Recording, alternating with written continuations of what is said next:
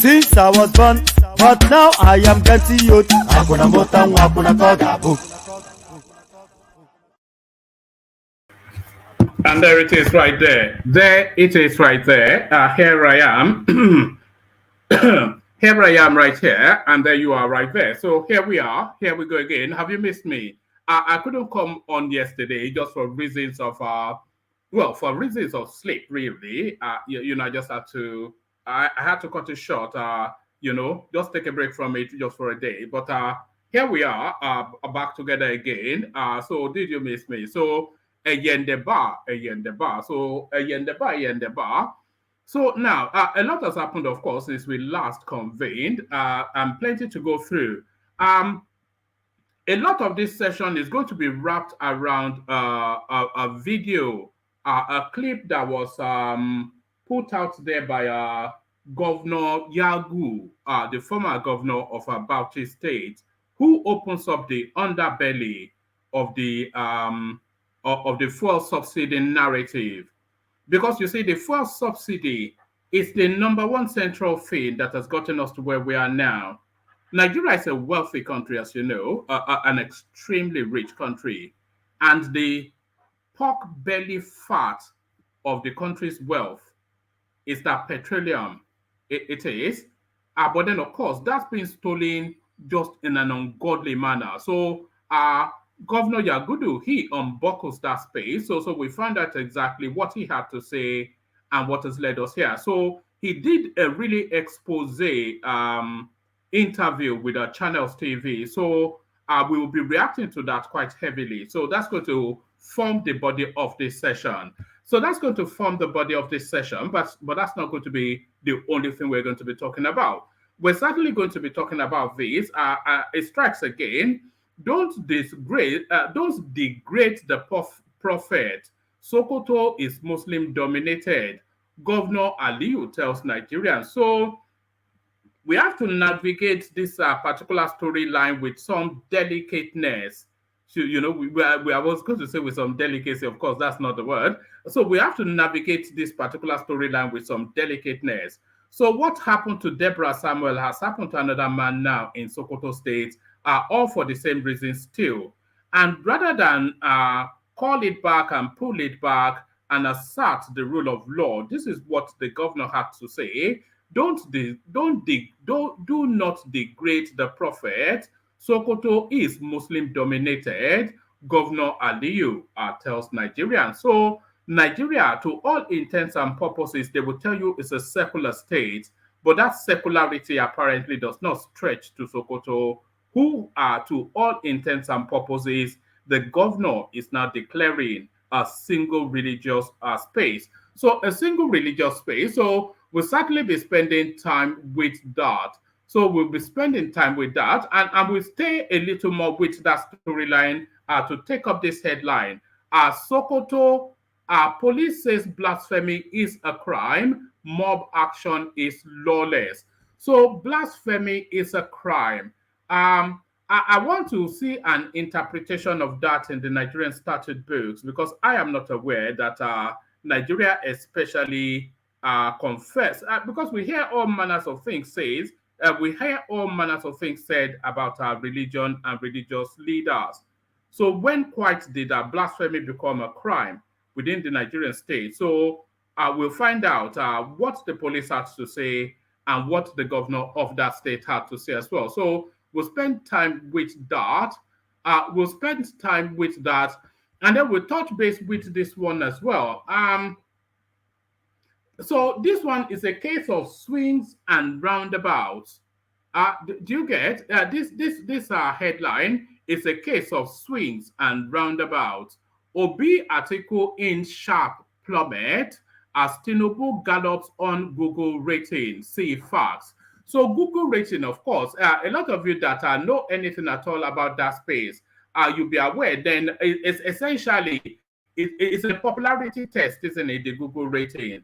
So your search times, the amount of times you've been searched, is that Andrew Tate thing going around claiming that he's the most searched man on the planet. So Tinubu now more searched, I suspect, than Peter Obi and Atiku Abubakar. But then, of course, he is the president. So that somewhat explains that. But we'll see what they are wrapping around that. So we'll see what they are wrapping around that. So we'll spend time with that as well.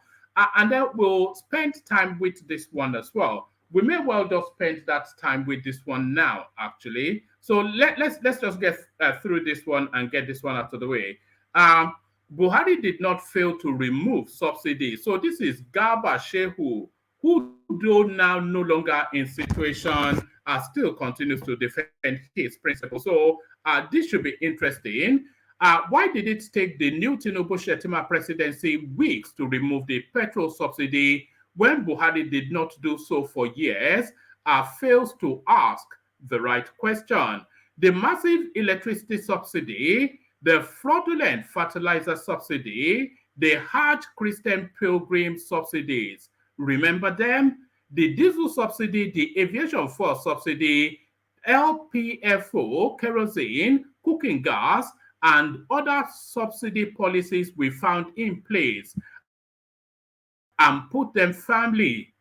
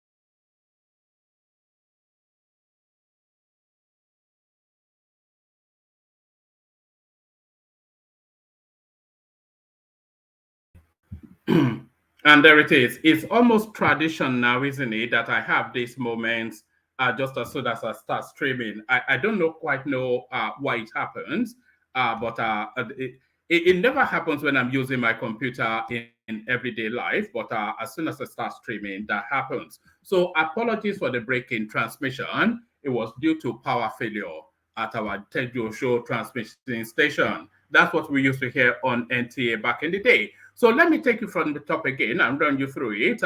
Buhari did not fail to remove subsidy. Why did it take the new Tinubu Shettima presidency weeks to remove the petrol subsidy when Buhari did not do so for years? To ask the right fails to ask the right question. The massive electricity subsidy, the fraudulent fertilizer subsidy, Hajj Christian pilgrim subsidies. Remember them? The diesel subsidy, the aviation fuel subsidy, LPFO, kerosene, cooking gas, and the other subsidy policies we found in place and put them firmly on the ground. Remember them? For those with short memories, many of those subsidies were all in place when President Buhari was elected into office in 2015. All those in place were gone by May 2023, including the annual fertilizer subsidy that weighed 60 to 100 billion naira, which amounts to about 10 trillion naira a year, heavy on the federal budget each year. So, no, Buhari did not remove petrol subsidy, but in vertical important stages, he removed every other budget busting, egregious economic growth crushing subsidy along the way. So far, I have refrained from answering those. Let's take that again. So far, I have refrained from answering these repeated questions on the removal in Nigeria of subsidies on premium petrol spirit, PMS, and that arising from the dual exchange of Naira in the central bank and the parallel market. Why did Buhari fail to do this? First of all, my thinking is that instead of the former president answering this question, it is the party, the All Progressive Congress APC, that is best suited to speak. And failing to do this, we are forced to say what will follow here.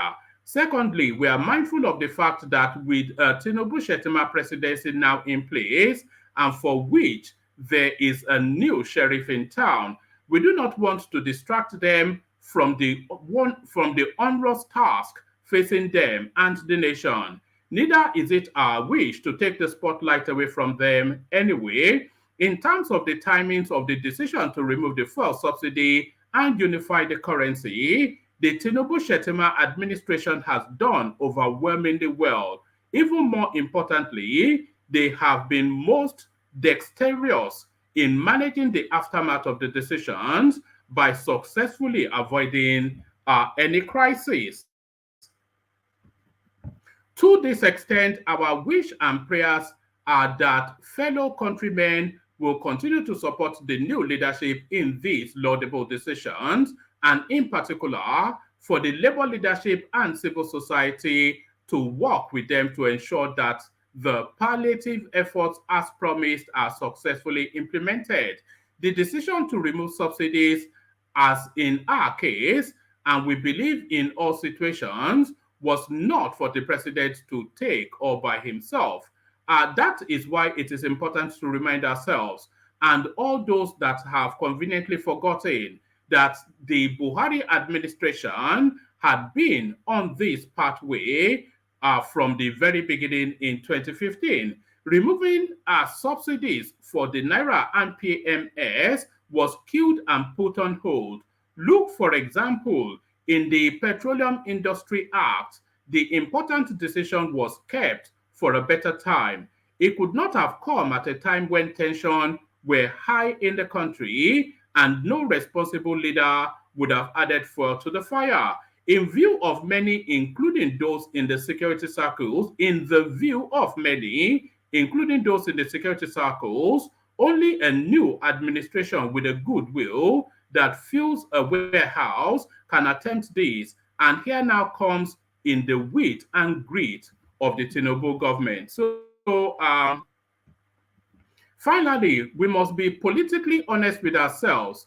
So this is the part I really want you to pay attention to. Finally, we must be politically honest with ourselves. The Buhari administration in its last days could not have gone the whole way because the APC had an election to win, and this is really the meat of it. And that would have been the case with any political party that was seeking election for another term with a new principal as at its head.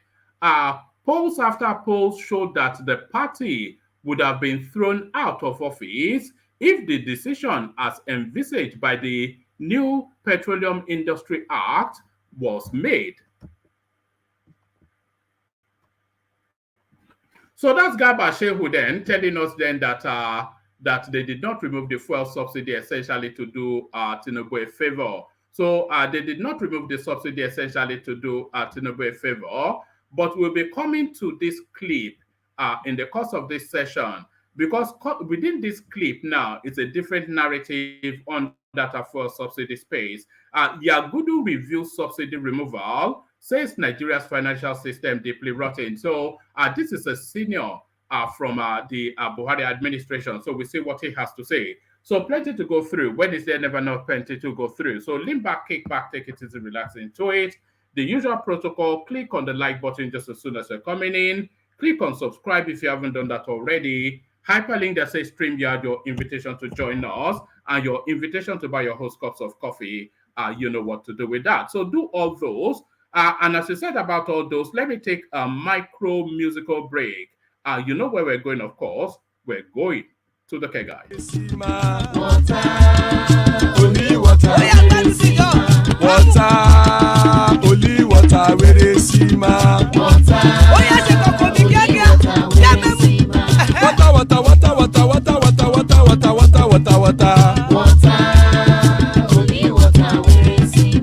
Hapa o naido.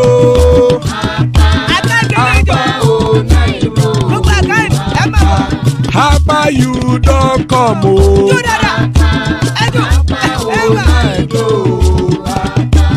Hapa o naido.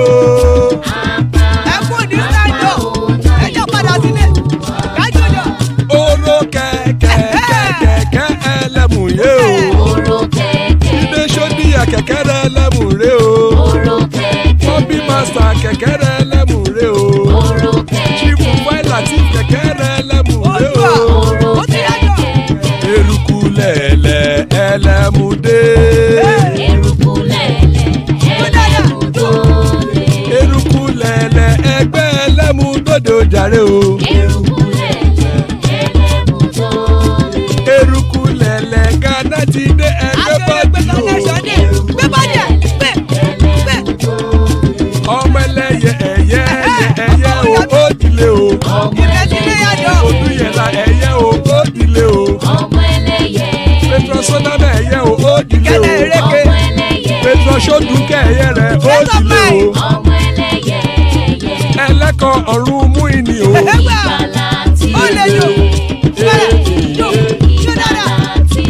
Àkùkọ ọ̀run méjìkọ.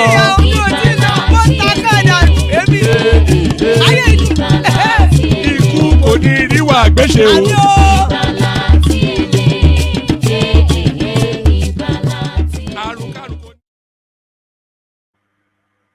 And there it is right there. Eku koniriwa gbeshe, may death have nothing to do with us. So there it is. Eku koniriwa gbeshe. So let me actually kick it off with video clips. I want to kick it off with video clips. So this is a narrative of what went on in Sierra Leone. Just to tell you that how expansive and extensive the Nigerian reach is, the Nigerian political space. What this? I have always referred to Peter Obi. When he lost the election, we all know the promise he held when the elections were being conducted, and almost everybody who is anything in Nigeria drew their support. But when the results came out otherwise, he didn't call his supporters to the street to wreak havoc. He took the legal path, and then by that way, he was able to save his country from chaos.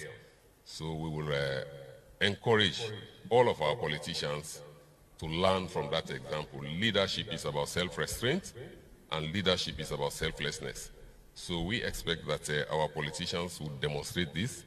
I mean, the process has been peaceful so far, so let us continue to be peaceful and to promote the interests of our country. Thank you all.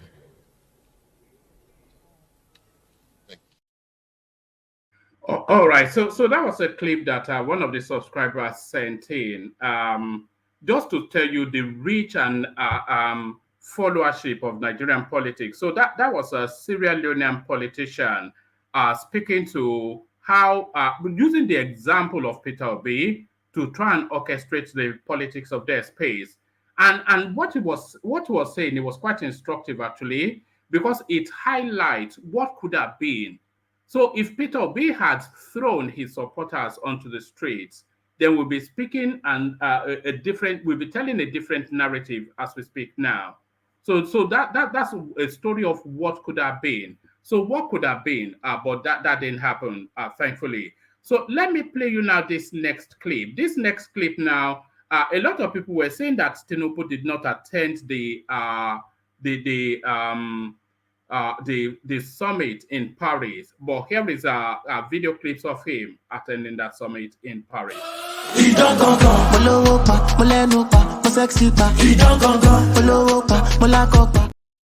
So let me stop that. I didn't know that music was there. That's a copyright waiting to happen right there. But let me take you to this space instead. So it was the interaction between Governor Ruto, not Governor, but President Ruto of Kenya and the French president. So what this? By the way, France has been phenomenal. When it comes to SDR, they were right at the front, and we appreciate that. What we are saying is different. Is that what you're saying? You're saying is good, but it's not what you're saying. We are not saying that we continue to have what the taxes France is paying, the taxes Kenya is paying in the current setup. Those are national issues. We need a financial transaction tax at a global level where even countries like Kenya pay. We do not want anything for free. You will pay more eventually because you have a bigger economy. We will pay commensurate to our economy. And we want those resources controlled not by IMF and World Bank. Because IMF and World Bank, you have the final say. We don't have no say. We want another organization of equals, where you have as much say because you pay as much as we do because we also pay. That's the organization we are looking for.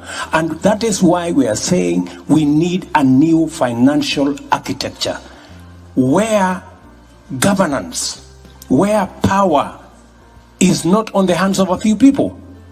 We can agree on the governance of the institution. We can agree on the sharing of power so that all of us have access to resources that go to making sure, number one, renewable energy. We invest in decarbonization. Number two, adaptation, mitigation, smart agriculture. Number three, restoring our planet, restoring our biodiversity, and making sure our carbon sinks work. This is what we are saying, and we would appreciate a little understanding. We want to be, we are talking the normal. If we continue talking the normal, Emmanuel, we will never solve this problem.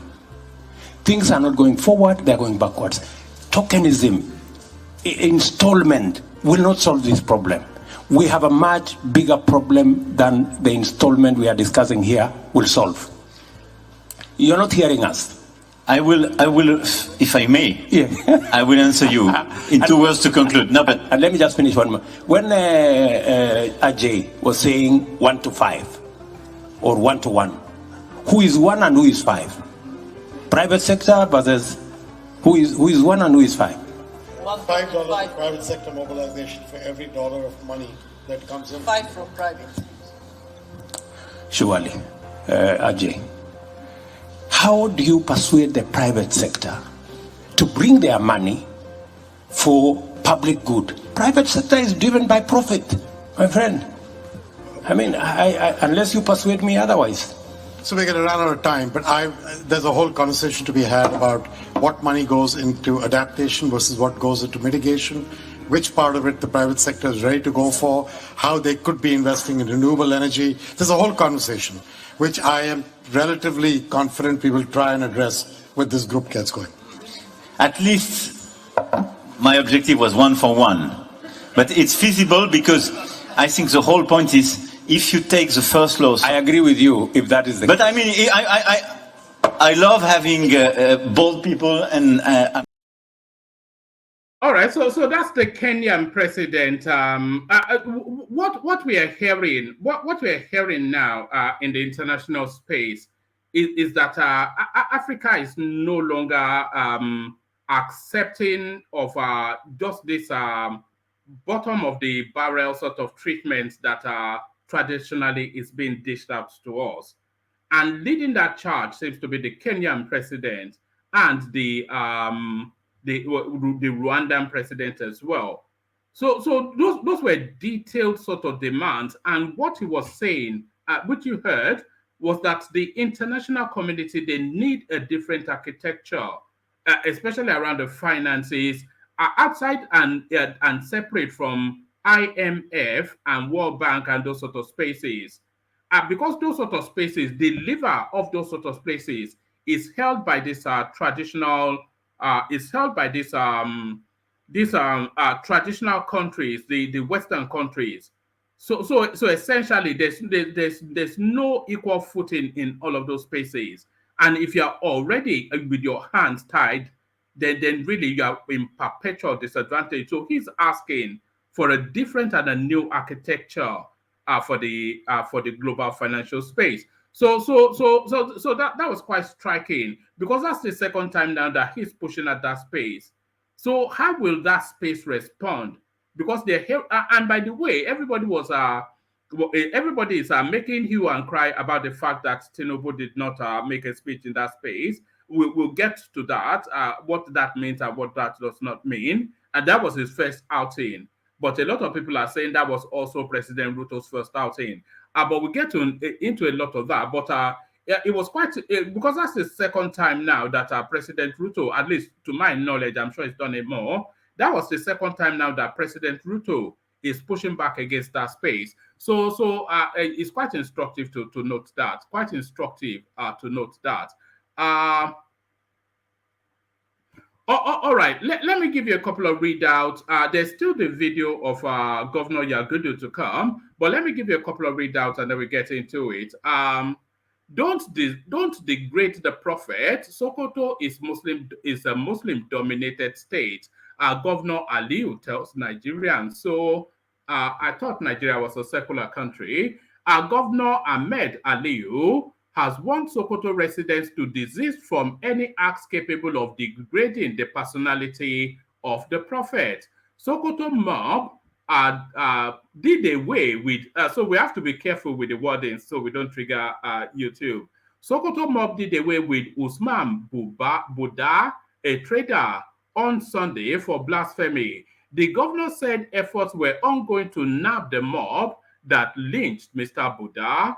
The governor cautioned the people against any act capable of degrading the personality of the prophet, especially in a state like Sokoto, which is predominantly a Muslim-dominated community. The governor said in a statement by his spokesperson, Abubakar Bawa, on Sunday, Sokoto people have so much respect and regard for the prophet.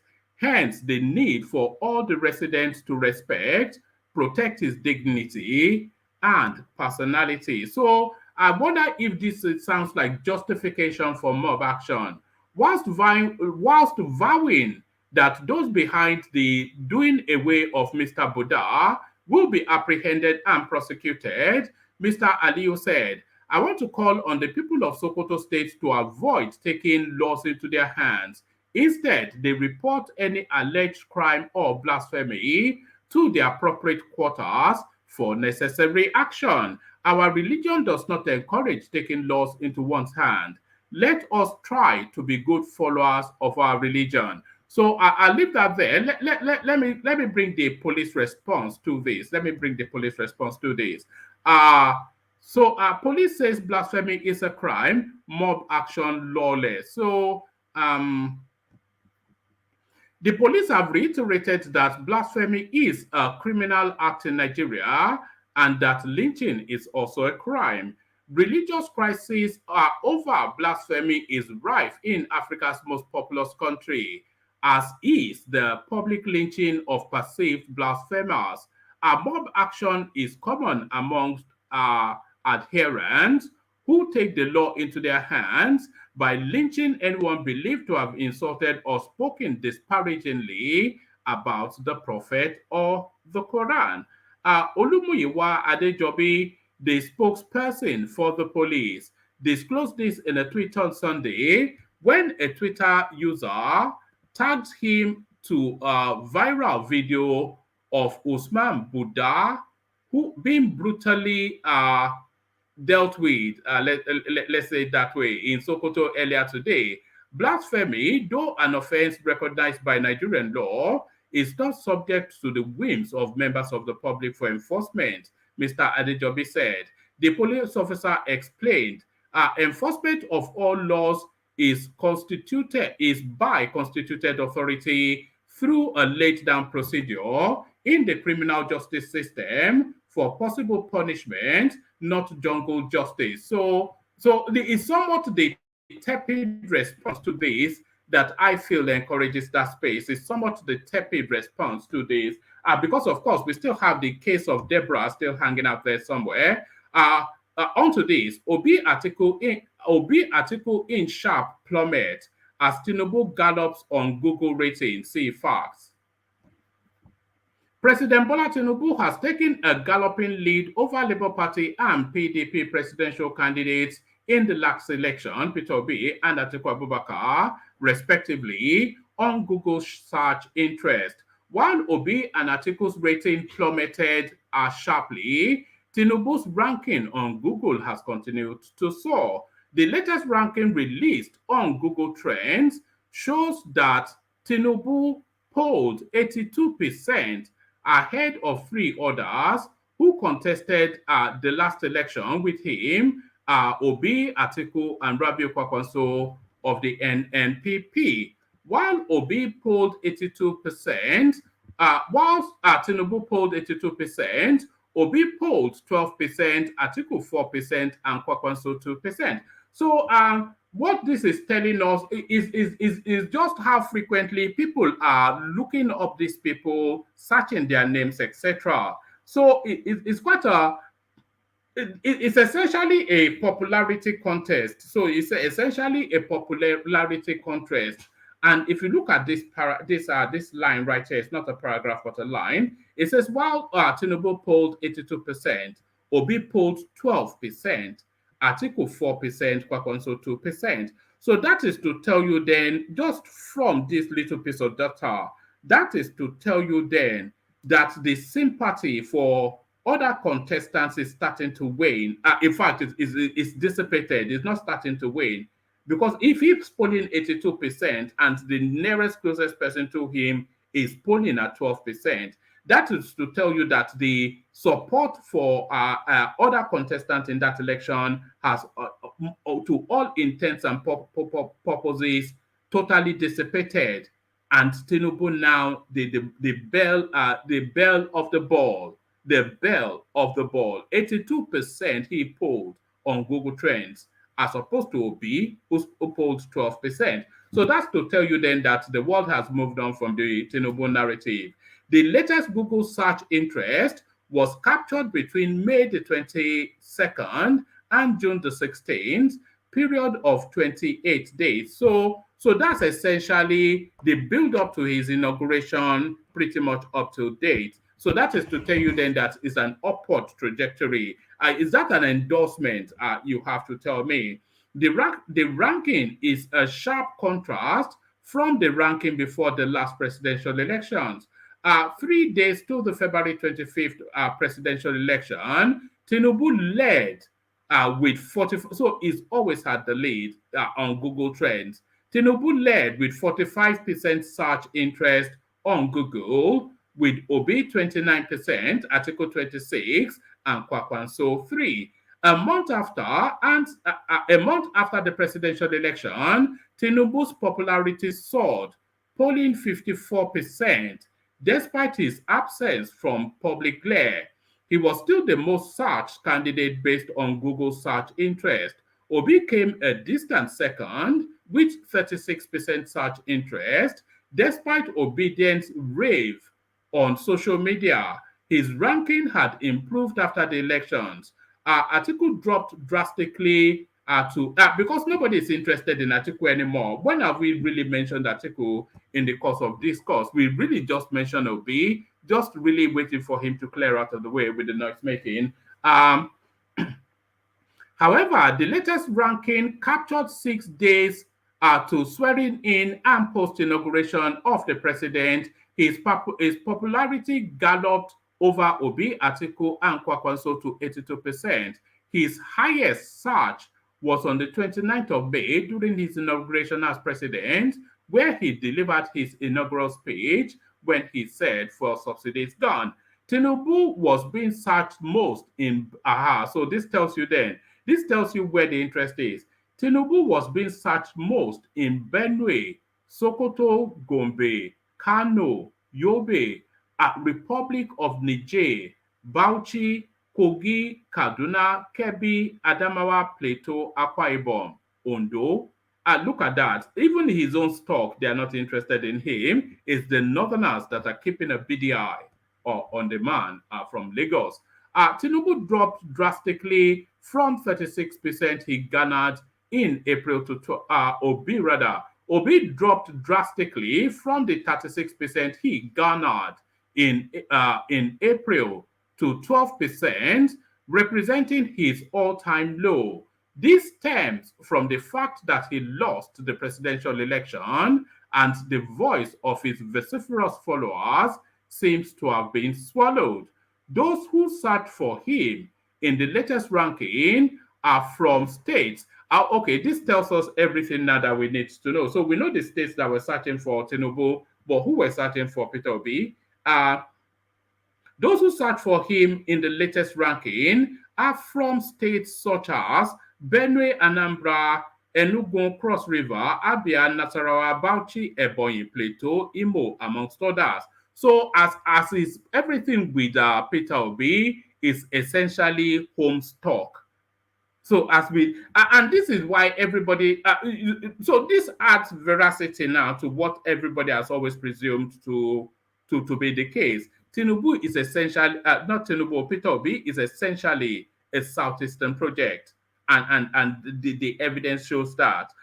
Those who search for him in the latest ranking are from states such as Benue, Anambra, Enugu, Cross River, Abia, Nasarawa, Bauchi, Ebonyi, Plateau, Imo, amongst others. So that just tells you all you need to know. We've always said the Peter Obi movement has always been a rich mix, but the body of it, the backdrop of it, the heartbeat of it has always been its own stock. Article's 4% search interest came from Gombe, Kebbi, Taraba, Plateau, Kano, Borno, Katsina, Nasarawa, Cross River, amongst others. So again, everything reverts to but the only one, curiously, that did not at all revert to anything like tribe is Tinubu. Out of about 15 states that were searching Tinubu, there's only one Yoruba state there. So Tinubu was being searched most in Benue, Sokoto, Gombe, Kano, Yobe. But why are they searching Tinubu in Republic of Niger is the question. Bauchi, Kogi, Kaduna, Kebbi, Adamawa, Plateau, Akwa Ibom, and Ondo. So that tells you then. So the crossover appeal. And this also, this is really the election again, isn't it? The people that carried him into power are the people searching for him. Because, of course, the North carried Tinubu into power. Article's 4% search interest came from Gombe, Kebbi, Taraba Plateau, Kano, Borno, Katsina, Nasarawa, Cross River. Also, Kwakwanso is being searched on Google in places like Yobe, Gobe, Katsina, Kano, Sokoto, Bauchi, Nasarawa, Ekiti, Republic of Niger, and Borno. So everything predictable apart from the Tinubu search, everything predictable apart from the Tinubu search. So we'll get into it in a moment. I thought I had a panel assembled, but we only now have we only have Thomas here. So Thomas, are you there, or should we go to the clip? All right. Let me play you this. Maybe we'll go to the clip.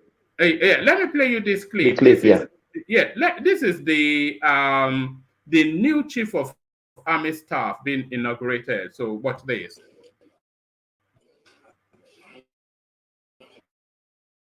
Sorry, sir.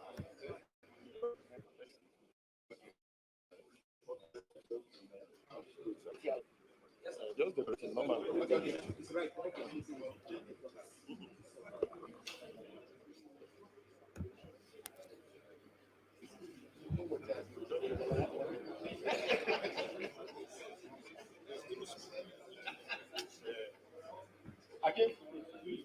I was saying you are going with my head of body so that it will be different.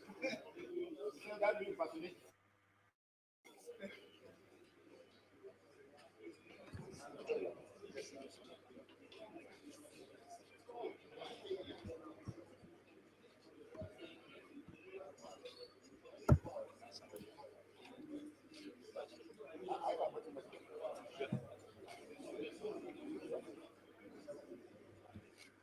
So those are that's the new chief of army staff being given his wings.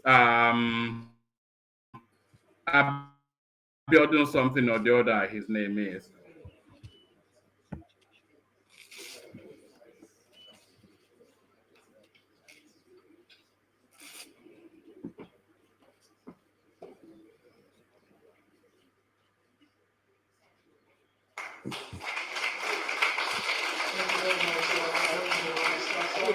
No.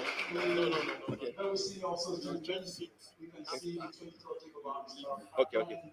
In these very new insignia chief of army staff. At this point, since the command flag to the new chief of army staff.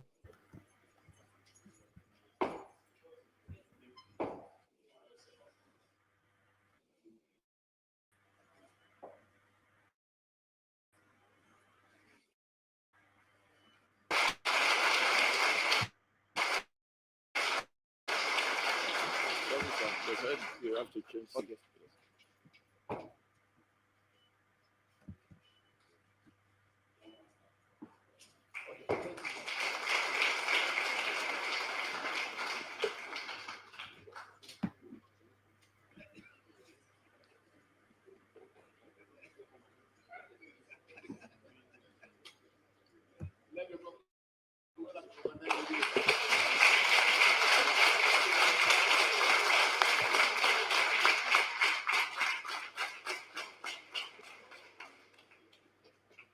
Very senior officer, the senior.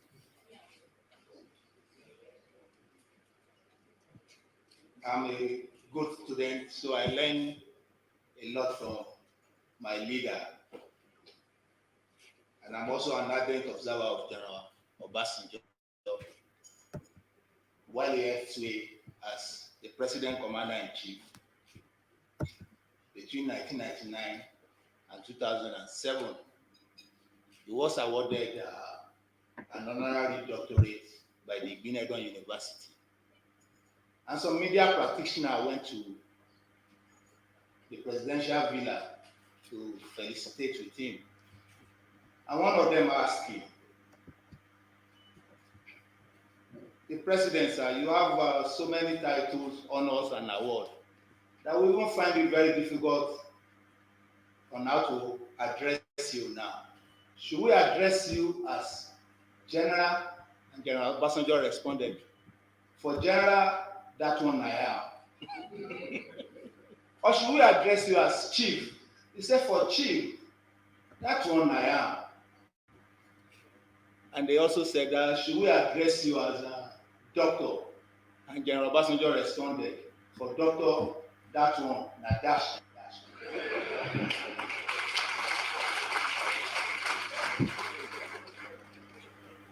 Coming as General Obasanjo's response was, it went a long way to drive home the fact that there is a need to give honor to whom honor is due. And that is exactly what I intend to do in the next 5 minutes or thereabout. The outgoing Chief of Army Staff, sir, Lieutenant General.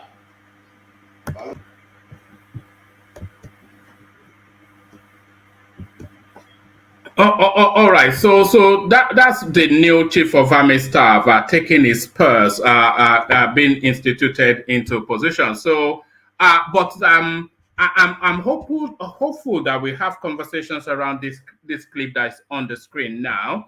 But before we get into conversations around this clip, let's have conversations first around the readouts, and let's kick it off with Hassan, who joins us. So Hassan, are you ready, Hassan? Hassan, look at this guy. All right. Let's kick it off then. Let's kick it off with Bishop then. Who's with us? Bishop, are you there? Hello. Good evening, gentlemen. Good evening. Good to have you, Bishop. So good to have you, Bishop. Let's kick it off with this rather curious piece of statistics that is coming out of Google Trend. As I'm sure you are aware, Google Trend, what it essentially does is it does a search through of names being searched with what frequency, etc. Then to do a hierarchy of which names are being searched by whom. And the most certain name, by the way, is Andrew Tate, as you know. But within the Nigerian space, amongst the political space, the name that is trending the most by 82% is Tinubu. Does that surprise you? Well, let me start by saying good evening, fellow Nigerians and compatriots, wherever you may be listening from. Welcome to another scintillating session. Please do the needful, click on the like button, share, and if you have not subscribed, please kindly do so. I would say, honestly speaking, it's not a fair contest. It's not a fair comparison. The elections are over. The president has emerged, and obviously all attention has shifted. It's just in Nigeria at the circus or the comedy that is going on in the court. Ordinarily, people are not interested in who are the other contestants. They are interested in who is the new president of Nigeria. So whether it is locally or globally, the attention has shifted from the election itself to governance. So I don't think it's a fair contest. We are beginning to compare who is it that is being more searched on the Google search engine. At least naturally, it's the president of, he is the president of Nigeria, and as such, it puts him on the spot and in the limelight. I don't think comparing 82 plus 12 and 12% is a fair comparison on the other contestants. They've contested, the elections are over, and now he's governor. So I don't know how they arrived, how they are making that comparison, but I don't want to see it as anything. All right, and I'll take that because, of course, he's the president, so there is no surprises that he will be the most searched. But before the election, he was also the most searched. He had 45% of the search interest, as opposed to Peter Obi's 29% and Atiku's 26%. So what we're seeing on this Google trend, it was essentially what played out in the elections. Tinubu all the way through had always been the most popular. Okay, now the one that you just quoted, the figures you just quoted, is a little bit fair. By you yourself, your own assessment and the team, because I listened to all your permutations, practically all of it, all your the spreadsheet and the rest. By your own permutation and the conclusion, the consensus on the platform, on this very platform. It's not far. This figure you just rolled out is not far from your own. In fact, it's almost as accurate because practically everybody gave it to Tinubu. Forget the playing around we are playing now. Practically everybody that I listened to then months ago before the election gave the election to Tinubu. So that rating is not out of place, but that's a little bit more fair than now saying somebody is rated 82% by the because people that were very analytical knew that, especially because of the division and the within the ranks of the PDP, then Peter will be pulling out that they technically gave the election away by themselves, and that's one of the more reasons I'm always very surprised with all this cry of rigging when you yourself gave away the election. Yeah, that's by the way. We've gone past that stage now. But this figure is more, looks more likely. That's what it was before the elections. So I'll go with this. What surprises me is this line right here. It says while Tinubu polled 82%, Obi polled 12%, Atiku 4%, Kwakwanso 2%. So this really surprised me because, of course, if you spend more than a minute on social media, you think that the whole country is still raging and riling that Obi is not their president.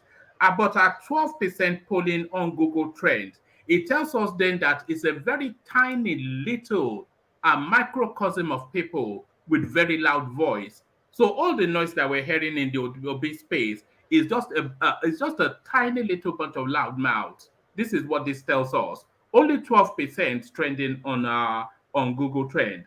Does that surprise you for the noise that we're still hearing?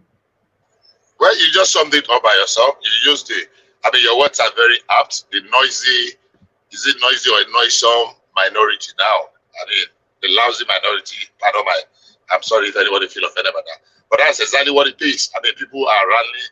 You need to read some analysis, and I just like when I read some of it. If you live your life on social media in Nigeria, you would think the court will even ask Tinubu to come to court by himself so that they will lay him down and give him like 24 lashes of koboko before they ask him to go back to Iraqbeji. That's what you will think. Because the way they misrepresent the facts or the ongoings at the tribunal, except you are analytical, you can look and can read in between the lines. So like you said, yeah, the minority can always have, and our own minority are not only having their say, but they are so loud about it. But it's okay. You cannot flog a child and ask the child not to cry. Let them continue to build up the home. Sooner than later, the chicken will come home to roost. So you are right. Noisy, very lousy minority. One man, I think would be wrong to describe the obedient, or should I say the anybody's name or Professor Ajale Koko. Hold on, let Ajale Koko interject. Come in, Ajale Koko. Oh, I only answered him what he said. I did not say you should not interject. Hold on. Let him have that say. Come in, Ajale Koko. Yeah, I said it'd be wrong for us to describe the obedient voice on the internet as just the voice of minority, because the election result did not indicate that. The election result shows that their voice was well heard by a lot of Nigerians, considering the number of votes that they got. So, just keeping in that voice, that point that they are not minority vote. No, it's the data Ajale Koko that is indicating in that direction. Before the election, Tinubu was trending by 45% on Google, as opposed to Peter Obi's 36%.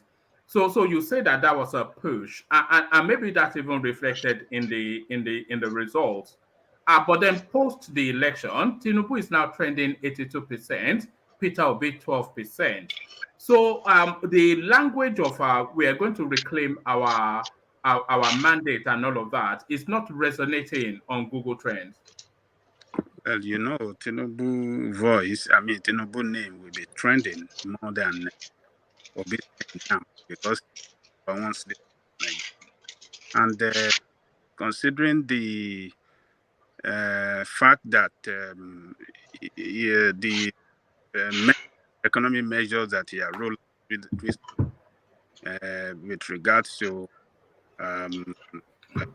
what the trillion subsidy and the sacking of Emefiele, the sacking of the DSS director, the sacking of all board chairman and members of the board, federal agencies, and all the rest. So those are the things that I believe are push up, and the traveling to France. Those are the things that are responsible for the push of his name on the internet now. So the facts are clear. The factors that are responsible to why his name is trending higher than other names are very clear. He's number one, and he's pushing out some controversial measures that are making people search for his name and making loud voice around his name. So we should use that to want to rubbish Obi as if No, it's not rubbish in Obi. We're just going with the figures. If you look at the 12% that Peter Obi is trending on Google, and that tells you how often his name is being, because Google, as you know, is the number one most preeminent search engine in the world.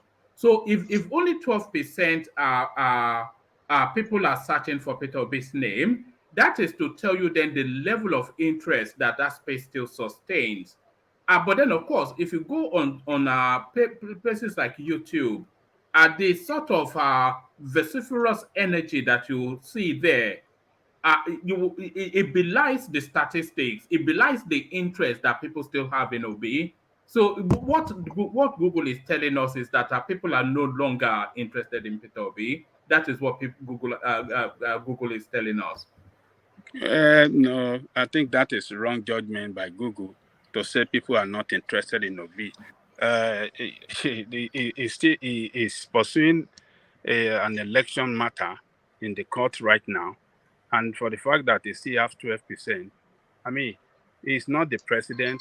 He's not making any news are not coming around his name like Tinubu, who is the president. So Google judgment, I think, is wrong as far as I'm concerned. I can't say people are not interested in him anymore. That is totally wrong. Tinubu's name is ringing bell because news coming out from Nigeria are wrapped around Tinubu's name because he's the president, making taking a lot of steps, reversing a lot of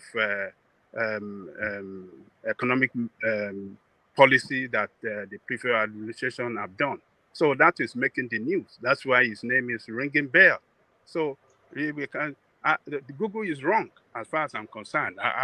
I'm not. They have to back it with factors that are responsible for Tinubu's name being number one name that is trending in Nigeria. They have to give us the factor. They can't just give us a blanket statement. Oh, his name is ringing more than any other person. The rest, people are no more interested. I think it's wrong judgment as far as I'm concerned, woman.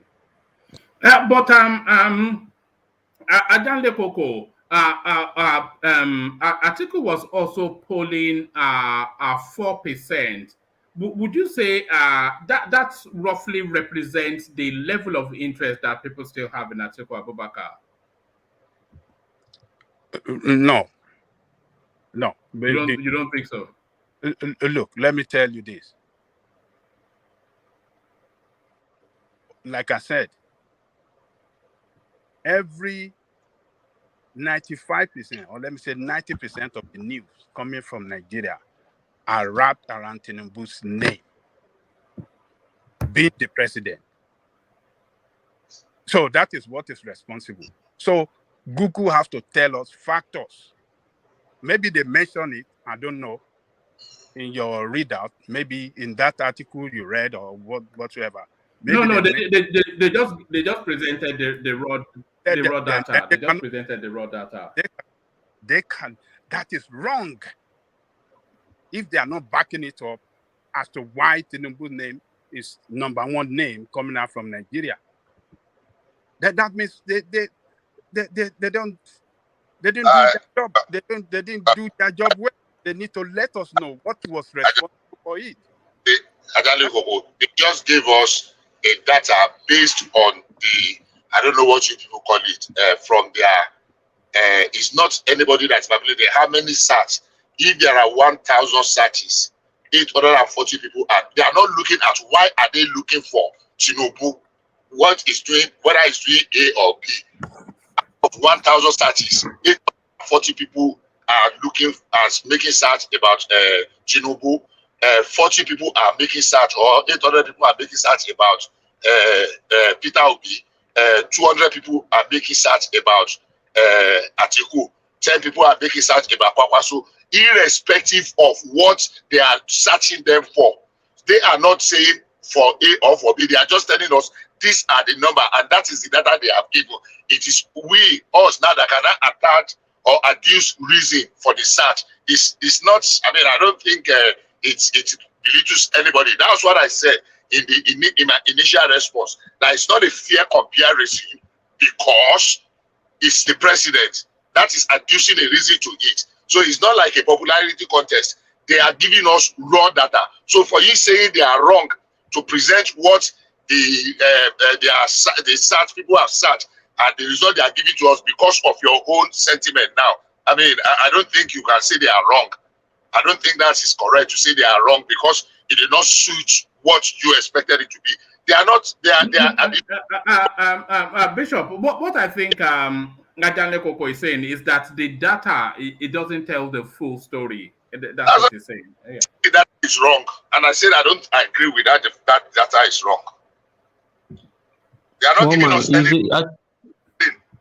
I think they are talking about Google Analytics. I think it's analytics. I did a moment, don't you think? Yeah, Google Trends. Google Trends, yeah. Yeah. You can even do it on your own Facebook page. You want to look at how people are, how you are trending, and on YouTube also. The people normally call for it. You can call for it even on your page and other pages. Probably that was what they did actually. If they are making it a subject,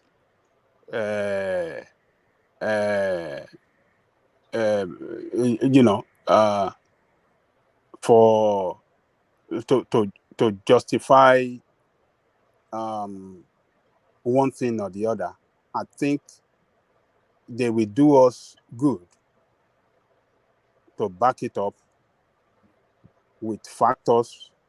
Ajan Lekoko, let me just say this. You see, the Google Trends, they're just readily available data.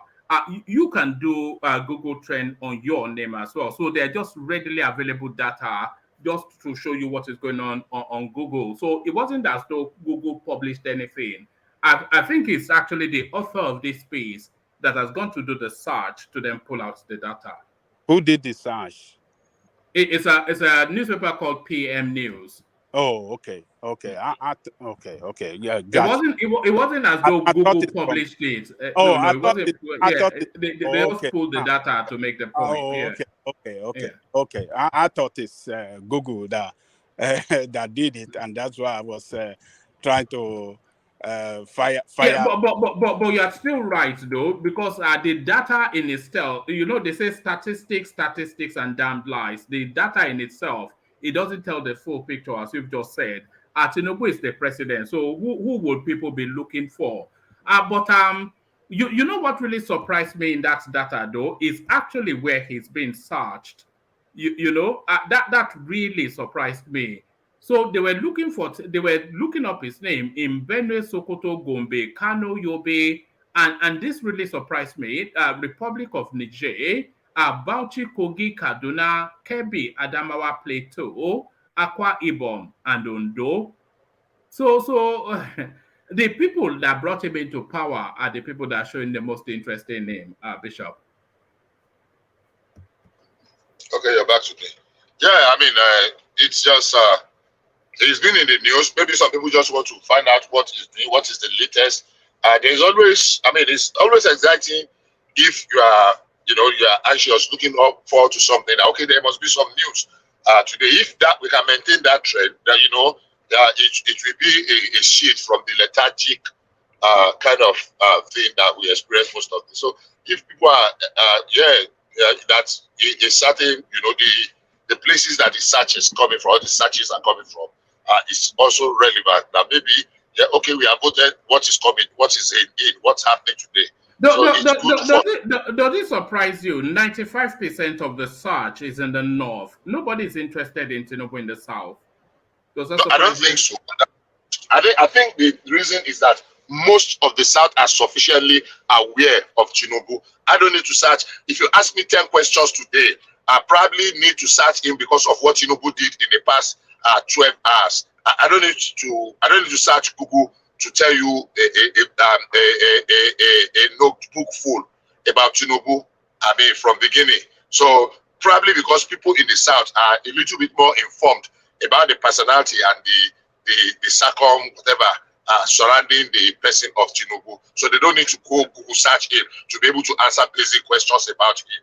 I think maybe people from the north that it was marketed to them and they voted for him and they are now curious in knowing, okay, who exactly is this person? What has he done before? What is he bringing to the do you think the trend, do you think it's indicative of concerns about that the North is a bit concerned about Tinubu's governance? I don't think so. You don't think so?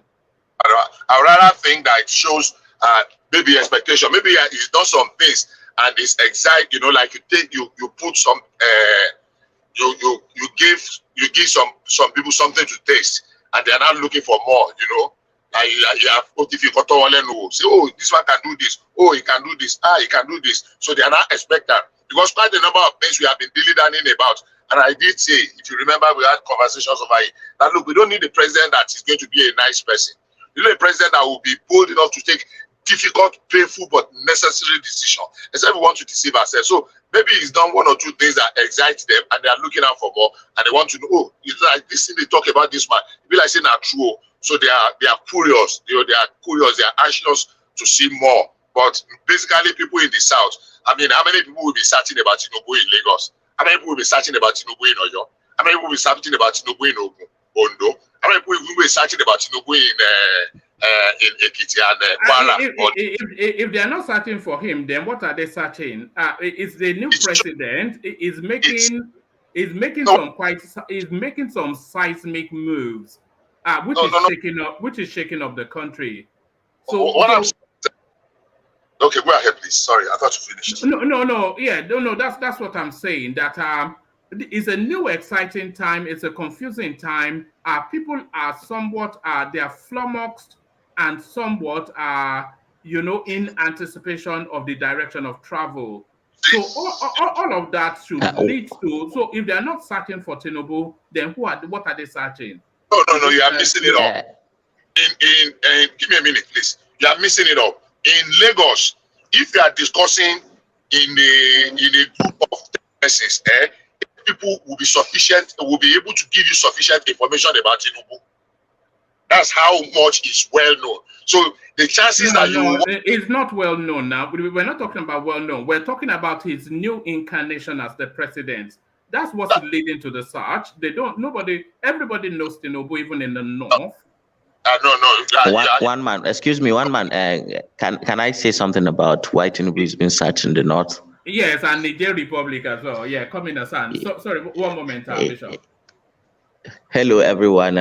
Bishop, good evening. Ajanli Koko, Darati, one man, Ekene, and all the people that are listening.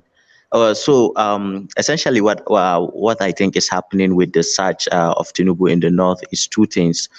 You will recall that Kwankwaso is now a full-blooded Baptist, and Kwankwaso has significant following in the north. And these people are kind of new.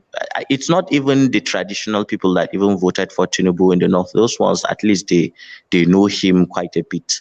And then those all who also voted for Atiku have made the switch already, and are already supporting Tinubu. Nobody is, expecting that Atiku would win any case, any court case or anything like that. So those that voted for Atiku are searching for Tinubu and are trying to, look at him and see and understand how he works, what are his priorities, and what to be expected, and especially the way he started, just like Bishop had said. So those things, that is from those that voted for Atiku. And on the other hand, those that follow the Kwankwaso space too are kind of trying to understand the new president and his legacy, what he has done in the past and things like that. And for the people of Niger, we've already been talking about why they are concerned, and their own is coming from Niger is so much affected by all the policies that Tinubu has taken recently with I know that there is this currency that they use. I think it's the CFA or something like that. Since the naira adjustment with the dollar, there were some issues, and then there were issues too with the petroleum and things like that. So people in Niger have legitimate concerns to search for Tinubu because they are anxious and they don't know what to expect going forward. The free food is over, Abi. The free Yeah. food is over. It's obvious. It's going to be over very soon, even if it's not now. So I think that is what is responsible for the searches, really. And there is a lot of internal behind the scenes politics that is being done right now. People are jostling for positions. Those are trying to be ministers and things like that. So people are trying to see, who are Tinubu's allies in the north, and how engaged, how close were they to him, and who would be favored when it comes to this the ministerial position and all the important juicy positions. So all that, they coalesce and form the mix of the searches that will make so and then it's true what Bishop said, that just by the fact of him being president, that will also add up to why he will take over that space. What about Peter Obi showing 12%? How does that tally with what we are seeing on social media?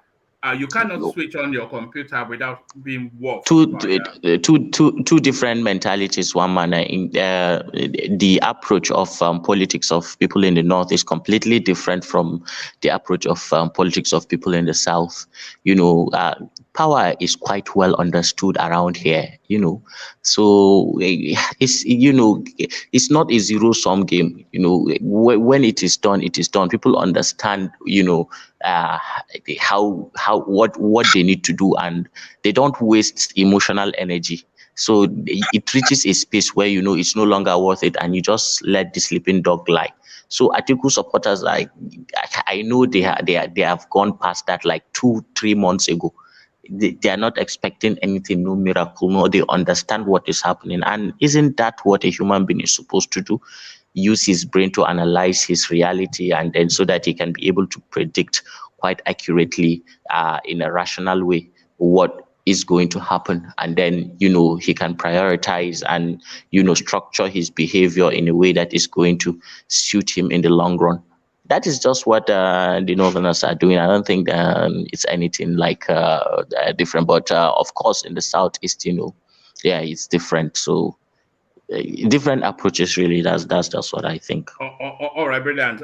Bishop, back to you. Yes, sir. So basically, that's what I was trying to explain. That it's not, thank you for shedding more light to it. It's added flesh to what I was saying. That there's more curiosity coming out of but it does not mean that the South are, but it's just that the information is readily available. You might not need to go to Google. So we are on the same page. Thank you. All right, brilliant. Let me take you out of Nigeria, Bishop, and take you to Kenya. So hopefully you would have already seen that, because it's all over the place, the exchange between Emmanuel Macron and the president of Kenya, Ruto.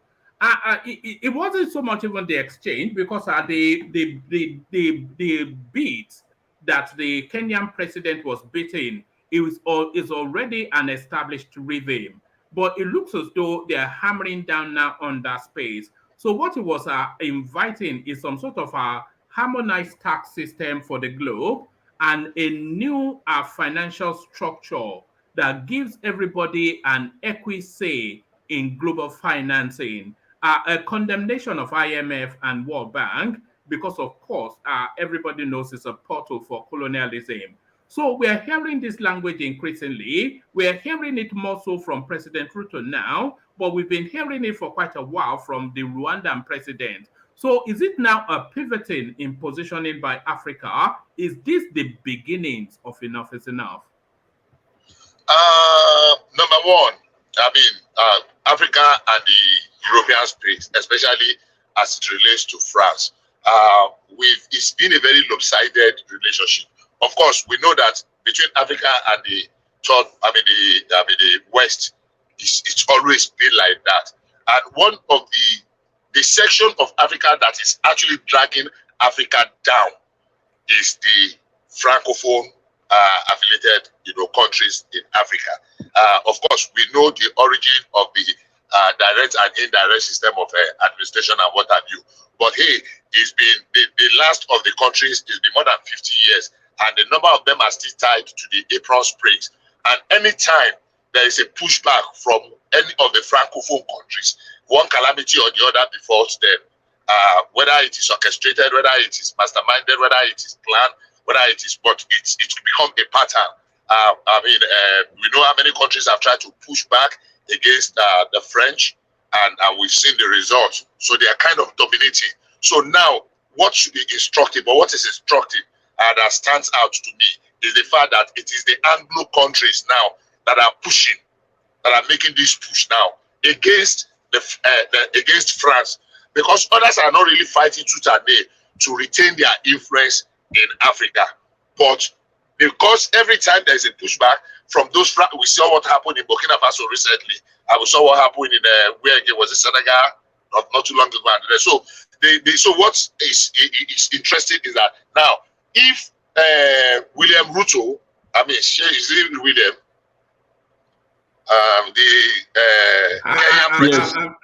Yes, I'm not sure what his first name is. Yeah, William. Ruto and the other guy, the only three of them that have spoken so far. The other time too, Ghanaian president was pushing very hard. Same thing for Uganda. They are pushing. Their voice is becoming loud now. That means they are. It's like saying, look, somebody must of necessity be able to speak up so that we can reduce the influence of the Francophone country, because like with style and some manipulation, France seems to be wanting to expand their hold beyond Francophone countries in Africa. They've tried that before a few times. Unfortunately, they failed. But now the fact that some Anglophone countries are speaking up for their Francophone sister, that is African countries, it's very instructive. Now, Bishop, I'm not sure that they're necessarily speaking up for the Francophone countries. I think what they're speaking to is the lopsided relationship between Africa and the Western world, how everything is leveraged against Africa. And what particularly struck me was how detailed and science-led their argument is. So it's not the usual pedestrian stuff that please and really it's to the quality of African leaders that are emerging now, educated, sharp, very contemporaneous and global. So the language has changed because the quality of leadership has changed. See, what I'm saying is this. I was going there. What I'm saying is that we have not had a fair and balanced representation from Africa, because the voice of the these topics they are discussing. Obasanjo started this when they started that Agua, whatever, many years ago. And when they transform OAU from OAU to African Union, to see that, look, we should be able to sit at the table with the European countries when they form the European Union. African Union sits on one side and the European, and we negotiate as equals. Those were the things there, but unfortunately we cannot, because the Francophone countries, especially the Francophone countries, were majorly subdued. I am not a diplomat and I'm not into international relations, but these things have been playing out over time. So the voice up now is ultimately to be able to put Africa on a table. That look, you guys are the one that are subject. So let's be on the table. You negotiate for your own continent. Let us negotiate for our own continent as equals. Not as somebody you are doing, how do you call it now? You are dishing handouts to, or you are just doing favor. No, let's negotiate as equals globally. Whatever belongs to us, to everybody. Let us be able to have a say. The Francophone countries were the one that were slowing African countries down before now. That's what I'm saying. So this voice up now, one, if it's able to wake some of them up, we are able to shake off some of the lethargic nature of especially the kind of people that I was reading something, the longest rulers in the world. I think majority of them were from Africa. We have people that have ruled some African countries for 43 years or 45 years, if I'm not mistaken. That's nonsensical. And they are old, they are senile, they are not even, they are not in tune with the happenings of the day. And unfortunately, more than 60 or 70% of them are from these same so-called Francophone countries. They are the most unstable state. So what we are saying here, exactly those words are perfect, but it's going to boil the interest or the confidence of some of our African brothers. And if you can speak with the same voice and the same push, I think with time, somebody will have no option but to grant Africa their right place. We're not competing to say that, we are saying, look, give us the same opportunity so that we can negotiate our rights and get at it. All right. Bishop, I think Ribadu wants to come in. Ribadu, good to see you. Ribadu. Hello, good evening, all. Good evening, Ribadu. Yeah, I hope I'm very clear today. Yes, you're clear. You're clear. Carry on. Yes, I would only be brief because in my area we are battling with electricity crisis. I think till after Salah they will fix it. So I just came in, though I have heard the previous speakers. I think Mala Hassan too is here today. So what I want to really talk today is about the subsidy review by Malan Yuguda. I think you have played the clip.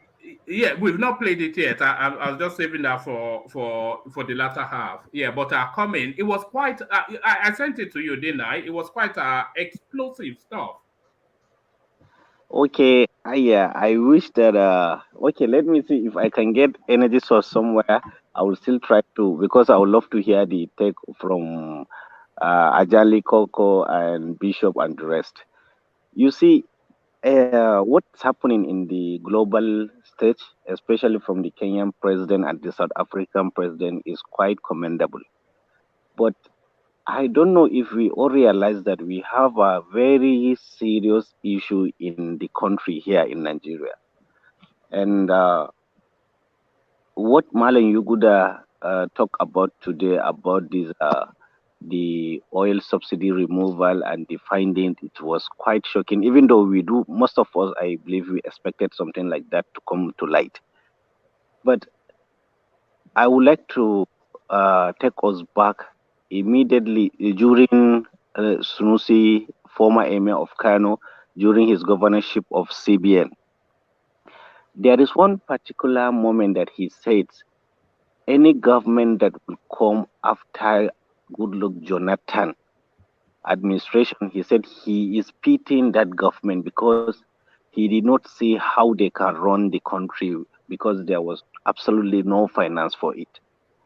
So all throughout today, my thought was on that angle actually, because you see, Tinubu as he proved to, or as he's begin to prove to Nigerians that he really mean business. But the question is, this new administration really have funds on the ground to finance the government? How broke are we? Well, we're not as broke as you think. Nigeria is under borrowed. That's what the international community tells us. We're actually under borrowed.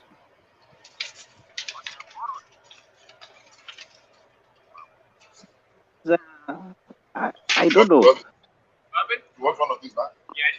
No. Sorry. Carry on, Ribadu. Yeah, one man, do you know that 97% of our revenue is being spent on service debt? Yes, we had that from the governor. Yeah. So, I mean, we are only left with 3%. That is a very dangerous situation, you know. But also, the angle I want to emphasize today is he talked of the corruption of the financial system. Okay, how corrupt it was, it is rotting. He painted a very gloomy picture of it. But my mind is racing from the suitability of the system itself, you know, and I would like to give some examples here that will drive the point home. You see, wherever people find themselves as a nation, there is history. There are some action and reaction and decisions that bring us to the present condition. For instance, prior to independence, we have a lot of railway networks that are doing just very fine. Okay, we have cotton industries that are producing one of the best cotton in Africa.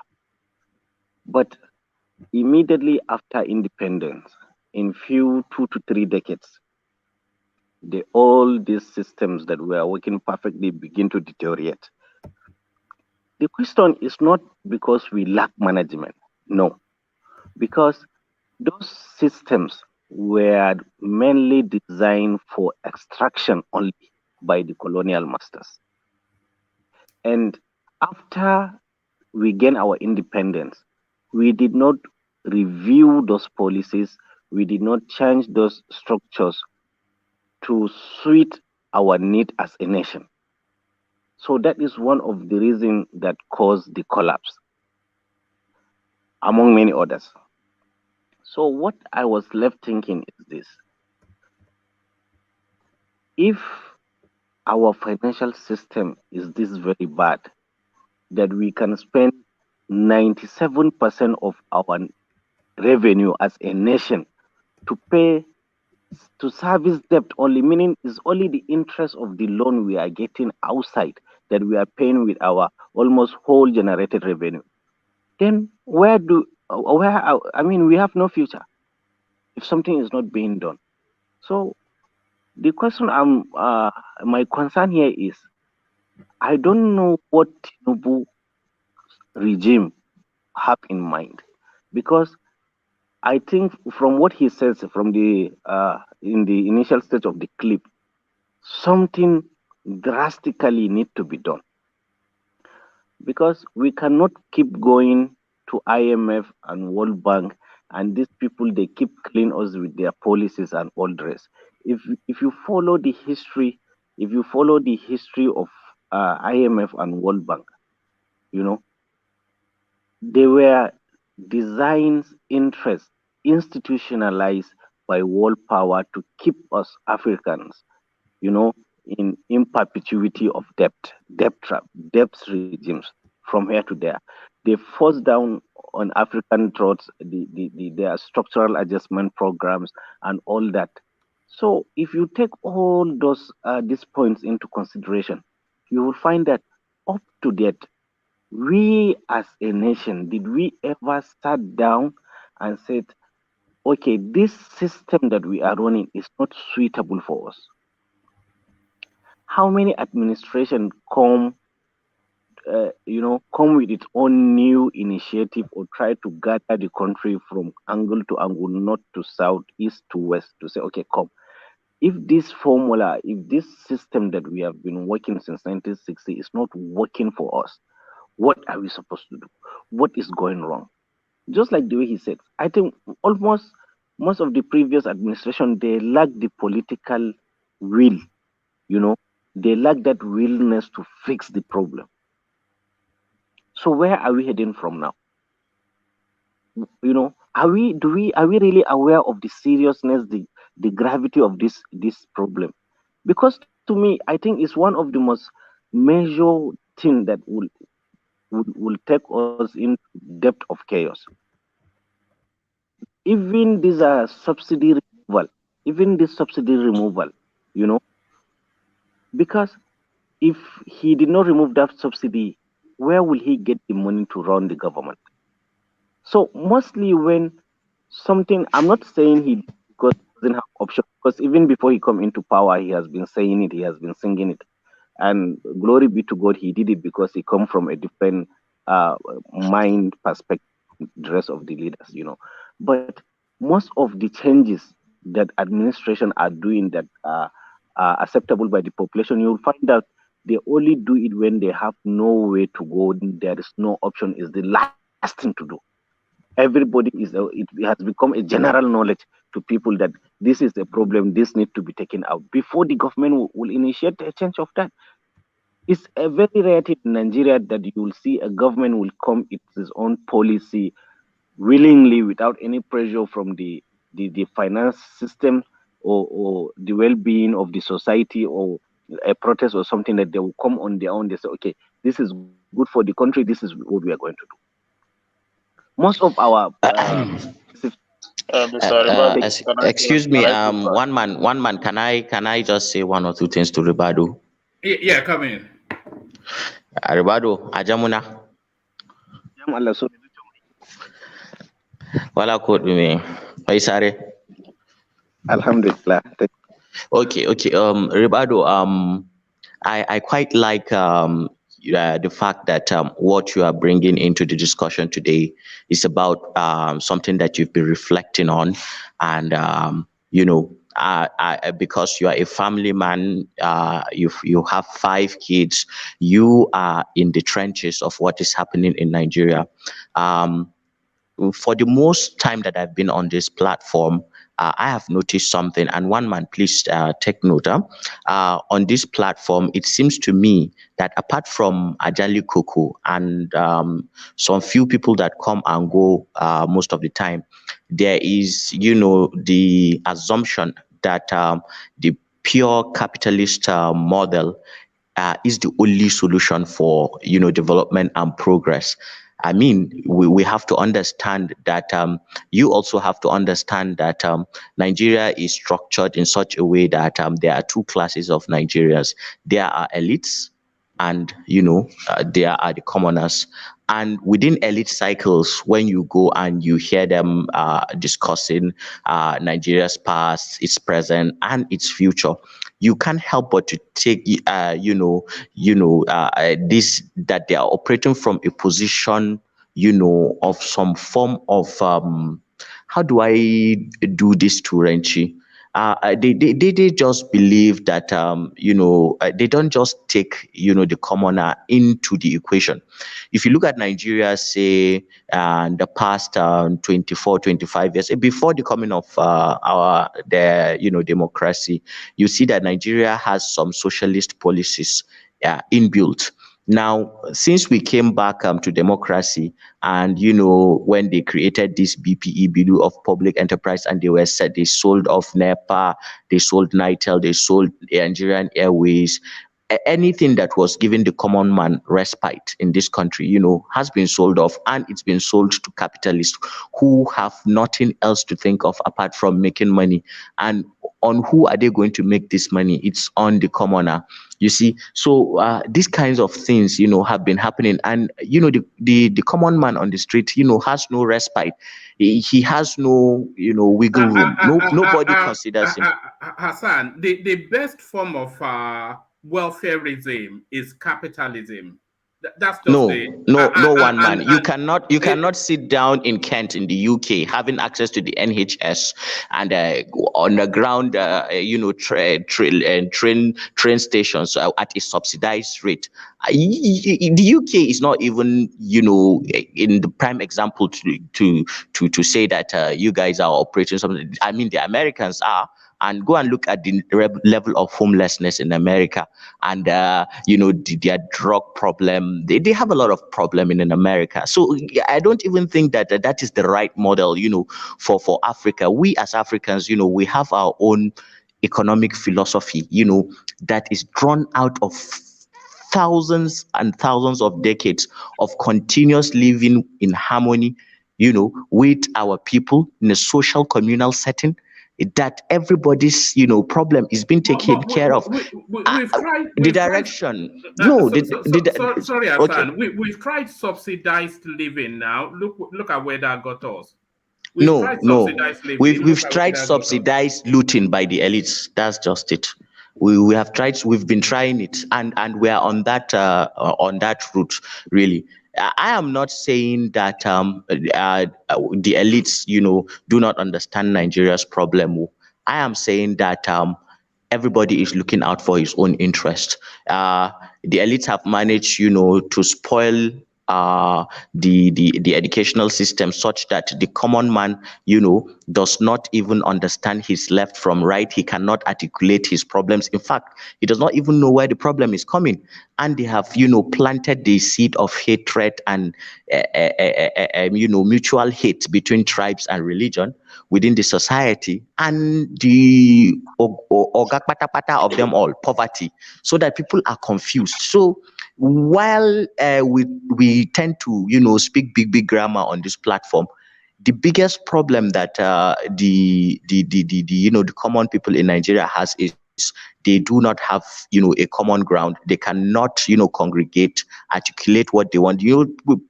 Platforms like the NLC, ASU, they've all been broken from within. It is poverty and lack. The elites have won, but I am not somebody who likes to give in to the idea that there is no hope. I am a hopeful person. So anytime there is a new dispensation, I believe that something may be done, to correct all these things. I think it's wrong for us to just assume that importing ideologies, economic ideologies from other countries will just work for us like magic. There is no one established route to get to development. We can tweak, all those models, and then at the end of the day, we can find a formula that will work for us. However, we must have class consciousness in this country. The common man must have class consciousness. And Dito, Ajali Koko, the best thing that can be done, to ensure that the interest of the common man, is for us to get good education down to the grassroots. I think that will stabilize this country. And I know it's not an immediate an immediate thing. It's going to take like 10, 20 years, like 2 decades at the minimum. Let me not over talk. Sometimes I tend to lose my patience on these issues. I don't agree with you, but let Kele come in and then we get back to Ribadu. Okay. Yeah, son, I love your last point. I love your last point. I made this point last time on this platform that the educational system is one of the problem we have in this country, because our society is becoming too. They are not being educated the way they are supposed to be. At least to our secondary school education, our government should have done something drastic to make that space very affordable for every citizens of this country. Then to this university, you can make a choice to go to university or not. But at the secondary school level, I made a point that space, government is supposed to do something that will get everybody involved in education, at least to get a YX certificate. So I agree to that last point, but I disagree when they say that we borrow and borrowing is not a bad idea. The issue is that we have irresponsible leaders in this country. They are not putting our money where it's supposed to go. They're just using it for their selfish interest and all that. Like this education, the percentage that education is getting in our budget is very low. It's very, very low compared to other societies. So it's not that the borrowing is bad, but they are not using it for what they are supposed to use it for. They're only allowing the masses to pay the price. And I'll be asking this question: what are the price they are also paying? Will everything be laid upon the masses? What are their own price? What are the price they are paying? Everything is the masses should tighten up their belt, this and that. But how have they tightened up their own belt to suit the narrative? So you say the elite has won. That's how it look like, but I don't believe that. We'll continue to fight on until we get it right. I still believe that we have not gotten the right leadership to give this country a good direction. We're still looking up to this administration. It's still a new administration, so we are not writing them off yet. We have been able to see most of their policies, but what we have just seen is just making a policy. But how are they going to implement it to suit the masses of this country? That is what is left. So going on, I expect the new administration to have the masses at heart, to change the narrative, especially our education system. I really want it to change. I really need a government that will put a very good emphasis to begin to educate our young ones. The society is becoming too old. The youth are becoming something else. Can I just look at what happened in Sokoto yesterday or the day before yesterday? No, we're coming to that. Save that. You're going to lead on that. But so because Okay. I want that. Yes. So that yes. I'm glad you're here because I want you to lead on that. But back to you, Ribadu. But very elegant. All of the things that Hassan said, but not vested in practicality. The country cannot afford subsidized living. So it has to be the free market enterprise that can propel the quality. If the country grows up, if we generate more wealth, then the trickle down effect will, by osmosis, cascade down the food chain. And that's how it traditionally works. We've tried subsidized living and it has failed. Ribadu. Yeah, I like the discussion of today. You see, definitely, free market is the surest way to national success and individually. But I think what I want to say here is this: all these things that we are labeling now, we are only talking about the problems and trying to find the solutions. Nobody is talking about what are the root cause of the problems. See, in the 1960s, immediately, even though we had civil war in the early 70s, but that was the era Nigeria got it right. That was the era that most of our major infrastructures were built. The dam, the hydropower, the national. That was it was late 60s, 70s. Things begin to go bad in Nigeria, early 80s to date. The job of a government is to provide the enabling environment and the strong institutions for the private sector to thrive. That is the job of a government, of any country. Either they are democracy or dictatorship. When the government did not provide enabling environment, strong institution to police the activity of the country, we will never get it right. See, from 2000, I think from 2009 to, was it 2009 if I can recall very well? Yeah, from 2009 to 2020, NIFDA, they said we lost $46 billion to oil theft. That is, we are losing 619 million barrels of crude oil every day. Can you imagine that? Well, how can we allow something like that to happen in a sane country with sane people, for heaven's sakes? 40-something billion dollars. I mean, from 2009 to 2020, 9 to 10 years.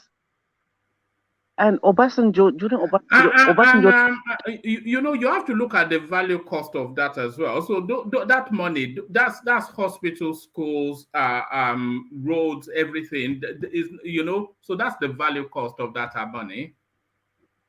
That is what I'm saying. Understand? And Obasanjo left this country debt free. We all know that. But now, how much? How much are we owing? How much are we owing? If Obasanjo 2007 will leave this country debt free, how did we allow that to go wrong? Technically, that is not correct. Okay. Yeah, technically, I mean, I'm not going into the details. We got debt pardon from the European Union of Borrowers and the Paris crop. It's not all our debt, but let's leave it. It does substantially well, but say debt free is not correct. That's what I'm saying. Yeah, no, that's a relative term now. It's not absolutely completely debt free, but the books were certainly What I mean, when 90%, when you're 90% debt free, you are. What is the 10% with the capacity of Nigeria? 90% is not correct. 90% is not correct. All right, carry on, Ribadu. I don't want to go into details, okay? Yeah. But what I'm trying to say is this: the way and manner we are managing ourselves, we are not going anywhere. We are heading to the to our doom. And also, the best strategy or the best policy is often the simplest one.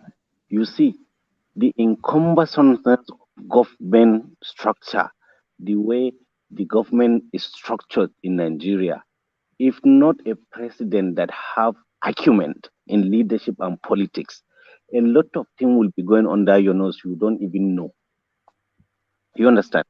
A lot of our system need to, our ministries, our staff. I think I have been saying all this. It needs to be simplified. It needs to be centralized, so that at least transparency can come to bear. It's all these loopholes, all these agencies and parastatals that they are so cumbersome that they are building that is bringing about all this corruption. And for heaven's sake, I think by now I can say with certain confidentiality that it's a common knowledge in Nigeria that most of this oil theft that is going through in this country is being perpetuated mostly by the military brats. So imagine if we can say, okay, Nigerian army, stay away from all oil installation. Take an agency like civil defense. Make their primary responsibility just guiding the oil installation in Nigeria. We have Nigerian Navy for heaven's sake. They can patrol our coastal lines. Make 1 or 2 ports. Designate 1 or 2 ports in Nigeria that are purely meant for shipping out crude oil. How much money we can make? We can make a lot of money. It's a human problem. It is people that created that problem. So it can be solved. It's not rocket science. We can still get it right. Today, Nigerians are one of the best. Sorry, Ribadu. You know, there's an easy solution to all of this. Just sell it off. Sell all of the oil stock off and get royalty. A lot of people have felt that because of course then it's down to private enterprise to protect and you one man. It's not all the time that trickle economics work. I don't fully believe in trickle economics, man. It's not all the time that it works. If there was one thing that Atiku has ever said that I've ever agreed with, all the way through from 2015, he has been saying it that we have to sell the oil industry off and collect royalty. We clearly cannot manage it. One man. Why is it that others are doing it, we cannot do it? What is wrong with us? Hold on for Adele Coco, and that's a point, by the way. The Saudis manage it, but we cannot. Yeah, Adele Coco, yeah. Obasanjo actually sold those refineries to Dangote and Otedola.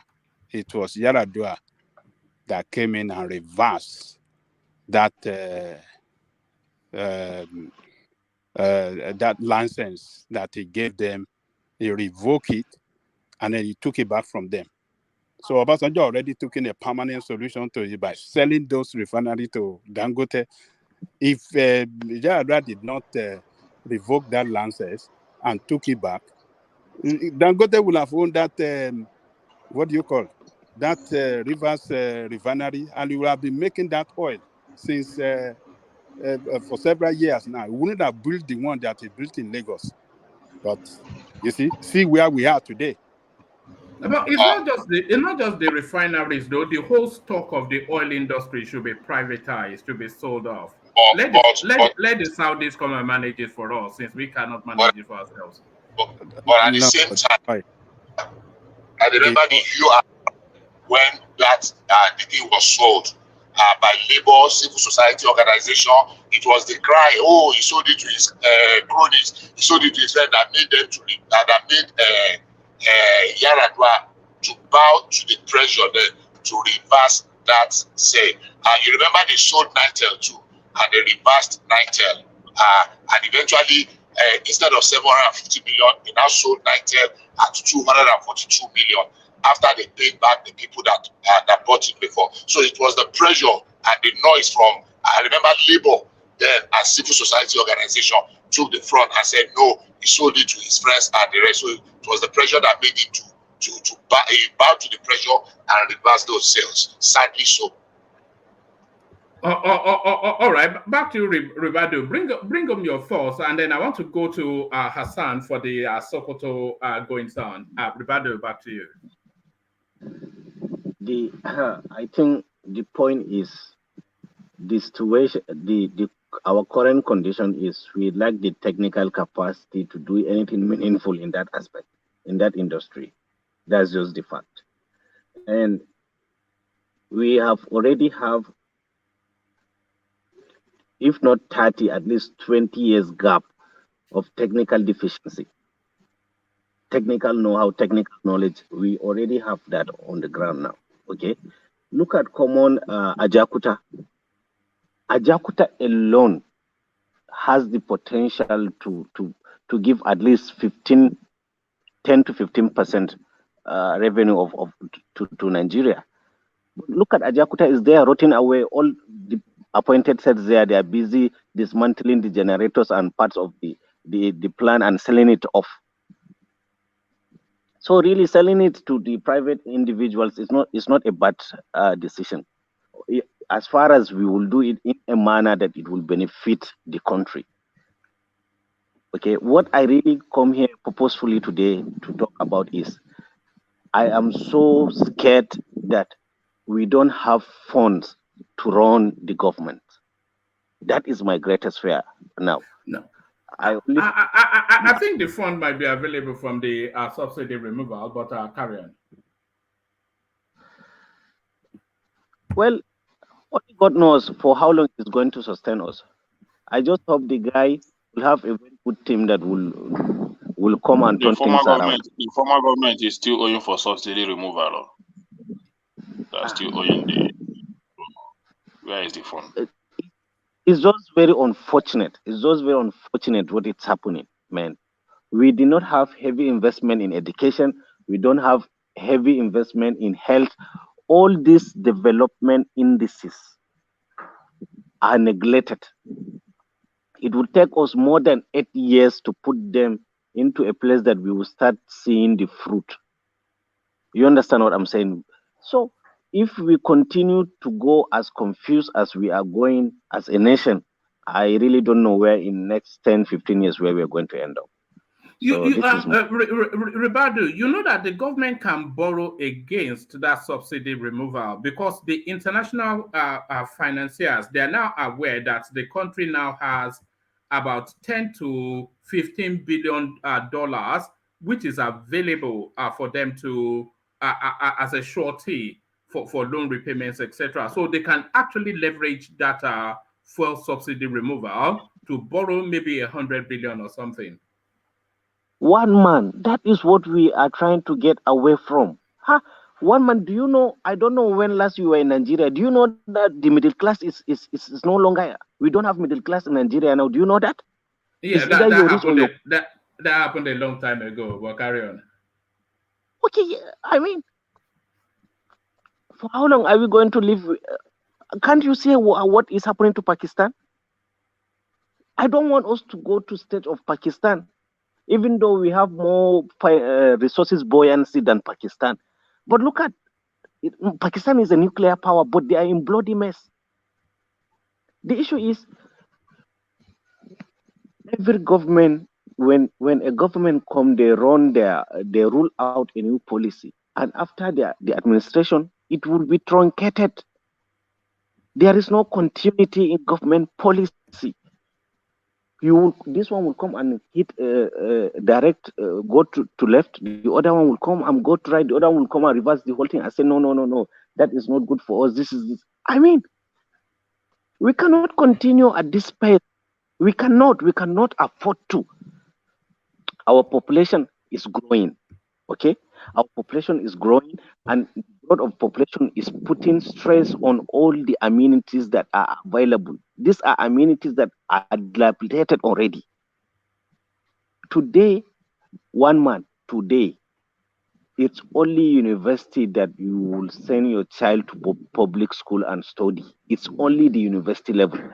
There is nothing like primary. There is nothing like secondary. You cannot send your child to public school now to study. It's better you even keep him at home. Why do you think is people asking why our public primary school and secondary school are vanishing? They are not functional. It's just building, just obsolete building. I mean, this is places I go. Ask Mala Hassan, he knows. You go, you find a teacher in secondary school, he cannot speak good 5 sentences. What is he going to teach that student that is going to sit for WAEC? For heaven's sake, West African certificate WAEC is the requirement for running for presidency in Nigeria, to tell you how the value of that certificate. But we are bringing public school is producing children from secondary school that they cannot even write one full scap. What are they going to study in university? How will they even start? How will they cope? And how many of Nigerians now can afford? Hello, Ribadu, sorry, good morning, woman. Good morning, everybody on the platform. Good morning, Simba. Is that? Yeah, okay, Simba. Yeah, go on, Simba. Yeah, you've been talking since, and I've been listening to you.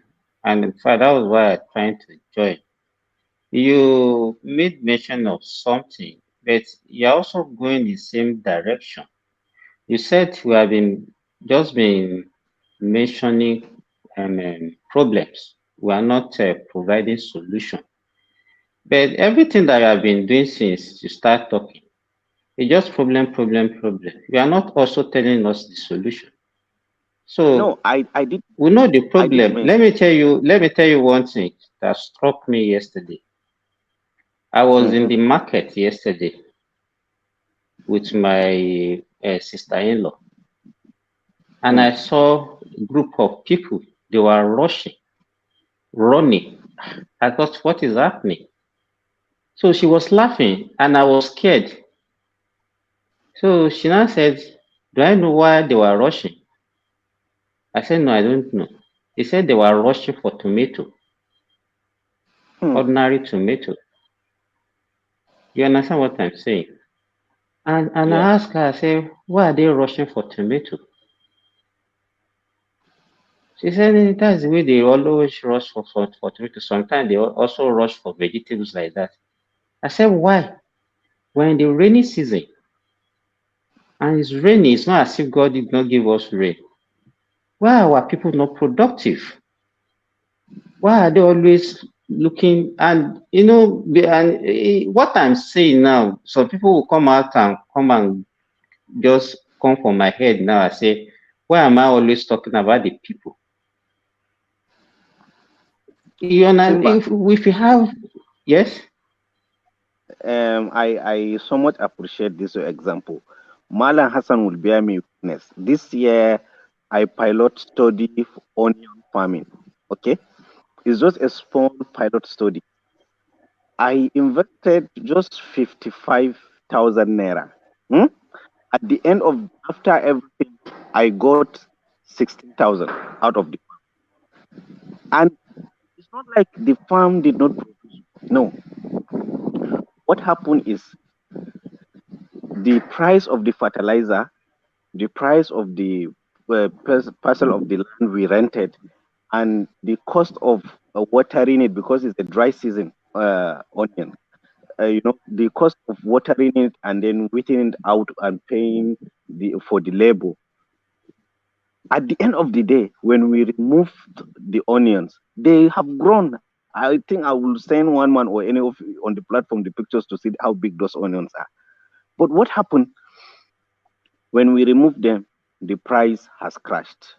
Okay, so the issue is this: uh, the price of farming in Nigeria, if you are not wealthy to do it in large scale, it's not sustainable. The fertilizer is one bag. I bought one bag around 41,000. I have to share it with one of my friends. He's also Dr. Raymond. We did it together. 41,000 per bag of fertilizer. It is called golden. Okay, so imagine just fertilizer 41,000. It's gone. And this is a piece of land that is just 120 feet by 40 feet. I end up getting, how much was it? I think is 7 bags of onions.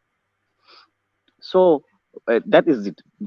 So if you see them rushing, is the scarcity of the goods. Okay, that cause all this and the high demand. That is very, so. Now, can we now look at the solution? What are the solutions to the Yes, problem? we will look at the solution in a moment, but I want to pivot the conversation to the goings on in Sokoto. But land your thoughts, Ribadu, and then I want to take Hassan to Sokoto.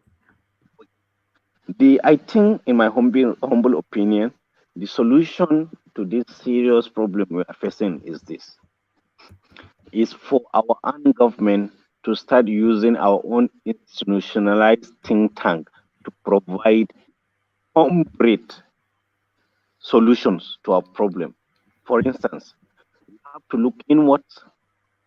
We have to design our own systems of administration in governments, especially in federal government. Okay, we have to simplify the department and agencies. You understand? We have to give them specific functions and make sure that such functions are not being duplicated by another state agency. That is one.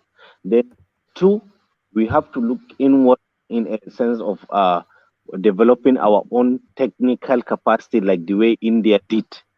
Okay, we have to do that.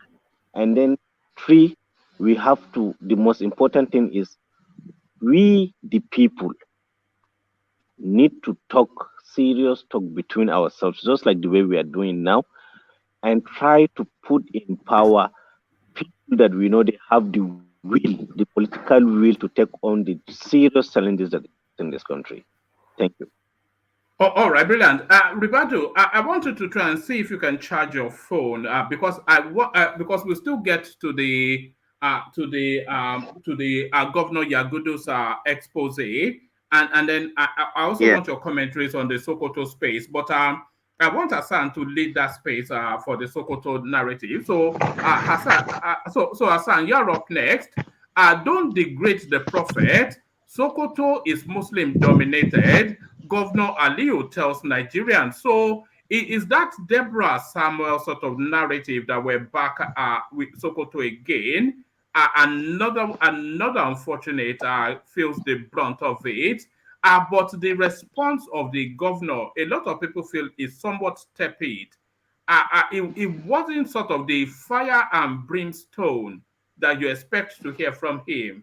And of course, we have the banner that Nigeria is a secular country, but the tone that the governor is adopting now does not recognize that. So, what are you making then of the goings on in Sokoto, which seems to be a recurring decimal, and how the authorities are handling it there, which is not to the satisfaction of Nigerians, Hassan? Mm. Yeah, one man, this is a very sensitive topic.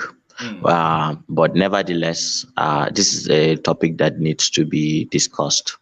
Um, you will find politicians, it's like trying to walk around eggshells with this topic. If you are in the north, you understand how sensitive it is, to discuss these things. And even though the Deborah and the Deborah thing and this one, it's still the same mob action, but two different circumstances. This recent one, the one the governor was talking about, and you would notice that anytime our leaders try to talk around matters like this, they try to be as neutral as possible, because they don't want to fall into the same pit hole. And I will continue to talk around this issue the same way, but I just hope that whoever is listening would understand. Yeah. So what actually happened is that there is an imam, an Islamic preacher who is based in Bauchi. His name is Taishi, something like that. So he did a sermon, not I think it was during Ramadan, like 2 months ago. And in that sermon, he alluded to some things that had to do with the prophet. In fact, he is now being charged by the Gombe State government, the Sharia court in Gombe State himself. He is a religious leader. He said something about Prophet Muhammad, which a lot of people found distasteful. And among the cycles of preachers, his head was being, everybody was calling for his head. Not everybody completely, but people who are from the opposite, Islamic sect, because we have two major, the main ones, Tariqa and Izala. So that imam is actually Izala, and he said something that that people felt was too sensitive and was kind of almost insulting to the prophet. You see, and that sparked up the hornet's nest. So while some preachers came to his defense, others did not. So, but what actually inflamed everything was the fact that the the other rival sect, the Tariqa, saw an opportunity, because usually they throw blows at each other during their sermons, because there are two competing narratives and they are trying to get people to convert into their own sect. Even though you are a Muslim, all of them will want you to join their sect before they feel so. There is this internal competition within the Islamic space in northern Nigeria between and the Tariqa and the Izala. So while this was happening, he had a devout a student who was based in Sokoto. Now, that devout student made the mistake of, I think, defending his preacher, his imam, and with. So, if I were that student, I would have not done that. I would have been, conscious of my environment, especially because what has happened to Deborah and things like that. But he decided he felt safe enough to, chorus and repeat what his preacher said. And seeing that uh the Tariqa people saying that he said it, and of course, they have the bad blood between them and the Izala, and then him standing by that, and then they descended upon him and jungle justice, and they killed him. But the problem with this jungle justice is that nobody can even prove that the guy said anything wrong. People can, accuse you wrongly and say you said something that you did not even say. And that would be all. It's too barbaric. Professor Mansour Sokoto, a very respected Islamic cleric and an academician, wrote a post early yesterday about it, and he was saying that it is unfortunate that northern Nigeria has been left in the darkness, because in Arabic there is this common word, I would say, al jahil al murakkab. What that means, al jahil al murakkab, is when you have people who are ignorant.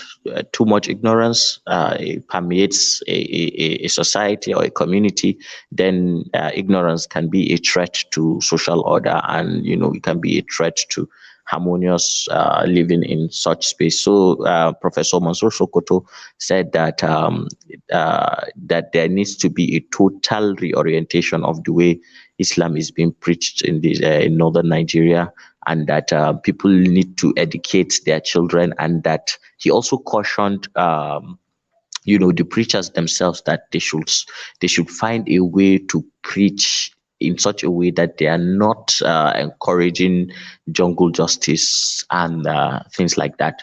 So that is for Professor Mansour Sokoto. Another person who actually defended that preacher was Dr. Mahmoud Gumi, Dr. Gumi, the popular Dr. Gumi. What Dr. Gumi said in his own submission is that because he is from the same sect with Tenshi, is that he sees nothing wrong with what the preacher said, that the preacher is only being persecuted because he's from the other sect, he's from Izala, and that he brought some examples and talked about why what the preacher said is not it's not anything for people to be to be riled up about.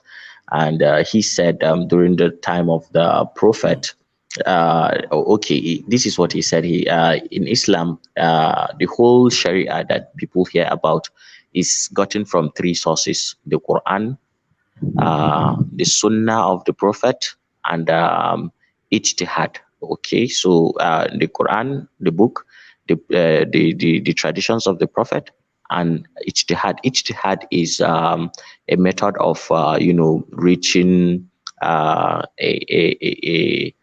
to creating an Islamic law, which the imams come and stay, and then they reach a decision. Sorry, Hassan. Yeah. Let me ask you a question. Okay. Do you think states like Sokoto State, and especially Sokoto State, do you think they recognize the secularity of the Nigerian state, or do they see themselves as a single religion state? And also, what is their concept of freedom of speech and all of that? Do they have any grasp or any time for all those libertarian sort of underbelly of the constitution? Do they recognize the secularity of the Nigerian state? I don't think you can detach Sokoto from their history, that is the seat of the Islamic Caliphate, right? So even though, and when the white man came and established this country, they did the indirect, rule in northern Nigeria, completely different from what they did in some part of the south. So, the local, the emirs were still allowed to continue. And so even though the country has changed and on paper it's supposed to be secular, what was happening at the grassroots was not totally secular. I would say that, the elites of Sokoto understand perfectly what secularism means, but The problem, I would say, is just as I said, if there was enough Islamic education, good Islamic education, that would not happen because people will understand that what they are doing is not Islam. There are moderate interpretations of Islam that will not allow you to take laws into your hands. It's anti-Islam. No, That is, should I tell you where the fear is of a lot of people, Hassan? go ahead. The fear that a lot of people have is that there's excuse the language, but there's a monstrous going on within that Sokoto space, especially that will be near on impossible to tackle. Because if you go on head on with the authority of the state, then they will use religion to rally people, and then you don't want to take on that fight. But then, of course, you cannot let this continue to be a recurring decimal because it's just happening with too much increasing frequency. And because there are no repercussions, it happens, and then the authorities cannot take a stance because that would be like taking a stance against religion. And the people that do these things, they're somewhat celebrated within their own community. They are idolized and deified, and then that incentivizes another set of people to do it. And then we're seeing it with increasing frequency. The government cannot come in at the federal level because they don't want to rile a religious standoff off.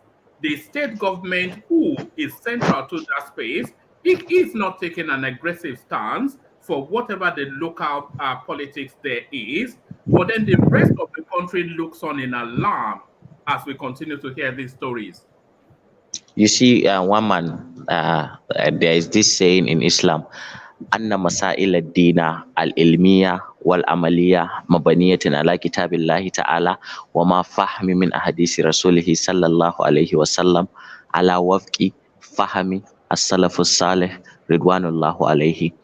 What that means essentially is that anything in Islam that is called religion, it has to come from the Quran, the Sunnah of the Prophet, and based on the interpretations of the people who saw the Prophet execute what God has told him to execute.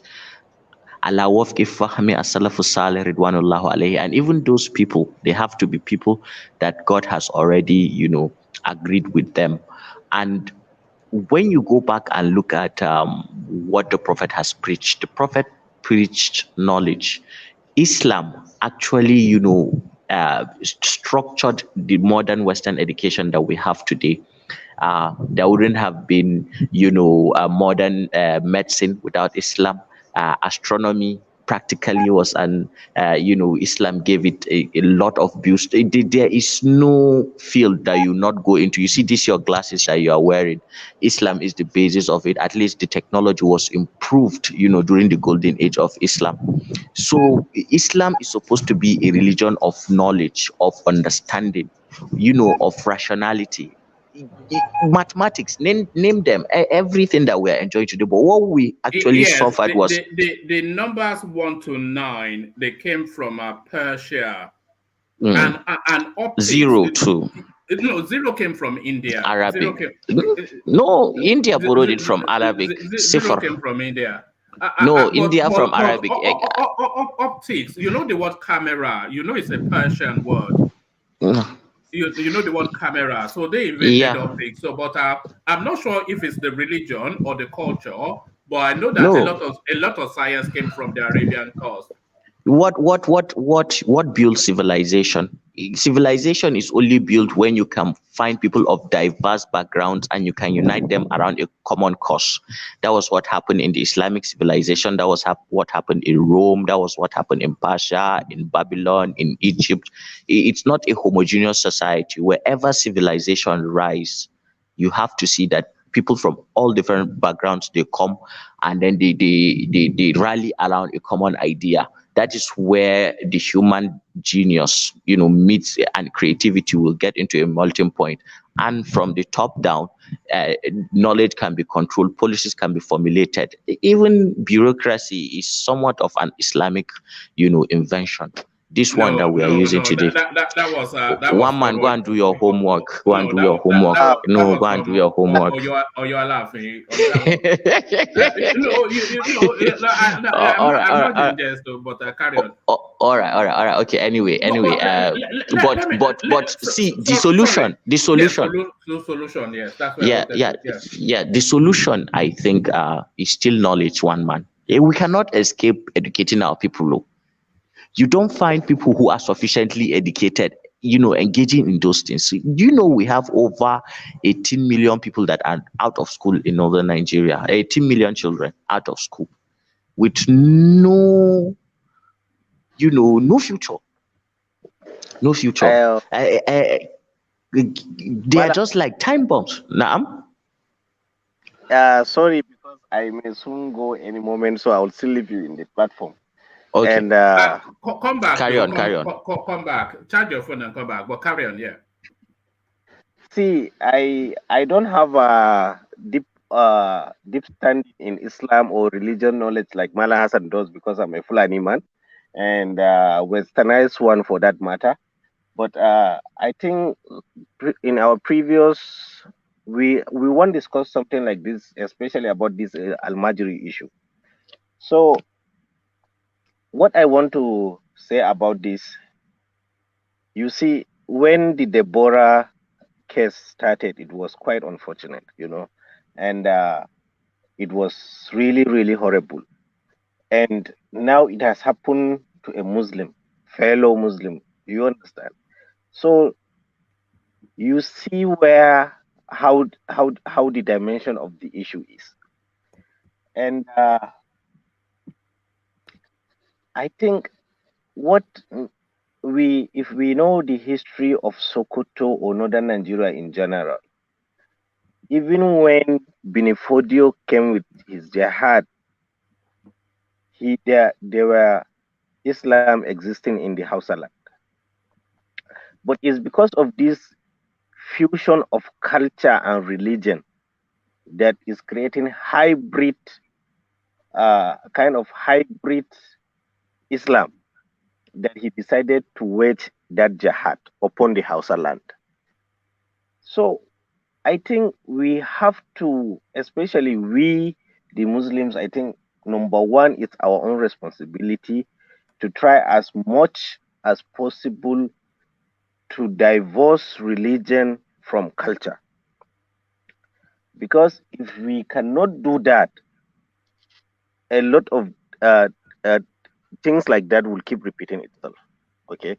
One thing, we have to have the buoyancy or the courage to screen the imams that are going to preach. They have to be screened by the state. We have to know where they went and get their education. If it's in Nigeria, who were their tutors? If it is outside, we have to know what type of ideology they are coming back into Nigeria with. Because, yeah, he went out and studied abroad, but who knows what ideology is coming in? And for heaven's sake, he's going to come and gather innocent young boys, preach to their virgin mind, and put all sorts of things in the name of religion. And these are children that they don't have the black and white understanding of if this man is misleading us or not. So I think our previous thing, I'm telling you that the religion is gradually being hijacked by some actors. When we were discussing Kashim Shettima issue, I think I made a point like that. So you see, even the elite, as you can see, it is obvious that even the elite are kind of afraid to view opposition or condemn it, or it's only the few of the Islamic clerics that are condemning what has happened. And though I don't have deep knowledge of Sharia like Mala Hassan does, but you see, it is very clear. They said, if somebody commit a crime in Islamic perspective. For him to be judged according to Islamic law, the state that he resides must be a state that is governed by Sharia. So today, by extension, what that means is, today if you catch a thief in Saudi Arabia that he is supposed to get his hand cut off, in Nigeria, you cannot do that.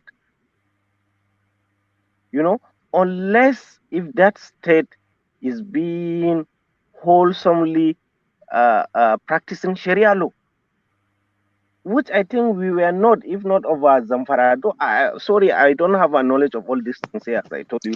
No, even if the state is practicing Sharia, even if that person is Muslim, that person has to agree to be tried in an Islamic or Sharia court. If that person says that he doesn't want to be tried in a Sharia court, even if he is Muslim, then he is taken to a civil court. That is the way it is done. All right, let's bring it back to the goings on in Sokoto State, because the fear is that this is only going to happen in a couple of months' time, and then in another couple of months' time, and because of course there was no repercussions for the Deborah one. Do you think Sokoto State should be declared an Islamic state within Nigeria? And then people then know to accord it then that you know that deference that you know should it be ring fenced? Should we have no because at least if we know that it's an Islamic state, then you know that you are not accorded and afforded the liberalism of cosmopolitan living.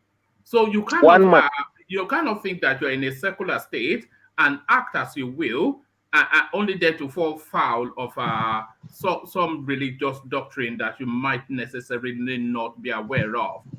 You know, so should they just declare it? Should they surrender it to the religion, Sokoto State, and then we know that it's a special case, and then you go there and then you abide by their rules. There are indigenous Christians in Sokoto. One man. I think you did not get it. You really did not understand the situation. What we are saying, the treatment that guy got, it's wrong in Islam itself. That is the point. Killing of that boy and previously of Deborah, it is wrong.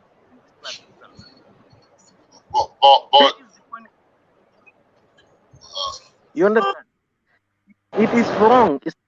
Islamically, it is wrong. But what one man is pointing at, sorry if I'm butting into your thoughts, is that when it happened before, there were no consequences, there were no repercussions.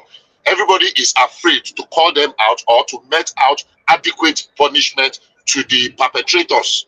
So it's happened again, and it's still going to happen again. I don't know if that represents what one man is saying. So what do we do? Broadly, yeah. So if we then say that one man, I get you now. Okay, so you see, I don't think we should, just because it is something that has got to do with Islam, all of us should just wear our tough faces and begin to say two-country solution, whatever. Jungle justice is not just uniquely a northern Nigerian thing or a Sokoto thing. It happens more in Lagos than it does. Just because this one has religious connotation, that should not make everybody just bring out his arsenal and start to shoot left and right. The law can respond. Sokoto is a secular for how long has it been happening in Lagos? Has the law suppressed it? But the governor himself is saying it's not a secular state. You see the headline, it's telling us no, he did not say it's not a secular Muslim dominated state. One man, of all the bragging you do about the white man's language, I don't think this is intentional. You know what it means.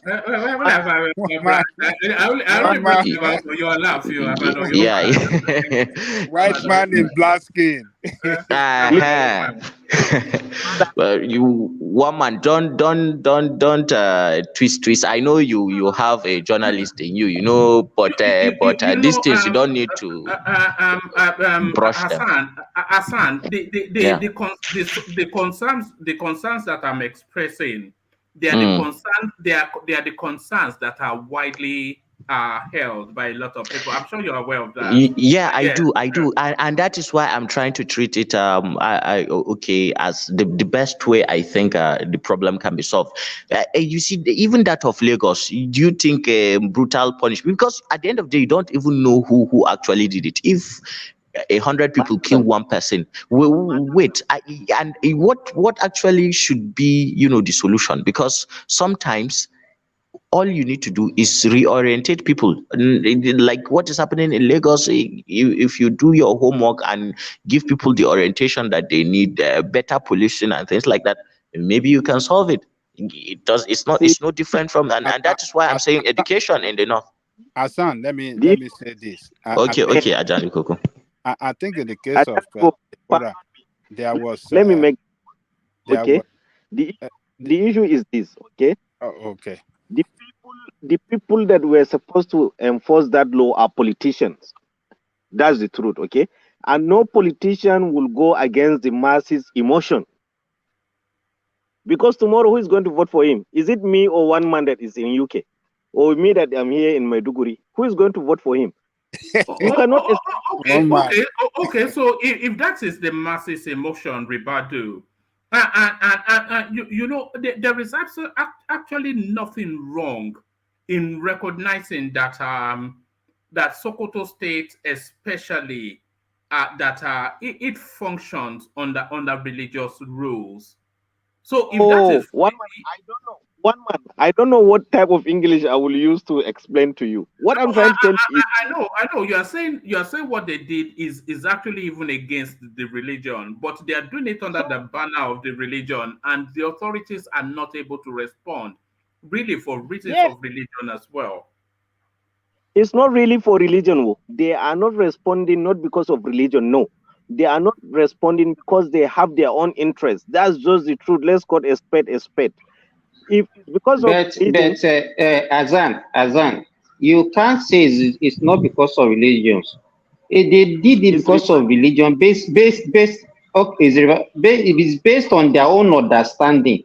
You started very well by saying that because of lack of education, but they were convinced that what they are doing is right because of religion.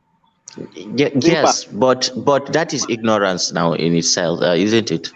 It's only you that knows that what they are doing is against the Islamic religion. But what they did, they think that they are doing the right thing. They are doing it for Allah, and that is, and they have reward for whatever they are doing. Which is unfortunate. Let me ask you a question, Hassan. Is it time for the Sultan to define the doctrinal line that he once preached in Sokoto and then in Nigeria, and then find a mechanism to ensure that all of the imams, it is imams that preaches in the mosque, correct me if I, but that all of the imams, they adhere to that doctrinal line, so that somebody cannot then come with some rogue radicalized teaching that turns people's heads.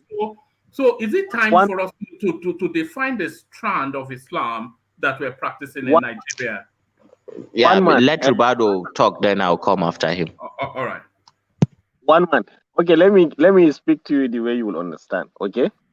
Do you remember what happened in 1400s in England during the Protestants and the Roman Catholics? During was the father of Queen Elizabeth? Okay. Well, as old as I am, I wasn't born there, but carry on. I don't remember. I know you know the history. I know. I'm only joking. Carry on. Okay, imagine, it wasn't a doctrinal issue that make Protestants separate from and make England separate themselves from the Roman Catholic. It's because of the tough war the king was having with the Pope at that time because of his marriage. Okay, he was eventually excommunicated by the Pope, because I think I know more of a Catholic religion than Islam itself. But you see, when you have Izala sect in Sokoto and you have the what they call the Malans and Jania sect, okay, you as the what they call the emir of Sokoto, my God, you Sarkin Muslim. yeah, you as the Sultan.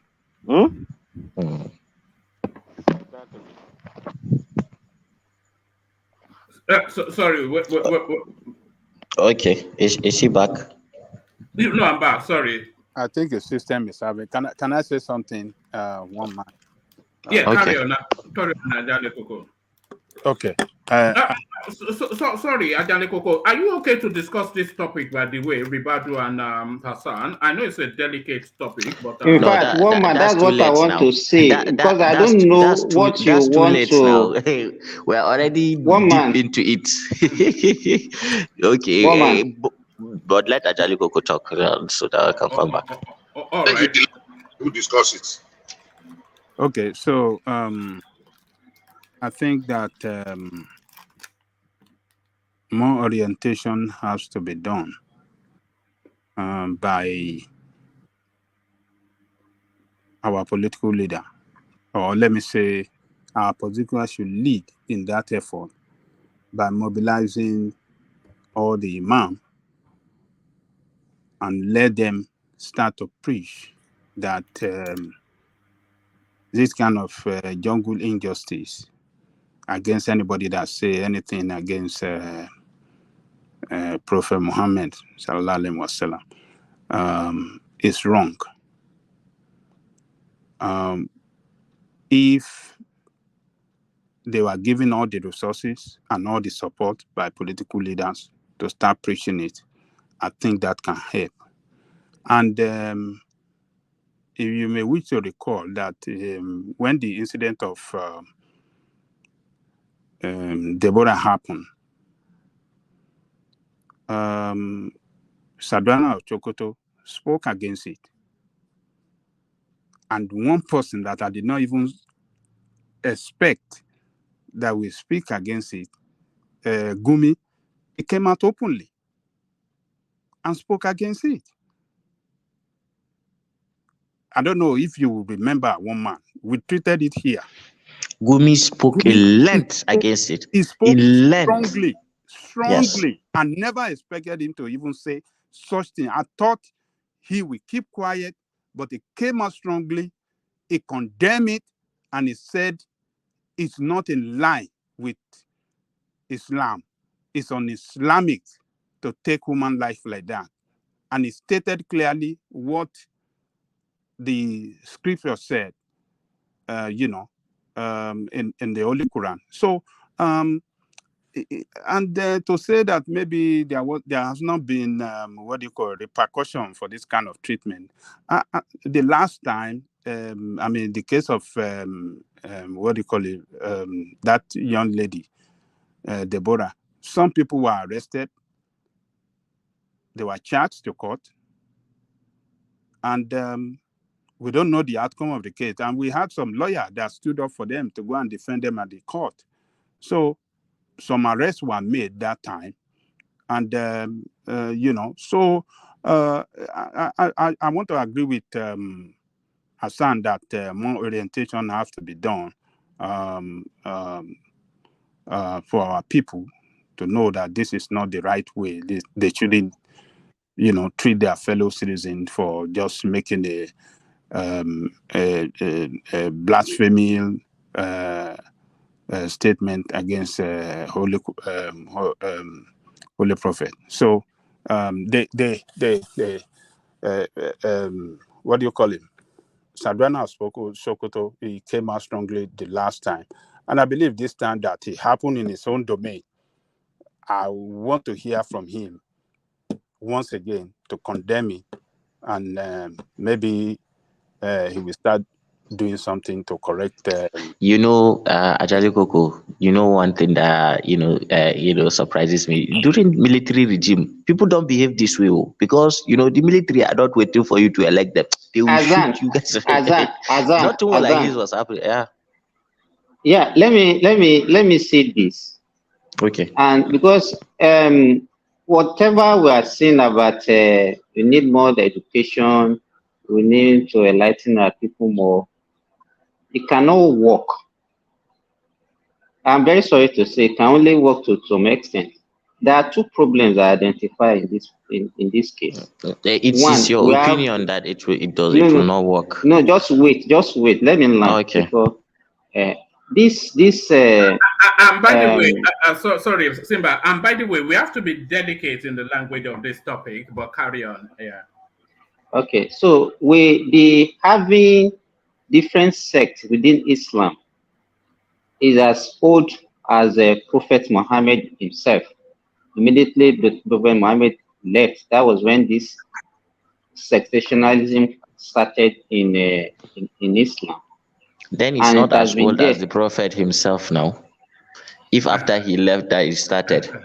Okay, just because what I'm just trying to be mindful of what I'm saying, because what I'm trying to say, the origin of the Sunnis and the what's it called now?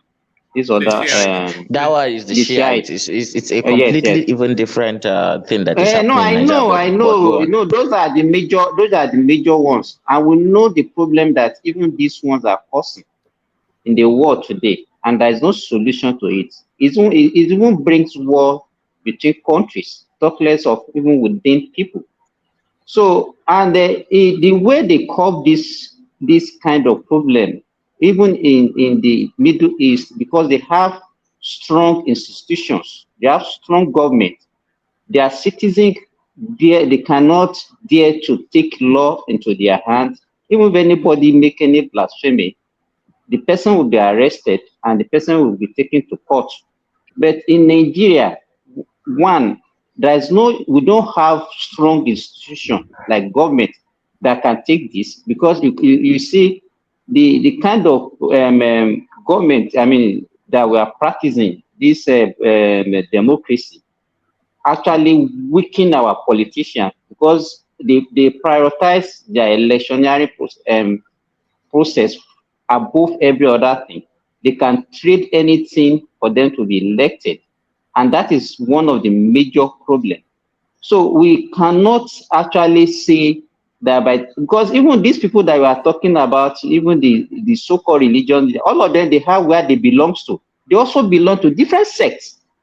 So I don't know how these two problems we can solve it, because we have weak institution that's supposed to actually defend and make people to pay dearly for whatever offense they have committed. We don't have that. Then even the so-called leaders, even the governors, even the leaders within even the religious itself, they belong to different sects. So how do you think we can tackle this? All right, Hassan, bring that Okay. topic. Hold Okay. on, Hassan, hold I have on, my Hassan. Okay. Hold on, hold on. I think we're tipping on the edge now. So Hassan, bring that topic to a safe landing port, and then I'll move you to another space. So bring us home. Okay, so let me just say this. What has happened in Borno State is a testament that radicalism of any sort, can be dealt with deliberate action and policies from the government. But it took us to a horrible experience before, Borno did its homework. Now in Borno, you hardly hear of any religious preacher, trying to even be controversial in any sense here in Borno, because it will not be tolerated. You know yourself that it will not be tolerated. Everything, you have to go through the Ministry of Religious Affairs to be cleared before you are even allowed, to step on a stage and say you are preaching to anybody within Borno State. But that is only within Borno State. I believe that what will happen in the future is that people will begin to copy from the model of Borno, and then implementing it in other parts of Nigeria. If Borno, which is the first place that Islam came to, as far as Nigeria is concerned, can adopt a system like this, then I don't think even Sokoto has any excuse, because Sokoto are babies in Islam compared to Borno. There is a significant 800-year difference from when Borno took up Islam and when Sokoto did. So that said, and another thing, because Simba talked of Saudi Arabia and Shia and all that, and he's saying that I didn't mention Saudi Arabia. I said Middle East. I'm not specific. Okay, no problem. All right, carry on. Yeah. Okay, so it's not an inherently Islamic thing. Any belief system, anything, any religion that is faith, because anything that is faith based, because if you believe, to have faith is to believe something without evidence, and if you believe something without evidence, you're no longer liable for somebody to come back at you and say, hang on a minute, let me argue the case. You say, no, it's private, it's my religion, you just have to accept it. That is the way of the world. That is the freedom that everybody is given if he believes in a religion. So I don't think that just looking at it from a narrow view will solve the problem, or if we just keep sending accusations. I am more aligned to what Ajanli Koko said, and I believe reorientation and people having good education and moderate Islamic education really can help, from the preachers place, and then the down to the people who listen and the students too. I think that will help us because we are now practicing democracy. During military regimes, these things do not really happen the way they do now. So let's leave that space. All right, brilliant. Let me take you then to the Google Trends, which you gave us a snippet earlier on. But to that space, there's been a consistency in Tinubu's popularity from the data that is coming out of Google. Even before the elections, Tinubu was a good 45% surged, as opposed to Peter Obi, the mid 30% surge. But now that he's in situation and is administering the country, Tinubu now, in terms of Google trending, is 82%, Peter Obi 12%, Article 4, Kwakwanso 2. Just from this little data, it is consistent with how people permutated the election, how the election played out, and what happened subsequently. So this data is really yet another validation that the will of the people is what is in situation. Because from all of the pushbacks that we're hearing, okay, you say Tinubu is president, so of course his name will resonate a lot more because people want to find out what he's doing.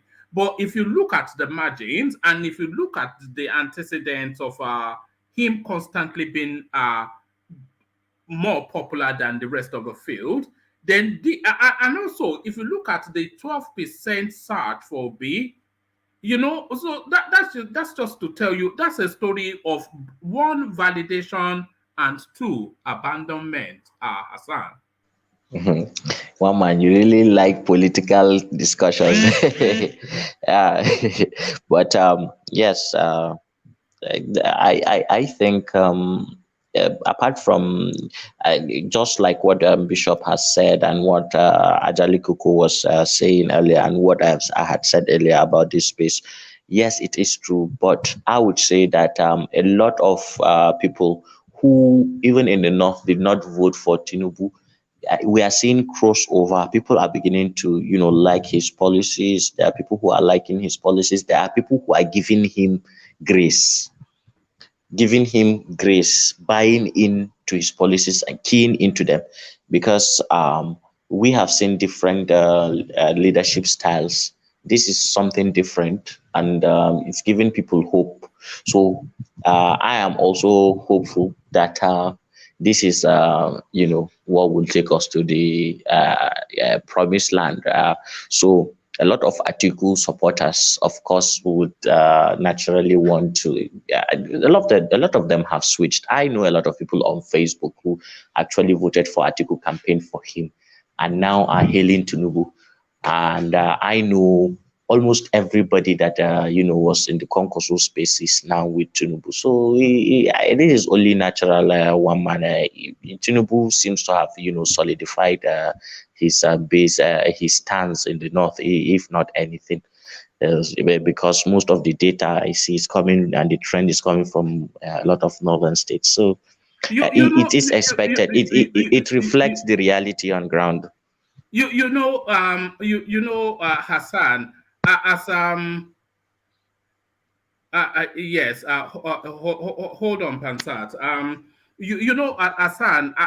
Hassan, as time continues to evolve, we're having to revise some of the lazy assumptions that we make about our brothers in the north. Because it's a sophisticated move, this data, and when I was looking at the data, I was expecting to see that it was being searched in Abakaliki or You Are Laughing, certainly not in Gombe, and places like that. But then, of course, we are having to revise to revise some of the lazy assumptions that we make about our brethren in the north. Yeah, you see, those assumptions. Let me bust your bubble a bit. So, if you look at the population spread in Nigeria, and you look at say states in southeast or southwest where there is so much population density, but then the states are little at least by land area and by population, there are a lot that there aren't a lot of people compared to the north. So say for example you are from say a state in the southwest that has say 1 million people, and in that 1 million people, let's say 70% of 1 million, that would be 700,000 people are educated. So then you go to a place like Gombe. No, let's not take Gombe. Let's take a place like Borno that has like 7 million people. Okay. And then in Borno, 7 million, let's say 45% are educated. Now, 45% of 7 million, is equal or even more than the 70% of Ekiti. Now, consider these two, that there are more northern states, 19, compared to just 6 in the southeast. So if you put together the brains of the north, they may, if not equal, they may even, supersede or exceed that of the south. But the northerners are very, very, home-loving people, and they are not as adventurous as the southerners. And they kind of like to be humble about education or their stance in life. So they don't usually put themselves out there such that you know them. If not that they get one opportunity or the other, one platform or another, you hardly know that this guy is this good or that guy is this good. But it's all good, no problem. You see, in life, it's always better for somebody to underestimate you, so that when it's time to, do the right thing, you can win. All right.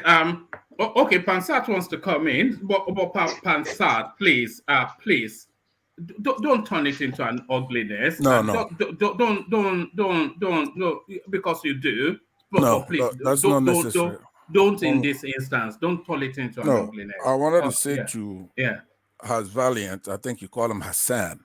Well, that is his name. That's why I call him that. Right. And I was listening earlier, not particularly to his last remarks there, but earlier he was on point. We talked about education for the North. And he was making the salient points. And I said to myself, now this is the kind of person that should always come here, because I know one man is yearning to have the Northern voice. A lot of our people in the South, they want to see Northerners participate.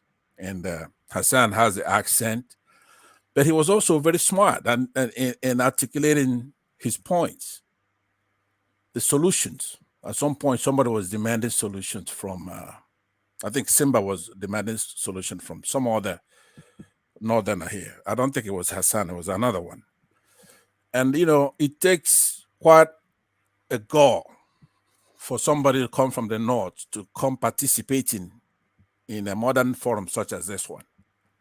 Because, Hassan, you have to understand that most of the people here, from one man down to Simba, they're Muslims pretty much, if not by religion. Hold on. I am. I thought No, I no, was by a Jehovah's culture, Witness. and by fancy, by style, by Okay. preference, right?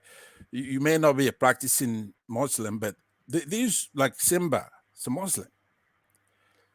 Now, what you've done here goes a long But way for the to solve. record, I am not a Muslim. Not that there's anything wrong with that. No. But You say you're Jehovah's. You say you're Jehovah's Jehovah's Witness. Yeah, that's because I am. Yeah, but carry on. Right. Okay, but so the point I'm trying to make is that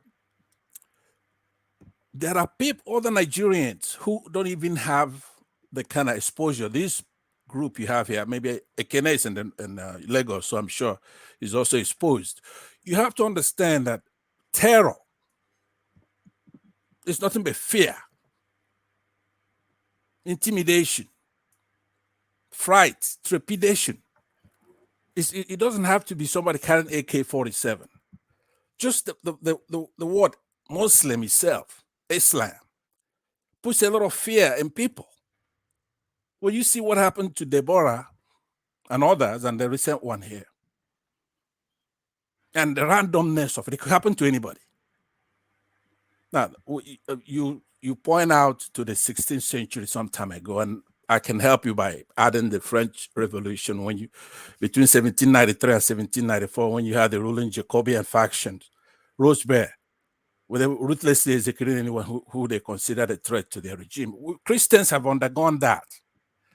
So I come in here, it's a mixed bag for you, Hassan, because it really takes a lot. If I'm a Muslim, I cannot show my face here or in public. Why not? From Nigeria. The reason being that, right, practically, there is terror coming from the north.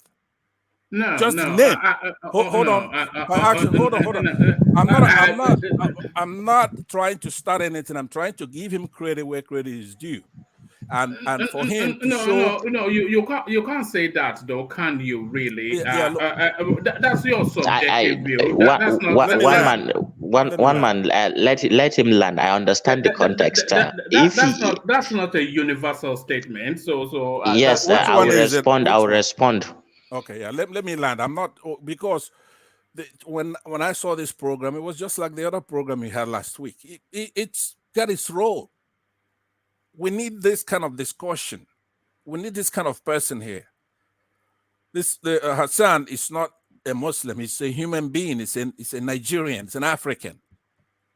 He's smart. Hassan, can you confirm that you are a human being? No, if you can, please, one man. I enjoy your humor. I am Abiku. Look at that, Abiku. So what I'm saying basically is that if you look at Ministable, that kind of person on the comment section, he doesn't want to show his face here and make the kind of defenses you're making. And if he does, he doesn't want to live with the reality. So I'm cheering you on. I'm your fan, but your last statement began to worry me. You cannot be making those population arguments, knowing fully well that Nigeria has not conducted a single census, knowing that in every other country in the world, the more you go to the desert, the less populated it is. As you go to the coast, you have more population. Nigeria cannot be an exception. All right. Put a position to Hassan. Let him respond. I want to bring Collins in because we've not heard from Collins in a while. Yeah. But I still want to hold on to Hassan because I want to hear about Ruto from him. But put a position. Yeah. As a matter of fact, that succinctly puts what I'm saying to Hassan. Like if you take, say somebody like Ekene here, right? He's not in demand right now, but he's just as smart as you, or smarter than you are, as a matter of fact, in his contributions here. but we're valuing you because it's rare that you have somebody from the North who's universal, who's making sense, who's bringing solutions. Hold on, it's true. It's you true. can't say that. No, but it's true though. What do you mean it is rare? Some of How many have you had this year? How many? Quite a few. Give me a number. They come intermittently. Have you had 50? Have you had 25? What do you mean? I want to nail you down. I'm saying that maybe you had half a dozen, 6 at the most. All right, put a position to our son. So let him address it. My position to him is that we have to deal with reality. The lagger in the country is from the North. It's not. You don't have 19 northern states. You mean the unknown? You mean the unknown gunmen in the North? Is that what we're worried about? No. I'm worried about all of them. All of them.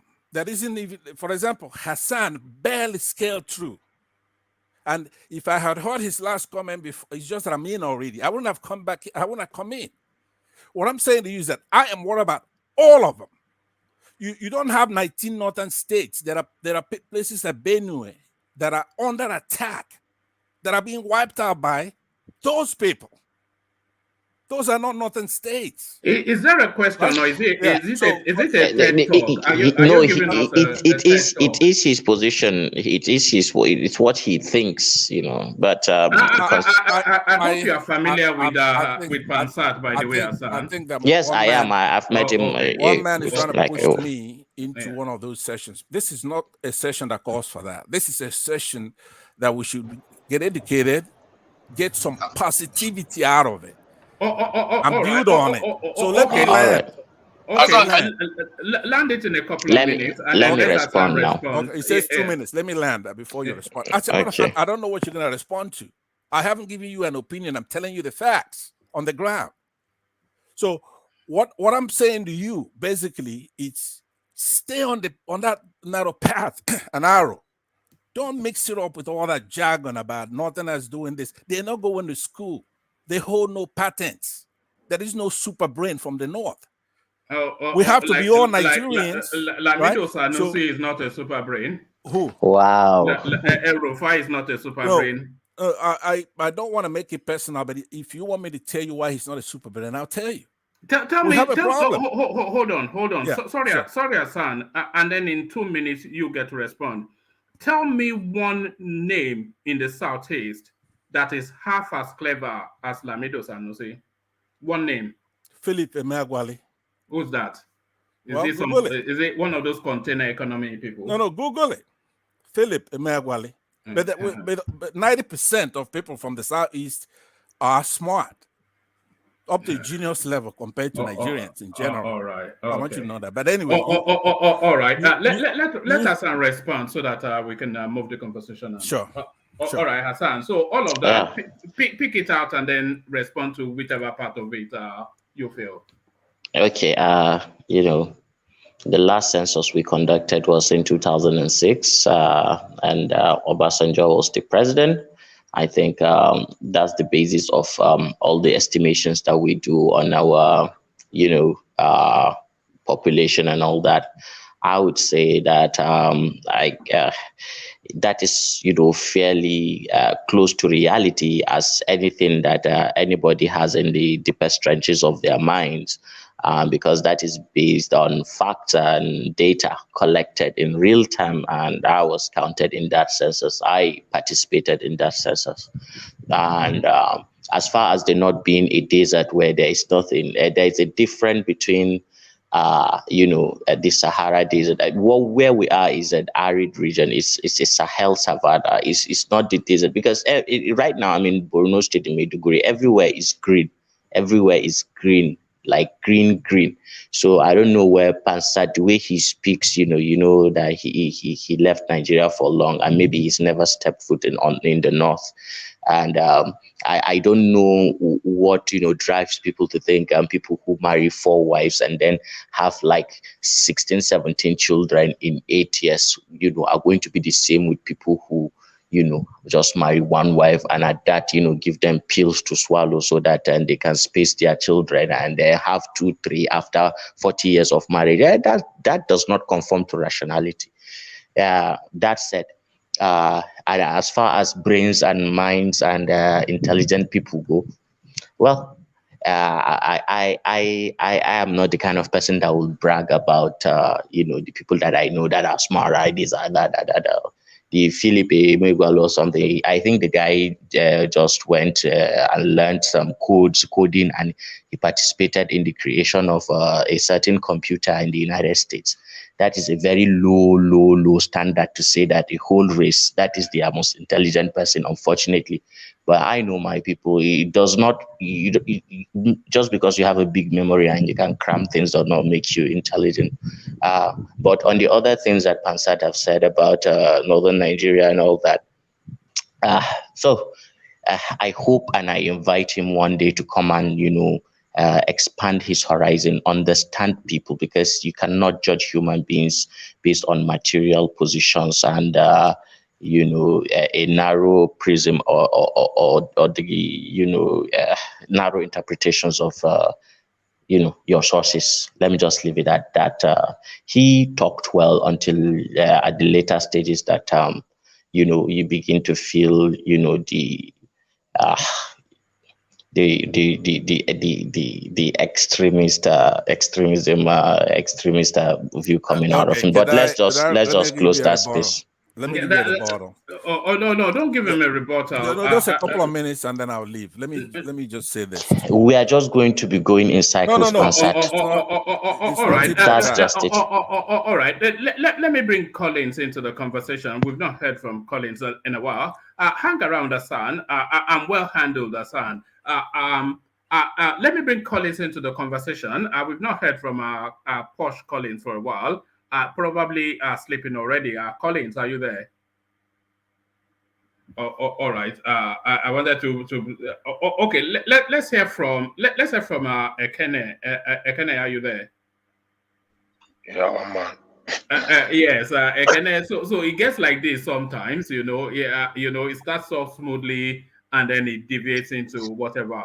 But let me bring you to the expose by Governor Yagudu, who tells us that the system of the subsidy is so rotten. In the clip, and I'm going to play it maybe later. He told us that the subsidy system was so rotten that people were claiming subsidies on well pipes that did not even exist. And he's told us that the system is so rotten that if Tinubu does not actually, rather than just stop it, if it doesn't attack it frontally, then it will struggle to govern. So what are you then making them? We're back at the fuel subsidy scam again. Well, man, this is what we know for a very long time. Subsidies, that oil sector is one of the most corrupt sector we have in this country, because that's where a lot of big men in this country put their interest, and that's where they get their resources to suppress the common man on the street. So what their liberation is not new to me. It's not a new thing to me. It's just what I want is a government that will definitely deal with it and put other ideas that work for the country. It's not only oil.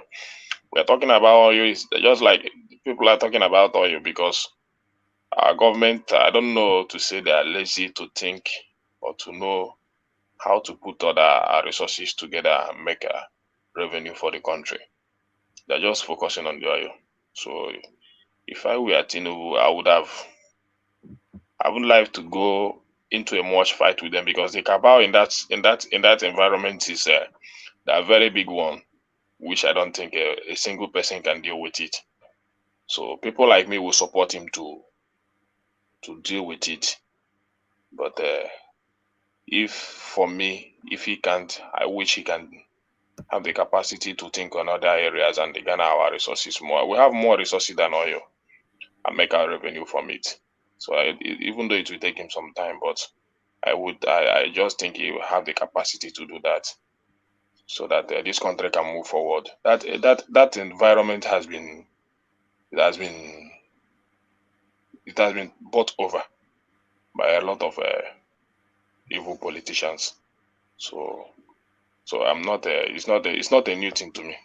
Not a new thing to me. I know that oil environment is not it's no gay area, unless Tinubu has the capacity. If he can fight, if he can fight, because we are talking about resources. This country, I used to say it. There is no money to govern this country. There is no money. The corruption is too much. They have stolen many things, and the only focus where they are stealing that money is from oil. So Tinubu needs to change strategy and find other ways to raise revenues to be able to govern. So it's a very difficult task for him. I know that, and that is why people like me is giving him that kudos of removing the fuel subsidy. So if you see, a lot of Nigerians are not complaining, even though we are finding it very difficult, but we are just believing that he will do the right thing for the common man on the street. Because my only concern is the common man on the street. I don't care about them. What they need to do is to do the right thing for the common man from every part of this country. So so our educational system is very bad. Everything is very bad in this country. So when we are talking about all this issue we are having, both in the south and in the north and in every, it's all about education. It's all about education, and nobody can tell me that it's not about education. It's all about putting a good standard of education and educate our young ones. None of our young ones are ready to go to school. One man in this country, it's a fact.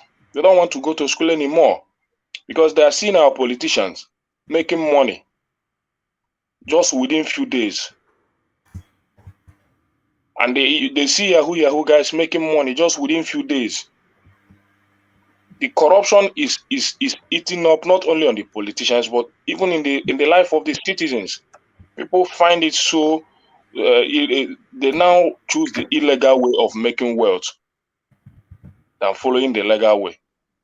But if government can put a good policy, make out a good environment, very conducive for the young ones, give them education, make them understand the need for this education, I think we will still get it right. But for now, when people find it difficult to feed, when people find it difficult to, they will find other options, because you cannot die of hunger just because of the government, or you are waiting for the government. So I wish Tinubu would do more. I wish he would do more. I wish he would have the capacity. But that environment it is stolen. A lot of evil men has taken that space, and it will not be an easy task for him. So if he is expecting to get resources from oil, it will be a very difficult task. I wish he would do other things to make his government work. So any other thing, one man. All right. What are you looking at in the news today? What's been trending in the news for you today? Well, the news, nothing much. It's just about Tinubu's government and all that. Just like what are people making of his performance in France? What's the sentiment? You know, that's his first official outing as a president. But what are people saying? And especially, what are you making of Tinubu's outing in France? Well, for me, you know, people say that he didn't perform, he didn't speak, but I didn't follow the space very well, so I just see some pictures. So, but I didn't follow the space very well. But people, when I was in Twitter, they were commenting that he didn't come out to speak. Other people that he sent a delegate, something like that. But for me, anybody talking about that would have known that he already said it right from time that this is his style. So for him to say that that is his style and Nigeria accepted it, then there is nothing bad with it. The only thing I want is a sincere leader. Just what I want. I want a sincere leader. That's for me. All right, let me play you this clip, Ekene. It's consistent with the clip that you sent in. You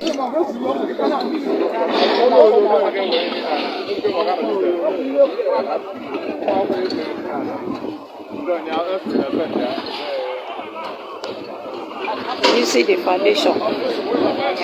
Yeah, foundation. Yeah, pass swamp. They move with Philip in the swamp. No child. You see the foundation. Look at the foundation. The way Henry move with me right back. Which China has swamp. Look where the foundation. Look at the foundation. Yeah, swamp. Far no, yeah, foundation. You feel there.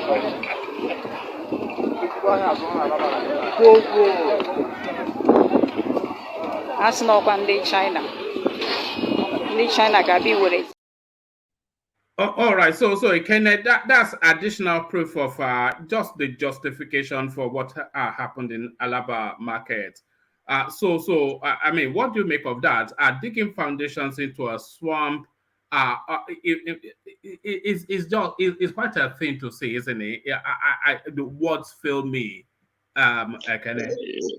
Yeah, I already said it in the video I sent to you. So I found it very disgusting. People building putting foundation inside swamp. I don't know. Is it money checking them or I don't know. But the issue is this. My only problem I will have with the government is after pulling out those pieces in that swamp and still sell it back to the Chinese, which I've understand that decision has been taken by the government. So that's the only problem I have with the government. But if it is only to clear that space to have to make that environment or make it clean or open up that swamp and all that other things that will make that area to be full, then it's good. But giving it back for foreigners to take over is what I don't like. That's my take on that. All right. I'm going to play you another clip. It's only 50 seconds. But before I play it, in the cut and thrust of the Nigerian politics, we are very critical of each other, and we don't actually recognize how we have advanced as a people in terms of the way that we politic. So I'm going to take you to Sierra Leone, Ekene, and I'm going to then play you the words of one of their presidential candidates who is campaigning, but in the course of that campaigning, he's referencing very heavily Peter Obi and how Peter Obi has conducted himself so far. So that's the backdrop to it. Ekene, watch this. I have always referred to Peter Obi. When he lost the election, we all know the promise he held when the elections were being conducted, and almost everybody who is anything in Nigeria drew their support. But when the results came out otherwise, he didn't call his supporters to the street to wreak havoc. He took the legal path, and then by that way, he was able to save his country from chaos. So we will encourage all of our politicians to learn from that example. Leadership is about self-restraint, and leadership is about selflessness. So we expect that our politicians will demonstrate this. I mean, the process has been peaceful so far, so let us continue to be peaceful and to promote the interests of our country. Thank you all.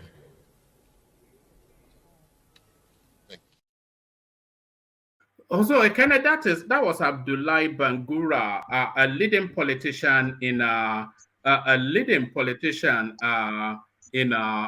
Sierra Leone. What are you making of his words? Pick it up from there, and then we'll carry on. Yeah, Ekene. Yeah, it just he was expressing what he experienced in our last election, and it's a very commendable one for us as a Nigerian, unless if we don't want to tell ourselves the truth, because we know what would have happened in this last election, if not for the conduct of most of our politicians, including Peter Obi and Atiku Abubakar. So if they have not conducted themselves very well, you know what would have happened. We will not deny the fact. Especially, when Obasanjo came to read out his letter, and the people's mind were already puffed up to go to the street. It's a fact.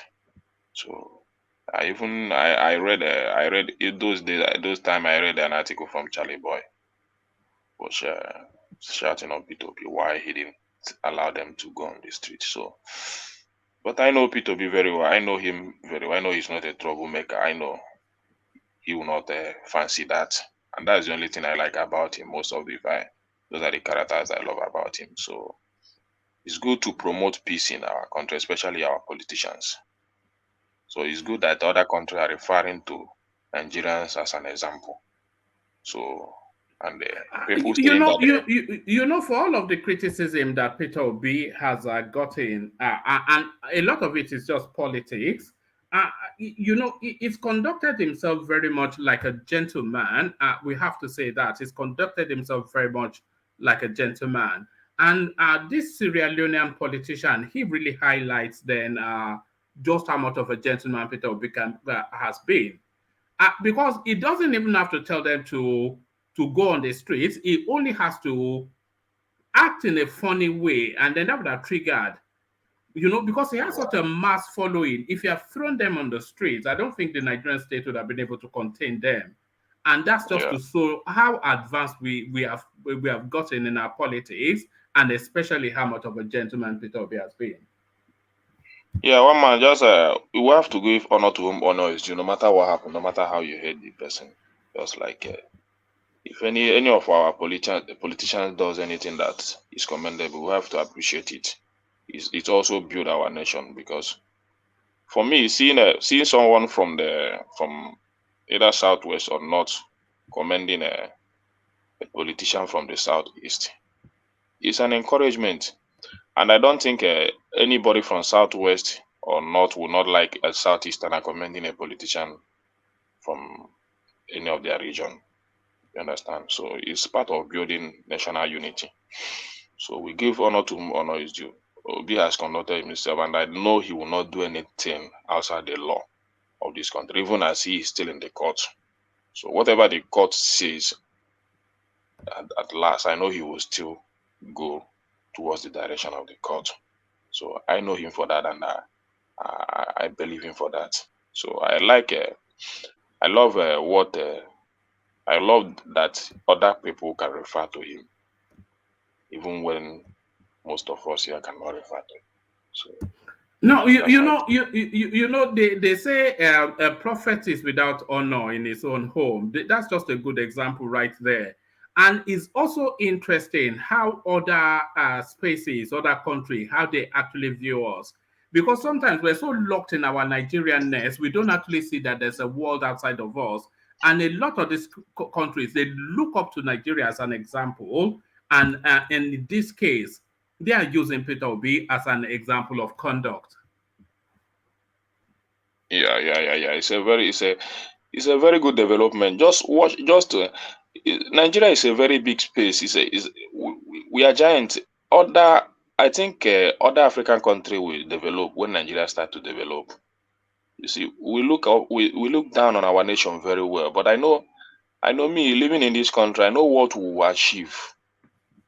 Being a good model to other nations. I know what we are going to achieve. We are the largest in this continent, and we have one of the most brightest people all over the world. So what are you telling me? We need to be an example. So if we begin to lay good example, especially starting from our political class, just think about how the other nation will take us. I pray for every administration to represent us well, to have good conduct, to have good manners, to always take this nation at heart, build a very good and united nation. That's the only thing I desire. So if our politicians can understand that and play within the rule, not disorganizing us, not putting disunity among us and all that, using other religion and ethnicity to disorganize our dear country. Who will achieve? Just check the time of when we are the fastest growing economy in this continent in Africa. Just check that how Nigeria was. I wish we have maintained that standard, but quite unfortunate we couldn't. So we are still hoping that maybe this administration will do better. So this country is one of the best. It's one of the best. When we do well, other people recognize us. Even people from Europe, not only Africans, they recognize that they know when we are doing well, and they are pointing at it. So thank you, one man. All right, brilliant. Excellently put by Ekene. So thank you, Ekene. So let's take the conversation to Ajanle Koko, who are hopefully still there. Ajanle Koko, all right. I think Ajanle Koko may not be at his computer at the moment. So space before Ajanle Koko. What's up, one man? Oh, okay. Yes, yes. I was coming to you, but I think Bishop wanted to come in. Bishop. I just wanted to chip in one or two days before, but now that he's back, they said no, chip it in, and then we go to Ajanle Koko. I actually made an attempt when you were talking about the unfortunate Sokoto incidents before. I think the incidents in Sokoto is a tragedy that is a common tragedy with every part of Nigeria. A few of those mob action, the one they call jungle justice, came to my mind very quickly. One that stood out was the Alu-4. That was a university community, very educated, the Christian community, yet they dealt with those 4 boys openly in such a despicable and abominable manner like they did. There was a young boy that was accused of stealing a phone somewhere in Ibadan, and the same thing, the same fate befell him. I mentioned someone that Showore will know very well. I don't want to mention his name here. I know Ajanle Koko can get that information. That was almost, gotten rid of because somebody claimed that he touched him and his manhood disappeared. That did not happen in Kara Namoda. It did not happen in Bremen Kebi. It did not happen in Geshua or Zungiru. It happened right there in Lagos. We had security men that were lynched openly in Asaba. Somewhere in Warri, in that they killed a young man because they accused him of what? The ditto people that they have killed because they accused them of witchcraft in somewhere around in South. So this culture of lynching, I don't know if people are just waiting for the next victim they will vent their anger on, and the only way to do it is to be destructive, I don't want to use that word, to eliminate innocent people just because they have seen many people. When you bring them and ask them, they do not even know the origin of what is happening, because they just see other people say, oh, and they shout, yeah, and they join the mob, and before you know it, they left in their trail. So we need a serious reorientation of our mind. Religion might be contributing, whatever reason might be contributing, but the fact of the matter is that it goes beyond those things. It goes to the fact that we have a lot of depraved minds in our society. And I believe when it happens, if we look for 10, 20 people and make them an example. We saw the perpetrators of Deborah, she's in Deborah or Rebecca. We saw them on video. The fact that they lack the political will to bring them to justice is what has encouraged this. In this era of video, something everywhere, all you need to do is pick 2 people, even if it is only 1 stone that you stole, you are there. And let us make an example of them. While we are trying to, re-educate their mind, we should make example of the people that are caught in the act. If the state fails in doing it, It's just a matter of time, because before we come here and discuss this again and say, and express regret. But oh, look, another soul has just been lost to this mindless and senseless mob action. And I think that is what we need to begin to really re-examine. How do we want to go? So it's not just about religion, it's about the kind of young people that we have now. God will help us. All right, thank you, Bishop. So thank you, Bishop. So let's come to Ajande Koko. Ajande Koko, I don't want to over-labor that Sokoto space because it's such a delicate topic, so that we don't spill over. But let me take you to where Ikene left off, the commentaries by the Sierra Leonean senior politician, using Peter Obi's conduct as an example of the direction that his country should follow. Do we have a full enough appreciation of Peter Obi? We often mock him, but he has been exemplary. It's within his right to do everything that he's doing. But the one thing that he gets bringing endorsement for is not throwing his followers on the streets. That's been acknowledged in Sierra Leone. Do we appreciate this man enough, Peter Obi, Ajande Koko? Thank you, Woman, and greetings to our listeners around the world. Please click on the like button, share, and subscribe if you haven't done so. You see that statement made by that chairman of the ruling party in Sierra Leone can be interpreted in so many ways. Some can interpret it as being selfish because their party is the ruling party, and for him to call on others to emulate Obi is an effort for them as the ruling party that have been accused of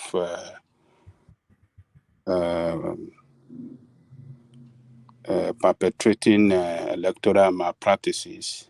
Do you follow the politics of that space? Oh, yes. So there have been a lot of...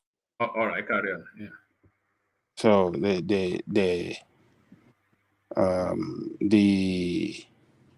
the opposition party, the strongest opposition party, were attacked. The secretariat were attacked by the police. Some people have been killed. So I think his statement, as good as it sounds, I think it's just calling on an opponent not to foment trouble and to allow the process to take the full course, and to urge them to go to court by emulating what Obi did if they have any grievances against the process. So to me, I think on one side we can say, yeah, it's a selfish, it sounds good, but it's selfish because they are in control, and for the process to take its full course, it will favor them. We know the way it play out in Africa. The ruling party doesn't lose the election. Already, they use the police to attack the opposition APC party. Unfortunately, the name of the opposition party there is APC. So that's on one side. On the other side, I think we can interpret it that Nigeria is a very strong power in Africa, particularly in West Africa. If we really want to really be objective and fair to us, that statement tells us that they recognizes the political power and the economic power that Nigerians occupy in West Africa. So they can make reference to Nigeria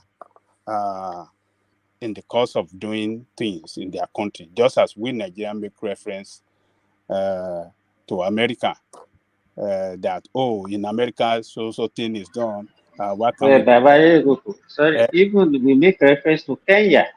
So can we look at it the other way, that I concur with your first assertion that we are just politicians, or generally we are just scavenging for political relevance and looking for things to support our whatever this thing. Yes, because if we are making, Nigerians are making relevant to Kenya, we make relevant to Kenya, especially in this last election, they lost. Can we say Kenya is in the same class with us, that we are making reference to them? Well, the whole thing is. So one on one side, it can be interpreted as being selfish. It's calling on their people to stop. I mean, not to foment trouble, to go through the process, challenge it if they are not satisfied, because it favors them. So on the other side, it's a recognition of Nigeria as a strong player as far as politics of West Africa is concerned. It's a big brother, so they can emulate. But is it especially a recognition of Peter Obi, even though if you're saying that he's using it for selfish reasons, but really a good example to cite in terms of not just Nigeria but Africa, how politicians should conduct themselves, because Peter Obi has been impeccable in the manner that he has carried himself. Oh yes, so well, not only it is good that you mentioned Obi alone. It is not Obi that went to court. Atiku went to court as well. Atiku did not call on people to take to the street. So it's just good thing that he mentioned Obi, because Obi, during that contest, before the election, Obi's name was very popular around African country as a politician, a presidential candidate coming from nowhere, challenging the power that be and shaking them to the ground, almost torpedo them. So Obi names was, I mean, it was it spread like a wildfire across Africa, particularly in West Africa. A lot of people monitor Nigerian election. I mean, they monitored that politics before the election, and Obi names was the top among them all online. So you talk to Sierra Leoneans, you talk to Ghanaians, you talk to all of them. Obi names was the one ringing the bell. So I'm not surprised that they mentioned Obi, because that is the super name that came out from our presidential last presidential election, that he can make reference to. That look, this super name, this super presidential candidate in Nigeria, with all the waves, it did not win the election. What did he do? He didn't call for violence. He went to the court to challenge the process. So we have to give it to Obi, and Obi make us proud, whether we like it or not. He should be acknowledged as a politician that played the presidential presidential contest well, and at the end of the day, unfortunately, he couldn't win, but he made us proud by going through the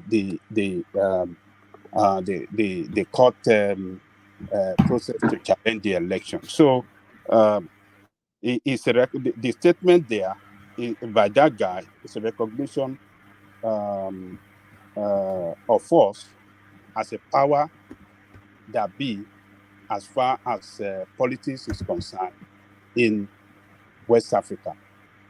So that is two ways I can interpret it: selfishness and recognition of Nigerian state as a force, a power, a political power in Africa.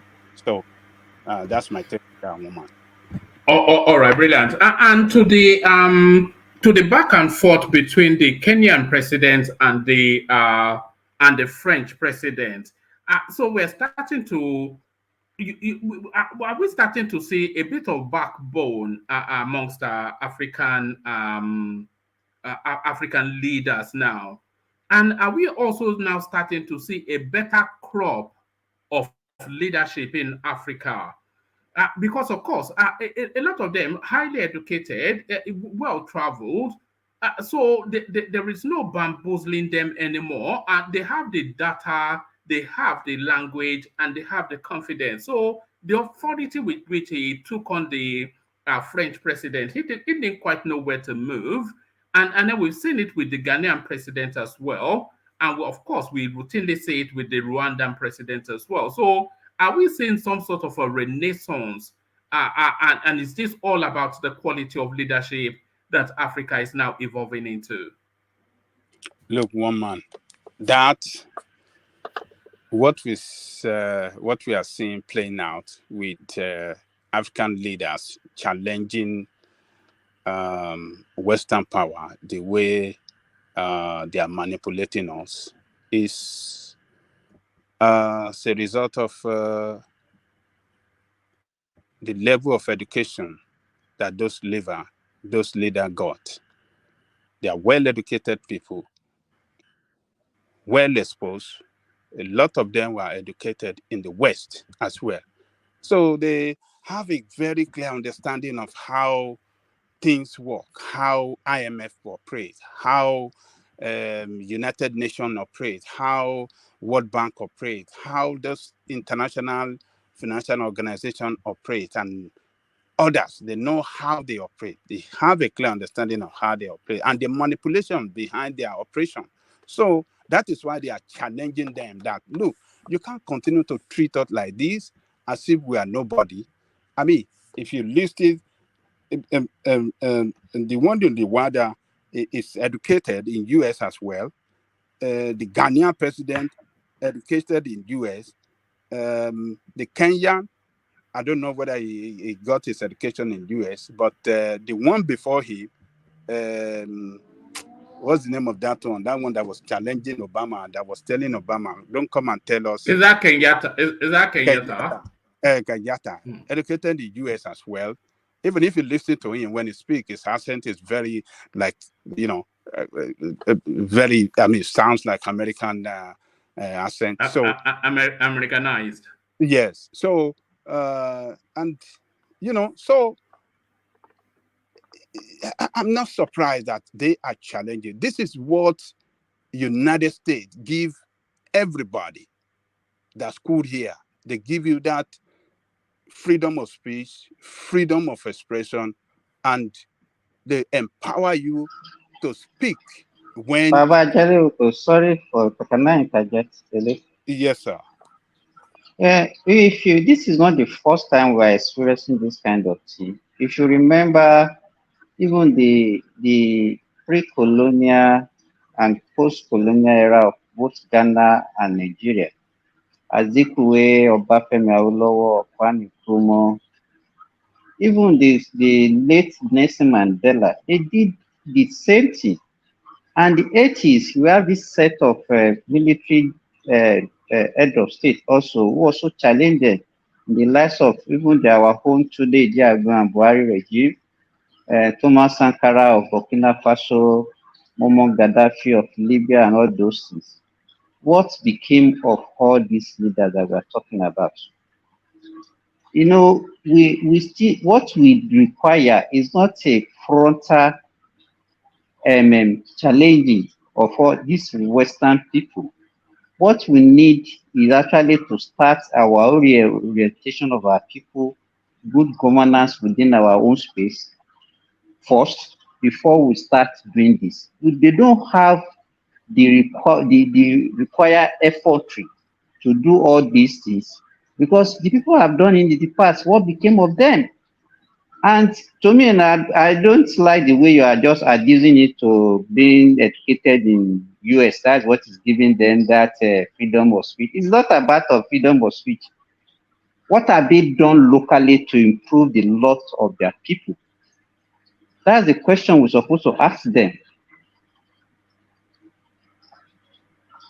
Okay, so I want to tell you those leaders that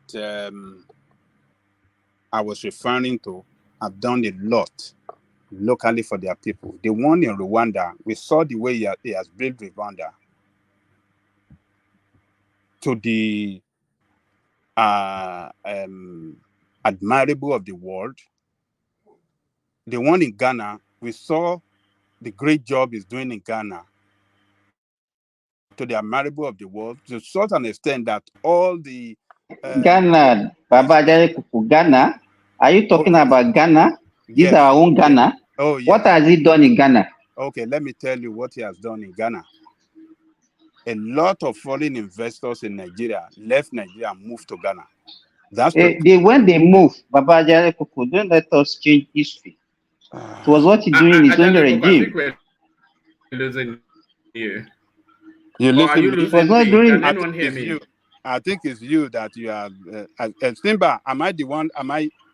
Can't you hear me? No, I can hear you. I can hear you very well. I think it's one man that is dipping in and out. Yeah. The few companies that left Nigeria and went to Ghana was not during its own regime. Go and look at the debt burden of Ghana presently, and go and look at the economic crisis that is also going on in Ghana presently. It doesn't.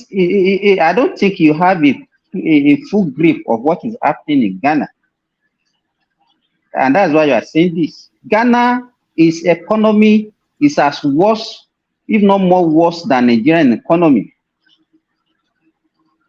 I'm telling you, I'm giving you that one for facts.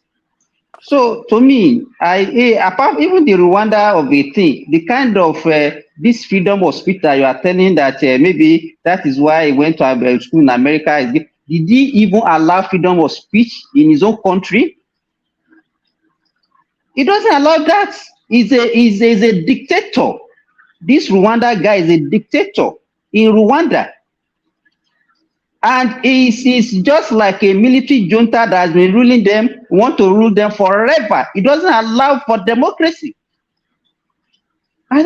So to me, these are your arguments. I don't understand where it's coming from. I'm very sorry.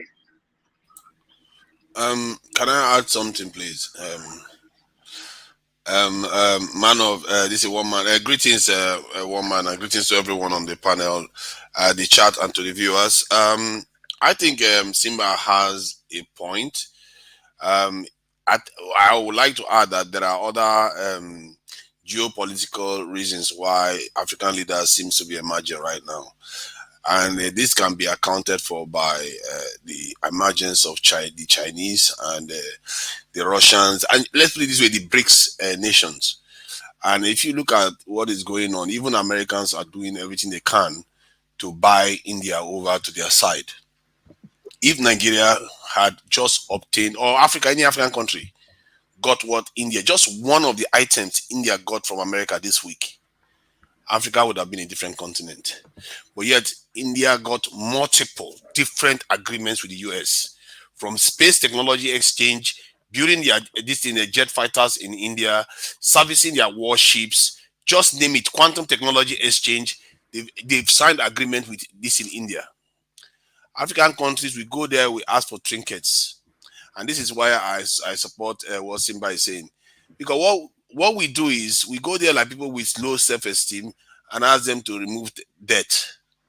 We dance this stupid dance that they dance, and we still lose out again. This lack of boldness in our leaders, we think that this is boldness, just going to talk smack to people's faces. That's not bold. Ask them for something that you've never asked before. When Mao Zedong walked into Russia, Soviet Union then, and met Stalin, the first thing he asked Stalin was, we need your nuclear technology.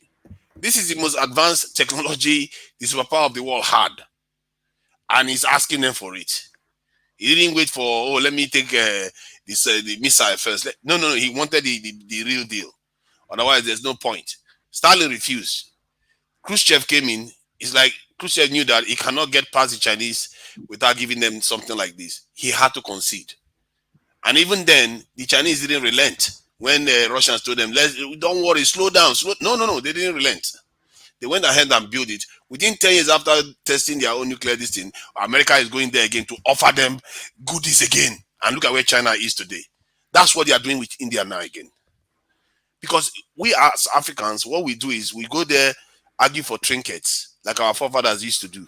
We get to Gogoro, we get mirror, umbrella, and we give them our people for in exchange. You think when they forgive you the debts that they're going to forgive us, they are going to ask for something in return. What is it? Something in return? Something that is going to tie our hands for the future. No, there's no free lunch in this world. And these are leaders. They talk smack right now. In reality, they have not elevated themselves to the level where they are going to actually change things. To change things, they are not going to like you. This one, we are trying to do it like they are going to like us. They didn't like India when India was emerging. They didn't like India. They didn't like China. It's just the name of the game. If you want to take money from some other person's mouth, if you want to take power, they are not going to like you. This thing, our leaders think that there's a sweet way to do it. Maybe there is. I don't know. I've never seen it happen in the world before. But these are tactics I don't think it's going to work. It's not going to work until they start demanding some real stuff. Debt forgiveness is like poverty from one poverty measure to another poverty measure. We've done it all before. The forgiving of passenger debt. What did he do for us? Sorry, to Niger. What would be the leverage for Africa making a demand? Because you can only make demands from a position of strength. So what would be the leverage? What would you lever to embolden the demand? Long-term strategic relationship, alliance. If you want to build an alliance with them, that's what the Chinese offered to the Russians. It's not like China had any way to defeat Russia then, and the Soviet Union then, I mean.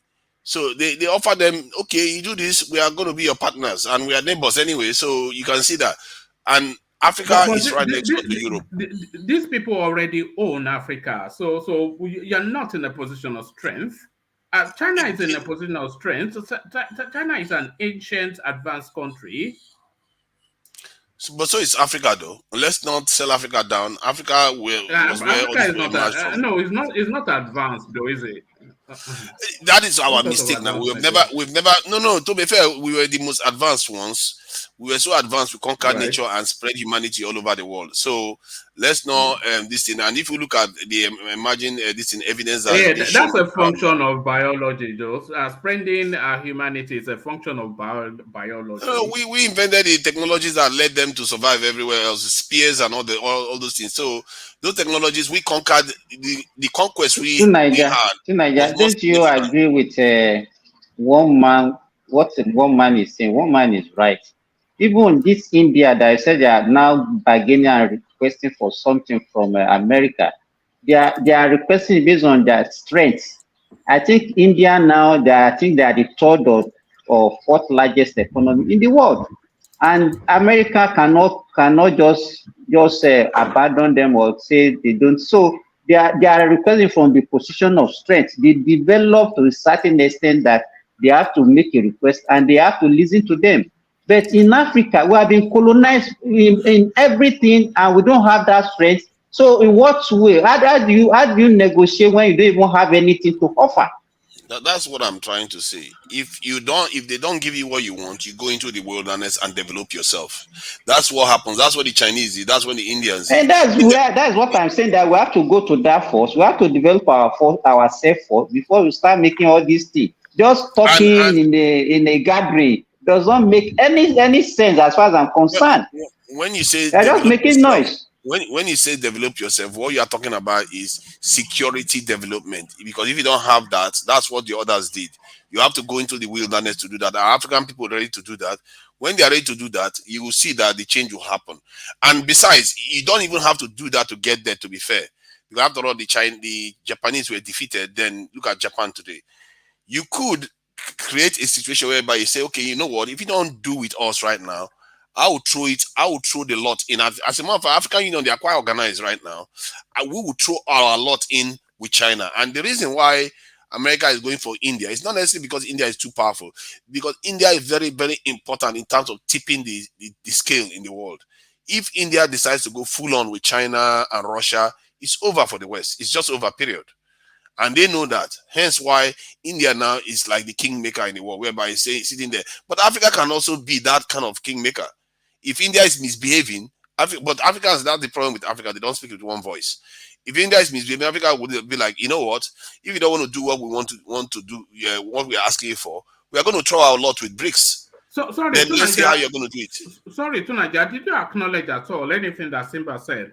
Simba just explained that India is one of the top 5 largest economies in the world. Well, in India, in terms of science and technology, is one of the most advanced in the world. India is a nuclear power. India has political leverage by association because all of those strengths, they're using it to negotiate spaces. Now, look at Africa. Africa, it doesn't have any advancement in science and technology. It's the poorest as a continent, not even a country. Remember, India is just one country. It's one of the poorest countries in the world. We have resources and all that, so I'm not talking about that. It's in perpetual flux, always on a tribal fight or the other. You know, it's always dependent on aid and all of that. So what strength are you taking to go and make demands? What strength? One, the strength is the power, the potential, not necessarily this. It's like when you have the potential, they credit. own you. Do you realize that Africa is owned by Europeans?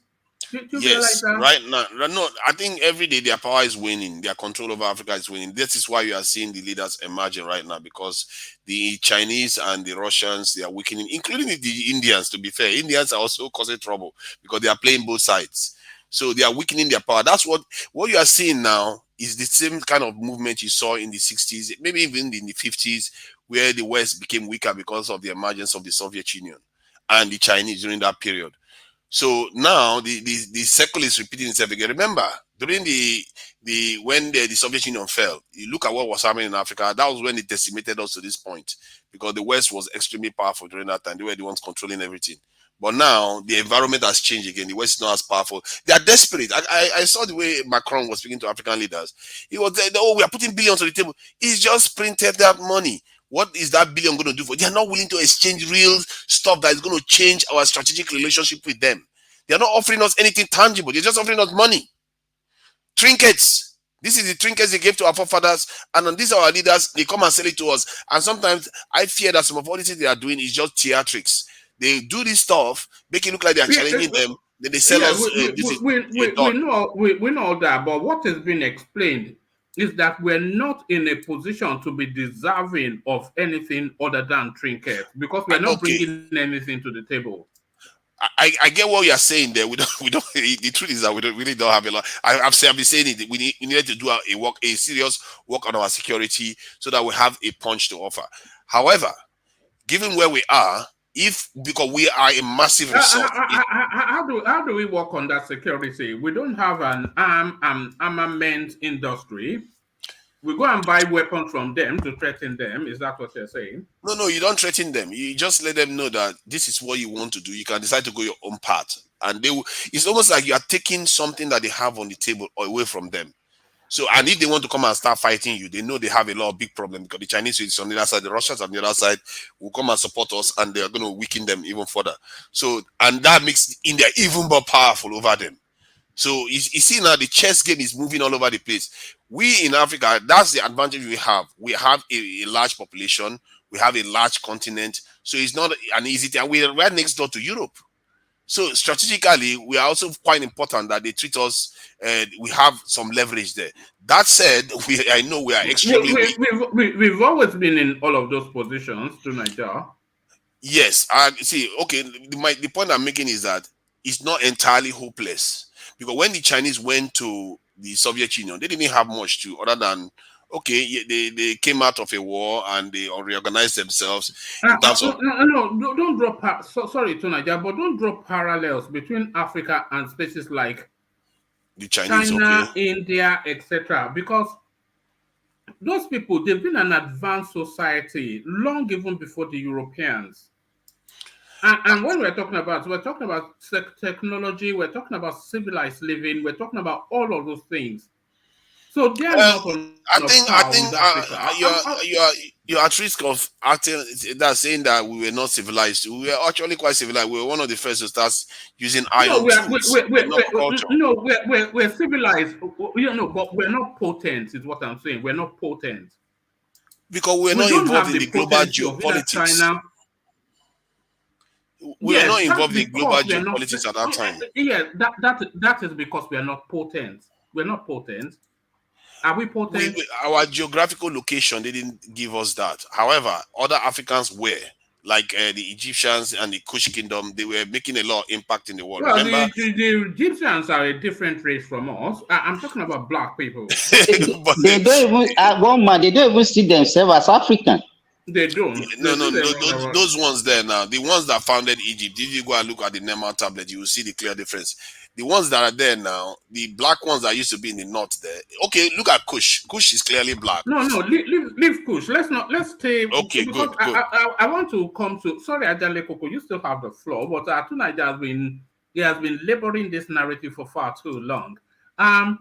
You're saying Africa should militarize itself to get respect. So how do they do that? How do they do that? You just recruit. You have people that you already have the people already on the ground, and it's creating jobs, it's stimulating the economy. No, don't do all of that. Just stay with the topic. Okay. Okay. They recruit, but how do they arm themselves? You make the guns and you buy the guns like everyone does. You make the guns. Dingon. One man, Dingon. He's talking about Dingon. Nigerians can make guns. You can even 3D print guns for crying out loud. You can make guns. To Nigeria, you cannot get that kind of thing in a society invested with poverty. It's a society invested with poverty can easily be divided. With little money, they are going to look at what is happening in Russia now. Even Russia, as powerful as they are, look at the effect that the Western world is having on them. Putin is about to be overthrown. Who told you that? This kind of stuff you say. No, let's not go to Putin. I want you to stay with because people are now mocking. They say we have witchcraft. So that is to tell you, this because I'm a huge fan of yours, and anytime you speak, I listen. And it's only really the things that you say, it makes my eyebrows, it makes them rise up a bit. You're saying Africa. Tell me how the Chinese did it now. How did the other people do it? No, but you cannot. That's a false equivalency, isn't it? That's a false equivalency, is it not? It's not, because they are human beings like us. I don't know why we also think that other people are some kind of some kind of superhumans. We are even more capable than they are. We advanced differently. We did not advance technologically, did we? Did we advance technologically? Not because. Did we advance technologically? No. Why do you think I'm here? But that's the Achilles heel, isn't it? And that is where it all vests on. Is that not the Achilles heel? Hold on. That, you see, this point is very, very important that you just you know what, an import-dependent continent for virtually everything, especially technology. Yeah, and armament. So you are saying you militarize yourself, you go and buy. Let me explain before we make the mistakes of our forefathers. Carry on. So this is the single most grievous mistakes our forefathers made. Not to industrialize or this leverage technology. They didn't do that. We have the capacity to do that. We don't want to make that mistake again. When you want to militarize, there's no reason why making a gun is not sophisticated technology. You can make bullets easy. In terms of this thing, the manpower, we already have them. And Africa has the youngest population in the world, a large one that is still growing. So that is a big asset. And if they want to mess with such a population, they are going to have a big problem on their hand. And secondly, they don't have a problem with genocide. I'm not sure how much of history you know. I know they don't have a problem with genocide. Yeah, that's true. No, they don't have a problem with genocide. But you know what I'm saying. We are still here. They are still there. The reason why one man, you're right. You know, the Americans, they don't have to leave White House to wipe They, out the they whole of did that to the Africa. See. Hold on, they to don't have to Niger, leave White to House to Niger, wipe to out the Niger. whole of Africa. You are saying Are you're you going to be buying aware? guns and you recruit 1 million. Even the Hold people on. that lost war to Are them you are doing better aware than that the us. United States has missiles? For example, there's one that's nicknamed Dark Eagle that can strike from 1,725 miles away. The distance, like from Washington D.C. to Salt Lake City, right?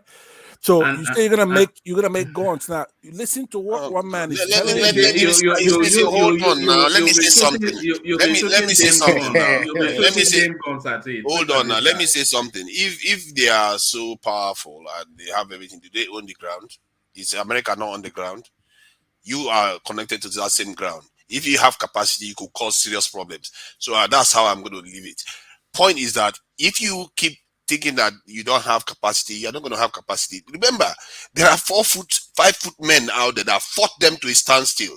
They needed nuclear weapons to stop the Japanese. And look at the Japanese today. All the people they fought, even if those people lost, are doing better than us. Hold on.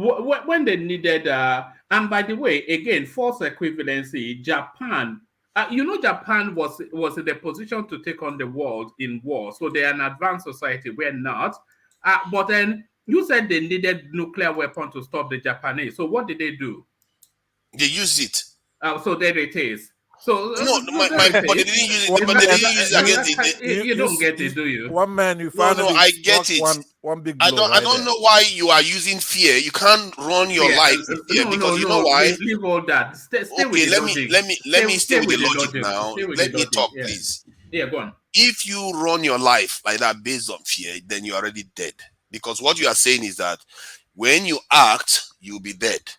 When you don't act, guess what is going to happen? You are still gone. So better to take your chance now. Because what is going to happen is that they're going to just get stronger and stronger and stronger, and they don't even need to make effort to just woof you away. That is the point. That is what the Asians understood. Then they had to stand their ground. Do you think the Chinese, they were threatening to nuke them all the time when they were building their own? They told them, can you imagine? America just used the nuke barely 10 years, and they were threatening the Chinese to use it again. Do you think that any African country, and I'm saying Black Africa especially, do you think they have the technology or the wherewithal to go to nuclearize? Yes, Nigeria already had it once, and we gave it away, the small plant. And secondly, we did not. Are you talking about Bolaji Akiyemi, the former? No. I'm talking about the one that they had in Kaduna that they gave away to the Americans. They had nuclear weapons in Kaduna. No, not weapons. Not weapon. Nuclear. This reactor, a mini reactor. But my point is that we have more technology at our. Let me explain that we have more technology at our disposal today than the Americans had when they built their first one. Let that sink in. We have more technology at our disposal today. We have their technology at our disposal. Their technology that we can use. They got it from somewhere else. So that's how it works. If we have the technology that they used to build it, why can't we build it? The only reason why we are not just willing to do it, so for some reason, just like our forefathers did, we just didn't do it. What the Japanese did, what other people did, we didn't do it. And if we carry on in that direction, we know the direction is going to go. It's our demise. It's not. There's no two ways about it. Allow me, please. 2 Niger. We can carry on with the discussion we're having here, or you could just keep putting all those fanciful stuff out there. Right? We all love Africa. We want them to be the way you're talking about. But we have to have soft power. We have to unite that continent somehow. Yeah, if you're right. If we unite the continent and we are all Africans. I think this may be the first time I've heard you speak sense, Pansat. One man, please let me have this matter. No. Hold on. Let Pansat land. I think we might hear. We've known him for we've known him for nearly a year, so now we'll hear sense from him at last. Pansat, carry on. All right. So that's the way we should be thinking. We have to unite our country. For example, in Nigeria alone, if we can unite Nigeria, remove those who feel they're Arabs or they're just different, they're superior to ordinary indigenous Nigerians, either by education or whatever it takes. Let's say we do a 5-year good education from, especially in northern Nigeria. So they know we do have enemies outside, like 2 Nigerians talking about all the time. But you're going to have to let them know that your problem is not your fellow Nigerians. We need to bring in good leadership, people who could secure that country, that the resources, whatever model we're going to take, it has to be an honest model. It could even be communism. It doesn't matter. I prefer capitalism and the markets, and try to have education, people's lifespan. You know, earlier when we had a conversation with somebody here called Hassan, and he was mentioning how you marry 4 wives and you have more kids, and Nigeria always talks about that as well. But you also have to look at life expectancy. What is the life expectancy in the North? So we have to bring education, because he also mentioned education in his remarks, which is the key. If these people know that we have enemies outside and that we are a unit and that actually integrating the rest of Africa is the goal, yes, we can do those things. Yeah. Please, one man, let me come in here and also say something. Yeah. Hold on. To Nigeria, we're never going to outgun them. The only thing we can do is to outmaneuver them. But coming Midwest are coming. Okay, the Chinese and India did it without firing the shots. That's exactly what I said. So we are not going to outgun them. So we have to outmaneuver, which is what Ruto and Kagame and the guy in Ghana, this is what they are trying to initiate. But that's not what the Chinese and India did. That's what I'm criticizing. Hold on, let our Midwest come in and then you pick it up. Midwest. Okay, one man, you see the greatest problem we have. Pansard is an Igbo man, but he sees Northerners as his problem. So, and he's talking about unity of the country. You talking about Northerners should be educated. Are your people educated than Northerners? What is education? Every time you come here to praise your people and you create problem. I want to quickly say something here. I hate. Wait. One man. Wait. No, we're talking about Africa should unite. Yeah, but a country that has lasted for Nigeria is more than 60 years. No. Nigeria is more than. Let's talk about Pansard, wait. Yes, the problem we have lived for 60 years. Hold on, Midwest. I want you to navigate it back to what the conversation was. Carry on. Yeah, okay. Now we live for 60 years and look at the way we address ourselves. Talk about the problem of your own people first and let Northerners talk about. Okay, so their own people, then we can settle it. Problem. Let me respond. Let me respond, because I think you're taking me out of context. That would the word. Hold on, Midwest. I did not come here to promote any particular. Changing, and the Europeans are losing, and they need the continent of. You're breaking off, Midwest. Yeah, he's coming in and out.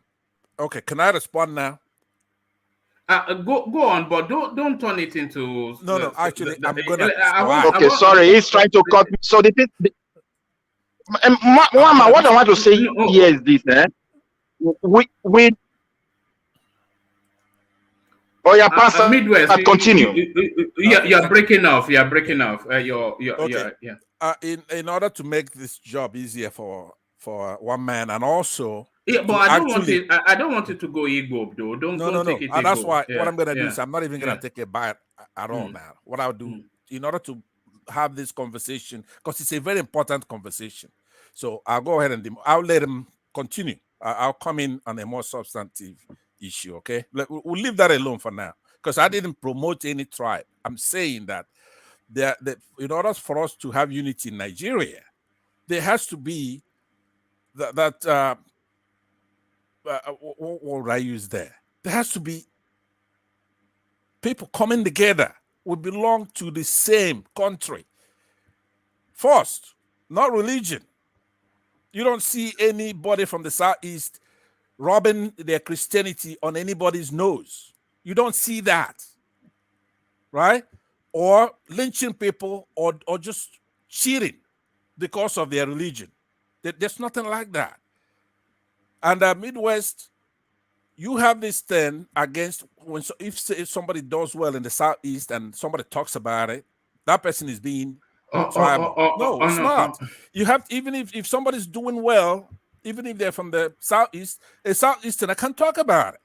Oh, So all right, brilliant. The bigger conversation we have to have, which I really am interested in it tonight, because how do we unify Nigerians under one umbrella? How do we do that? All right, we get to that in a moment. One man, please. So sorry, thank you. Let's get back to Two Niger. I don't want to go ethnic because the conversation that Two Niger was having, Two Niger, what Pansat was saying was that a soft power, which is somewhat of a negotiation into a position of strength rather than this military option. I think that's a more plausible pathway. I would suggest. Sansu. I mean, the art of war, this in technique that I think the Chinese employed, and the Indians technically used to. They accomplished what they did without firing a shot. So what they did was you prepare for war and hope for peace, plan for peace. When you militarize, what you are doing is that you're giving yourself room now to think clearly and negotiate cleanly, letting them know that, okay, this is what we want. If you don't want it, we'll go on our way. We start doing our own thing. We don't use your dollars anymore. You can't force us. We can't subscribe to your patents anymore. You can't force us. We can't subscribe to your monetary system anymore. You can't force us. We might decide to pull out of ICC. You can't force us. You see what I mean? That gives you freedom in this world. But if you do that now, penalties all over the place, you are not able to own your own this thing. We don't necessarily need them. The Chinese will trade with us. The Chinese don't care about any of these things. The Indians will trade with us. They don't care. They want to make money. And if we decide to go and join BRICS, that's even more dangerous for them. If Nigeria joins BRICS, Kenya is in BRICS, all the major nations are in BRICS, that is a big problem. Even India will start thinking twice that maybe this is over for the West. So this type of negotiation, if you want to start using your own brain, because there's always a way if you think about it. It's just if we are not looking for it, you're not going to see it. You don't need to fight them. I think some people think that there's going to be a war. No, it doesn't have to be a war. You have your soft power. I can assure you, soft power has never saved any nation before. The only thing that stops them is when they know there's real power behind that soft power. Because then when they test it, they know that it's going to bite them and it's going to cause problem for them. They're going to stop. And that's why I say we should militarize, and our security forces and this intelligence, all of them should be more than what is the upgraded. GDP of the United States? What's the GDP of the United States? Trillions at least. No, you have to know what it is. What is it? I'm not in an exam. This thing it's here. Not an exam, but in essence, the point I'm trying to make. Okay, United States, like the BRICS, all that shenanigans they're wasting their time. Sometimes you see China threatening the United States with the money they hold in their treasury. The US can print one coin, give it to Germany to pay China any day, right? So the might of the United States dwarfs all these people put together. You're talking about people with $30-something trillion GDP, and that's just what we know. It's not, China's economy is it not larger than that of the US? But one of the most indebted country in the world. One of the most indebted country in the world. Talk about that. Let me finish. That doesn't mean anything. Okay, don't let the United States fool you. What they've done is unprecedented. There's nothing any of these people can do, not even militarily. Look at what's. Remember, before this Ukraine battle with Russia, you would have said, "Oh, Russia could take on the United States." They can't. Their tanks are melting away when they line them up, going to Ukraine. Ordinary Ukraine melt their metal, right? So these guys, they have space force. They have all the technology. They have a lot of leverage over the world. You think Russia is using all their weapons against Ukraine? They don't even have to print, right? So let's leave that aside, because the point that we're making, what I want to ask you, to Nigeria, is this. How do we unify Nigeria? Because it's very key in everything we're talking about. In the unity of Nigeria, if Nigeria should think one way, patriotism, we want Nigeria to sell. But How do you do that? Wama, you are shaking me here. You allow Pansa to be talking, but you don't give me chance. Why? Hold on, because you are taking the conversation away from where it is. I don't want it to go Igbo or anything. Yeah, he wants to go clannishness. But anyway, to Nigeria, tell me, how do we unify Nigeria so that every Nigerian think we're Nigerians and we're going to have to lead the way to emancipate Africa. Tell me, give me practical suggestions how to unify Nigeria. How do you do that without You war? know, they said something about the self-exiled ones are the ones that should be spearheading the change that is going to be coming. To most of these nations that we mentioned earlier on, we that are in the diaspora eventually will realize that we are the ones that will have to change the country, and we have to return back there and make the changes. First is nationalism. Anybody that is not nation first, we have to make sure that we sideline them, and the ones that are for the nation first should be the ones that should be ascending. We should be supporting them whichever way we can. The ones in the military, the ones in the societies, politics, local government, every angle, through funding, through a presence, whatever means, marketing, education, name it. You have to go in that, travel in that direction. And if you start having people that ascend in offices like this in the House of Assembly, the Senate, all of them, you start seeing the change start happening. When the people start changing and putting nation first, like in the case of where we had that, people are doing tribalism, Erofa and all that. When you put them down, people will start understanding that the nation comes first, and we need to have leaders that are saying those things. And I can't even remember any leader saying that. They will say, okay, yeah, they want patriotism, but they don't say nation first, above all else. And that's one thing our leaders need to understand. If you don't let the people know that is the most important aspect, they will put religion first. They will put tribe first. Because when you let them understand that when you put nation first, your religion does better and your tribe does better. That is how it works. That's how all nations have done it. And our leaders don't do that. And those type of leaders need to start emerging. We that are The nation, exiled the ones are the ones country, that should the bring that back nation into the country. itself has to be sexy, right? You just don't arbitrarily impose a country on somebody Can to I say embrace. something? The country itself has to be sexy for people to embrace it. Do you understand what I'm saying? If you come to me and you're making a case, Hold on to Niger. Let Ekene come in. Okay. Yeah.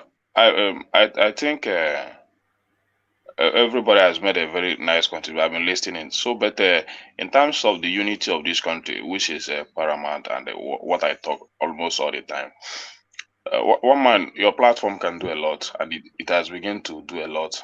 I'm beginning to enjoy your platform more than before. So, another thing is this. Our political class is still the problem we have in this country. And the way the citizens are following, most of us are following towards their direction. If we begin to give them the right narrative, begin to jettison most of the things they bring out, they throw towards us to disunite us, we begin to get it right. But most of the time, the citizens are the real problems. Although I don't blame them the much, because the type of hunger they have vested upon the masses is so bad, it's very terrible, that they can't reject an offer of either 1,000 or 5,000 naira to be compromised. And the political class are enjoying it. But we, most of us, the educated ones, we have to come out and begin to educate those ones that need to be educated in our society. We need to begin to tell them the truth. We need to release the facts to them. Help them the way that we need to help them. Then they begin to come in, understand themselves, so that whenever they want to make a choice, they make a good choice. Because it starts from leadership. You understand? So I used to say that Nigeria is still one of the best in this African continent, but we are not laying that foundation that we need to lay. And most of our leaders are not thinking towards the right direction. Just like what Nigeria is saying here, what is difficult for us to develop this country? Nigeria is made of is combined with a lot of brain from every part of this country. Think about the Hausa, think about the Yorubas, think about the Igbo. Think about what we're going to bring out if we come up as a united nation. And you say we are supposed to rely on the United States to do this for us and to do that for us. There are a lot of things we can do for us without them coming in. It's just that we have not recognized ourselves. If we recognize ourselves very well, as a nation, we have a lot to do for this country. Even those ones are the ones to come in to say, let us join you people. We have the capacity. It's just that all this old military legend, all this old brain that have been ruling us, especially the military allies, they have not been able to come up with something tangible to offer this nation. We have a lot of talent to develop. We have a lot of talent. We have a lot of industry. But to one set man, up in please, this let country, me which just we put can do this on one in. ourselves. One man, my permit, please. Yeah, but it has to be consistent with the One man, conversation. if we want to unite Nigeria, yes, I want to put this one. If we want to unite Nigeria, the foundation is respect. We are diverse people, and we must go back a drawing board to recognize that that diversity, so we can learn how to respect one another. You can't leave your space and insult other people, king, and you can't leave your space and tell others they are not educated because the way they reason. It cannot work. European Union is a different country. I live in Sweden. I see a place where in southern Sweden have a way of calling northern Sweden some certain name, but they still work together. Because why? The northerners have rights over their land and resources. There are things they can stop. There are things they can decide we don't want. They have the right, and they believe in their country. Like, don't leave your space. Ahmadu Bello said we must debate our differences. Let's know them so we can unite. All these things, nothing we do in Nigeria cannot unite. We are well educated enough to forge a way to unite the country. Today, I believe a Yoruba man believe in a Yoruba nation before Nigeria. Igbo man believe in his Igbo nation, in his heart, more than Nigeria. Hausa man believe in Hausa nation more than Nigeria. But we can still come together only when we learn how to see diversity. That is the only thing I want to put in here. We should stop deceiving ourselves. All right. The unity, we can't just come together once. Mistake balancing. See, maybe this is why Kagame is holding on to office for a bit longer, because people like that, their generation needs to go away, because they don't understand the concept that, okay, you have a national identity, you have a tribal identity, you have a continental identity, like when people call you black, you can operate at a higher level and still be consistently tribal. Sometimes some people use their tribal identity to override their national identity, and that is the problem that the gentleman that just spoke is demonstrating, really. And we need to start moving away from that and move to the national identity and use it to strengthen ourselves. And if we can leverage the one of the continent, we use that too, because this world, you need to pack a punch to be able to make a difference.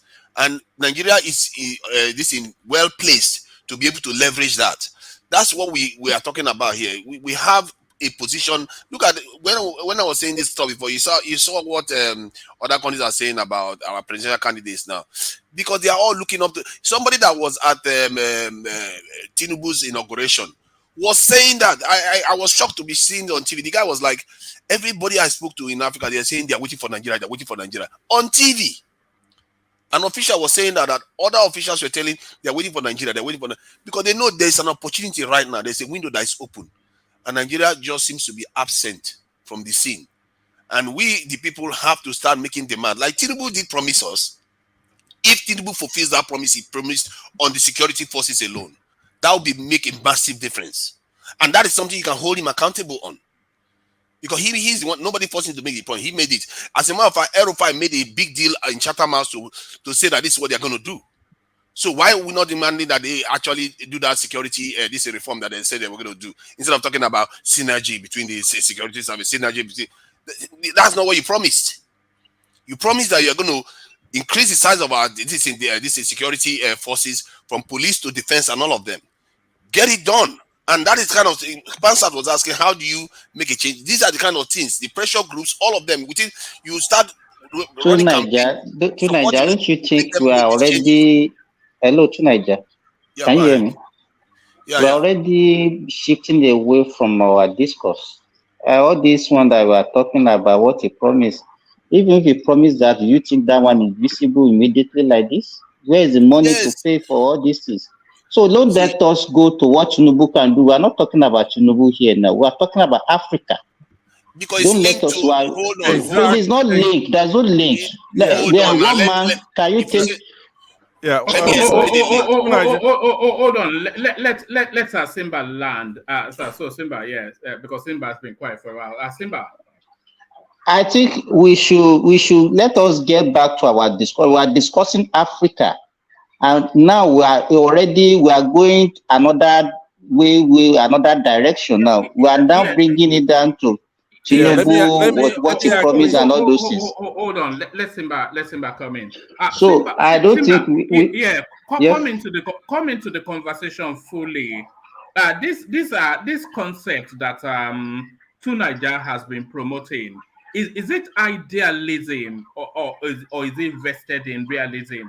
Is it just pie in this? Is it just wishful thinking? All these things that he's saying.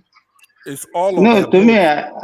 I don't quite agree. I think I started this thing. I don't quite agree with the way it's handling the situation. I think I believe in the way you are doing, one man. As Africans, we should see ourselves as one first, develop, make this cooperation among Africans should be the first thing we have to discuss before we go out of Africa and make demands. Because if you cannot make yourself as a unison, as one African, and talk as African, then whatever demand you have, because we don't have that strength, individually, even as African together, we don't have that strength. So and that is what we're supposed to build first. We have to build that one first, develop our own local economy, develop our technology and all those things. Then that is when we can now be in a position of strength and make demands. But now we don't have anything to make that demand. So I think that is what we need now. Can you give a time scale to that pathway that you've just described? Can you? We are not even ready, one man. That is the problem. We've not even picked up the tool. Never mind making Exactly. telling us we should have We are not ready.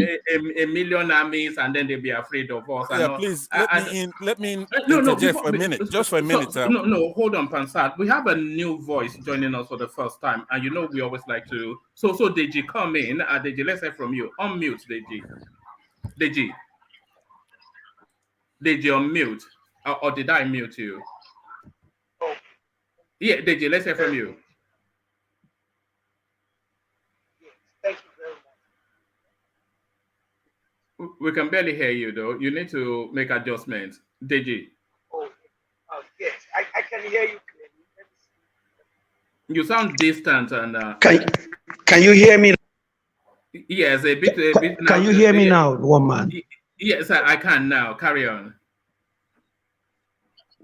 Oh, thank you very much. Good night to you. Good night to everyone on the panel. I have been listening, and I want to appreciate the intelligence with which everyone has spoken. What I think, sorry, are you including Tunaja in that intelligence? Is it included? Everybody. I've listened to everybody, and I've tried to understand their viewpoint. Hold on. Tunaja, are you going to let me get away with that? But carry on. If you let me get away don't with worry, it. you're allowed one or two here and there. All right.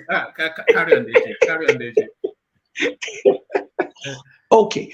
You see, what I believe that Nigeria needs right now is that the building process. We need to consciously look within, develop ourselves.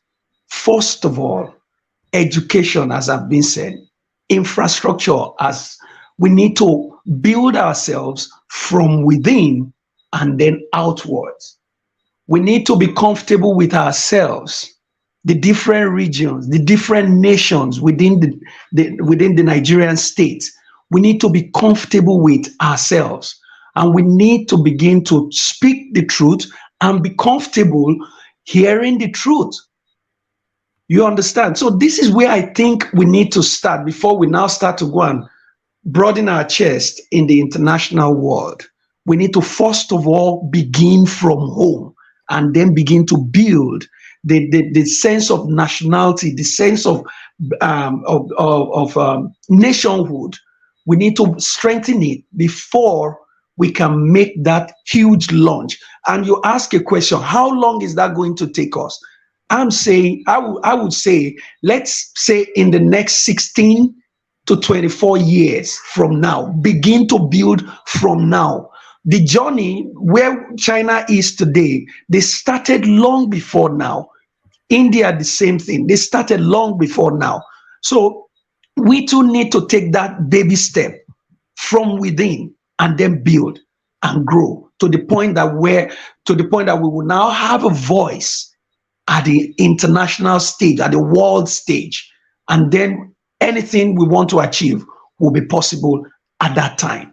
But without doing that from within, settling our educational sector, our health sector, doing all of these necessary things, put them in place, strengthen our ethnic relations, embrace our diversities as a nation. Until we do that, our voice will not be, we can't really make that impact at the international level. This is just my view based on the contributions from the gentlemen so far, sir. All right, brilliant. Well put. Brilliant. Well put. So let's bring Prince Dad into the conversation. So let's bring. If you don't mind. Oh, Dewale, we've been waiting for you to come in. But before you come in, can I ask that people push up the like button? So just to help us out. So please click on like. Yeah, come in, Dewale. Thank you very much. Simba, thank you for tonight. I think the other day, like 2 days ago, was it day before yesterday, one month, if you can remind me, when we discussed this issue about it was the Paris summit that we discussed that snowballed into the role of Africa and how Africa can liberate itself, from the grip of the Western countries. Everybody have spoken. We talked about it and we flogged it, the issue 2 days ago. But my own point is this: we can talk about the economic liberation from now to tomorrow. It goes beyond economic liberation. It goes beyond economic freedom. If you look around the entire continent, this is a continent that has been ravaged by the political instability for years. Most of the countries that came into being, perhaps their beginning started from coup plotting. Somebody referenced, I think it was Simba that referenced this guy from Rwanda. What is his name? The big-headed guy. Kagame. This is a dictator. And we've talked about, somebody spoke about the theory of when you put a bandit, but you're also giving incentive to your people. You're a dictator, but at the same time, you're trying to do good by your people. You impose yourself on them. So I believe Africa needs to look inward and find a system that works for them. Even the government system that we're using was sold to them, they bought it. But we all knew that democracy and most of the African culture doesn't really go 5 and 6, because that's why we have all these differences. Yes, we may say democracy is the best, but is it in true form? Is it truly? But until we have political stability where each country in Africa can speak in one voice, but we just talked about the election in Sierra Leone. Everything that is happening in Sierra Leone is very similar to the one that happened in Nigeria in February. So I believe that the political stability in Africa will guarantee this long way to freedom. Never any time, especially in the south, the western part of the continent, most of their head of state were actually being imposed by these western uh, countries. They always have a say in who becomes our leaders. If you come to think of it, where is Tinubu today? Is Tinubu in Nigeria? Well, that speaks about the long journey that the entire continent is going to embark on. Forget about the rhetorics, what the Ruto was saying, and all those was just showboating, playing to the gallery. And I told you guys, the francophone countries will go behind and start talking to their paymasters because they know what is coming to them. So Africa need to speak in one voice. I think it was one Nigeria that talked about building weapons and all that. Look, weapon is for destruction. I think the biggest weapon any reasonable countries in Africa can build is to empower the people economically. When people are well fed, there's no amount of enticement that the Western world can bring that you cannot control because they are well fed, they are well taken care of. You have good health system and all that. So the journey to freedom is still long, and the Western countries, because whether we like it or not, Africa is their cash cow, and they hold Africa by the balls, and they will not let go until they're able to find alternative. And it doesn't seem there's an alternative.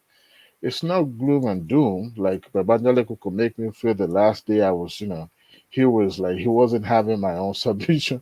But that is just the reality. It's gonna take a long one. I don't think the generations upon generations to come. I mean, look at it. What everything they've been doing, even right from the day of slavery up to this moment, was a systemic way of controlling. First and foremost, they invaded the land, they took the resources, they control your economy, and then they say, you know what, you can have your freedom. But guess what? They planted those seeds that makes them to control the continent. They have their companies, subsidiaries here in Africa, right? And with that, if today they take all their companies away from Africa, I don't think Africa can survive the economic collapse that will happen. But that is the way they control.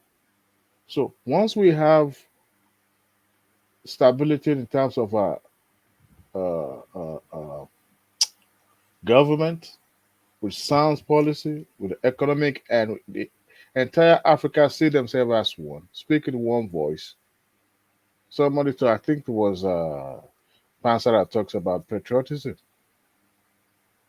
We're able to, look inward and understand that this is who we are and embrace it and give it all to it. Maybe Africa can eventually set itself free. But for now, nothing. What if I told you that the Chinese, when they were building the nation that you saw today, they were living on rations? What would you say to that? Well, it has come with sacrifice, right?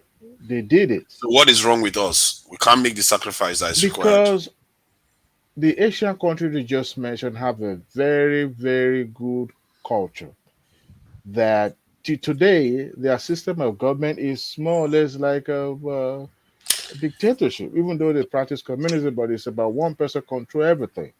Then Right? isn't that what you should be trying to But no, inspire the people to do instead of telling well, them that? if that what works for them, fine. But not necessarily that is what is going to work for Africa until Africa is able to define their If you can own name self. one nation or one region that method you described worked for, I will Okay, consider it. what to Niger? Here's the point, right? You see, what you're just saying there doesn't follow what Adewale stated. You notice that you make that mistake all the time. Okay, then It's you better called. nail it Hold on, now please because I'm hold not on. going to let you get away with it this time. Yeah, hold on, because it's called non sequitur. It's not. It didn't follow. Not even the larger conversation, nor what he said. We were trying to build off of what Simba raised here, which is how do we unify our country, right? So that we can be strong. I believe it was Aristotle, a philosopher, that said, the whole is greater than the sum of its parts. Going and bringing in China, India, one man already admonished you that you're comparing apples to oranges. Nigeria is not China. China is an ancient civilization.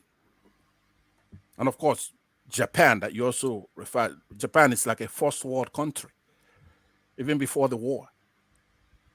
So you keep harping on how do we make Nigeria to advance to the stage to be able to challenge Europeans or Asians, you're going to have the house in order.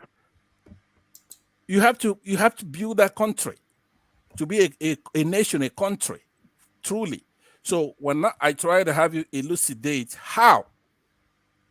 Now, you had people chime in, Midwest chime in, trying to make it a tribal affair. You're going to notice something in these platforms. It's those people who don't even have a tribe, such as yourself, to Niger and Midwest, always bringing in tribal issues because you want the Yorubas to be fighting the Igbos or the Hausas. Okay. When we say we want to make Nigeria one, you benefit from that. When all of us focus on building a very strong country now. I know I can't go on forever, so let me just say this. In the United States, because I mentioned something about education, which Hassan said earlier in his speech, that they need education in the North. He said, I believe he used the number, 18 million people are not even attending to any education. I'm not even talking about orthodox education. I'm talking about even unorthodox education. Like in the United States, they use their public television. If you're going to be broadcasting, you have to make available some time to use puppets, all kinds of things, bring in black children, white children, because they also have this kind of primordial problems that we have in a tribal form. There was in the form of race and color and creed and stuff like that. So you're going to be able to show to these people that we are one. No matter, you see puppets, mopeds, trying to anthropomorphize human beings and try to make kids get along, because that's how far we have to go back. We have to start from the very, very young. Somebody just stated something from 24 years, 16 years to 24 years or something. Yeah, that's true. But we need to start, because that's the only way until you bring that country together. Once we do that, now remember this, if you can magically make the Northerner, because I'm not going to assign equal moral this thing to this thing. We have a problem in the North. We have a problem in the South too. But it's not on a moral equivalence. Hold on, let me land. It's not a moral equivalence. If you have to tell the truth, we have problem in the South, but we have severe problem in the North. They're not going to school. There's no Northerner here to push back against you. So but they don't have. I'm on their side. I'm a Northerner. That's the kind of person I am. I'm a Northerner. I'm a Southerner. I'm a Nigerian. I'm an African. Right? So they don't need to be here to be represented. They definitely don't need to be here for me to tell them what's wrong with our country. We cannot survive unless this particular truth is said and enforced. We have to have a unified country. Once we have that, we can set our prices. That's another thing. So when you hear, let me conclude by saying this to you, to Nigeria. I hope this is not a waste of time, because you really have to listen. You have to listen to what we're saying. Else you're going to keep diverting, trying to force yourself to be equal to the Europeans or the Chinese. You cannot do by fiat. So how do you get there? You have to get there by starting from the children today and let them know the mission is to be equal to these people or surpass them. So that's it. So when you hear soft power, don't go. For example, Saudi Arabia has soft power. They have gold-plated ammunitions and jets, but they don't have a military power. So they have soft power. They have their oil. They control the prices of those oil. They invest. They go outside. That's a good example of what we're talking about, by exactly. the way, to Nigeria. But okay, I'll end it right there, since you seldom agree with me. You respond to Nigeria, but before you respond, I'm just conscious of voices that have not been heard. So let's bring Prince in, and then you wrap up what Prince has to say with what Pansat just said. Prince, good to have you. Yeah, thanks, Roman. Hello, everyone. Yeah, I can join later, but let me just chime in a little bit. I think we guys are talking about our Africans' unity somewhat, and I'd like to submit also that A group is only as viable as each member state. It's always nice to bring say the group to sing kumbaya, but the reality is that everyone has to have something to contribute to the group. Quite frankly, competition is always good. Fair competition, competition in good spirit.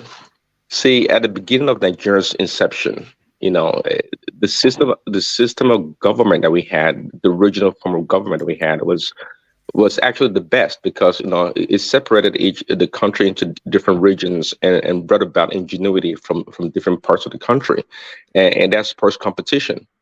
Um, Even the European, it's always nice to reference the European Union as a model for unity, which is true. But you have to look at the history of the Europeans. They're nothing more than warmongers killing each other and ravaged by diseases and all kind of stuff in their past. But they've come a long way. Africa too can come a long way. In the European Union, not all member states are equal, just like you guys probably know. The Scandinavian countries and the British, they occupy, maybe the British not anymore, but they occupy a special position. The Slavic nations, they're not equal as the Scandinavian nations because they don't have as much to contribute to the pot, so to speak. So in Africa case, it's too complex. A country like Nigeria itself, we can't bring it together. How much more joining, Ghana, Togo, and these other nations, and divided by our official languages, English or French, or even Spanish in some countries or one country. It's very complex. It's very complex. As far as I'm concerned, I think we need a model country, and a lot of countries do look up to Nigeria. Sometimes if you can have a model country like Nigeria, the best way we can put it together, and other countries can emulate or copy from us. But Nigeria does have a special position, a special place in Africa and in the world for that matter. What we can do would definitely be a plus to Africa in general.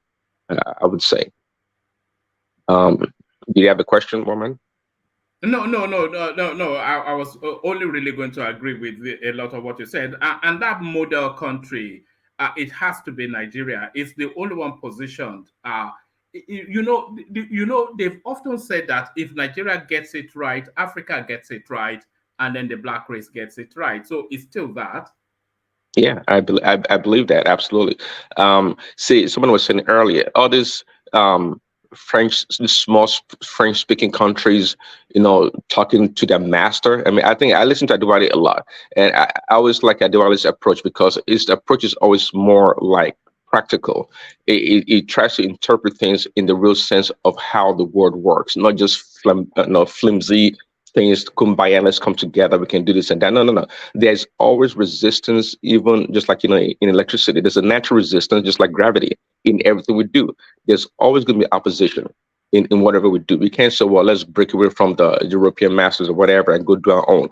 Well, he said, weapon is for war, destruction, just like he said. And also, if you try to beat yourself militarily, if you're not as strong as you should be, you will be overwhelmed. Your economy can be turned inside out. There's so much opposition all the time.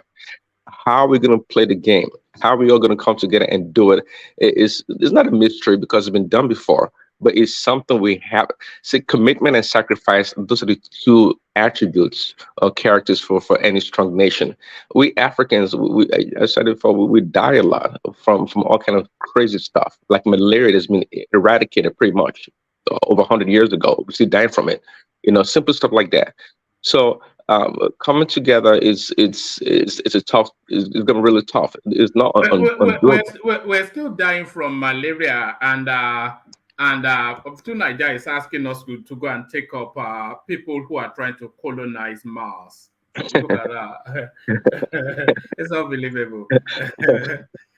Well, see, I like optimism. I like people being bold. It may sound kind of funny, but hey, I believe it's doable. Absolutely, anything is possible. But again, it's going to take a lot of sacrifice, from us, and we Africans. I mean, I have a frame of reference in a sense of looking at how to do it in China or Asia or in the West.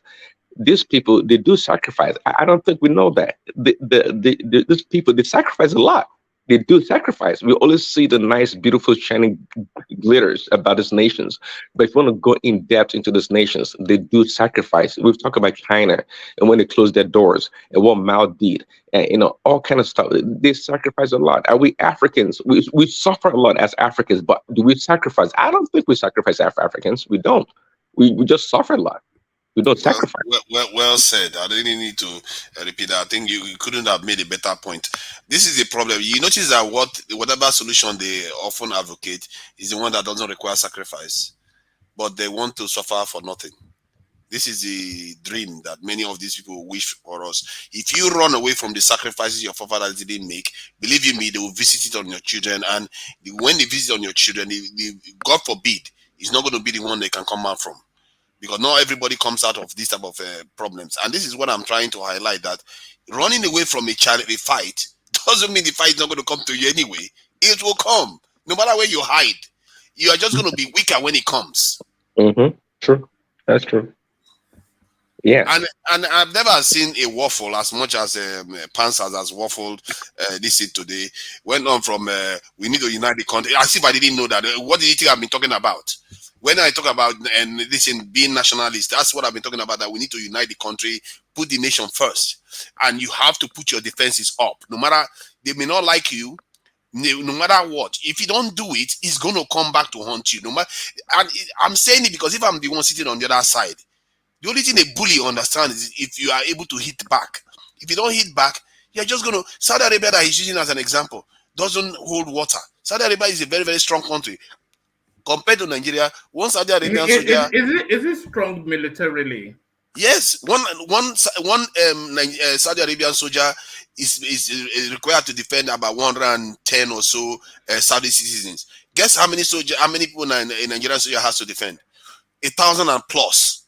That is the kind of security infrastructure we have. I don't even know what our DSS and secret services are doing, or the police. Those ones are just all over the place too.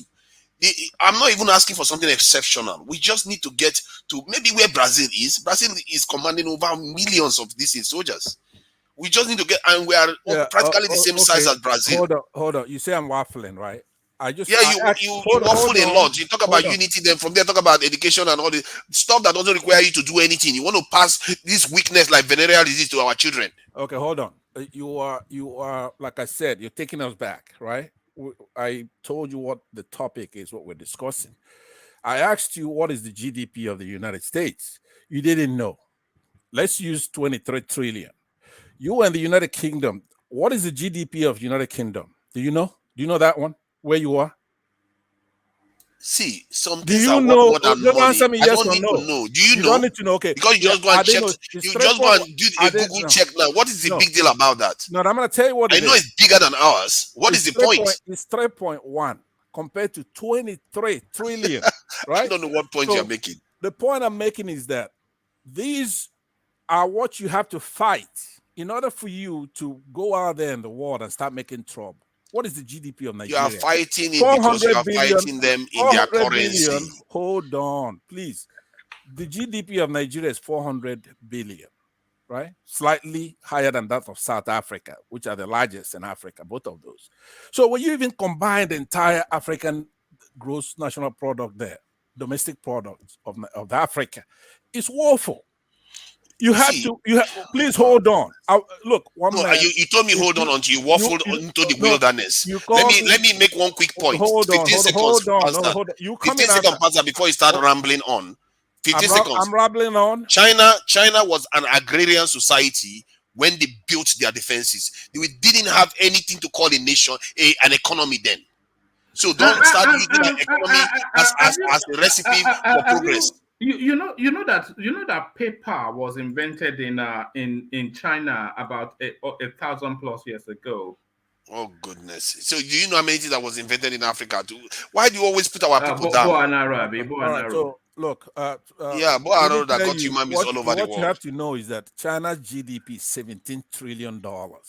That is huge, right? But it's not comparable to the United States because you have to look at the GDP per capita. You're looking at it today. That's not what they had in 1950 something. Will you please? You always try to someone. I don't just An want you to waste our intellectual. You time want an because you wasted intellectual. another You about want 5 an minutes the last intellectual time. debate, right? You want an intellectual debate. This is what it looks like. You have to deal with facts. Sorry, Pansat. Yeah. To Niger, let me ask you a question, and then I want to get Joel of Nashville into the conversation as well. But to Niger, do you think Africa is in a? But don't make it long-winded. Do you think Africa is in a power position? And if you do, what is that power? Geopolitics. If we use our leverage, the size of our population, youth, and the ability to secure ourselves, yes, and we can choose to switch sides. Like if we want to go towards the BRICS or not. That the BRICS one is the biggest leverage we've got, because if we swing behind the BRICS, that is a big problem for the West. Because now the BRICS is so strong that because there's China there and there's Russia there, if they come after nations that are in BRICS, that could be a serious problem for them. So it's a big one. All right. Let's bring Joel in. Joel, what are you doing up so late? Joel, Before you bring Joel in, please, one man, let me Go just ahead. respond to Niger, then I'll give it over to Joel. Go ahead. Go ahead. Yeah, Joel, how are you? Thank you for the courtesy. Now, to Niger, I said you want to have an intellectual debate. You have to deal with the facts. Okay. You're threatening Nigeria. I don't know if you mean by us joining BRICS. Are you talking about Nigeria or Africa? Africa, the major nations in Africa, Nigeria, Kenya, South Africa is already part of BRICS. Ethiopia, Egypt is already looking to join anyway. They've already applied. It's only us that are just standing here. I would just chalk that on one of those fantasies you're talking about, because you can't even bring Africa together. So Egypt is already hold joining. on, if you think that if Nigeria decides to join the BRICS, then it's going to drag along all these other countries. You can't even get Africans to agree to integrate. So how is it magically going to be able to say, okay, look, we're going to join BRICS, so come along Kenya, come along Ethiopia, come along. They cannot do that.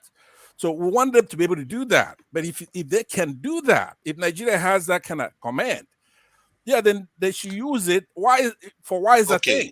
Right? Let's do quick one through. Let me just do another 50 seconds again. Let me just do another 50 seconds. See, the shape of things that could be and then viable. Joel comes in after that. Yeah. The shape of things that could be viable is how Asia is today. China is, for the Asians, like the superpower in their region. Basically, it's what is protecting China, South Korea, even if Americans are their allies. So Nigeria might be part of the BRICS, Ethiopia and all the rest. The other countries don't have to join. But the power that Nigeria will wield will be an umbrella for all of them. Like China is for the Asians. Southeast Asians don't like China. As a matter of fact, their worst enemies, for example, is India. And so I'm talking about Asians, not Indians. Okay, I'm talking about Asians. Vietnam, all those people, they don't like China. So of course, they don't have to like China, but China is the reason why their region is progressing right now. But listen again, you are wrong. You are actually 100% wrong this time. China has enemies with his neighbors. They're fighting over land and water and everything else. So don't go doing racial politics thinking that because somebody's Asian, they're going to like China. No, it's not the way it works in international relations. No, I didn't say they're going to like China, but the reason why they are progressing is because of the presence of China there. It's just like Europe now. The reason why Europe is progressing is because of NATO there. India, the subcontinent of India is doing well, and Malaysia, all of them, apart from China and Pakistan that they're having trouble with, they are doing well. So the presence of a superpower in your region means that the superpowers, the Western superpowers, are not just going to come there and start do what they used to do before, carrying out the kind of stuff not true, on the continent. This is what happened. It's called bandwagoning effect. When you are a superpower, then the small powers bandwagon against you, even if it's your brother that's running the next country. So you have to understand how international relations work. It's not something you're just going to come off the cuff. You have to study it. Let's let other people talk, otherwise we are just going to make it about us. All right, let Joel come in. And Ajale Koko still has the floor, by the way. You'll be surprised to hear. But Joel, good to see you. Thank you very much. Yeah. Morning, afternoon, evening. What are we discussing today? No, we were discussing Africa and its role in the world. Two Niger feels we should be asserting about authority, and everybody else is asking him what authority. Wow. Well, thank you very much for the opportunity. I think I would agree with you, Niger. You see, it's about time. It's about time Africa takes its place. And we can see what presidents of Zambia, Kenya, those East African countries. You see, when Mugabe was doing his stuff, when he was doing it, people were like, hey, what is going on? You know, that Mugabe is this and that. But as time goes on, we are now understanding the reason why the West is against people like, or were against people like Mugabe, Gaddafi, and all that. Even up to Idi Amin. When I started reading about these people, I found out that their simple crime was that they stood against the West. And the next thing the West will do is to place sanctions. Then the people start suffering. Then we start blaming the president of those nations, for the suffering of the people.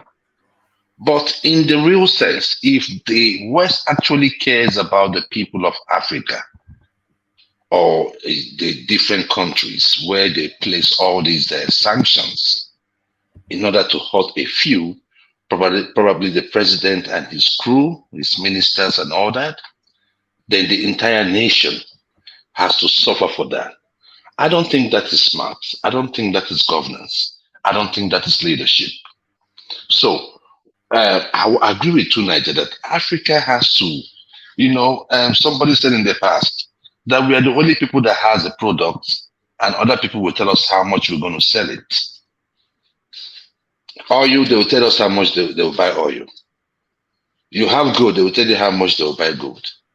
But when they build their cars, you go to the parking lots, they will tell you how much you pay for that. It's not based on international whatever. That is what they are. That is what they are selling. Why is it that we have this wholesale sense of selling things in Africa?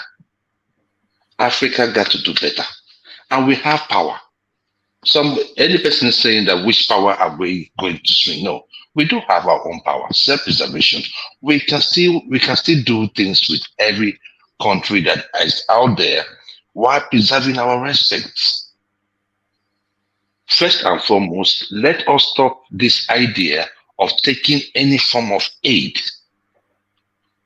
In fact, if we could stop taking the loans, that would have been better. It would have been good, because what happens is that he who pays the piper, they take the tone. So what is happening in Africa today is a question of greedy leaders going out there, so changing the future of the people and maintain their relevance in power. That is not how it should be. If Africa is about the people of Africa, then we have to start thinking differently. We have to start doing things differently. So, that is the way I see it.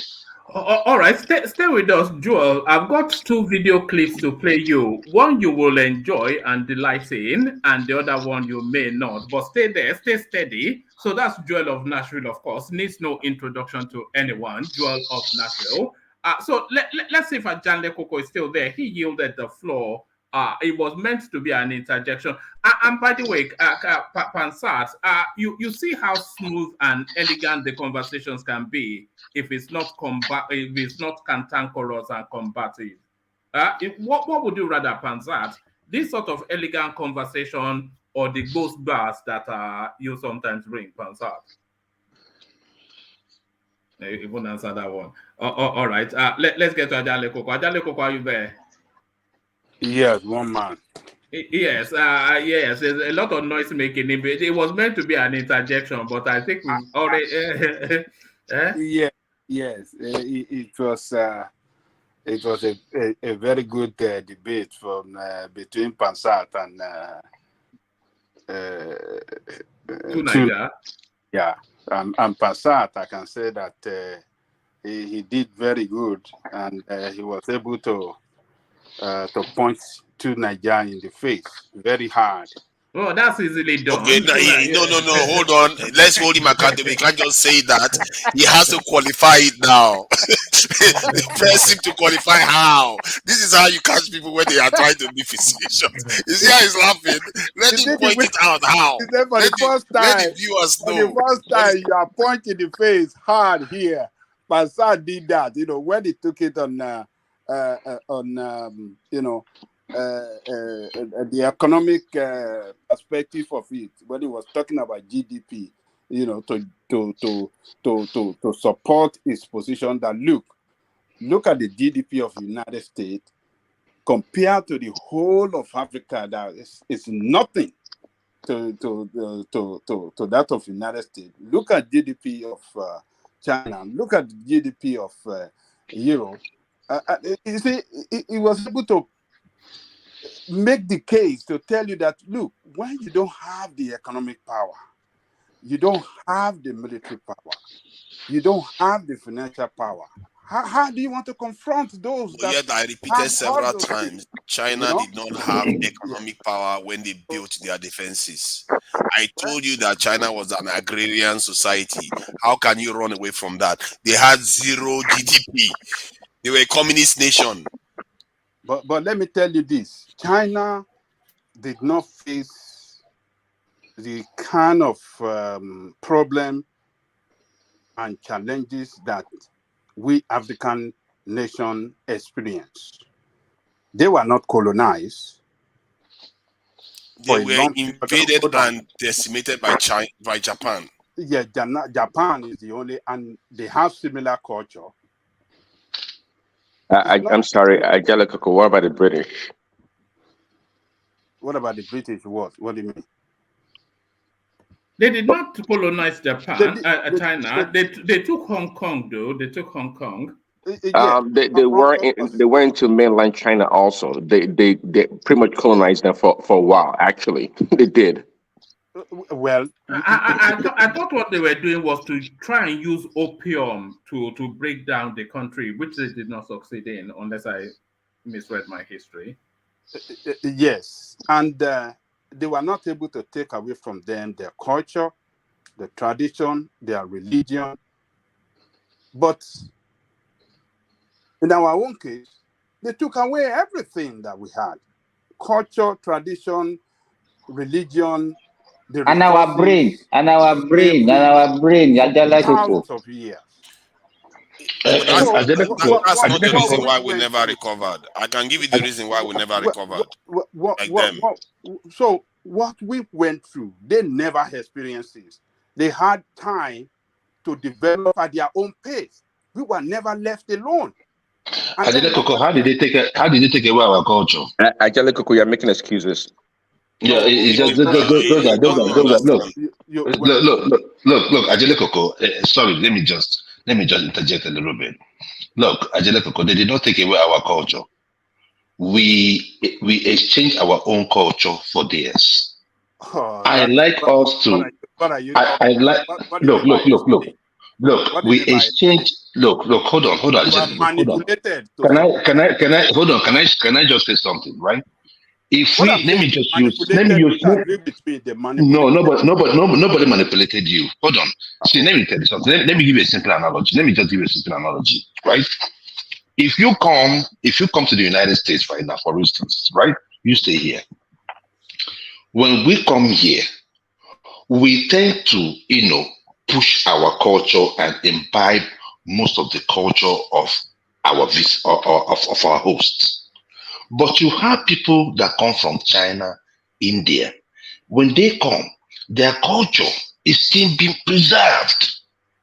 So that is why I said, show me where ours is not working. I will show you where it is working. So I always talk about personal responsibility. So when you talk about culture, we are the one exchanging. You see a Nigerian, come on, you go to Ghana, you come back, you start speaking for them. Did they manipulate you to do so? You will come back from this thing. I was even talking to a friend that said, look at our musicians. How many of them these days put on our normal African clothing, projecting and selling our products. The more people see it, the more they appreciate it. The more people seem to look for styles that can fit with those attires. What do we do today when you see the likes of Davido, Burna Boy, all of them? Even Burna Boy now is even wearing woman clothes. I don't know what that one is trying to become. But you look at all these people, what they are putting on is that normal t-shirt. So they're even imbibing the culture of the West. So don't tell me that they are taking our culture. No, nobody is taking or manipulating us. We are readily, happily, ever ready to exchange our culture with any culture at all. It does not matter. It does not matter if it's America. You want to just show that you have been away from that environment called Nigeria. And this is where you're coming from. Even people from Gabon. You went to Gabon. You went to come on Saudi Arabia. So, Angelica, that's the aspect I want us. I want us to take personal responsibility other than shifting blames. Yes. Thank you. I agree with you. We have to take personal responsibility of our failure. And most important point is that we Africans are enemy of ourselves. Whenever you see any African leader that is trying to develop his society and trying to push back against the West, you will see within that society, some people will be used to kill that African leader. We saw the way that Lumumba was killed. It wasn't the Oyibo, it wasn't the European that came to kill him, but some of his men were used against him. We saw what played out in Ghana. We saw what played out in what happened to Gaddafi. When you see people in Benghazi saying that when they were calling for Gaddafi's head, and when he was finally toppled, their country, became a place of a no-go area, a no-go country.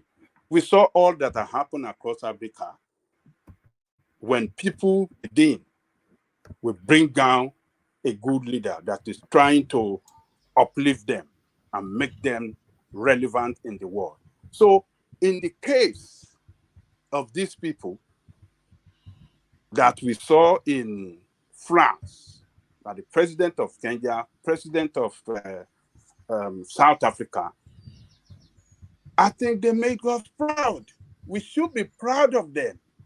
We should not condemn them that, they are toothless dogs. They cannot do anything. Look, for you to fight for your freedom, the number one strategy is talk. You have to talk. You have to confront your enemy first with talk, with your mouth, and then action will follow it. We saw the way we got our independence from them, even though we are not totally sovereign, but some people fought hard, they lost life, they started with talk, they demonstrated on the street, and they put them out of their homeland.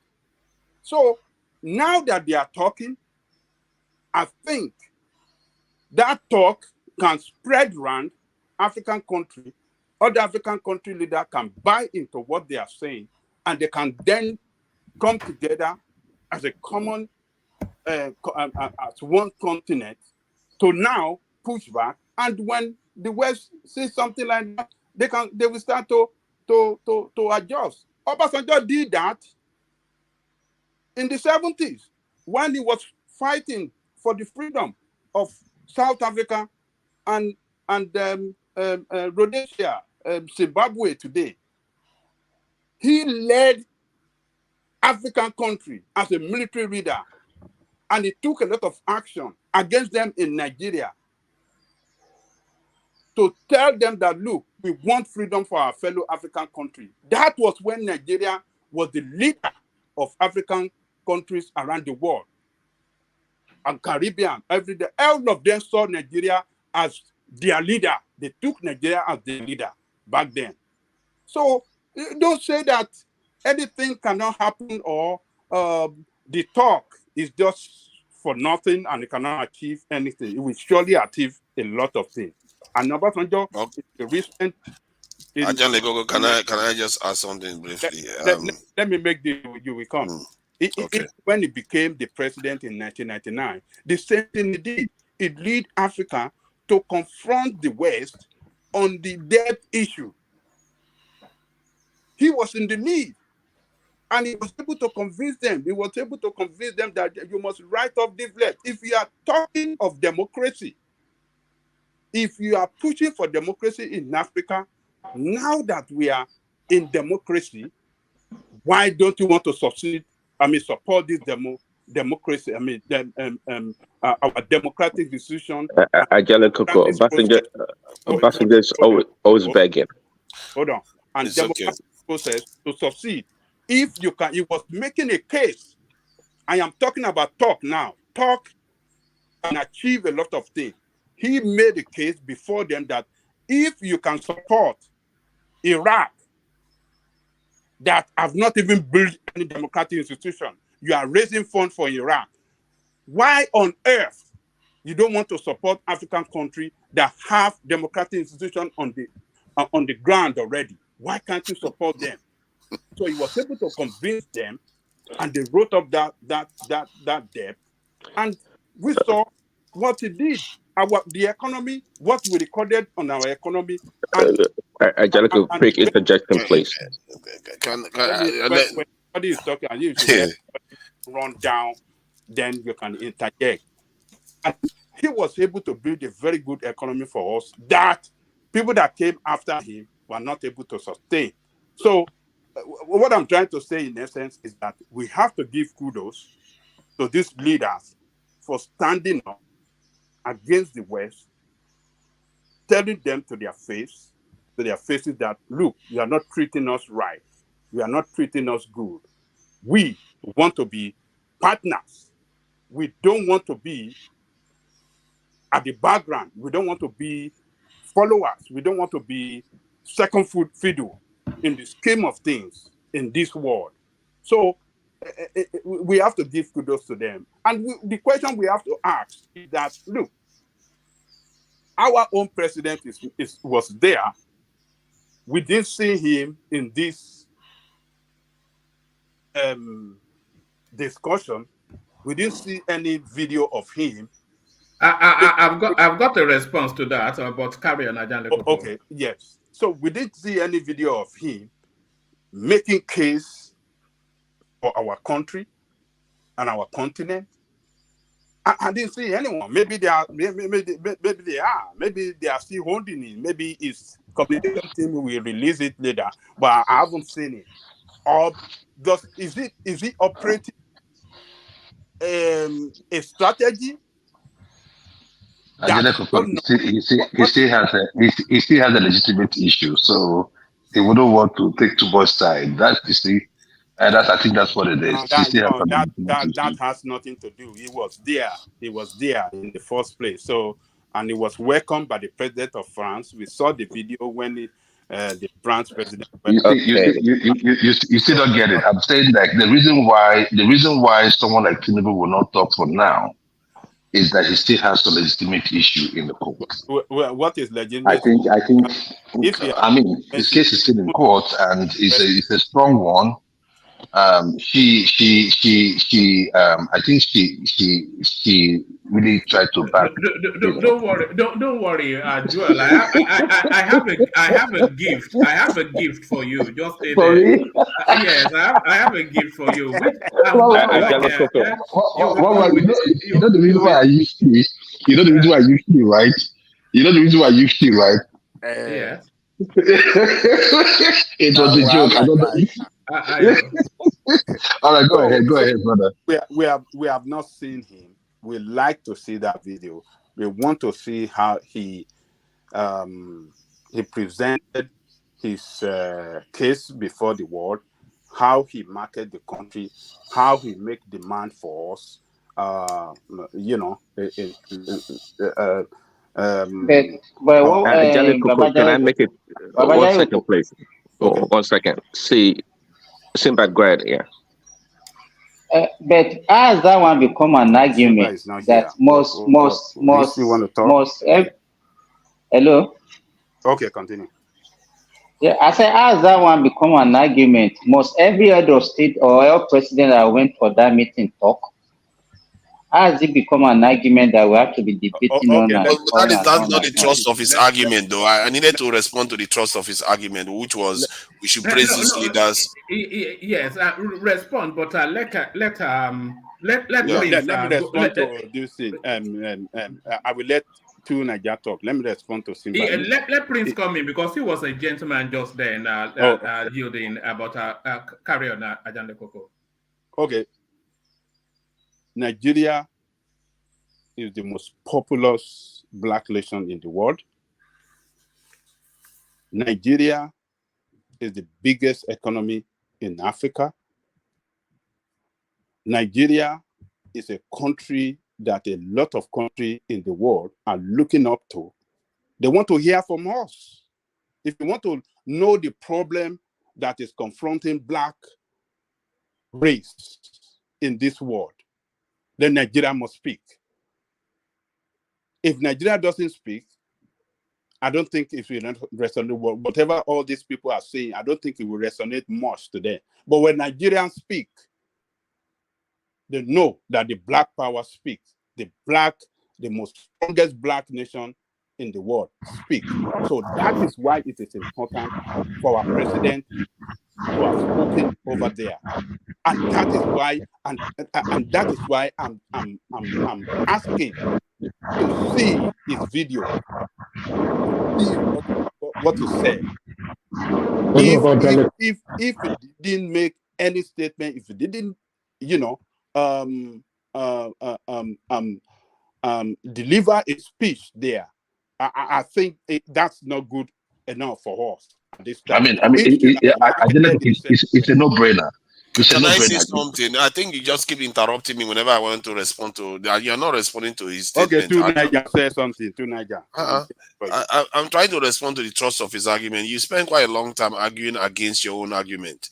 You just said that this thing was great and the talk that they are talking was great. And you went back to 1960s and 70s about what Obasanjo did and all the rest. Guess what happened after that? He failed. You look at what he did again in the 2000s. It failed. It matters nothing. What do you mean by failed? They all failed. Everything he did didn't. Look at where we are. Life expectancy 53. Hold on. What do you mean? You have to make clarification of your statement. Okay. He did what? And everything which he resulted did amounted to nothing. No. Just make it clear. Mention incidents. Okay, let me. Yes. Everything you said. Let me put it that way so that you know it's your own word. Everything you said he did amounted to nothing in the end. All right, tonight just cite one example and then let Prince come in because Prince wanted to come like in. The debt forgiveness, what he did in the southern region of Africa where he regarding Zimbabwe and all those things. Everything we've achieved is because of talk. Actually, there's a reason why they said talk is cheap. Hold on first. Hold on. On the issue of South African countries to get independent, South Africa, Zimbabwe, Namibia, Mozambique, all those countries, his talk and action gave them independence, so it did not fail. I don't know what you mean. Fail. Hold on. So I have countered you there. If he makes speech. Yes, he has. He just countered that. Let me tell you. Hold on. Nigeria imposed sanction on Western nation. That's to tell you how powerful we were then. Nigeria imposed sanction on Western nation. So go and read your history. I'm telling you this. Nigeria imposed sanctions on Western nations. We changed their banks. We took some economic measure against them. And there's a lot of things that Obasanjo did that they responded by, relaxing their effort. In nationalized Shell, didn't it? Remember, In nationalized Shell. You know the petrol station national. It was Shell, Yes. and then he nationalized it. So he took an economic measure against their interests, and then they backtrack and relax all their how do I say it? Their colonization of those South African country, which resulted into those people getting their independence. So I and regret hold to on, break that is it. number one. Why did you think he was able to do that then? Why did you think he was able to do that then?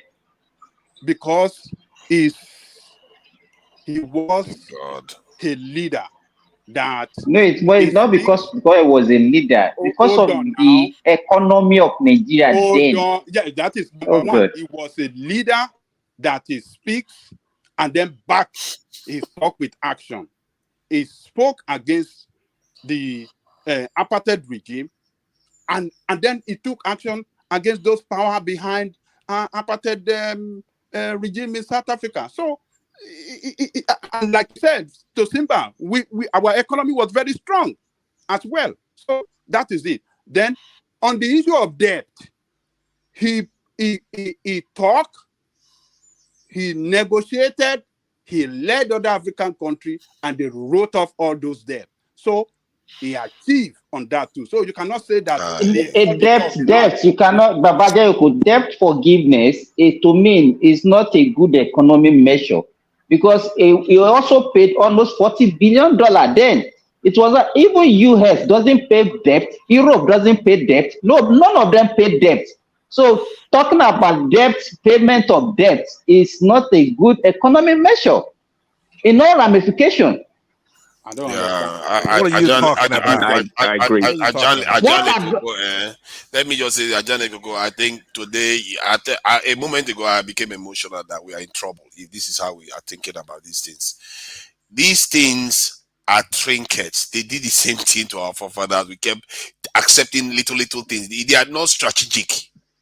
You get one. It's like a playing chess game. We are playing 2D chess. They are playing 3D chess. You give you a bit of debt forgiveness, and the people that they gave independence, they gave us independence. Did we fight? What are we talking about here? It didn't matter. Look at the continent. Look at the black African continent. They were Africans. persuaded. Look at the state we are in. They were persuaded to give us independence. Oh, okay, God. it just Cancers, they didn't want come to. on, stop. We didn't have to fight them. Carry That's on. why you have to respect the power of persuasion, even though it's a soft Okay, power. please, Right? So my God. Wait a minute. Oh my God. I just can't. Hold on. Let Pansak land and let Prince come in, and then you pick it up to Niger. Thank you very much. So because we keep skirting what we actually should be talking about, we started off very well, right? So you have to know that our forefathers, like you say, people who worked on our independence, for example, it's not just a Nigerian phenomenon. It was something that was all across Africa. Ghana, so many other countries got their independence the same way we did, by persuasion. After the Second World War, Britain was weakened because the United States emerged as the sole superpower at the time. So our people were able to take advantage of all that. And so many other people, India, so many other people got their independence. So now let's fast forward. Now, because nobody disagrees with you, we want to sit at the same table with these people as equal partners. But that is methodical. You have to have a method to that madness. You can't, by fiat, say, okay, we're equal to you now. These people will destroy you. You can't compete. You will have to be able to compete. That is where this discussion should start. You say, look, for debt forgiveness is not an economic measure. I mean, that's nonsense, right? If you owe to the hilt where your GDP is not even able to pay the debt you owe, how are you going to build infrastructure, educate your people? So to make it short, What we need in our country, we need to unify that country, put emphasis on education. Pansa, Yeah, before yeah. you go on, the reason why I said this, how much did we pay? Even the one that it was forced to pay that time was actually more than what the money that we borrowed. What Yeah, he paid accumulated was 40 actually billion. the interest and everything. What I'm He said saying, 40 billion. what we sacrifice to get that forgiveness is actually more than what we require to No, even improve our economy. it's not true. Why is Hold on. the Western world, Pansa, wait, Hold on. the Western world, why are they not asking for forgiveness? Why are they not paying their debts? US is the highest, they are the most indebted country in the world. They are still borrowing more and they are not paying shishi. No, don't. You have to pay. Who told you Hold that on. America doesn't pay her debt? Where did you get that You from? have to pay your debt, right? Now, that argument you're making is we're rational actors, right? When that deal was made, it was a very good deal. It worked for us, right? Because when the Africans are paying those debts, they're just paying the interest on the debt, and it almost consumes the entire budget that we have. So that debt forgiveness that they got by persuasion, people walked over there at the United Nations and other bodies, NGOs, and they got that deal. We're happy for that. We're past that now. That's not to say that your other points are not proper. They're proper points. So let's move forward. That's the point. Don't let Nigeria keep taking us back to our forefathers and the mistakes they made and how we want to leapfrog. If you look at Asian tigers, who we started with, even if we could be like South Korea, that's good enough. We can't even do any other. You can't even challenge the Asian tigers. How much more? Talking about world power such as China and United States. So let's not, degrade this conversation. It should be what can make Nigeria unify. I wanted him to elucidate that point. What is it? Because if we unify, have education, unorthodox education. I'm not talking about people going to the classroom to study physics or chemistry. People should know where they are. People should embrace technology, embrace our differences, know that that's what makes us strong, right? To develop that country from north to south, east to west, everywhere, uniform development. All right, that's what we need first. All right, Passat, let Prince Daddy come in. He's been waiting patiently to insert something in there. Prince, let's say, who's knocking at the door? Prince, let's hear from you. Oh yeah. Thanks, Mohammed. Yeah. I'd like to second on what Simba said. I don't think debt forgiveness is a measure of a successful economic barometer. I don't understand that. I mean, just like if you file bankruptcy, it's like pretty much filing bankruptcy. You don't get good recommendation because you filed bankruptcy because you're unable to pay your debt. Of course, it makes your GDP looks better in terms of the ratio and all your other economic metrics. But it's not a good thing not to be able to pay your debt. Now it shows how poor you're managing your country and how you're not innovative enough to create activities or economic buoyancy in your country. It's not a good thing. It's not a good thing to have debt forgiveness. No, but if you file bankruptcy, if you're bankrupt, that's fair, right? If you say bankruptcy is a bad thing, it's only if you're not bankrupt. If you're bankrupt and you file bankruptcy, that's apropos. That's the proper thing to do. So you have a fresh start. It doesn't. It wipes off and give you a clean slate to then start afresh. Because the way this capitalist countries have it structured, it's unfair. If it's fair, fine, but it's unfair. The debts.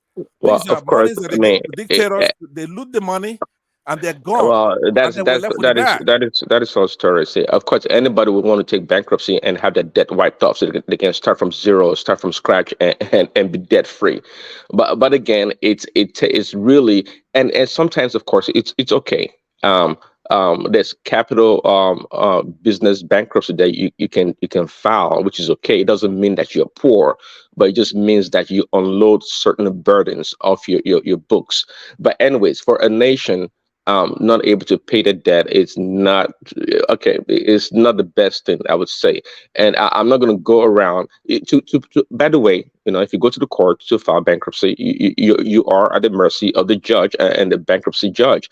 So Obasanjo was going around begging, not like he was going there telling them what to do. So I'm not sure exactly where Angelica was coming with that. Like he is going around the world begging for debt forgiveness, and that's supposed to be something of credence. No. And when it came to the independence, see, countries that are able to come to the table and negotiate and talk are countries that have something to offer militarily. Either they have nuclear weapon, you know, or they have economic power, or they are strategic to the West, be it Saudi Arabia in the Middle East or Israel in the Middle East, maybe South Korea in Asia. Strategic countries can work with the powerful nations. Nigeria has a lot of benefits for its size and for other reasons as well. Maybe natural resources or human capital. It does. But so far, we've not been able to showcase what we have as a nation. And that's why we can always be sidelined and be told what to do like little boys. We're not that strong. We can't go stand in front of China and America. We know the deal. That's not the way it works. And to Tinubu's approach, see, every time you turn on the television during the UN national or that annual conference or whatever, you see all these African leaders from the time of Robert Mugabe with all this flowery, what do you call it, speech and all these other things that do nothing. It doesn't give them any power, make them any important. They can go there and talk. Talk is cheap. Okay, but I think Tinubu understands. See, there's no need to come out to the world stage and show up your masters, so to speak, talking to them like you're equal. You're not equals. Don't kid yourselves. Tinubu, if you're able to go to the back room and negotiate with them and reason with them, then they will listen to you. Not come and tell them, oh, we African, put us on the same table. We're equal. You're not equals. We're equals in what regards? You're not. Let's not kid ourselves. But when you go, that's a realization that Two Niger doesn't want to take on board. That you are not even anywhere close to these people. I'm saying that we should do our security first. And we are saying that we should just stand down and just leave them. If you do your security first, then you can be able to go there and say, we are going to align with other people if you don't want to work with us. Yeah, but even our security is still at their largest. Do you not get it? Okay, let me Can we make AK-47? Ordinary AK-47. No, exactly. Yes, we can. Oh, says who? Can you make the late machine that you would need to produce? Yes. We can't, bro. We can't. You keep saying we can't. Maybe you can. I can't. Fooling us. I'm sorry, we can't. I'm an engineer. We can't. One man. Maybe you can't. I can. Can I come in, please? Can I come in, please? Who's that? It's Joel. All right. Yeah, of course, Joel. Yeah, come in. See, guys, let me tell you this. That is the problem I keep hampering on. Sometimes we look for inspirations outside of our continent. We do not look at ourselves and examine us and look at us and see what we can do, or look at what our potentials can do. Look, see, we fought a civil war. Remember, because when I keep saying that, we are our own greatest problem. We are the one killing ourselves. We fought a civil war. There are many technology that was bettered during that civil war, which some of the generals recommended that it should be improved upon. What is in AK-47? We have been doing Oka. Oka has been existing. Hello. You know what, please? I Hello. won't want us to probably go that route because we knew which country were really backing the civil war. So trying to bring it as if it was the ingenuity of those people fighting the war. Please, let's respect history. Yes. No. Let's not. What I'm saying is this. Let's What not I'm open saying up is the this, civil right? war, though. It's a big No. topic. But yeah, carry on. One man. It is part of our history. We Yeah, must but talk about it. no, we will never live here if But we not on open this the civil platform. war. In no Not in uncertain this. term. No, That we would be a cannot separate. drag it. That should be a separate topic. Let's move on. Yes, but what I'm trying to say is this, because I'm trying to make a case for someone that said And that besides, we I'm trying cannot to make. get my Igbo followers back. Now the elections are over, so I don't want to upset Igbo people anymore. No. It's okay, but what I'm But saying one is, man, I was trying to respond to someone that said that we cannot build an AK-47. we I can. am We trying to can. say that we can do these things. If we can build these guns that we call Oka, Oka is over 50, 60 years old technology. What are we talking about? It has been existing in the Southeast forever. But So, one man. so Bro, the issue there is we that can we have say to anything to satisfy our ego and make us super feel good. No. But we should know It's the not extent of our strength. It's not. Some of these things, Hold are on. not real. Oh, sorry. Somebody. Everybody mute. I think it's you, the prime. So I think you need to mute the YouTube because you are feeding back. Yeah. Okay. Just mute it. Yeah. And then not you here. Mute the YouTube so because you can still hear us on the studio. But yeah. Let Patrick come in as a One good. man. Think Yeah. there's an argument that Ajaleko made, and everybody just took his hook, line, and sinker, and then we started arguing around it. That statement was wrong. That's not true.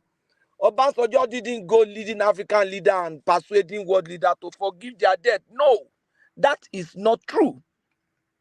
The debt forgiveness was a global decision made because the world were going into a new millennium. It was during the time they developed the Millennium Development Goals. They said that African leaders or developing countries that are under the burden of debt should be forgiven. It was an argument that was made by Professor Jeffrey Sachs. It was supported by this rock star Bono. It was supported by Bill Clinton. It was supported by Billy Graham. It was supported. I'm just trying to remember a number of people. And they made that case. And all global leaders, not just Africa, developing countries, underdeveloped countries, under the burden of debt, started taking that opportunity. It was not Obasanjo. That's And I'm true. I surprised remember. that Yeah. nobody corrected him and we were all arguing around Well, it. No. you're right about that. Hold It didn't come to right there. mind. But Ajale Hold Koko, on right there. every opportunity. Hold on, people. Yeah, Hold you know, on. there are times Hold when we on. argue, Hold on. the adrenaline is flowing, and then you don't know when something wrong just flow into it. And then Hold on. you build Hold a on. case on it. Oh, hold on. The way you are presenting it now is as if they sat down, the ambassador did not make any push with other African leaders. I They am didn't make telling you, sir. Hold on now. Go and read it. That was what happened.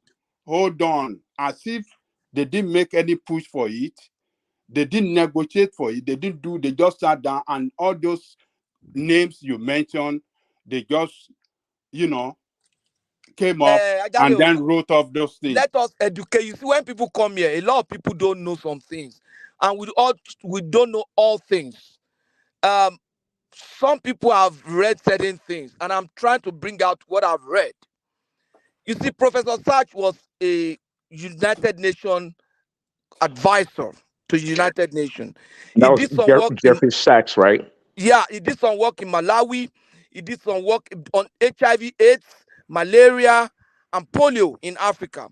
And he saw the poverty. And that was when he said that people were living under $1 a day. That was when $1 a day argument came up. And Professor Sachs was thinking that one of the way to end global poverty is to forgive the debt of the underdeveloped countries. That these people have even overpaid their debt by paying the interest. So he was now thinking, how do we make this happen? And somebody suggested Bono, and he was a rock musician in Europe. I never knew a rock musician could have that amount of influence. So Bono sat with him, and Bono didn't know what to do, but Sarge felt that, okay, Bono, I will tell you what to do. Let's use your influence. So Bono was able to reach world leaders because he has a connection. Talk to Clinton, talk to people in IMF, talk to people in World Bank. And then when they made all these arguments, it was going to be difficult to push it through Congress. And so when they got to the US and they were making this argument to push it through Congress, somebody said you need to talk to Billy Graham, that majority of the senators and people in Congress listened to him. That was when Billy Graham came in. And in that book I read, End of Poverty, go and read it. Billy Graham was putting calls through to people in Congress. I read it, End of Poverty. I read it in one of the biography of Bono. I read it in some other places, including Eugene Peterson.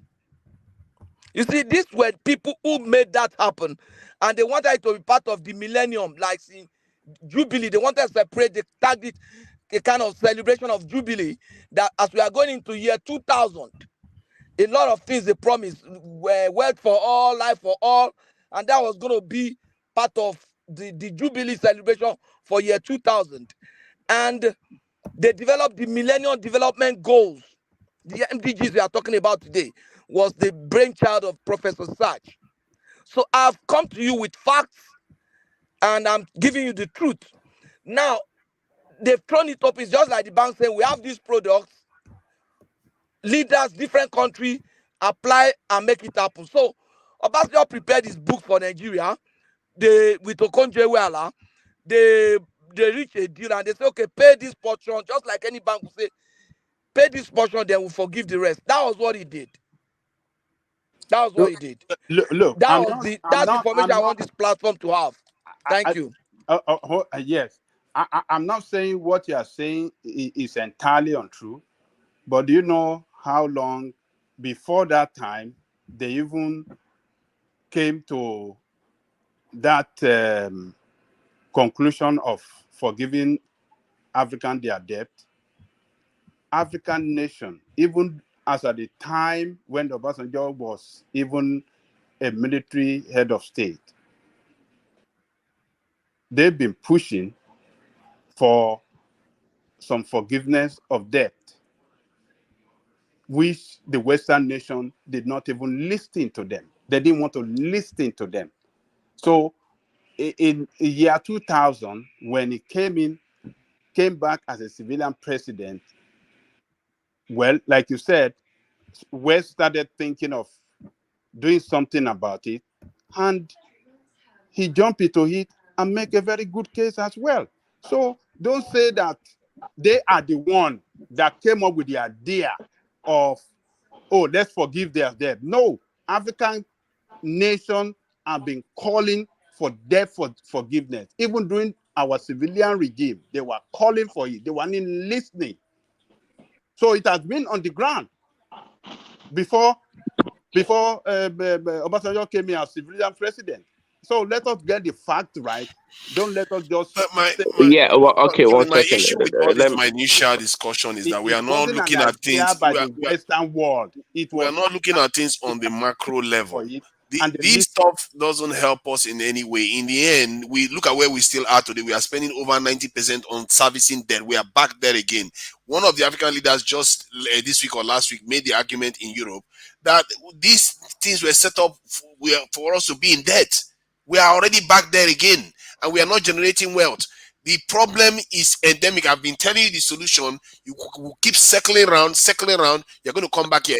Can you believe that somebody's arguing the other just now that Africans cannot afford $1 a year?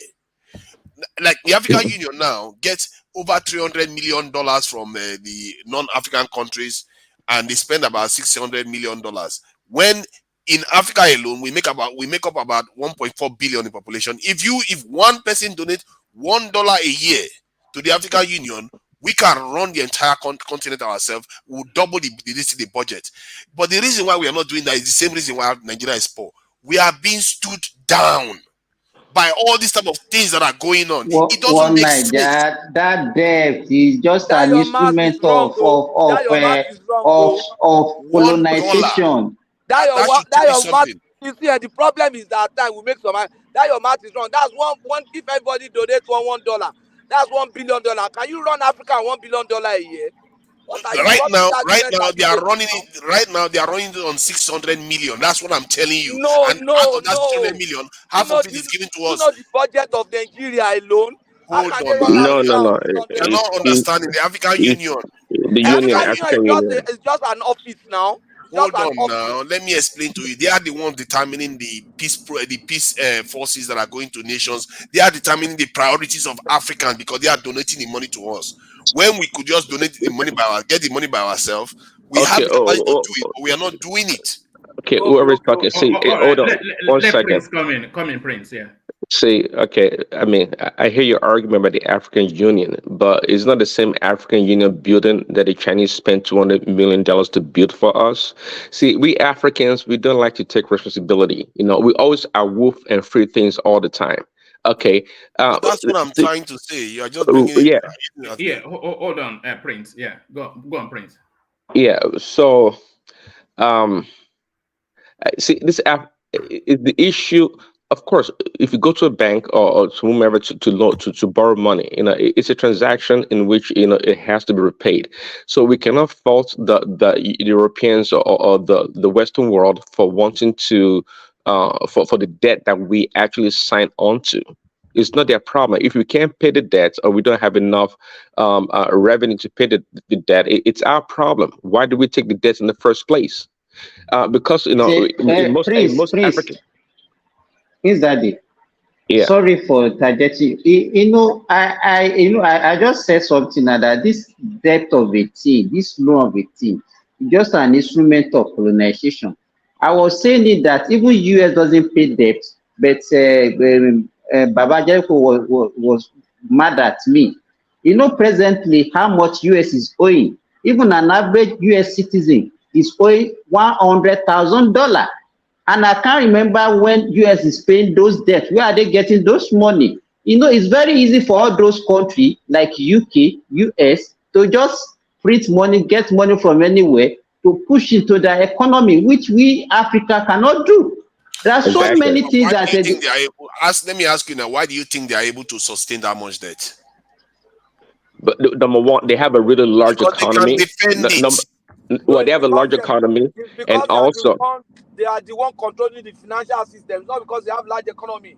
They collect that debt to build the economy, and that's why those. Well, they sell the debt instrument to China and the rest of the world because they have a strong currency also, which backs. Which currency? Fiat currency. That's why the Kenya president is saying we want an institution where we will be equal partners.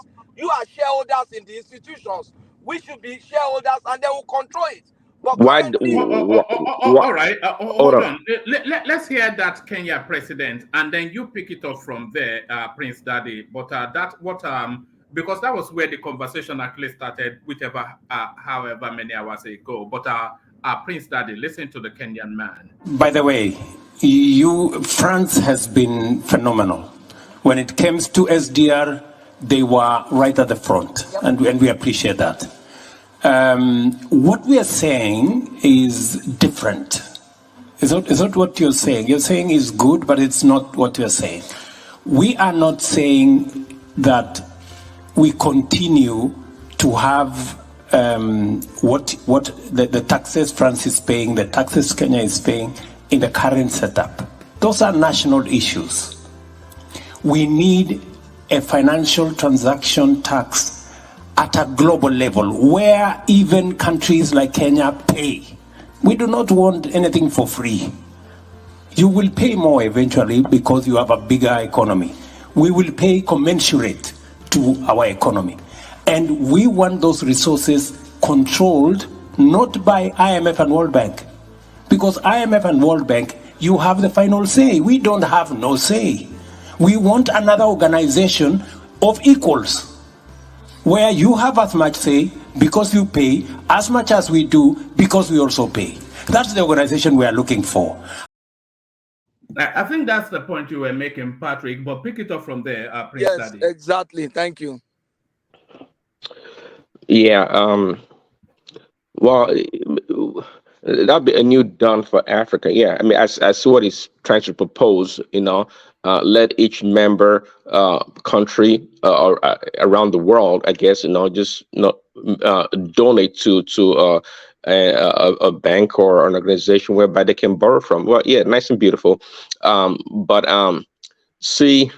Maybe Adewale can speak to this also. According to Noam Chomsky, it said, look, say Africa and the rest of the developing world, they are supposed to be a source of raw material to the rest of the world.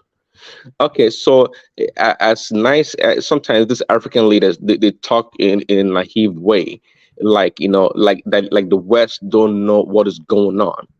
And I mean, they orchestrate these things, and the people that work with them also are their fellow Africans. I mean, it's the interest of the West for the African nations to be in debt.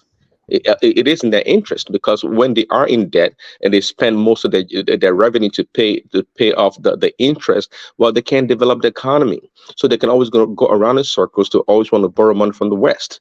They can't invest in simple things like vaccines, or develop the agricultural sector and all these things. This thing is a part of a game. It's nothing. There's nothing new here. I mean, what the Kenyan Ruto is saying, the Kenyan president sounds almost simplistic. Look at Macron's face. Look at the rest of the guys just looking at him It's like, like an dude, adult stop. listening to a child. And this is what our people don't Exactly. understand. Like dude, stop. Like we don't know what is going on. See again. I don't know what to say. When these people talk, they talk very nice. It makes a lot of sense. But then we beg the question: how come nothing ever works? How come we don't know these things in Africa? See, Africa by itself, just like somebody said earlier, 1.4 billion in population. We have diverse economy. We have almost everything we need. Africa, unlike China, quite frankly, can be independent if they want to. So, but this tells us at the end of the day that it's not about how much or how many different natural resources that you have. Is the one that's able to organize its people. Okay, the one that's able to strategize wins at the end of the day. Many of these countries, and they always talk about Japan as a good example, that Japan does not really have a really known natural resource, because Japan is built on strictly on innovation and creativity. It's not about having all these natural resources. If we can get a leader, I talk about maybe Nigeria or one African country being a model country that the rest of African nation can emulate.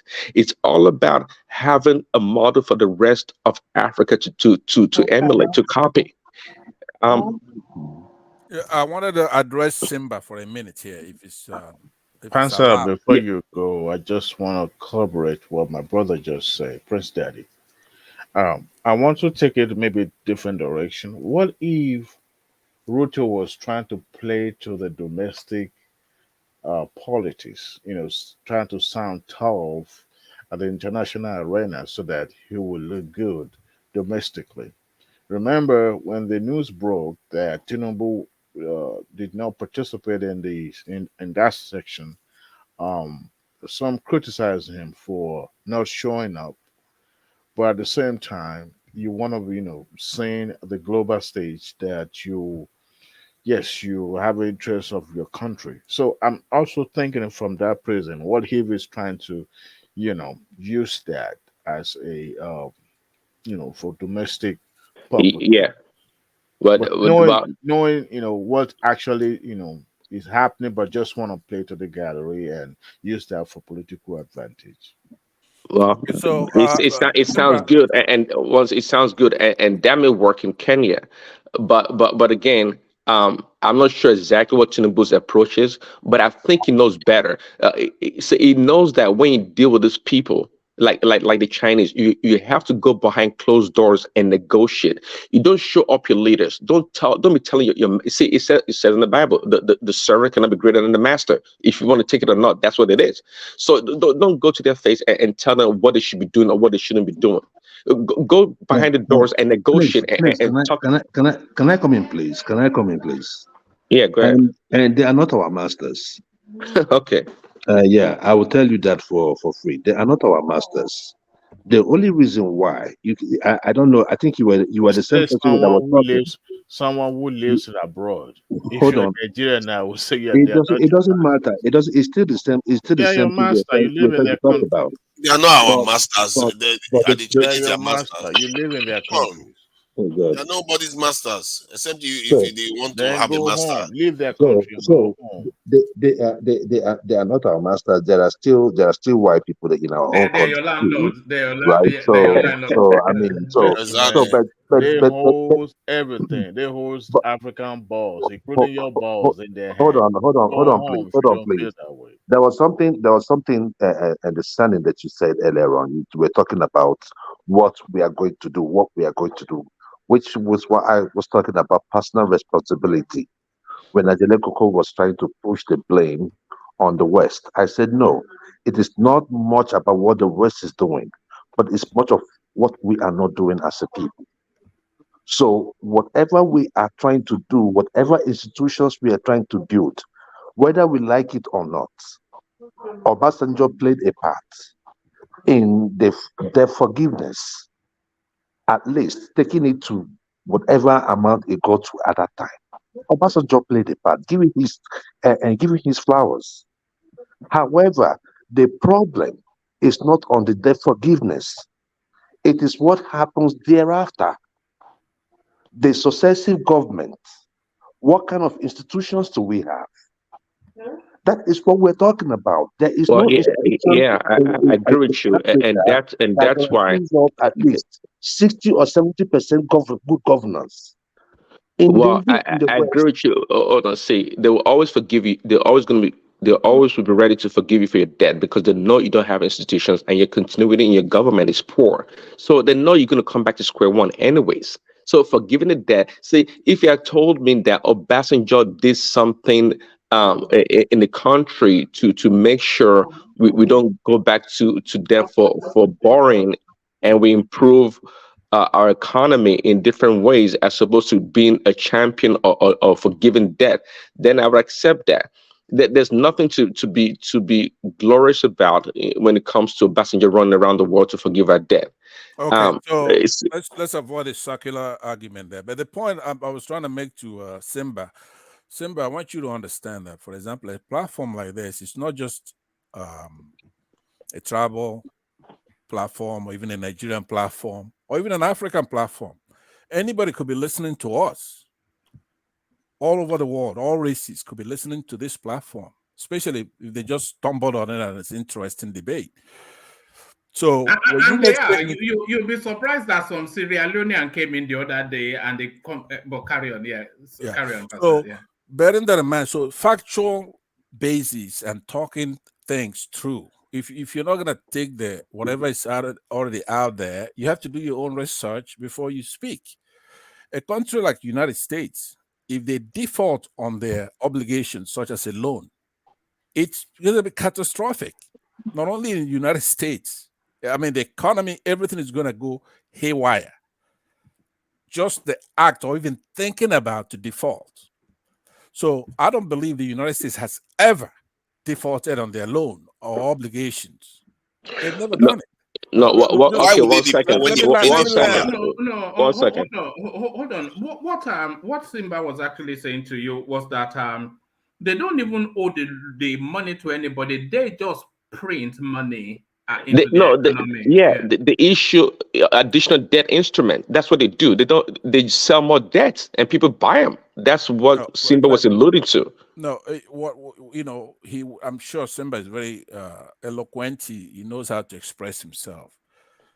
All those terms mean something. When you say the United States does not pay its Well, it doesn't mean the obligation. default. It doesn't mean the default if they don't pay. It's trying to explain, unlike we Africans, all our pennies, all our little naira we make, we turn around to pay debt with those Okay, monies. it's Okay. it's it's half a dozen on the one hand and six on the other. It's the same thing.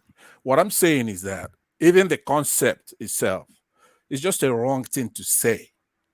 Now, arguing about debt forgiveness and how we're back to square one, are you saying that if somebody is owing let's try to make it, personify it. You're owing debt, and then you ask for, but it wasn't Obasanjo alone. It was like people like Ngozi Okonjo-Iweala and people like that took advantage of that program. Somebody talked about the Millennium Development Goal stuff. And those, if you're given a clean slate, but you incur more debt and then you continue to have problems, it could have been cumulative. You have to then add what your position, what it would have been. If you were owing $1 billion, it was forgiven, then you borrowed another 2 billion. You would have then had a debt cumulatively of 3 billion, right? So we know those loans are given as a way to hold us down. A country like Nigeria, let's say I'm in charge, I'm the president of Nigeria, I'll be able to solve all those problems in weeks, because the problem is that they're setting our prices. In order for you to get a lick of that oil, Brent crude, sweet Brent crude, is a totally different animal. We have leverage there. I will nationalize the whole oil. Now, economic systems and philosophy has its place. But also, before you set all that mechanism in place, you do have to get full control. I may not be the president I may be president for a year. But within that 1 year, I will set our country on the path that it can be democratized. I will seize that entire oil, every square inch of that land and the oil. I will seize it and jail everybody who owns any part of it right now. I would take care of Dangote. I will remove him from our country, be on exile. So you're trying to analogize yourself. Hold on. You're trying to analogize yourself from the world economy. Is that what you're trying to do? What I'm trying to do is to set the bottom and the platform for us to spring and go forward. Because in every country, if you take politics 101 or if you teach it, what you're gonna find out is this a common thing that is known. It's a known phenomenon. In every country, you have these people who come and seize all the processes that the country needs to move forward.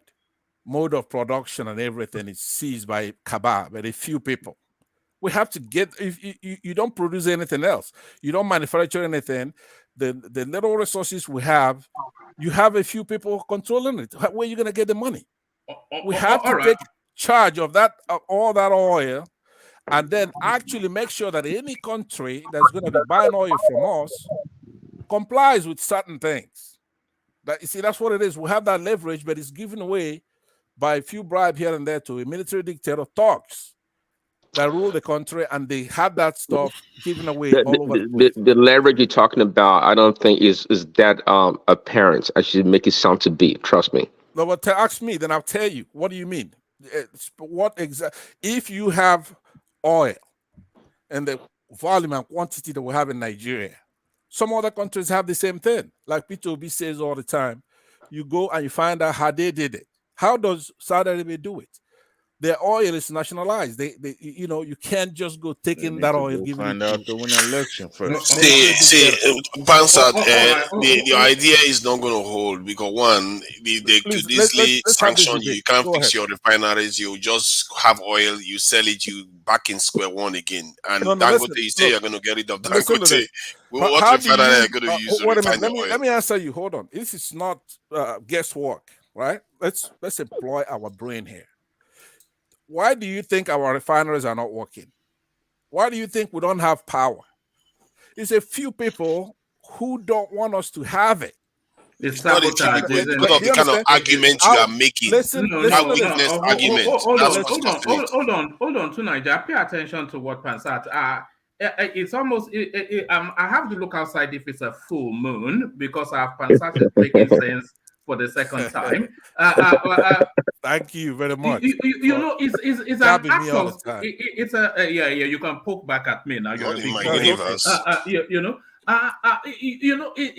It's more an act of sabotage than that's what Pansat is saying, isn't That's it? all it There's a is. few people sabotaging One us. man, one man, I agree, and I said the same thing before, and other people say We it's the all know that. Why hold is on. it happening? Is Is it the the question. interest? Let me Is it tell the you. interest? Hold I on. want Is to it the respond. interest of certain people or groups to make sure that is such institutions do not function at optimal level? So the notion about the refinery is not working, electricity. See, is the interest of those people that have contract with German companies, for example, to import this industrial size generators and these other generators into the country, for them to be profitable. See, everything is every nook and cranny of Nigeria's economy is circumvented for the interest of a handful of people. We all know that. And it's Hold not on. something to be So cavalier about. when we Hold on, call hold just on hold when on. we call our It's politicians stupid or silly or they dumb, I just crack up and just laugh because they're not. They're right. It's doing not everything they're doing is cavalier. It's nothing you say and You move say, on to the next thing because it's so sorry, wicked. sorry, Yeah. Pansat. There is absolutely categorically no reason. We have four refineries in Nigeria. There's absolutely categorically no reason why not one, but all four should not be working at optimal level, except, of course, except it's sabotage. Exactly. And What will stop How it? do you prevent it? that's why I wanted to say, well, It's obviously, sabotage now. most of That's us why I here, say we can circle 99%. round and round and round until No, you no, come back but to the solution I yeah, talked but about. I'm gonna give How you the do you solution. think four refineries are not working? Hold on. It's Look, sabotage because vested interest, the Uh-huh. oil I want importers, Why is sabotage able to happen? let me tell you. That's what I'm saying to you. First of all, next door, Ghana used to have the same problem we had. So what did Jerry Rawlings do? He had to retire all those old politicians and the cabal that were dealing with them in their case. Now he went too far. I don't subscribe to that kind of method, right? But it should be the same goal.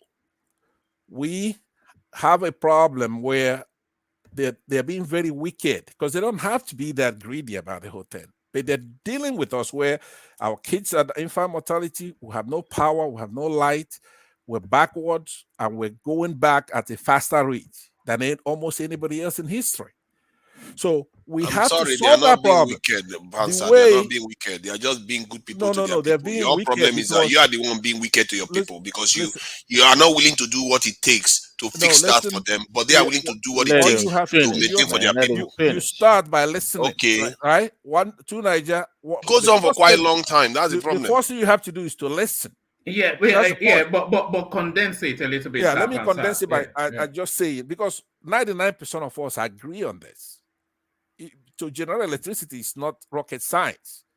Now we had an election where we had a candidate who went around, find out how it's done, how's Egypt doing, getting their power doubled in a short period of time, how South Africa doing it, and he came home and he told us, look, we need to go from consumption to production, and we need power. Told us the quantity, magnitude, whatever we need, and we had an election where the old cabal that's holding us down continue to do so.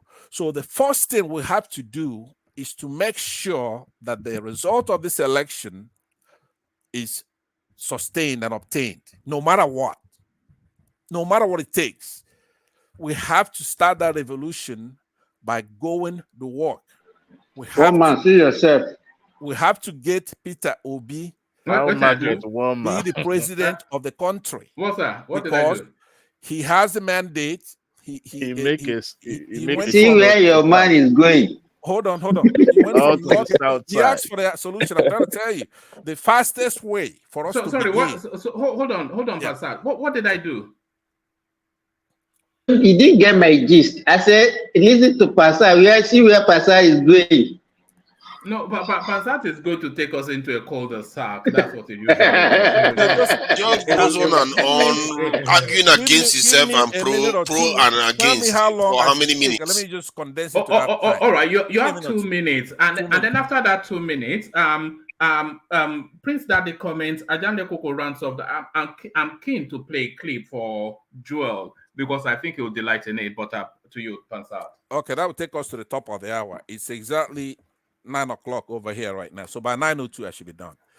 So what I'm saying is that we are now talking on the national stage, even international stage, which is quite, invigorating for me on this platform. We're talking on the international stage, and then how do we come up to go and confront our true enemies, or at least our rival? So what we should do, we know who Peter Obi is. We know who Atiku is. We know who, we should know. I guess some people do. I don't know who Bulaba is, right? So we've had an election. The courts are looking at it. They should make a determination who won this election. And once we find out that the courts are corrupt, we should go into a revolutionary stance. We have to take our country back. You just can't help it. So it's a must that the court must award the judgment to Obi. All right. Unfortunately, the solution goes Pansa. Yeah. I don't agree with you with everything.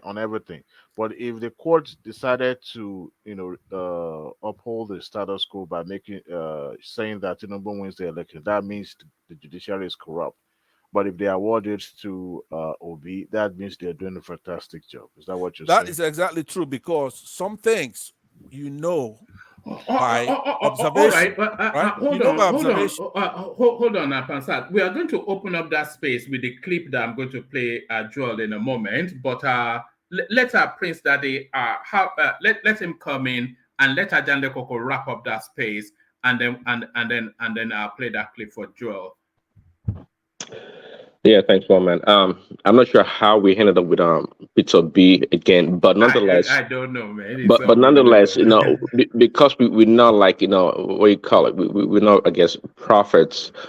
We can only go by people's antecedents, and production to corruption or corruption to production that you're talking about. Peter B has not shown Nigerians. Did you say corruption to production? I don't know, whatever it is. Whatever it is. Was that a Freudian slip, or was that deliberate? No, that was deliberate. That was deliberate. That was deliberate. So, if Peter B has shown us a model of production as supposed to be the chief importer of Nigeria, then we're like, hey, this guy, if he became the president, absolutely, you can show us how to get it done. But this is not the case. Now, people can always go around and talk about what they would do. Well, but we rather go. Can I just come in? Can I just cut you a little bit on this one? You see, many times we are too fast, to knock on people and say they didn't do this, they didn't do that. Look, if you were in that business of production in the past, during the 80s, during the 90s, you would have realized that we didn't have the infrastructure to sustain. Look at to sustain most of those production centers. How many companies have we lost? Why would you wish him to invest in a sector? Yes, you're right. And that's what it's called. Hold on. It's called taking risk. It's called taking risk. No. Look. He was a state governor for 8 years. Did he build the infrastructure? He wasn't the state governor, anyways. But the issue is this. How would you? My own mom did did importation of shoes. Where was it being made? She wanted to trade in Aba. If she goes to Aba, they will be able to give her the quality that she needed at that time. So how would you want her to succeed?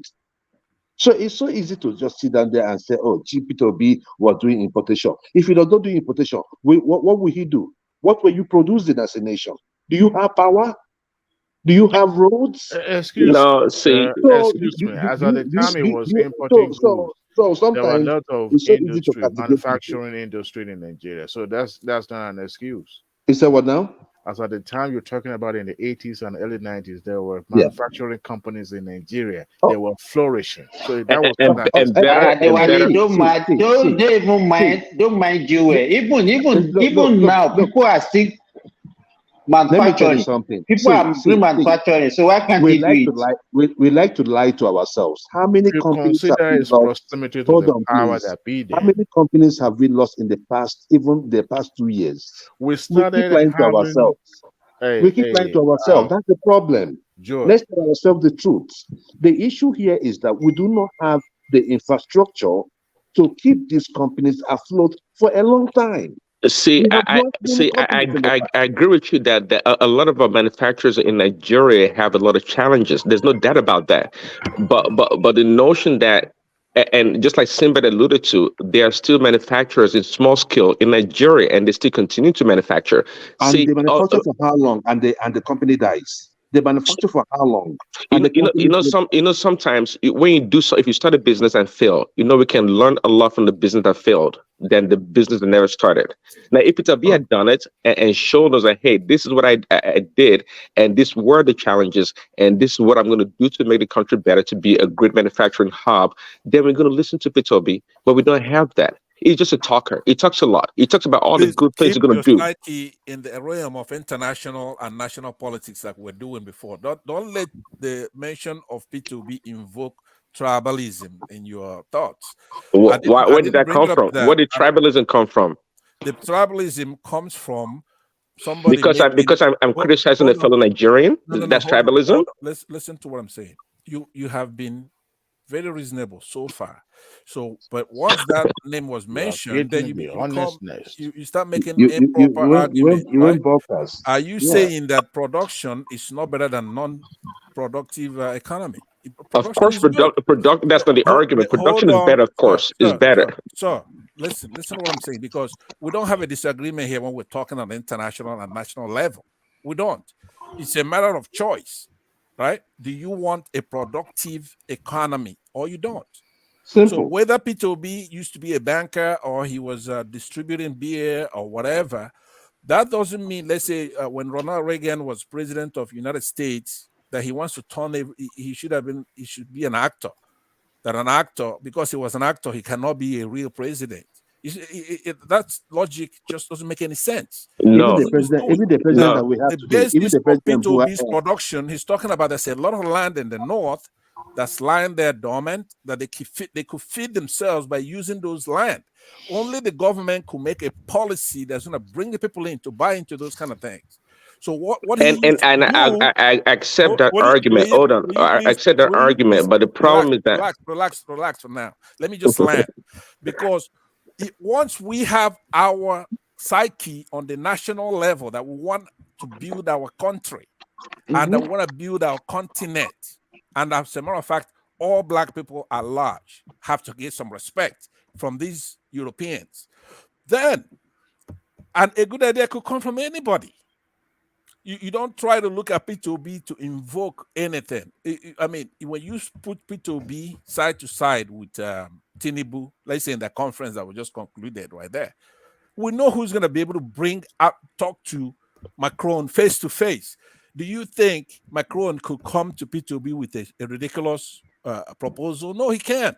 He's not going to let it. Right, so that's no. Okay. Let's not get too deeply into that. Okay. Hold on.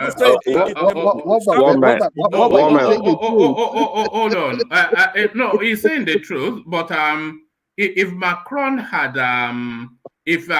had approached Peter Obi, this is how Peter Obi would have responded. By the time you start this production I'm talking, you start managing the quality. It's time you have pushed local demand by trying to create. The purpose of government is to care for the poor. Start pulling people out of poverty. As you're doing this, you start raising it up again. Government start getting more income, and you start caring for so many things. You're dealing with an established criminalizing structures. It's not going to be easy. It's not easy to remove structures that have been built over the years on wrong things. They're not going to go away easily. They're going to fight. And I believe that I've also read through your manifesto. To me, it's a bit light on quantitative performance indicators. But I also know that in your campaign, you use a lot of data points to buttress your point.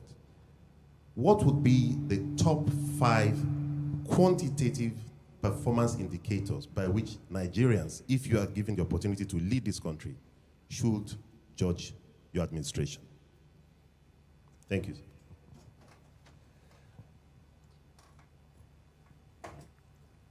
Thank you very much. I think I've answered maybe 3 of them, so I add more. Well, you know, Charlie, the reason why it is not fair, and thank God they said it's the best manifesto among the others. So, but the reason why I didn't go into that, I was waiting to come here and learn more of what I'm going to add.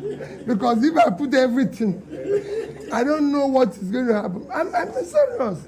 You must leave room because. A very funny man. A very Why, funny man. why does Peter Obi reminded me? One man. You always refer to this. You Why always refer does to this one clip. why This does he one clip. remind me? I have about 10. Come I have on about now. 10. One man is just trolling now. He's looking for trouble. One man. That Why it was does playing fan then. Obi reminded me of Jonathan? His body language, his approach to, have a grasp of, the subject matters, usually trying to dance around it before, circling back. It reminds me of Jonathan a lot.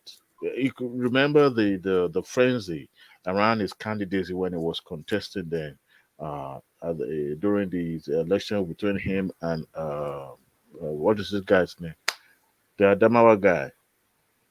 Atiku, yes. It was, but by, I don't know, maybe the power that be, or by the fact that it was the incumbent, he won the election. But even despite that, he's, has a doctorate degree. He sometimes the way he expresses himself is just like me, like ordinary person like me. He's not eloquent. Look, I expect Obi is more not eloquent. somebody with, talking like the kind of language that you hear from me, not like one man that always come with the grammars and all those big words.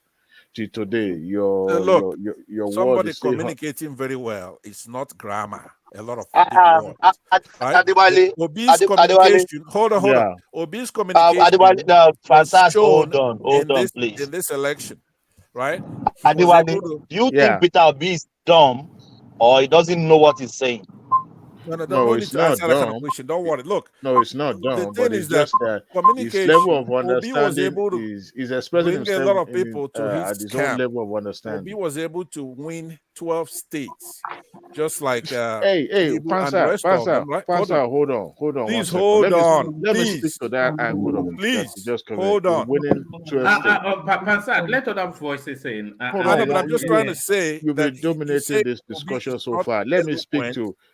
Hold on. The point is that communicating with the people, there's no match to hold on, Pansa. Hold on, in the last election. I admire Peter Obi very well. I admire his tenacity and doggedness. But the one thing we should understand is this: the election of February 25th of this year, right, was not about his person. It's about the revolt against the party, the incumbent. That was the reason why he was able to gather that 12 states. Remember, it's all about religion, it's all about ethnics, everything you can find.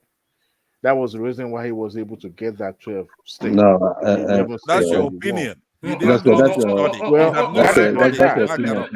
Hold on, everybody. I don't want us to legislate that space too heavily because we've done it countlessly. But let's get back to Ajanle Koko to round off that space, and then so I can play the clip that I've been meaning to play to Joel. Ajanle Koko, are you still there? Yeah. We were with the Kenyan president and it's back and forth with the French president. Yes. To me, I see him as a great African leader. He makes me proud as a black man that once again, an African leader at international stage is pushing for the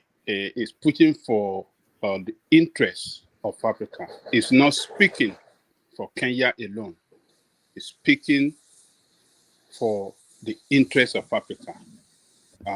Why we must be taken as partner in the scheme of things in this world and not as subordinate or as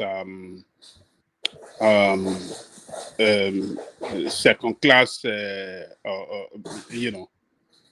citizens in this world. So I wish other African leaders can join this guy in this push. And let me tell you,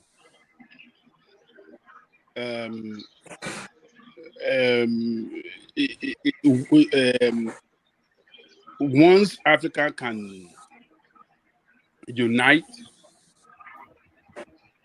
and speak in one voice, the world will listen because they know that the resources that drive this world, that make this world to be a better place to live in, 65% or 70% of it exists in Africa. So when Africa speaks in one voice, they will listen. So what I'm looking for is for other African leaders to join in this effort so that we can push our interests to international stage. And I will wish our own leader, Nigerian president, to use his next outing in international stage to speak for Nigeria and the entire Africa, because Nigeria have that strong voice. Nigeria have that strong diplomacy. Nigeria is they respect us when we speak. Wherever Aja Lekoko. Oh, no, let Aja Lekoko No, land. let me just ask him. Aja, can I interject you just 1 minute? Maybe then you let me. it will respond and then No, okay, Aja, go on. I'm agreeing with you, but could you give me just 1 second to make it? I will insert a sentence and then you continue. Is that okay? It's okay. Okay, so what I'm saying is that you have to know who these Europeans are. They're advanced. America, China, England and France and all that. They're very, very advanced. When you have our president go and lay down and they will perform intrusive surgeries and everything with your head of state, that is a monumental national security problem for everything. I mean, even going back 100 years, if you go and look at declassified stuff, to go have our president go lying down in one of these European capitals for some weeks, months, and they go intrusively into there. But we're finished. You don't have it. We are nothing. You can't say Nigeria, they respect us. They can. I mean, when they see that, they laugh. That goes to you too, just so you know. When you have the president of Nigeria, why do you try to educate me on things I am being complaining about? Hold on. I don't When you have understand an it. American This is president go to gaslighting. Russia, don't to go lay down and have surgery done on him, right? They put him all to right, sleep. You don't said have it. anything. It's done. The country is done. Johnny just come on this issue and you're just educating me on it. I don't get it. All right. Incorporate that in your remarks, Ajan Lekoko, and bring it home so I can play this clip to Joel. Passata tonight, I go fight quench for this platform tonight. If one of them was a female now, we would have been having. Some people are just pretentious. I don't like pretentious people that is acting as if he's conscious about security. It's because somebody's talking about it, suddenly he becomes conscious and he wants to start owning it as if he knows about these things. People don't. When I say that we need to go full on and do this stuff, he will hedge his bet and then he still acts as if he's conscious about security. How are you conscious? No, if you you're want to be saying conscious, we should have you a should lot be of completely army, conscious it's about totally it. different from what I just said. It's not the same thing. You say we should go and recruit. You want a president that will recruit soldiers and have a million soldiers. I'm saying that our president should be conscious of national security. You cannot go trusting these people. They've been advanced for a very, very long How time. can you be conscious of that? You're not conscious that you need to defend your country. All right, tonight, let Ajan Lekoko carry on. Ajan Lekoko, back to you. Yes, I think what Pansas said, I think is right. Even the health of our president can well be taken as part of our national security if our president should go out and take his medical treatment outside the country. So I agree with Pansas, but as I was saying, I wish my president, Tinubu, or whoever, that the court decide and pronounce as the president of Nigeria. I hope that person will go to international stage, present a new Nigeria, a country that is ready to lead other African countries, put the best of the best brain in his team to transform Nigeria. We can do it. We have the capacity, we have the resource, we have everything that it takes, and we can re-emerge as one of the power that be in this world.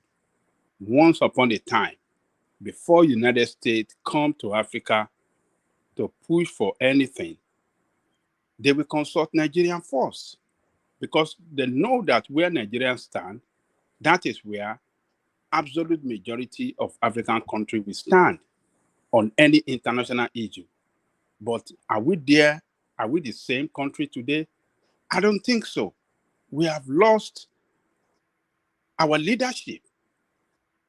But can we take it back? Yes, we can. The new president, Tinubu, I don't want to underrate him because he's schooled in the United States. He worked with one of these best international firms, Mobile, and some other international accounting firm. Deloitte and Touche. Yes. So he knows how this world operates at the corporate world, in the politics of this world as well. So, and but I don't think there's anything. Sorry, I will just 2 minutes. I don't think there's anything in that profession that actually prepares you. I'm telling you. All those companies, they just carry name for nothing. I'm with you, Ola. I'm with you on that one. Nothing. It's not like Patrick. There's nothing International in relations being an auditor. There's nothing being an auditor in Deloitte. It's just auditing papers, reviewing financial statements, and auditing tax. That's all. And being in Mobile as a treasurer, it's just trading. It's just trading funds, hedging risk, trading forex, and making investment decisions. That's all. That's not. Well, it sounds simple the way you. I think Patrick is being sarcastic. No, I'm not being sarcastic. It doesn't prepare you. He's telling the truth. He's telling the truth. Well, you know, I'm just telling you. Working in a corporate doesn't prepare you for diplomacy. It's different ballgame. Well, and for those who believe that Tinubu should be out there yelling and shouting, having megaphone, no, he should be quiet because now they are reading his body language. Get the money you needed to get your country out of this economic doldrum, then you can now start having megaphone in your mouth and start yelling. That's my take. All right, back to you, Ajan Lekoko. Well, boardroom politics is one thing. International politics, another thing. A lot of politics at different level, at societal level, at corporate level, and but I don't want to underrate him I don't want to see him as a man that doesn't know how the international politics play, because he has addressed some issue that has to do with international problem, and his opinion, maybe I should, or his position rather, on those issues tells me that yes, that man has something in his head. He know how international world operate. I wish we can remember what he said on global warming in Kano. It shows that he have a clear understanding and he knows what to do to address it. So he knows the international politics, international issues, and the politics around it. Babajale Koko, what he said in Kano was just for hold on, Dewale. Let Ajale domestic Koko just audience. sorry. Okay, don't beg worry. your Once pardon. it's Yeah. done, we can respond. Yeah, no. Once it's done, I want to play Joel's clip and then open up the space again. Okay. But In conclusion, this one is over. Maybe there is video when he delivers speech there. We would like to see that video. If he didn't deliver any speech, yes, I want to see. We will kick him out. We kick him out of the Aso Rock. If he doesn't make any speech, well, we have to wait till next time when he embark on international mission, and that is when we will start to speak. If he doesn't speak that time, that will tell us this man. Abajayeko advise Ruto to go back to Kenya and go and fight for those guys that are suffering the coffee farm there and the tea farm. The guy was just blabbing there, just making sensation. So what you guys are saying is that all African leaders should just keep quiet and not make a case for Africa. I don't get what you guys are saying. Which case is he making? Which case is he making? All right. Okay, let me leave it there. Yeah, I'm going to play this clip to something you just said. I'm going to play this clip to something you just said there. When you were saying when America comes to before America comes to Africa, they consult Nigeria. So when you said that, I immediately had in mind this clip. So let me play this. Concerns. Yes, I've known the Nigerian army for the last 25 years. They're very professional. They're very serious. And they do good work. They intervened in Liberia to settle the civil war there in 1990. They intervened in Guinea-Bissau to stop the drug trade there. They're really good people. Boko Haram is their biggest challenge because these Islamic terrorists, they mix with the population. They're in the refugee camps. They're in the villages. And when you see teenage girls as suicide bombers, that's very, very difficult to What would you say, sir, to critics who say they've also made some pretty catastrophic mistakes? Civilians have paid the price. That's right. But look at U.S. bombing of the Islamic State in Syria and Iraq. They've made mistakes, too. They've bombed refugee Or have camps. a domino effect. Can we have Chad, Cameroon, and Niger coming to the United States and saying, you know what, we need those planes as well to fight Boko Haram? I don't think they'll do that because they don't have the capability of operating these aircraft. They have good armies on the ground, but only Nigeria in that region really has a decent air force. And do you foresee any kind of hurdles?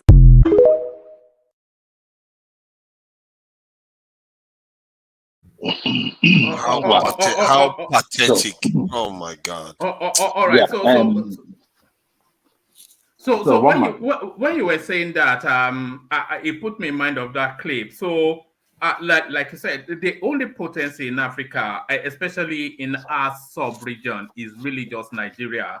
And that's how the world sees it. So when you were saying they consult Nigeria before they come into Africa, that was once upon a time. Or I don't suppose that's still the case. No, one man. This is the issue. You see, when sometimes when you want to read an animal, right? You read an animal based on what that animal can do, and what is the potential that animal can even hurt you in the first place. Now, if that animal has lost that physicality, of attacking you, You are still afraid of, this animal can still do something bad to you. It has the capability of doing something bad. So Nigeria might have lost their bite, but we have everything within us to switch it. And All it right. starts, yeah. So it starts with leadership. All We right. have the possibility of switching We on the haven't state. lost our mojo at all. All right. No, we don't look at that. Let me play this next clip, which speaks to the space that Ajanle Koko was speaking to Tinubu's interaction with the Paris summit and his performance or lack thereof.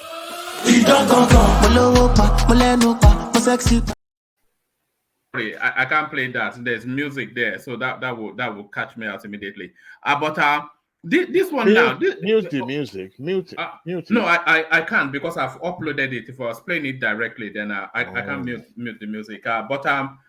This next one here, this is the one I've been keen to play to you, Joel, because of course, Nigerians are, they say a prophet is without honor in his own home. So Nigerians, there's nothing Nigerians love more than to point and laugh at Peter Obi. You've seen them do it endlessly. Just point and laugh at the guy. I'm not sure that we should be pointing and laughing at Peter Obi because if you take away the politics, it's actually a very civilized gentleman, who conducts himself in a proper manner.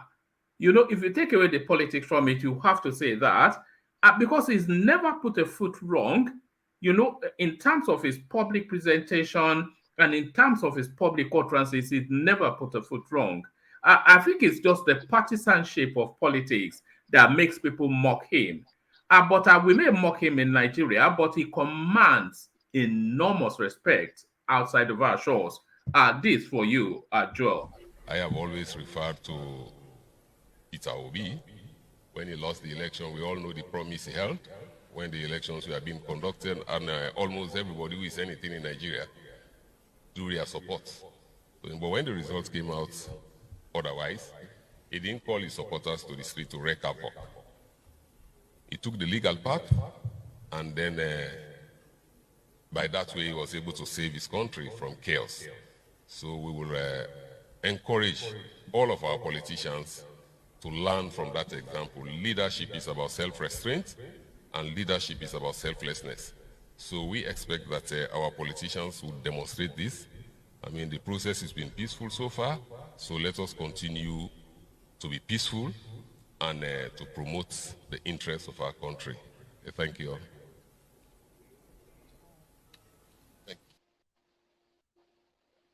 Yeah, I'm not surprised. So Joel, that was the chairman of the ruling party in Sierra Leone. Yeah, absolutely. Yes, and they're in the cut and thrust of an election.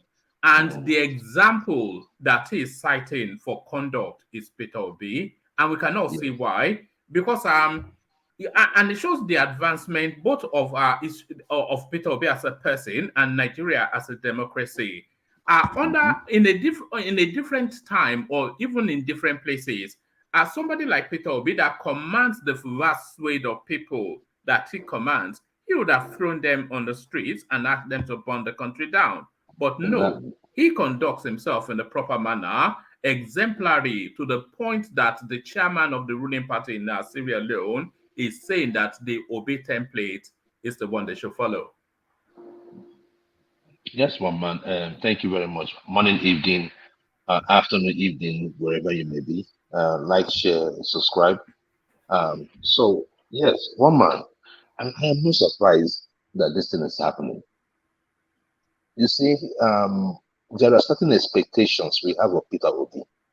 No matter what, like there are certain things that happens and we want him to respond. But the other side of us says to us, we pray he does not respond. Right? And when he eventually responds, right, it is so soothing. And we are like, okay, so we have certain expectations of Peter Obi as a leader, as a person. the way you present yourself, the way you talk, the way you have to respect the process, submission to the rule of law. So you see, you draw these things, you draw this inspiration from the kind of leaders you have. You see, there was one thing that happened when Buhari came in, and they were talking about body language. You see, that body language worked in Nigeria for some time until they now saw that Buhari was now appointing people that weren't really fit for certain positions. We started seeing the despotic manner with which his appointments were made and all of that. So we started seeing certain corruption. But for some time, that body language worked. A country usually is formed like a country. A country's population usually follows, the character, the way the president presents himself. You see, so there's power in the way the president presents something for his country, which makes me tell. Somebody was talking about Tinubu not saying anything in France and all that. I don't know how true that is, but if he did not, these are platforms where leaders go to present, if not for anything, hope, opportunities that their country presents. You don't have to be confrontational, but there is this power that comes from a president that people look up to. You are the president of Nigeria. Some people were saying that he dedicated the speech to somebody. I don't know how true that is, but if that was the case, then that shouldn't have been the case in the first place. That is so wrong. It's wrong at all levels. Nigeria, I don't care what terminology you want to use, whether you want to use the slave master scenario and all that. I don't care what it is. We are not slaves to nobody. The problem that we have is that we have a problem of leadership. We have a problem of leadership, one man. If we have our leadership right, we have the tools. What is, we are talking about gun production. What is there in gun production? Like I said, you see, we are our own biggest problem. I think as a nation, one other thing that we have to eradicate from our national life is envy. Envy. If any person from any part of Nigeria is doing something, let us support that person. We saw the issue of Hilda Baci. We saw how people were behind her. That is nationhood. We need to build nations like that. We need to build a nation like that. A nation where people are there to uplift people. Naturally, the people are happy. Even without the government, the people are happy. Because that cord has been sown among the population. So, one man, going back to the man that gave Peter B some props, it is important who becomes the leader of a nation. Very, very important. So we have a reason why till date we still think that Peter B is the best, and we know the reason why we say that. It's not only us that is saying it. It's not only him. People from Ghana, other African countries, they were praying for this presidential election. They still look up to Nigeria. We never lost our mojo. Like I always tell you, at work, if you want to know people that will challenge the authority, just check them. 98% foreigners and Nigerians. Because they are not going to sit down and give them nonsense when they are offering you services. So if we are not, if you are not taking that slavery tag where we work at in a foreign country in their own land, why would someone say that a whole country as Nigeria is slave to who? It's all our right. inability. It's our inability to do the right things that is making us still go to these people to beg. All right. Joel, for every yin, there's a yang. You know that, Go don't ahead. you? Go ahead. Huh? Go ahead. For every Go yin, ahead. for every yin, there's a yang. Watch Go this. ahead.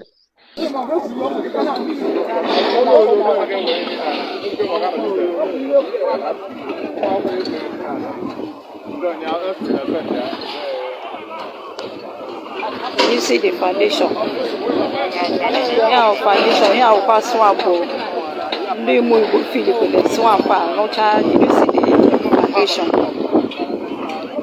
Look at the foundation. The way ndị Igbo Igbo mere ebe a nọ. Mechicha na ha swamp. Look where the foundation. Look at the foundation. Yeah, swamp. Far along your foundation. If you there.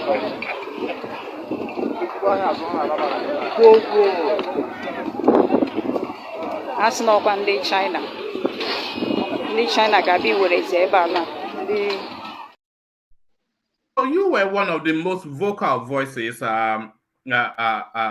Joel, when the demolition thing went in to go and because they were saying the building were unsafe, but you heard it, and I'm sure you understood the language more than most of us. Building superstructures in a swamp. What do you make of that, Joel? Okay, I will look at it from two ways.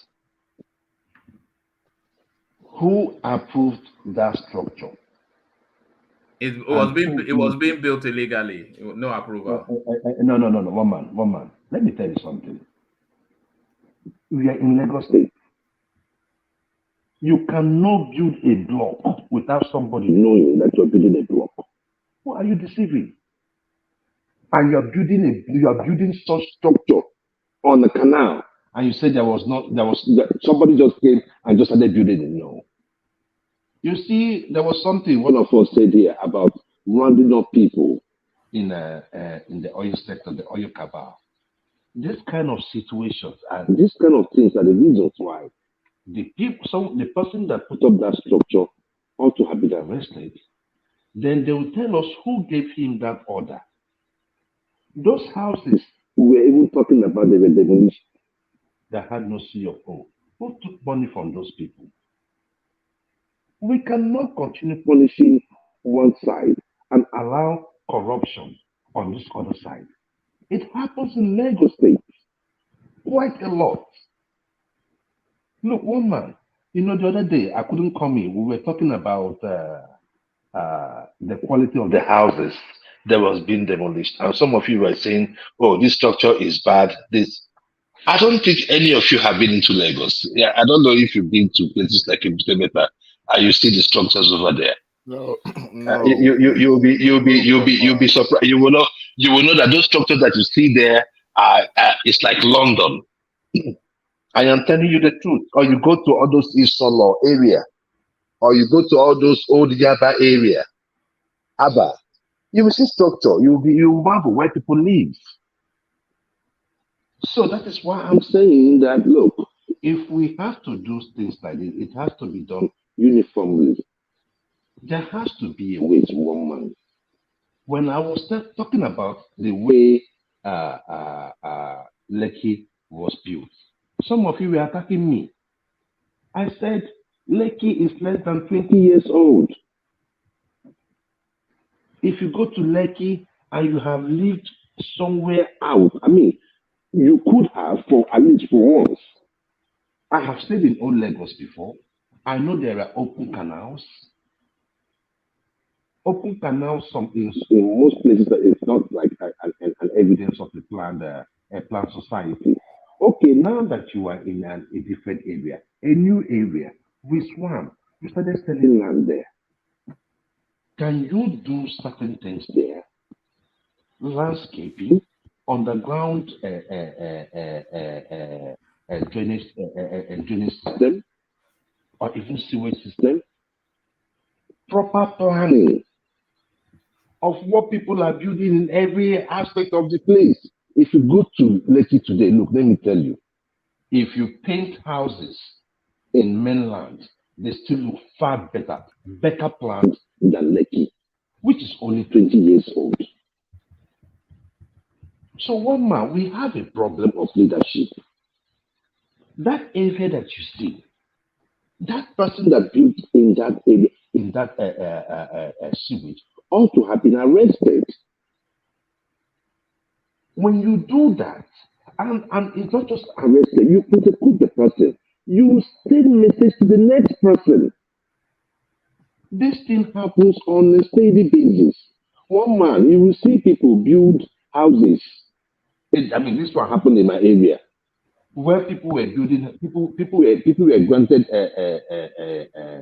a permit to build on rail tracks. Government was collecting money from them. After Fashola came in one time and now said, you know what, everybody is going. They started demolition. Over 10,000. It was a slum, one man. It was a slum. All right. So my thing is this, right? Nigeria has to be properly planned from the leadership down to the people. It is not just looking good. Thank you. All right, brilliant, well. So brilliant, well. Stay with us, Joel. I want to play this clip as well. So I want to use this clip to bring Dewale, Prince Daddy, and I was going to say Simba, but his system seems to have dropped. So I want to use this clip to bring Dewale, Prince Daddy, and Patrick into the conversation. So this was the clip. This was actually we won't get the fullness of it now because it's 40-something minutes long. But I just want to give you a soup song, just to give you a feel of what the man had to say. Watch this. This is quite. I will put a link to it in the comment section so that you can go and watch the fullness of it. If I'm ever going to recommend a video to watch, I will recommend this one to anyone. Mr. President wouldn't have said anything better. Which he said, look, we will cleanse this financial system. We will make sure that financial system works. So those are some of the comments of the presidents there about that system. Yes, they've gone ahead and taken some policy decisions. We'll talk about that impact. But about what you have heard him say now about the financial system, were you surprised at all? Well, thank you very much, Amberlin. I think Mr. President wouldn't have said anything better. Maybe I will start with the issue of subsidy first.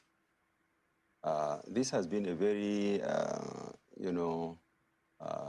very serious issue, or issue that has been so much talked of.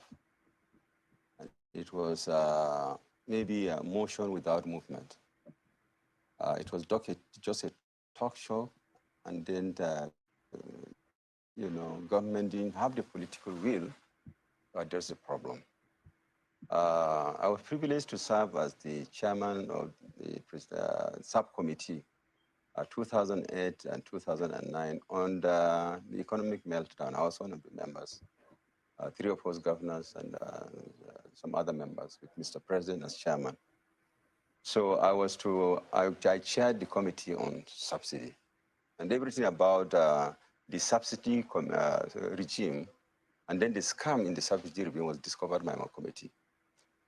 And of course, since then, recommendations were made, which unfortunately were never implemented, and it's very sad. I'm sad to let Nigerians know that from what I saw, we came across situations where subsidy was claimed on pipelines that never existed. We just claimed that I would have pumped X amount of, either finished products or crude, maybe from Kaduna, from Warri to Kaduna. NNPC making this claim? Of course, who else is doing it? Oh dear. Those that pump and those that are in the subsidy scam, they just fill papers, invoices, and they claim subsidy on it. In fact, there was an instance of a pipeline that was supposed to exist between Lagos and Warri. and tons of monies were collected on subsidy on a pipeline that never existed. This is Nigeria for you.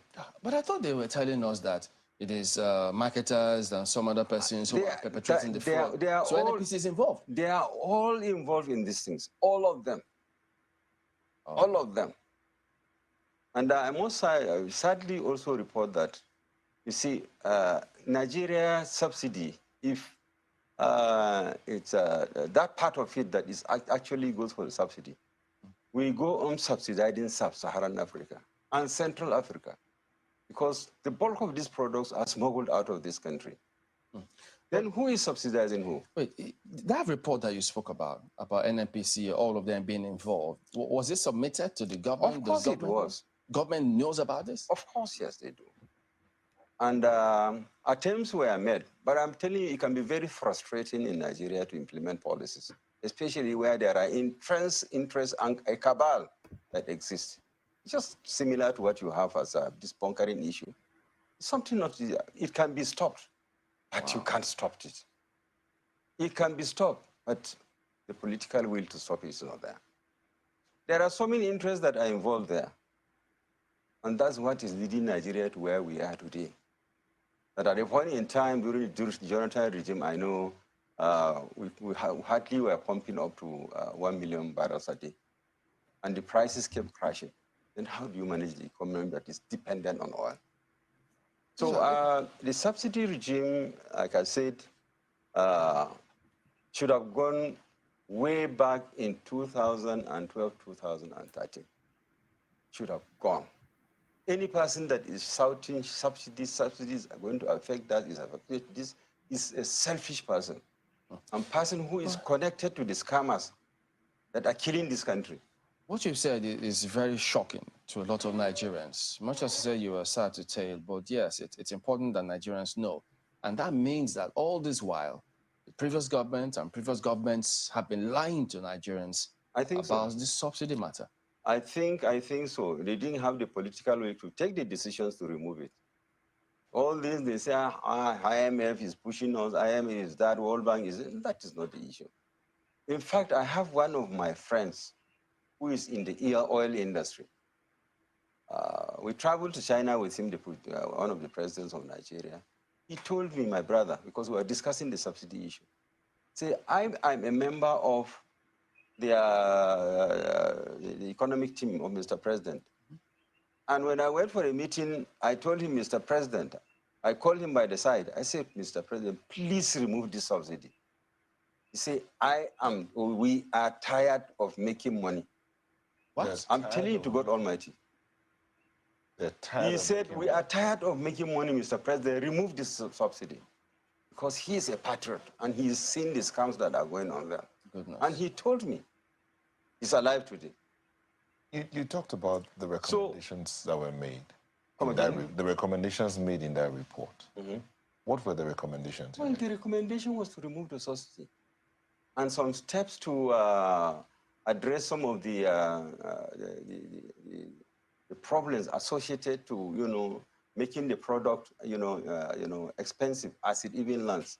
At a point in time, ships would line up over 60, 70 ships lining up in the high sea, trying to come in to dock and then discharge in Atlas Cove the fuels. They spend an average of 2-3 months. And we pay demurrage. The country pays close to about $100 to $150 million every month. In the report, we suggested that there should be a floating barge, maybe that can carry fuel, up to maybe 4, 5, or 10, or even 20 ships. We can have a floating barge that can store that. And then we have barges coming to pick and then discharge at Atlas Cove. He said, no, because people are making money out of it. So I believe we have seen, God works wonderfully. We have seen a solution in a president that can do it. He can really do it because he knows the problems and he knows the solutions. And he's been a businessman. So, and he's from the commercial center of Nigeria. And he made Lagos what it is today as a medium-income economy. So he knows all the crooks in the country. Help us understand this a little bit more. Won't your friend then say that they were tired of making money, understanding the scam? So did he tell you, why didn't the president go ahead and remove it? Because if he had that first-hand information, he should have acted, the former president. I'm sorry, my brother. The president may not have done it because of the entrenched interest. It could even be at the risk of his life. But at least the president of Nigeria is adequately protected. If I were him, I would have bitten the bullet and taken the decision. So why, Let hell fall, because the poor man out there is suffering and dying of hunger. And we are busy feeding on them in collaboration with foreigners. But at the risk of his life may not be tenable because he's very well protected as president. Yes, so I'm just wondering. Probably, I mean, the whole thing was maybe shrouded in something very cloudy that you cannot understand. Because why are you a worker? Why are you? You are there to take decisions on a daily basis. And this decision can be right or wrong. You have the right to take those decisions. And you see a good decision, you'll be afraid of it. Even the question of removing this devaluation, at the point in time when we didn't have enough, revenue coming in, we had that Paris Club, that during the Jonathan's time. We urged him to devalue so that more money can come into the system and fund, debts that we have locally, so that the economy can move. But you are owing, you have a means of payment, you are saying, no, you will not take the decision. These are the kind of traps that we find ourselves. We'll also talk about that bit, but just a little more on this subsidy, because I think my colleagues still have some questions on that subsidy before we come to the financial sector. So wouldn't it be appropriate for this president, this government, to then say, look, haven't seen the kind of mess, because if you use the word rotten for the financial sector, I wonder what he will say about the subsidy regime, because he will know a thing or two about it. Should he then say, look, it doesn't matter whether we're on the same party or not. We have to probe deep into this. And all of those who are found guilty, you have to face the music. That would have been very excellent. But I must say, with all sense of decency, those involved, I believe, should not go free. Because there is no how a country like Nigeria, over 200 million people, you have close to about 90% under the poverty line. You cannot explain it. When one person is owning yachts all over the world and keeping all sorts of rubbish outside Nigeria, feeding fat on the death of our people, hunger of our people, people sleeping with their children without food, no conscience whatsoever. And I want to assure you that presently, what we have is the structure of the economy. You can hear the president talking about the economy and, of course, the challenges in the economy. Now, last year, my colleague, Mr. Kabwezi, who was my ED now, and I handed over to him when I was appointed minister, the DG budget, he alluded to the fact in a seminar workshop, sometimes last year, that 97% of our monthly revenue is dedicated to debt service. 97%. And what does that translate to? Do Nigerians know the meaning of that? It means that you have only 3% of your revenue to service government activities, recurring and capital expenditures. So, but the point I'm trying to make is that today, what other alternatives is left for Tinubu to run Nigerian economy? Apart from the fact that what do you call it, the palliatives that we're talking about. And of course, the subsidy regime that we're talking about, the mere fact that it's a scam itself is enough to remove it. But then now the challenge is, where is he going to get the money? So let's just to fund government. Let's go back a little bit, Yeah. still on this subsidy thing. I know that some of the recommendations that had been made were that the refineries should work. At one time, the refineries were even privatized, and that was reversed at the same time. Yet, more money is going there to, what they call, turnaround maintenance of the refineries. What's the situation in that angle? Now that the subsidy is even out, would that even be looked at all? Well, as far as we are concerned, we were part of the government. We saw how, contracts were awarded for turnaround of, the refineries, and all sorts of investment in pipelines. And so it's just a question of who is doing what, and where are the deliverables after having paid the monies? Where are the refineries? Nigerians are not even asking questions. And there was, to my knowledge, there is no refinery that was ever turned around and did work. Even if it did, maybe it didn't work for more than 2 or 3 months and it went down again. Even with all the billions that were put for turnaround maintenance? Yes, exactly. If you are doing that, where there are refineries today? How many times have you heard of Wari refinery turnaround? Okay. How many times have you heard of Kaduna refinery turnaround? In the first instance, why should they die? I have a Mercedes car I bought when I was a very young boy after finishing university, way back in 1982. I bought a Mercedes 200, Kumbo. It's still there. The engine is never opened. I've just always changed engine oil and I'm still driving the car. Which means that if these refineries were maintained, nothing will stop it nothing will stop them from working up till now. But where are they today? Let's bring in our colleagues in Lagos. And that is even responsible for all these massive imports of finished products come and finish our country. And they have no heart. They have no heart. These people they are just heartless. Go ahead, guys. I've heard this that. All right. So there it is. A real bombshell by that chap. The governor Yagudu. At last they're starting to open up and tell us just what is going on, and it's a lot worse than we imagined. The guy said they were invoicing for pipelines for wellheads that don't even exist. And they're not invoicing the odd $5-10 million, endless hundreds of billions, just Carlos looting. So Carlos looting. So I'm going to bring in Prince Daddy, Patrick, and Simba on that space. Yeah. One more, please. Let me just say something on this, please. Just real quick. Yeah, I want to. Hold on. You will say it, but let me bail out to hand over to Thomas. So let me just acknowledge the people that have super chatted. Then I'll bail out, hand over to Thomas, and then Thomas will coordinate from there. So the supers are kicked off by Peace. Thank you. And then of course, as always, the tradition.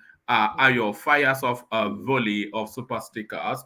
So thank you. Not once, not twice, not even 3 times. They say, and that's the 4th one. So there it is. And as ever, when Kulata is not on the screen, it communicates via super chat. So there he is, prodding at the conversation, especially at Tunaija with super chats. It goes after Tunaija again with another super chat. I think this may be the first time ever. It says, I am feeling Pansat tonight. That's Kolata acknowledging Pansat on best behavior today. Prince Daddy, who with some regularity does it as well. In fact, increasing regularity, he rattles off a volley. So that's Prince Daddy once, and then Prince Daddy twice. So Liz joins them in that super space. So Liz comes in to make some Chinese commentaries. Pansat, he makes his debut into that space. So that's Pansat once, and then Pansat twice. And then George Blueshell, who oftentimes does, he does this time. And that's George Blueshell. Still can't get enough of Tunaija. Kulata fires off another round. So there it is. Keep them coming as I take my leave, as I say thank you, and hand over to the military administration of Major General Major General Thomas. So Thomas, to you. Yeah, thank you, woman. Thank you so much. Yeah, I missed the platform from 3 days ago. Yeah. Do we have Patrick? You can fire up this video. Patrick, no. Prince Daddy. Yeah. Hello, Thomas. General Thomas, I'm here. Thomas, I'm here. Yeah. Yes. Can you just fire this? Go with Prince Daddy. Video with. Yeah, Prince Daddy. Can I say something, please? I said I was telling one my name is just say something. I was supposed to start this one though. Adivali, yes. Let's start with Joel, yeah. Oh, okay. So the issue is this, right? This interview is so revealing, very, very revealing. And I think someone was talking about making an arrest. I don't know who that was. Like those people should be rounded up. I think that should be the best solution for this. Thank you very much. Yeah, yes, Yeah, let's please they don't. should be all arrested. Yeah. Yeah, thank you, Joel. Uh, Yes, General Thomas. Is there, I'm going or Adewan is going. come on now. Why are you following one man's Let template? me You just know, circle something briefly, with 30 seconds at most. See, what I picked up from there is always going to circle back to one thing. You heard what he said about the presidency, that at least the president is protected. But even that is not going to be enough. And secondly, he also said with this impacting of foreigners, this is, and all the third point is the way he actually addresses that, like they are stealing with reckless abandon, like nothing is stopping them, because the forces that are at play is beyond what your everyday policeman can do or everyday military can do. And this is what I keep addressing. It's a sabotage. This is what is going on in the country. But it's okay until we wake up to that truth. Go ahead, please. Sorry. Okay. Thank you, everybody. This is Adewale. So, these are you good at come on national television and they want to be relevant. So, all they could do is look, subsidy is a scam. So, Nigeria should go out there and start discussion like this. Yes, he has achieved that goal. There's no bombshell in what he said. There's no bombshell at all. I hope everybody can hear me. Oh yeah, Hello. yeah. Oh, Uh-huh. okay. There's Yeah. no bombshell. This is a naked truth. Every single Nigerian, even we in diaspora, already know. We've talked about this all this while. We know because there's no way Mr. President received intelligence report on a daily basis, and for every political office candidates always have certain people that back them.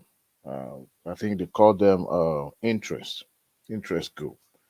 And whenever you see money pumping in for campaign, not just from the party, because party doesn't have money, so individual always make contribution. The money always cycle back. They plow it back into campaign because, of course, we cannot maintain, uh, control or regulate our electoral. Yes, the electoral law says certain amount should be what each political office holder should spend, but we've never been accountable for every penny being spent. So this money plowed back into that space and they use it to finance their election. That's why every now and then somebody unable to go to toilet, they go to the national newspaper, buy entire page and put the picture there to celebrate somebody can go to toilet. Now that's your money talking. They know all these people because it's not secret. Governor Dapo Abiodun is also a marketer, isn't it? He led in independent marketer to Tinubu. Who knows what they discuss? Maybe they're trying to find a soft landing, right? But you know, the reason why the president or the previous president lacked political will to remove subsidy completely. Yes, we can all say Buhari removed subsidy by not including it in the appropriation bill budget rather. Is because he was laying that booby trap for his successor. Now, some of these actors are not foreigners. This is more or less Yoruba will say Tuba Fagburu, Buruwa Fagbo. That means if you pull, something is going to pull one another. Before you know it, the entire system is going to crumble. Now, and this is where I disagree with some people when it comes to uh, what we've been told before. Of course, NNPC was part of the cabal. They were in charge of every oil operation in Nigeria. They regulate. They're also player. to the point that they were even privatized. Now it's now a limited company, right? So there's nothing Husa Juguda said on that show that is new. The only thing that he brought to the public is that presidency knows about what was happening, and who would be so dumb if we say that as a bombshell because presidency receive intelligence every day. President is the minister of petroleum, so he knows every single player in that sector, both upper, downstream or upstream. So now the question now is: are these individuals going to be brought to book? My answer is, I guess, no. There's never going to be a public prosecution. As a matter of fact, there's going to be a soft landing. Now, Tinubu, as a president, is he going to prosecute? Probably not. Sometimes you want to project certain power to show that you are doing something, but at the same time, you want to reward, because you can't actually say these actors should be penalized. So, politically, what you can do for somebody who is probably going to be seeking for second term or that wouldn't want a collateral damage against his political allies who want to make sure that, those actors were taken care of, but at the same time being rewarded in some way. There's no way, I've never seen that individual in this entire world that will say, you know what, I'm tired of making money. Please remove this.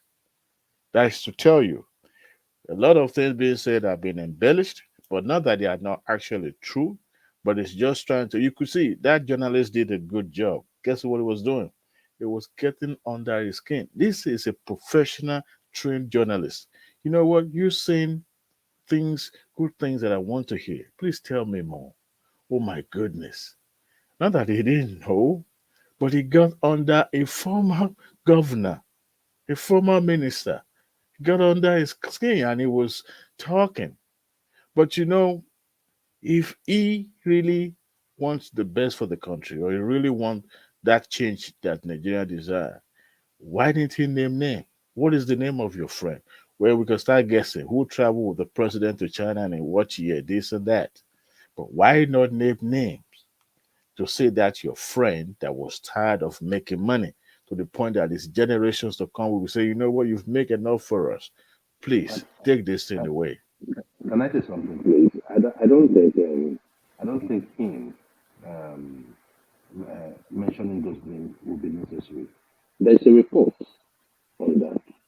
So he is speaking to the person in government. He is talking to Tinubu. He has the report on his desk. Act on it. That's simple. Act on it. If you have found, you have found culpable, you get arrested. It's on your table. Why would you allow the poor man to come and die for nothing by mentioning names? He has told you this is what is going on. He has given so much. He is not just making comment. He is telling you. He is putting figures. He is telling you what is going on. He chaired that committee that recommended the removal of subsidy. So at least we should cut him some slack. We should cut him some slack. He has told us what to do. He has told us where we have gone wrong. He has told us who the criminals are. He has also told us, hey, the papers are there. We can also have a paper trail up to 2022 or 2023 of those of them that have plunged us into this mess and get all of them arrested. The paper is on Tinubu's desk. So I do not think that making him or asking him to mention names will do him any good. I mean, he has a family, he has to protect himself. He does not have the security of the president. Why would he want to do that to himself? Why not name names? If his friend deem it piles enough to say, you know what, I'm tired of making money. Why not names names? After all, he's trying to turn a new leaf. So we can ask question. How come people are filling up vouchers against Nigeria so that We can hold people accountable. If the government chooses not to prosecute, people can ask question. Question. Oh no, but he has given us enough. No, he didn't give us anything. No, He no, no. did He it. has told us there was a report. No, he has told us there was a report. See, Those kind please. of reports are not See, trustworthy. any official report, you and I know it's not going to see the daylight. And we're not going to wait till government make it public. Look, name names. Okay. If he does name names like Yeah, you prescribed, right? yeah. Okay. Does he have the power to arrest? He does No, not have the see, power to arrest. see, Okay, it's when if you ask confided in. questions, Sorry. if you ask questions, right? Like, okay, he mentioned, for instance, he mentioned Joel. I start asking Joel. If I decide not to answer any question, what are you going to do to me? Do you It's know going to there's just a way be you can force the hand of government to act, even if it's just for, you know, to make it look good, the optic. You can force government hands to do something. look with what he said here with a force government hand. That's my point. With Okay, what he see, said if here, the we government cannot. chooses not to make it public, what can you do? So if he name names and the These government does not want to act, it's the same thing. the independent marketer, they are not a ghost. They are not ghosts. They are Nigerians. They live among us.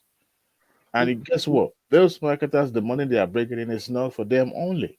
Like I said earlier, this money always finds its way back into the purse of the political parties and all that. You can name them. We can start from somewhere. After all, it's about accountability, isn't it? Let But me I know it's just not ask going to you happen. something. Joe, let me ask you something. Did you just hear any breaking news from this guy? Is there any breaking news in what he said? Are you asking me, please? Yes, yes. Is there any breaking news? What this Any guy just breaking said? news? Yes. No. I don't have any breaking news on that. Do you have any? What I'm saying is what this guy just said. Is there any breaking news? Is not No, he's is it trying not to something find out that if it's a news to you. If it's something, if it's is it a news No. to you? That's what we are breaking news, No. yeah. Look, Thomas, look. We all know that there's a cabal. We all know these things. The thing is this: somebody took his time with his committee to develop a report to get facts and figures. It is not just me and you saying cabals. In that document, it was paid for by government. The government, they asked them to do a duty. They did a duty and came back and told the government, hey, we have to remove subsidy. This. Look at our document. This is our report. The government refused to act on it. And you want to blame him? You cannot blame him. What else would you want him to do? He has done his best. In fact, for him to have even said it, it's a risk to himself. So that is my point. The person that have the power to make those arrests is the government. Now he has made these claims on TV. It is now, it's like, it is just like didn't you mention can force people to say, But did you he hear didn't what he mention said? names, so That how will they he's make worried arrest? that the president is even whether the president was even protected. The forces at yes, play here is beyond just your everyday. yeah, That's why that's the he's not thing. mentioning name. That's the thing. So he's not trying to tell you that the president is protected. But people like them, what will they do? They are not. So that is the point. So you cannot put him on the spot and tell you, oh, this person. If he loses his life tomorrow, then that life is gone. What will you do? You will do nothing. You will come here and still talk, and nothing will happen. It's So the part of person the that has sacrifice you make for your country. no. He has made enough sacrifice in telling us You this see, is the you issue. see So now, the government no, should take it from there. Joel, you supported Obi, right? Yes. So if Obi were to be the president and somebody come on national television like this and stop short of mentioning him, would you have accepted that? How? I don't understand what you mean. Would you have expect I Obi if he were to be the president to yes. prosecute to name names? No, if Obi were to be the president, I expect him, if such report is on his desk, that he should prosecute those people. That is my expectation. So prosecution would Nothing mean short. being public with it, right? Look, if we, yeah, I have make it public. Make it So public. But if you if it is secret, if it's secretly done, that is where you have so much corruption. Make it you public. if you as a patriotic Nigerian right now, you are privileged to have known the name of these perpetrators. All right. Would you have come forward? Would you have come to the public with it? Look, would I have come forward? Look, the You issue won't. there is You I won't. won't, I won't, I won't, I won't. Okay. And I'll tell you the reason why. I'll That's tell you the reason that's why. that speaks to the level of your patriotism. No, I'll tell you the reason why. This is the thing. This is the thing, right? You're Would I scared of would I just hold on? No. Look, let me tell you something. You don't just go die over some fool's order, right? Look, you have family people, you have family that you have to take care of. You have people that depend on you. My thing is this: you can still make your point, you can still make recommendations, you can still make reports, right? And this is part of it. If I were to be in government and I was given a duty like that to do, I will go there, do a yeoman's job, come out with my report, and present it to the government. You do not expect me to now go on my own and now say, oh, this person did this. No, I have did my report and I presented it to the government. Let the government act. The government has the power, they have the wherewithal to make those arrests and prosecute those people. What is my thing? If I have done my job as a patriotic Nigeria by doing the job right, the Joe, government should take Joe, it up from there. your That's my audio point. is your audio is so bad. We can barely hear you.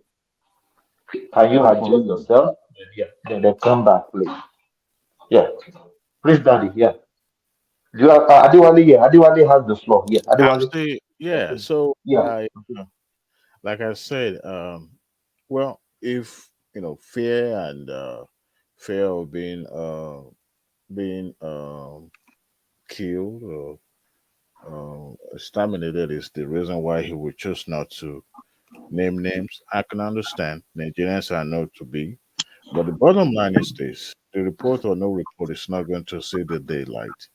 But it's not just the marketers only. The man said that NNPC, and we all knew when the Mele Kyari was going to the creek, um finding the tapped pipe, we all knew this was just optic. We all knew that he knew that every single one in NNPC knew that these illegal refineries and tapping of the pipe. We all remember when an entire ship was blow up when it was intercepted. So Nigeria knew. It's just that they don't have the how do I say, they don't have the capacity to to go out there and but because that is the only cash cow for these politicians, and they know. You see, and everything Tinubu say now regarding all these issues, I take it with a pinch of salt. Because we won't want the country to go up in flame. These people are connected; they are powerful. Yesterday, I was just watching a video of Abuja, the the the the, the entire metropolis. I was looking at Azokoro and my time, and I was like, you see all these big buildings when you have the powerful people occupying, in this kind of a society. And I zoom my mind back into that kind of society that, everybody is all out for themselves. And I understand that the power play when it comes to the issue of making policy, governing, public policies, it's going to be tough. But I think Tinubu can make this more easier by ensuring that even the money being paid to these people can be recouped back. Because, it talks about how government Tinubu is going to make money, or his administration is going to look for revenue, which is what he's trying to do, making sure that the government is not wasting money, pouring water in the empty basket. Because when money is supposed to go into the cover of the government, is going into the pockets of few individuals that tells you. And I think I also believe that the militaries were part of the subsidy cabal as well. I want to strongly want to believe so. I don't know. I just feel it that military also, apart from the fact that they were into oil bunkering, I want to believe they were part of those people that were taking the money into their pocket. Oil bunkering, we all knew has been existed. I even have a family member that was into it for a while. He told me what it's all about. In fact, there was a time that he was arrested for almost 6 months. They were arrested not because of what they were doing, but because the owner of that ship, they were looking for him. The navies were looking for him to pay them, and he was in hiding. You see, so and military, when Asari Dokubo came out a few days ago and talked about how militaries were, it was because the military was taking the chunk of the money. They were pocketing some money, but the militaries were the one taking the huge part of the money, right? So every vessel being diverted to other West African countries, Ghana, every surrounding country, even up to Liberia, they have to take money from them, even to the point that if they don't pay enough, they will sell the pirates to them, and seize the vessel until they pay up. So they know what's going on. Now, I just hope, because this current government administration, when Tinubu talked about, um, spoke about the global warming when he was in Kano, the Arawa summit that he attended, which he was speaking to the domestic audience, I understand. But the bottom line is that I need to start looking at a different perspective, because once this administration leaves, another people will come in, right? What if it goes back to the same way of doing things? What it cleans house now, but it go back to the old ways. So I believe that he can, maybe look for different alternative energy and see if the country's natural gas and all that, instead of just depending on the oil and all that. Yes, the man mentioned about the support of the international body. I mean, when you are to sell oil or petrol to the neighboring country, you have to go through their port, right? You have to go into the main, to their seaports to offload the items. So that means the government knows about it, right? And it's unfortunate, but everything that man said wasn't new. He talks about the safety of the president. Of course, we knew. See, it's only if you are new to the way governance is in Africa, not just in Nigeria. It's a very dangerous terrain to find yourself. Apart from the fact that you are dealing with the spiritual aspect of it, every day there's always a threat about somebody want to take you out. It's not about guns. It's not about. Sometimes, especially the West, they know how to take people out without even firing a shot. So when they know that they are dealing with powerful people, but not necessarily have to be. Even if you are guided by thousands of vehicles, they still want to get you. They'll get you. I just hope the courage that Tinubu summoned, to the point that because every now and then, for those who are even actually accusing him of being too vocal about removal of subsidy, I think what he's trying to do is to remind Nigeria, look, this thing has been taken out. It's not coming in, and continue to shout it out and all that, which to me is a very good strategy, because you have to keep telling people this thing has been removed. So for now, it's going to affect you. And the palliative or no palliative, remember when the marketers went to Aso Rock, they pledged to, provide some public transportations and all that. I still want to believe those are also soft landing to Adiwale, look at. Can I say Adiwale, something? Can I say you something? will say something. Hold on, please. Let me ask Adiwale, do you respect Buhari that said he will remove subsidy is a scam and he didn't, and you respect Tinubu that said subsidy is gone and he remove it? Who will you respect? If Then, I, okay, then what do you call it? Two Nigeria can come in.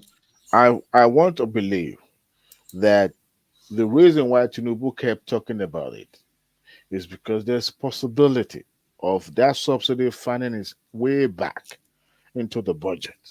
Because while he couldn't do it, he makes sure that it ends with him, of course, on his way out.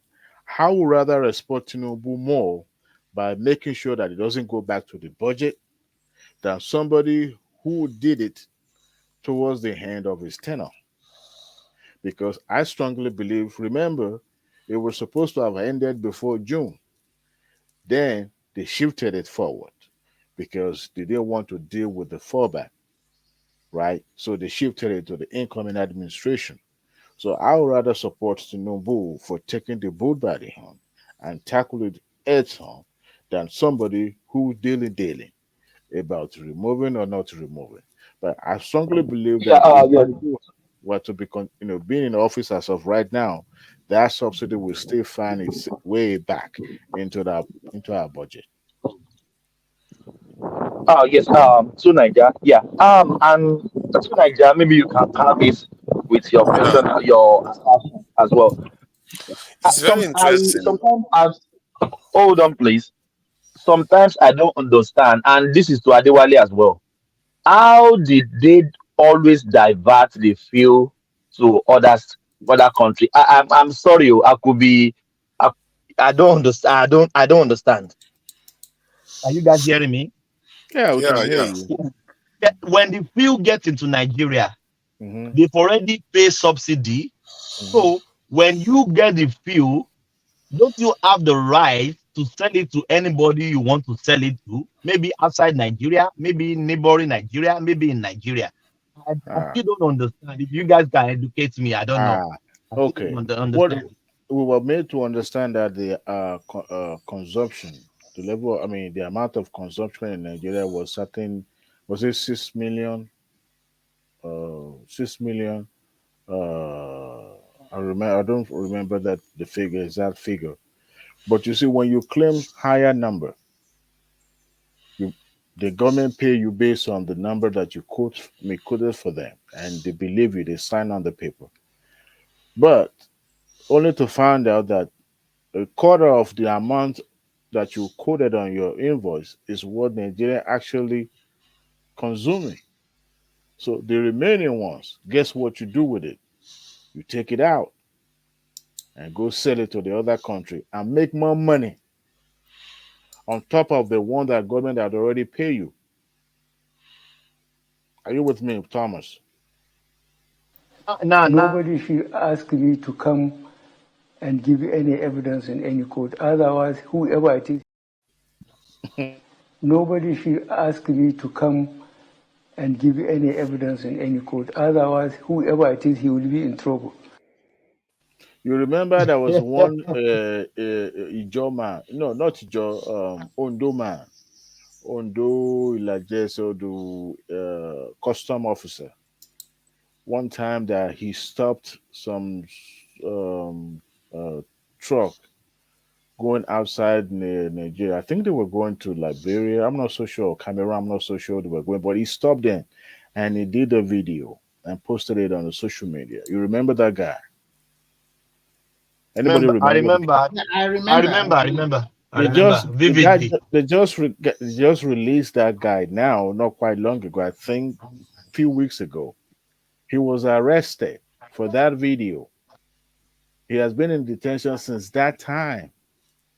They just released him not quite long ago. He did another video that he was out because his boss then in custom also supported him. Adewale, sorry. So can we really exonerate Buhari in this subsidy scam? No, you No, cannot no. probably no wrongdoing. He knew, so he was called. It was also culpable for the fact that he was aware. The citizens are also culpable. I think this thing that we Yes, act of as if we course. don't know. The Yeah. citizens are culpable. We left the country the way it is. And remember, the citizens are supposed to be the ones, just as the House of Assembly is meant to hold the executive in check, the citizens are supposed to hold the House of Assembly in check. Yeah, I totally agree with you. They are supposed to be doing their duty, and we've left our country fallow for anybody to come and steal whatever they like. Other countries are doing a better job. And when I keep hacking on about this security, people think it's a joke. You can say whatever you like about Tinubu.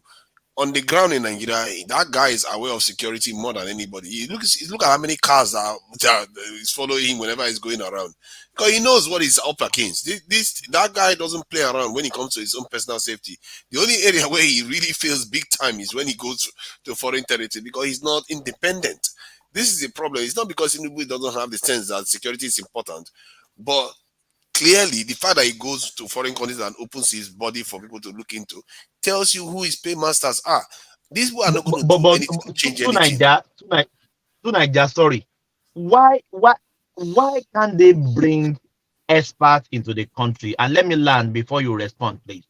Why can't any president bring experts into the country? There is nothing they are doing abroad cannot be replicated in Nigeria. I think what they are doing is secrecy. They don't want people to know what they are passing through in their body. Do you think that so? Is They would rather foreigners know about it than home people. No, That's it's even not more about dangerous. foreigners. It's talking about just expat, maybe Nigerians or foreigner, right, Thomas? Yes. Yeah, sorry, to Nigeria. Let me quickly respond. The problem in Nigeria is the civil service also. Those people that work in government parastatals or agency, they are as corrupt or even more corrupted than the politician you voted for. We have to do that is why I said that first, Nigeria devolution of power must be there. And then we have to do a surgical operation on our civil service. People are so corrupted, moving a far, and we still believe in the old archaic way. If you bring an expert, and those people, most time they won't cooperate with him, they will find a way to start sabotaging most time. I don't subscribe to that. I think that our leaders have stood us down. It's just true. We have experts all over the world. I totally agree with you. Not only leaders, also. What about followership? Yeah, the followers have been stood down by their leaders. It's a feedback loop. The followers are trying to get up, and the leaders step them down, and they too step down. I don't think so. Let me give you an example of what I'm talking about. Look at Tinubu now. Can you also let me conclude so that you can have it together, and then you can give me an example? Okay. Let's Remy conclude. Yeah. So, for example, when you look at the democratic sector in Nigeria, why are Nigerians so active during the election? What about post-election? Everybody docile. So they will sit down and they will continue to Remy docile. That is too strong. That's too strong now. Listen, they'll continue to point at accusing figure to their president. The first person everybody should hold responsible is their state governor. You have to hold him because he's the one collecting that monthly allocation. He's the one that suppressed the local government because they don't want the local government to function very well. And if they do like that, what are the people in that state doing? They will remain docile. And if every Nigerian wants to talk, to point accusing figure to the president, like he's the one, their leader in their state. So when you look at it from that angle, a lot of Nigerians are very docile post-election. But this is the time you must hold your governor because he collected huge chunk of money. Look at all the South state. If not because of Wiki, we will not know they collected 10 years money. 30% derivation, yeah. For 10 years, they are holding them. They collected all the money, and look at what they do, except Rivers. Look at Delta, look at Edo, look at Akwa Ibom. Where did they use their own money for? This is a huge amount of money. And at the end of the day, we all sat down and blamed the president that he's the only one that caused this problem for you in your state. And you talk about this, Yaguda, the one you just said, the former governor of Bashi State. I was listening to him yesterday because I was listening to the interview. And he now said even his friend knows about this and even went to say that they are tired of it. That is a blatant lie. How can you rat out your friend if truly is your friend? That is when I know that. Of course, some of what he's saying is true because all Nigerians know that there's a big corruption in that is taking place in that place. But when you now start to tell your friend, and when the reporter from Lagos started to handle him, he was not forthcoming again. At the end of the day, he too must be arrested. He cannot tell me that he doesn't know about it, does not partake in it. Yes, it's true.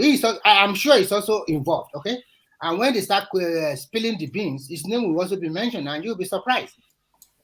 So at the end of the day, we have leadership problem, we have followership, but the only thing about Nigeria is that you need a courageous, bold leader in that country. Even if you rule for 4 years and you're able to put everything in perspective, we will remember you for life. Buhari really forced my hand a lot. In fact, I can't believe it, really. Yeah, that's why I wanted Thomas to play that clip. Please, Thomas, could you play that clip that I teed up for you up there in the private section? Clip? That's a in clip the private section. In the private chat, yeah.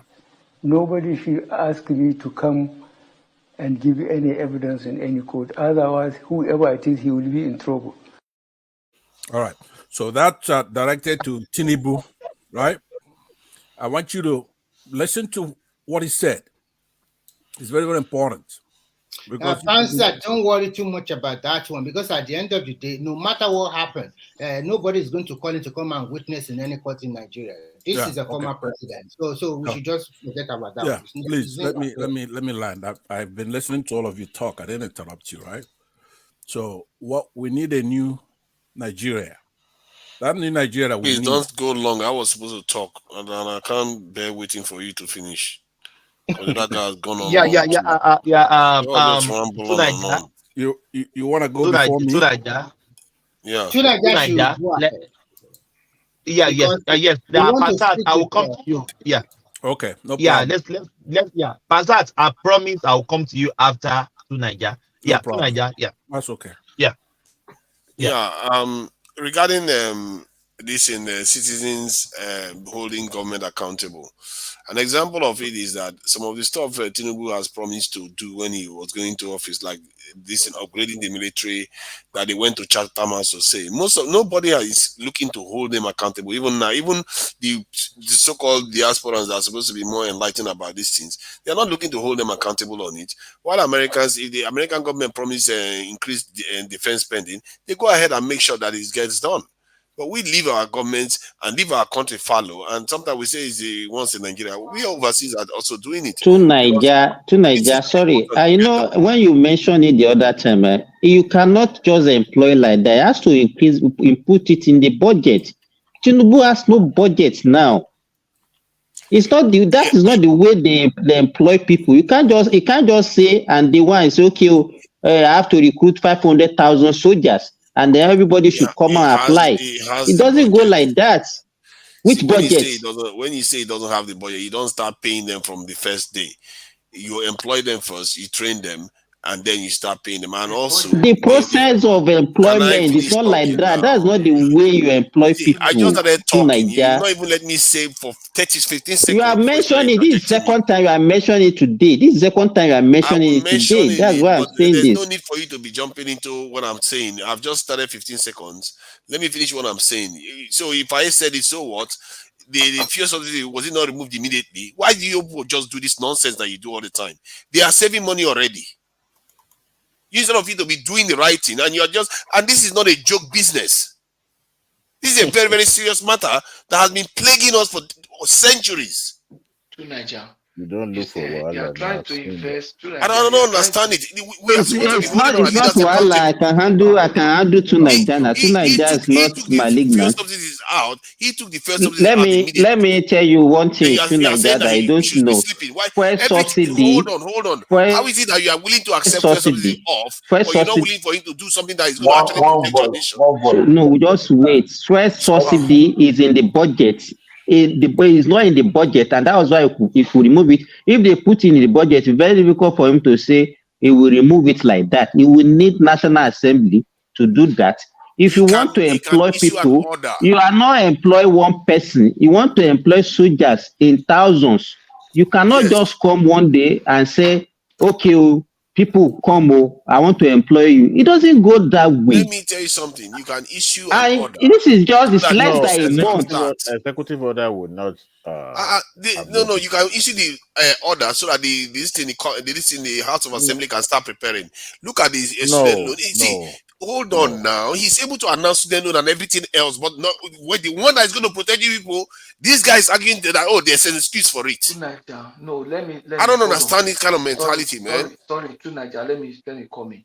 You see, Student loan is okay. Hold on, to Naija, let me just give you a tip.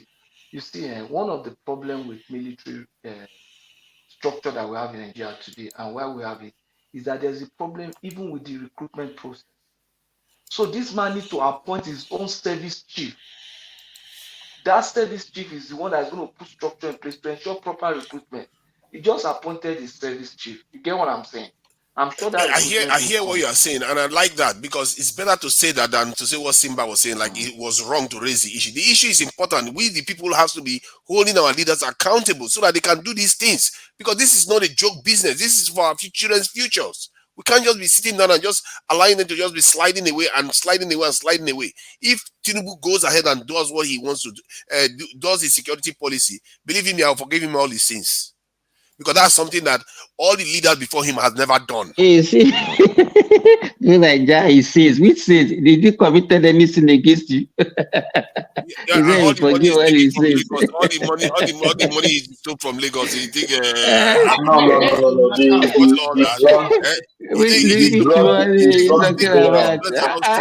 money Oh, Naija. It's drug baron. All Give him the all drug he says. He baron. does just that one. Just that one. And it's going to change a lot of things if he just does that one.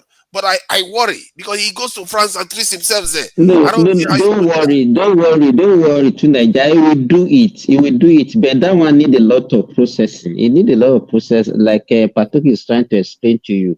That's what I'm saying. I'm not saying you should know him, but it's too early for you because this kind of recruitment is not something you can come in a day and say, okay, we want to recruit like that. That's what I'm trying to let you know.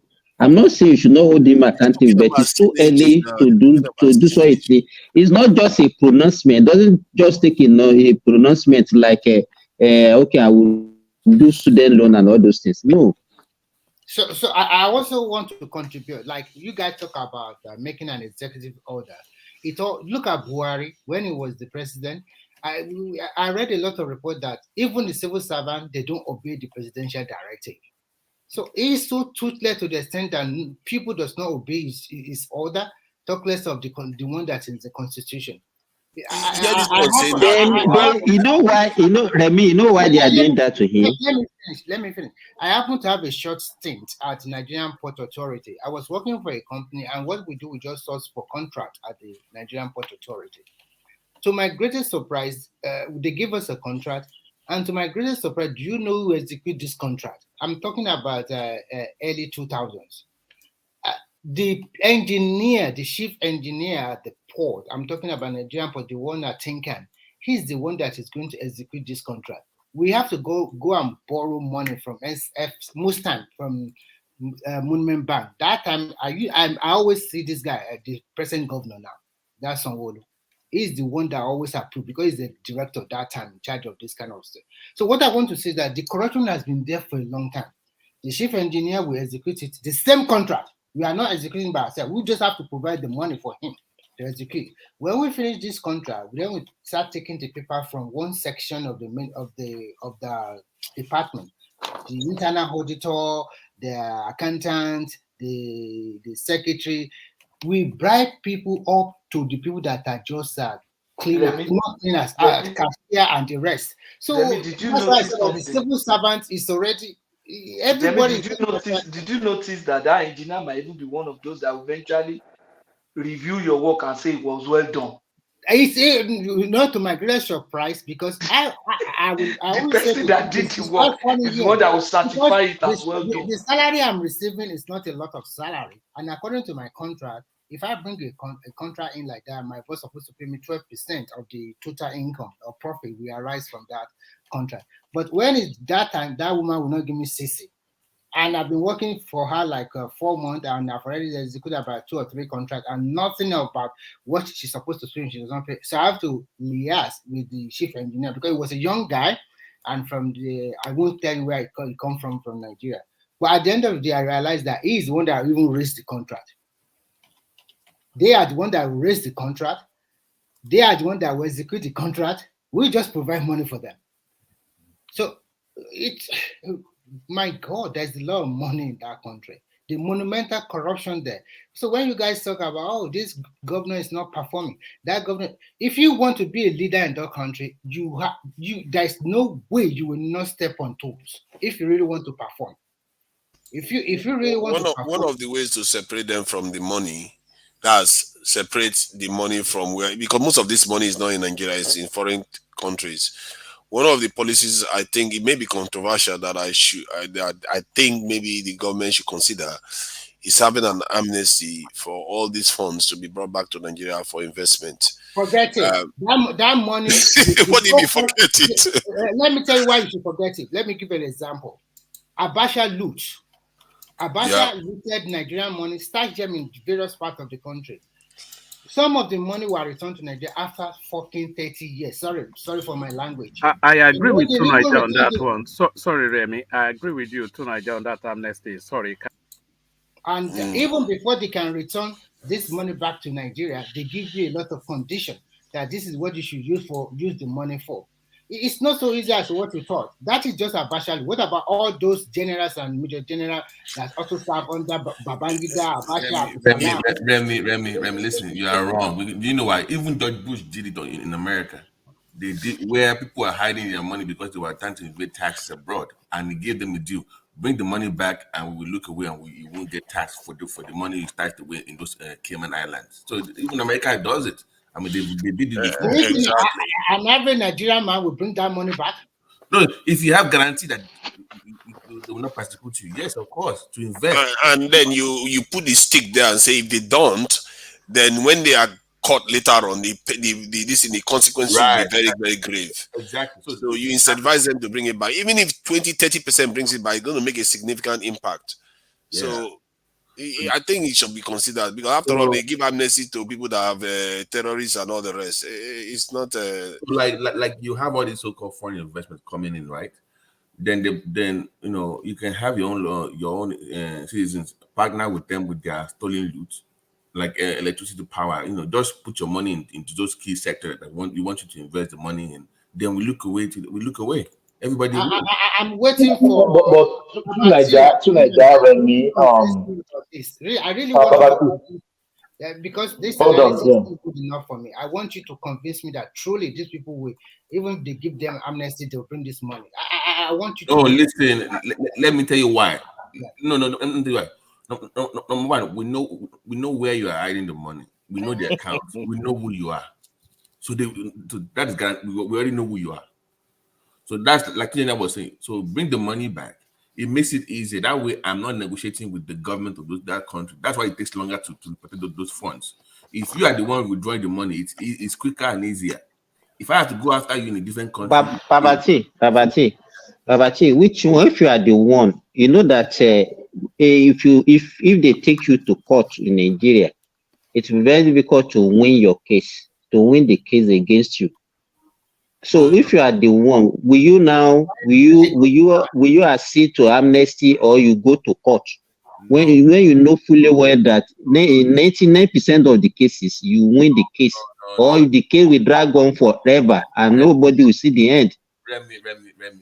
Mind you, Nigeria is not America. Nigeria is not United Kingdom. General now. His case is still in court. Guys, hold on. One of the main reasons this case dragged long is because the government persecuting you are also being sabotaged from within.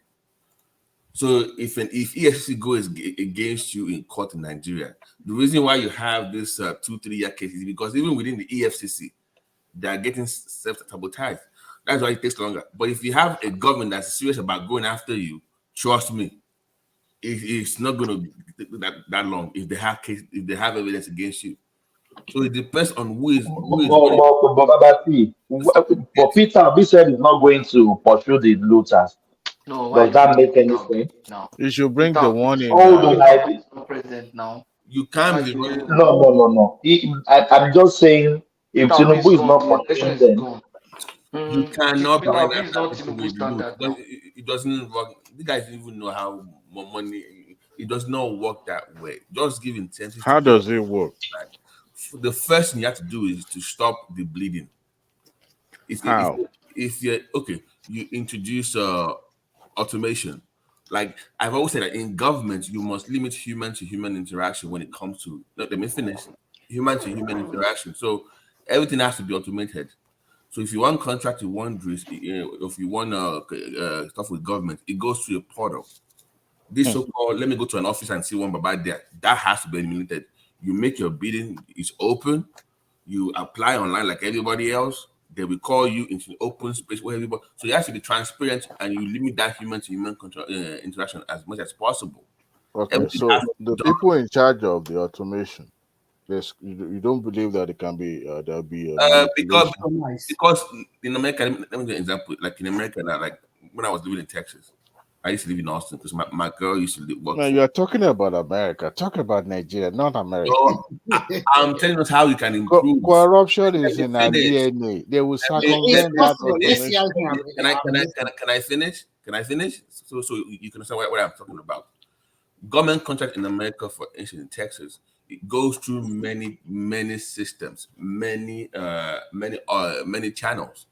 So you have 10 to 20 departments looking at the same thing. Just not just one person or two people looking at it. And they have to also report and look at each other. And it goes through the justice system all the time. So if I approve something with you, I must justify the reason why I give you the contract, and the justice system in that county must verify the pricing. Everything goes through a channel that is verified in real time. So stage 1, stage 2. So Let me bust your stages. bubble, Baba T. That is the best. So this idea of let me go Baba and buy in one office somewhere, that has to be eliminated. Baba T, let me bust your bubble a little bit. I've told a story about we when I was. can do better. So wait now. We See, can do when better. you have crooked man behind system, no matter how you try to make it look or sanitize, the crooked man will always find a way to circumvent that You are system. discussing individual. I'm discussing. No. See, no. I'm not talking about individuals now. Have you ever seen an organized crime when you have different departments working together in a cahoot to loot, to take money out? You will think, yes, this person will oversee what you are doing, this one will audit you, but they will find. I am never going to buy into this. No. I don't, guys. I'm never going to buy into this hopeless scenario you guys are painting. Like no matter It's what not about hopelessness, it's the reality, Baba T. Systems. It is You are not looking at hopeless. There is systems, hope. just Okay. people. Thomas, you are when were looking you at- going to bring it back home? Bring it to You are me. looking in One voice, please. And I want to go to I'm Pansat. supposed to I want to go contribute to now. Pansat very I soon. was listed to contribute. Let me just mention something. I think what Babati and Adewale are saying is possible. The main problem with corruption is what I call privileged access. For example, if I want to create corruption today, I say, okay, only 2 schools are allowed to sell jam from all over the country. I bet you the people that are working in those schools become very rich. But if you say anybody can sell jam from, you can buy from a post office recharge card, you can buy from the POS girl, you can buy from any bank. No, there's no corruption again. You liberalize the system, you remove that privileged access. But if you put power in the hands of few people in the ministry, then those people become powerful and they now milk the system. So in areas where we can remove privileged access in Nigeria, let's just make it possible. That area will be free of corruption. Sorry, Patrick. So you all boil down to the parastatal again. How do we liberalize? You liberalize the operations. For example, in parastatals, areas where you need to get approvals, you just don't limit the approval to one desk. Make it. Patoski, use custom, for example. Use custom. Okay, look at custom, for example. If you want to get clearing paper, you have to go through customs. Why can't banks issue clearing papers? Let courts be able to issue clearing papers. You understand? That's all. One thing I like to do about the custom, at least the custom duty, you as an importer or whatever, you pay the duty to the bank by yourself. Look at the way they made it. But before, when you go to pay maybe they pay to just one custom bank by or they pay to themselves. custom Oh, office. That was my point, guys. Exactly. that was So monumental you must, corruption.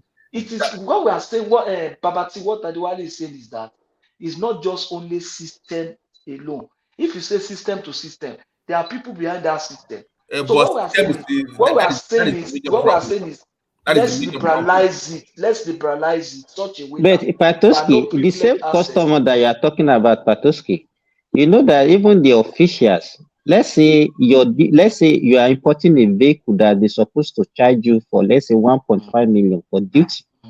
They can do it for you for 800. It's because you go to custom to assess what a duty. Even now that they And are the even one in paying charge to now the That's are what bank. I'm saying. because The they are the money is paid ones. to the bank, but the custom people are the one assessing how much the money should be. Let that go to other hands. Let I the think if we, NDLE begin I to think do. that one go Let to some, automation. That would be better to yeah, make it more clear let and it more cleaner for everybody to see. liberalize it. Don't So don't before put you it in the even hands of import the car to people. Nigeria, you already know exactly how much Okay. you're going to Exactly. pay. All right. Liberalizing it, don't you think that you are liberalizing corruption? Yeah, No, Thomas. no, no, no, no. You see, when you Thomas. liberalize it, such a way that everybody Guys, Yeah, could you play that please. clip again for me? I want to talk about that clip so it could be fresh in their minds. Oh, you already played it now. Nobody should ask me to come and give any evidence in any court. Otherwise, whoever it is, he will be in trouble. All right. That particular. Before you go on, guys, we'll be shutting down 9 hours on the sharp. 9 hours on the sharp. My oga don't call me say make I not pass 9 hours. So Passat, make it short so that everybody can have their say as well. Thank you. Very well. Okay. So what I basically in order to bring a synopsis to this whole conversation, obviously talking about the individual corruption in Nigeria is just a waste of time.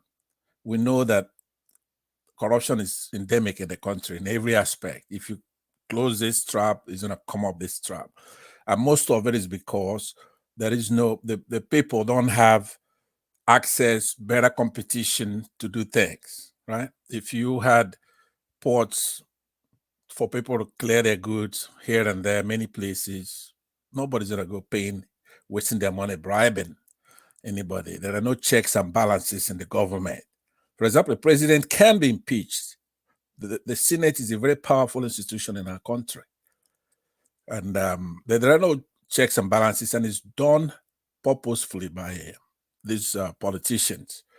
But the kind of new Nigeria we need, I'm afraid to tell everybody here who's on this platform, this panel, you still don't get it. We need a new Nigeria that works, where solutions are proffered and based on experience and other things. But Tinubu has started a new Nigeria. Sense, what is your ideal of a new Nigeria? Define it or explain it. A new Nigeria is not something one person, it's actually like myself, will be able to say, okay, this is the totality of it. It's all of us, a mindset. People like Tinubu have no place whatsoever in a new Nigeria. There's nothing anybody's going to propose that's going to work. You may say, Obi has a place if in you are, no, Nigeria. hold on, it's not, remember, I am talking tonight on national level and international level, period. I'm not talking Answer about, now. You said Tinubu does not have a place he in does New not, Nigeria. and it's not. Does Obi it's have a sort of- place in it? Does he I have? believe so. I believe so. Obi, it's one of those people who Then can. He's not a panacea, though, right? No. Obi Stop. is the beginning. Should You be the lose it. beginning of it. Stop. Please, order, please. But to be fair, though, Babati, come on, Tinubu barely can. He wasn't even in Paris to come and make speech cannot for be African countries. bro. Come on, man. But more than that, maybe that may be the only thing we're getting from him. He's not even there to sell Nigeria for crying out loud. one voice, please, guys, please. That he's not there Let's to hear sell from Nigeria Passat. because it would actually be in the second sell, as in sell Nigeria, not to pitch Nigeria. Tinubu is not a good actor, right? If he's functioning at the level, let's say when he's in his 60s, 50s, or whatever, we're in trouble. He's not a good actor. He's not for the people. He's crooked. He is. So he's sick. Right? Hold on, Hold on, please. let me learn. Hold on, please. I said, hold on. You still have the floor. It's too long. Yes, guys, please. Let me just advise everyone listening to Passat. Just take Passat as he said. Tinubu doesn't win any state in Nigeria. So don't let us question anything Passat said. Let him just speak. Then we just move on. Thomas, very Please, funny. please. Let's No. So Yes, yeah. Let's pass. If you deliberate, if you try to interrogate Passat, But we'll be here till tomorrow. can you put a time limit, because you cannot just Yes. Yes. Within 5 or 3, 4 minutes. Yeah, just sum it up. Then we go to other people. Yes. That's fine. So, like I Yeah. said, I was gonna give you a synopsis of the whole thing. There's nothing we don't know. Are you guys? I mean, you're youngsters. That's true, but you're not kids, right? If you're gonna go to make something, you have to put in the right ingredients in there to make it work. You're not gonna do it based on sensibilities and all that, right? As you see, to Niger trying to play you here by trying to blackmail you and say, look, if Tinubu recruits so many soldiers, I'm gonna forgive everything he's done. And then when you push back at him, he reminded you that he fleeced Lagos. He put in his dirty hands in the public till and taking that money. So I'm not going to do that with you, because I am speaking to you from a national platform, international platform. We in the first half an hour here or an hour, we discussed how we can step up to lead Africa and to stand these Europeans down who wants to put us in slavery in perpetuity. How else are you going to do it? We have to build a new Nigeria, a new country that is based on science, education. I remember I've spent about a minute or See so. everyone tomorrow. So Bye-bye. that is what we have to deal with. It's not about coming here talking, especially being tribal. There's no need for that. We all want the same thing. If you know who cannot do the job, you already know who cannot do the job. Believe it or not, it's been 3 or 4 months. Tinubu is in his administration already. What has it done for you? Tribal or otherwise? Nothing. He cannot do anything. Passat, 3 or 4 months. What are you saying? Well, the election took place in January. I mean, February. Did they swear him in immediately he won the election? Not necessarily, but he's been there. He's always been there. He's been there since Buhari. Passat, just Mami, sum it maybe in 2 minutes, please. Okay, So we can go on. saying, though, how can people come here like to Nigeria all the time? We're talking about how do we tell this European, say, look, you cannot boss us around. You're not the boss of me. How? We have to do it based on science, based on practicable improvements. Based on are you congenitally not able to just say what I said? It's based on security. It's not just science alone. Security, I already said to you, if a head of state can go lay down in a foreign capital and then have intrusive operations, surgeries done on him with these people, then you don't know these people. If you're talking about military, how many times have we been invaded by foreign? Hold on. We have never been invaded by foreign. This is health tourism. Thomas, bring this guy to order. I'm trying to make a point here. To Nigeria, I've said earlier let on. him finish now. Let him finish what you want to say, please. So what I'm saying to you Thank is you. that security is not just having soldiers. We've already gone through the gamut trying to tell you that how futile that is anyway. We don't stand a chance when you're talking about military combat with these people. But even 100 years ago, 200 years ago, you cannot go and have your head of state lay down in one of these European capitals. They are very advanced, both with electronics and otherwise. Any leader who's done that is gone. They won't do it themselves. You look at Tinubu, you want to protect him from what? He's already been laying down there, and they've got his DNA, they've got everything on him. And then they've planted some things in him as well. So he couldn't even have a conversation. talk about any other kind of stuff. They could push a button and it's gone. So now that is not what we're talking about. We are not advanced because we are not scientifically based. We need a new Nigeria with our youth who are very talented in every field. We need a country that has jobs. That's a security. Food is security. Health is security. Education is security. Not military security alone. We've never been invaded by anybody. Now, I'm not saying modernize the troops and get the ones we have, equip them very well. Take care of the ones we have now. Pay them better. Not how many armies. You know, the Iraqi Saddam Hussein, he used to boast he had the fourth largest army, Republican Guard. When the United States invaded that country, first of all, they lit up the sky. They had things that nobody knew about that are able to start burning up in the skies to light up the neighborhood. It took hours to rout that Republican Guard. They were gone. So the military might, Nigeria is going to take us 10, 20 years to reach that level that Iraqi Saddam Hussein had in 1991 or whenever that was, 2001 or something like that. I think it's 2001 with George Bush. So we don't have, you stand no chance with this people that could push a button and have robots actually fight you now. They have So, Pastor, you have to round it up in 1 minute, please. Round it up. Yeah. All I'm asking somebody like Tunai, who's otherwise clever, I guess, is smart. You don't know GDPs, you don't know budgets, but you're proposing programs for our country.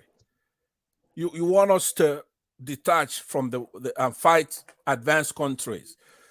That takes up a lot of time when we come here to make debate. So I indulged today to say to you, and I think one man and others have admonished you, let's talk about practical things that we can do to unite Nigeria first, because in that unity, the strength we get from that unity, it's a soft power that's unrivaled, it's unmatched. If Nigerians could come together, we can place China, especially United Kingdom. That is our number one enemy right there. United Kingdom. It's nobody else. We'll have to be able to set our prices. Yeah, thank right? you. So I have to move on and on, but those are the kind of discussions that I'm not going to be participating in. I don't want to talk about clannishness, tribe, and all kinds of foolishness. Somebody like Buhari, like he threatened for my last remarks, he threatened Tinubu or whoever is coming in. It may be somebody else, believe it or not, when the tribunal come in here. That anybody who calls him to come and testify is going to hear it. I want to know what can he do? He needs to be dragged in. He has committed so many atrocities, monumental fraud for a very long time, going all the way back to his regime as petroleum minister, to what he's just done now with all this printing of monies. He played a very silly game because it doesn't matter to him which tribe he puts against the other. But he needs to pay, and we need to recover our money from him and all the monies that he put to Niger Republic and everywhere else. He cannot threaten a whole country and say anybody who thank you so much, Pastor. He's a son thank you. Yeah, thank you so much. Yeah. Can I Let's just do use Nigeria. 15 seconds? Yeah. No. To Nigeria, please. I beg of you, please. Don't You mention kept calling my name over and over again. Okay. My brother, you understand what I'm saying? Please let it go. Let it go. You can make your comment. Don't mention Passat, please, because he will come back for the butter. You can make your comment. I'm not going to mention him. I'm not going to mention him. Make your comment. Yeah. See, for me, anybody that knows me knows that there's one serious issue that I keep talking about. The second one is transparency, by the way, just in case people forget. And the third one is a technological revolution. The idea, you know what happened in Russia the other day? That's signaling what I was talking about. Bigger nations with larger military sizes, coups tend to fail. The same thing happened in this in Turkey the other day, and I think Greece. There was a murmuring of something like it doesn't succeed if you have a sizable military. There's something about that that makes it very difficult for one tiny general to just come from somewhere and just say, "I want to take over the whole country." It's almost impossible for that to happen. So that's something that people need to be paying attention to. History is going to be proving some of all these things I've been saying to be accurate over and over again. These guys Wagner tried to do what they want to do. Guess what? Within how many hours they're going the other direction very quickly. That's how a sensible nation behaves. That's how a nation that understands the greater good behaves. Even their own, the coup plotter decided to retreat because he knows he's going to just shed these people's blood for nothing. Thank you.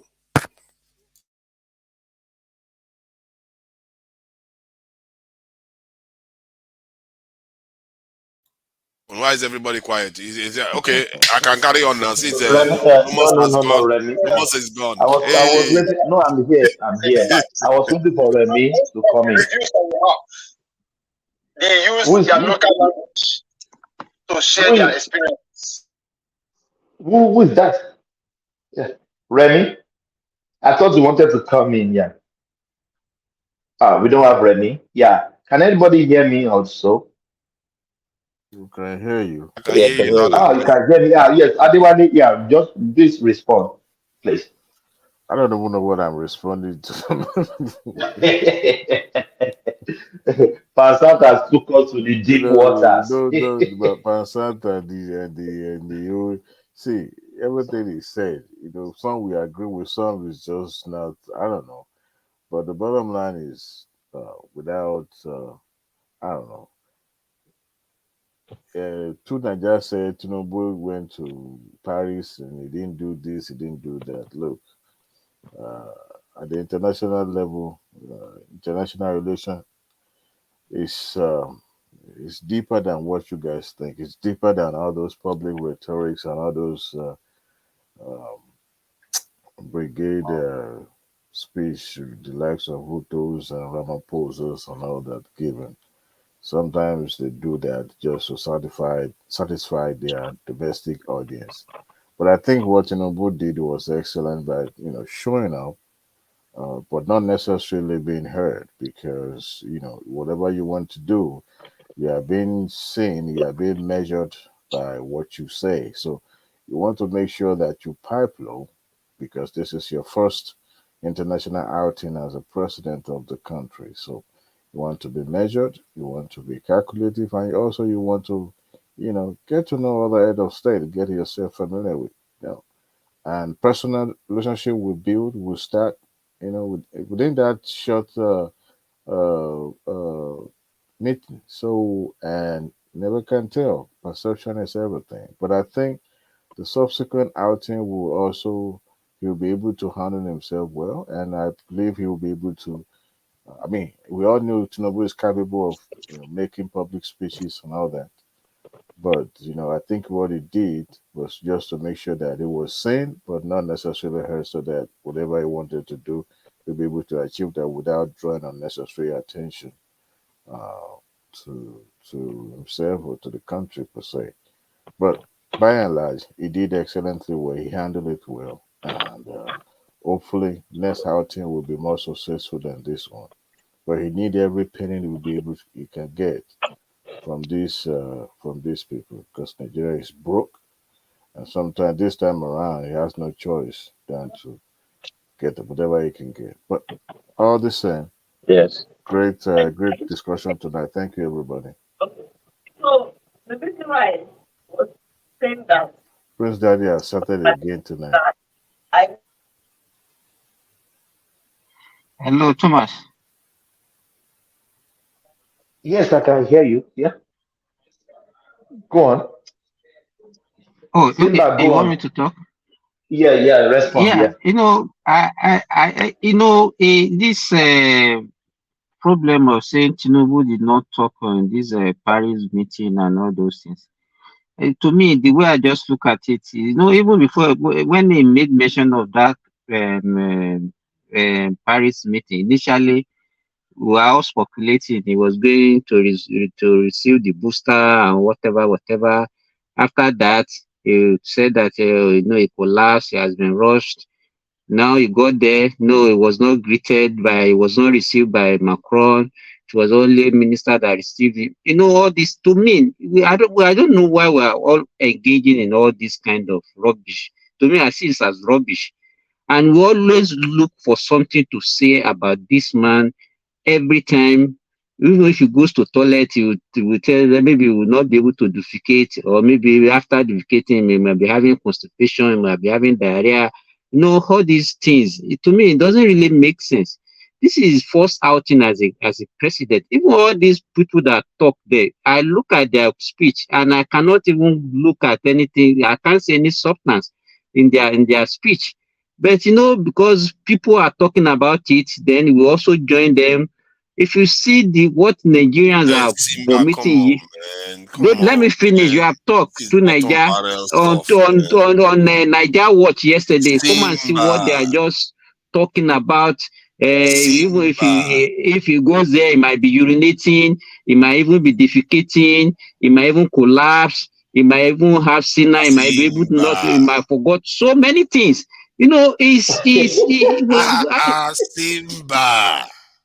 How can Am you I be lying? saying this Am I kind of lying? All thing? this thing, you do Niger. Did you He watch didn't. Niger Watch He didn't. yesterday? Because you are a See, participant there. there are Sometimes many you even leaders anchor it. there. No, I wasn't there yesterday. Actually, there are many leaders there. He didn't even make a speech on behalf of It's Nigeria. not. It's not. Let me He's tell you, our we are chief just looking. statesman. To me, the way. Let me. I have right to see it the way I'm seeing it, because Of course you everything do. that I said, I don't think there's any lie in everything, because it's a stage by stage by stage by stage. Even No, now, you are saying it's after the nonsense. meeting, we're also talking. Why did he need to travel with our plane for private visit to London? We are looking. We are just looking for things to say about this guy. To me, it is not necessary. If he goes out for the first time, he sat down there, he look at it, okay, what are they discussing now? And even all these things that we are saying that you have to project our God. country. No, to Man, come me, on, man. Simba, come on. it doesn't make any sense for us to just be making any sensationalism about everything that he does. And then what you say he will sell Nigeria. What will he need to sell Nigeria? The people, the Kenyan president, that was he selling? Is that the way to sell Kenya? Is that what you are expecting? At least he was Egyptian present. president did not talk there. There are so many African countries. We have over 53 countries in Africa. So do you expect all the 53 African countries to talk and all You those know things? he went To there to me, it's speak. just Simba. sensationalism. Doesn't make Hey, any sense to me. Simba. This thing that you are doing, you know in your heart of Hey, hearts. He went there to speak. He didn't show up. He is the chief salesman of Nigeria. He is a businessman. He understands what making it the right Naija, pitch how do represents. you know? Hold on, please. How do you know he went there to speak? Uh-uh. They have a chair for him. Oh. The chair, he wasn't How present. do you know he can be there and not speaking? Uh-uh. You know now. Doesn't The need to chair was speak. there. He had to send somebody to go and And then represent him. what? They were And then expecting what? him. So you, why are we trying to rationalize? Just say, okay, he Hold on, should have hold been on. there. It's He's not okay, the okay. respectful. It's rationality. fine. Hold Can on, I? hold The on. wall is not To going to fall Naija, down if you say that. to Naija, how many head of states of country were in that meeting? A Africa, few, Africa I head don't of know state. precise number. Yeah, this thing you and Pastor the way they want to Hold catch on, people please. out. Hold on. If there are few, did everybody speak? Yes, all the ones present there spoke, of course. How do That's you why you're know the there. other ones? No, No, because that's no. the process, It's that's the not everybody procedure. that spoke. No, it's not everybody. No, you're allowed to. Everybody, Okay. any head of state is allowed to make No, a it's speech. not everybody that was there spoke in that gathering. Okay. I Can don't I know That's for the about interject? fact. that. So the question, But Tinubu was allocated to speak. Then to he didn't Niger, show up. to So How Niger. do you know he was allocated to speak? How do you know? Thomas, No, eh? Thomas, he You was want me to start allocated to calling speak. Thomas And you when to it comes out to his again, time, eh? they called him, he was absent. That was what happened. If they called him, he Aha, refused to stand up, he was Thomas, absent. Tom- So Simba. to Niger, what do you think? So what are you trying to insinuate? What do you What think I'm the saying problem is is? that What do you the think the wall is problem not is? going to fall down if you say, okay, maybe he should have just been there. He's the salesman for Nigeria. He could have used that opportunity to make this in a kind of speech that will, let the world know that Nigeria is open for business. Or there's a lot of things he could have done. Okay, He okay. wasn't there. Yeah, because Well, he I was mean, there. I see If your he point. wasn't I there, see your then point. that It means was on the work stage. Then he could have used the Yeah. opportunity to. Yeah, I see the point. But yeah, he was there. uh, If he wasn't I'd there, like to know the reason why he skipped the presentation. I mean, not because, of course, he cannot speak. We know he can he speak very cannot speak. well. He Huh? can. You know, he cannot speak. He didn't Why? participate in a debate. I'm He sorry. Actually, didn't go to Adewale, there people. did I cut you off earlier, Adewale? I think the speaker was on. No, Who you knows what good, he's brother. up to? You Maybe good. maybe they were doing some work on Yeah, I him. thought my speaker was on. But anyways, We were he said hearing some things on the Pansat said he ground. can't That's fine. speak. I'm sorry.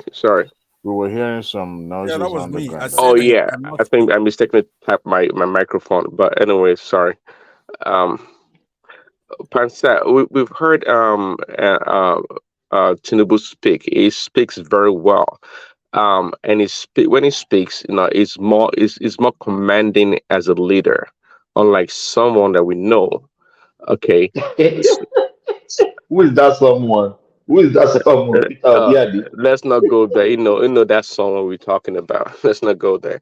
Um, but I actually enjoy. I wish. Maybe, I don't know if I wish Tinubu should speak more. But whenever he does, I can see that commanding voice that he knows what he's talking about.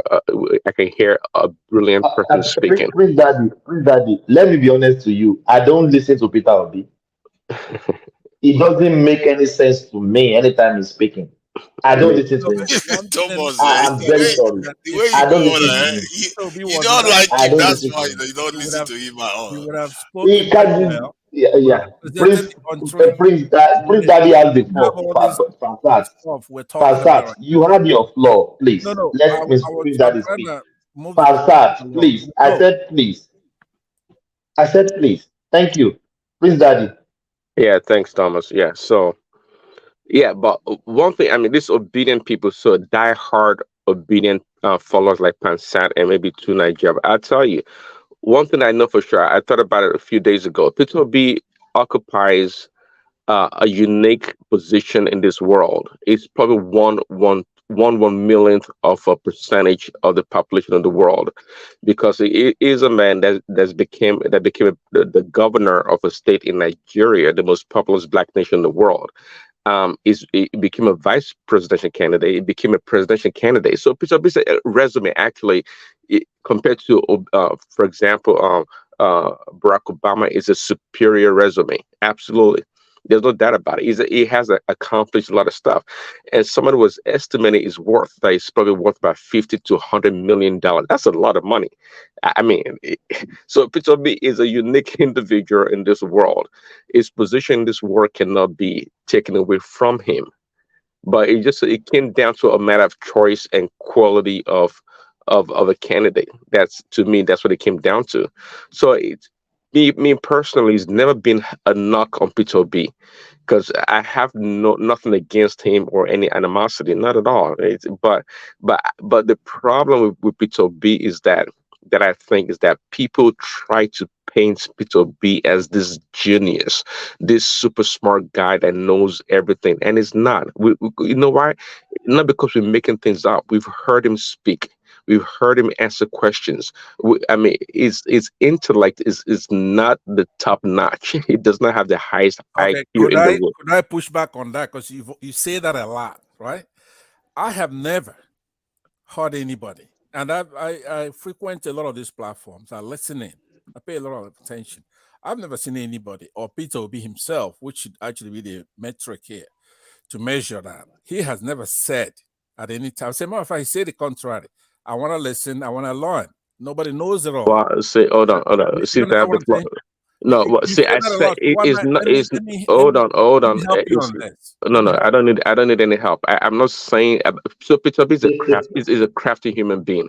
It's not about Peter B himself presenting himself as a genius. I said the people, the young people that are so that are. I mean, the young people that follow him they've not seen they don't have a frame of reference when it comes to Like quality Pansat, I right? don't Like think anybody Pansat. has said P2B is a genius ever. I think it's a combination of factors: integrity, No. empathy, Let me and no. vision. It's And not a vision. All those combination. things are it's a combination. It's not I, like it's Which Einstein. Nobody no, else no, is no. like that. See, integrity? Which integrity? Which see Compared to just the just give which others, integrity?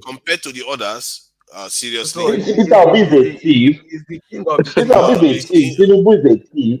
Uh, Atiku is uh, a thief. All of them are thieves. Thomas, listen. Thomas, you started again. Oh, Hey, you see, all these no, things people are doing. See. You should search your conscience. Oh, you both should be searching your conscience when you say things. You Yeah, know, but that's the point. This Tinubu and debate P2B are right not on now. the same level This of debate I tell you. the Agberodom why are that they we have. why are we talking Come about on. this? It doesn't matter. Even if all the kids, youngsters think that P2B is something he's not.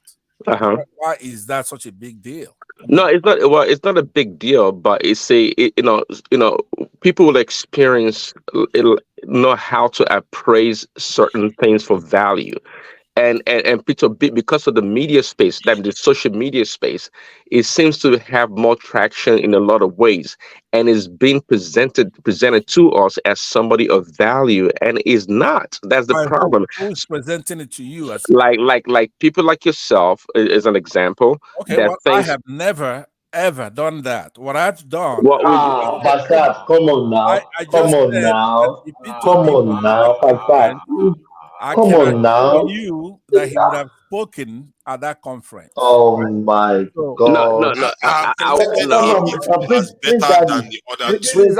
yes, Please, and I present can him as everybody the hold on, best please? choice, as the best choice Can that we have. everybody hold on, please? Yeah.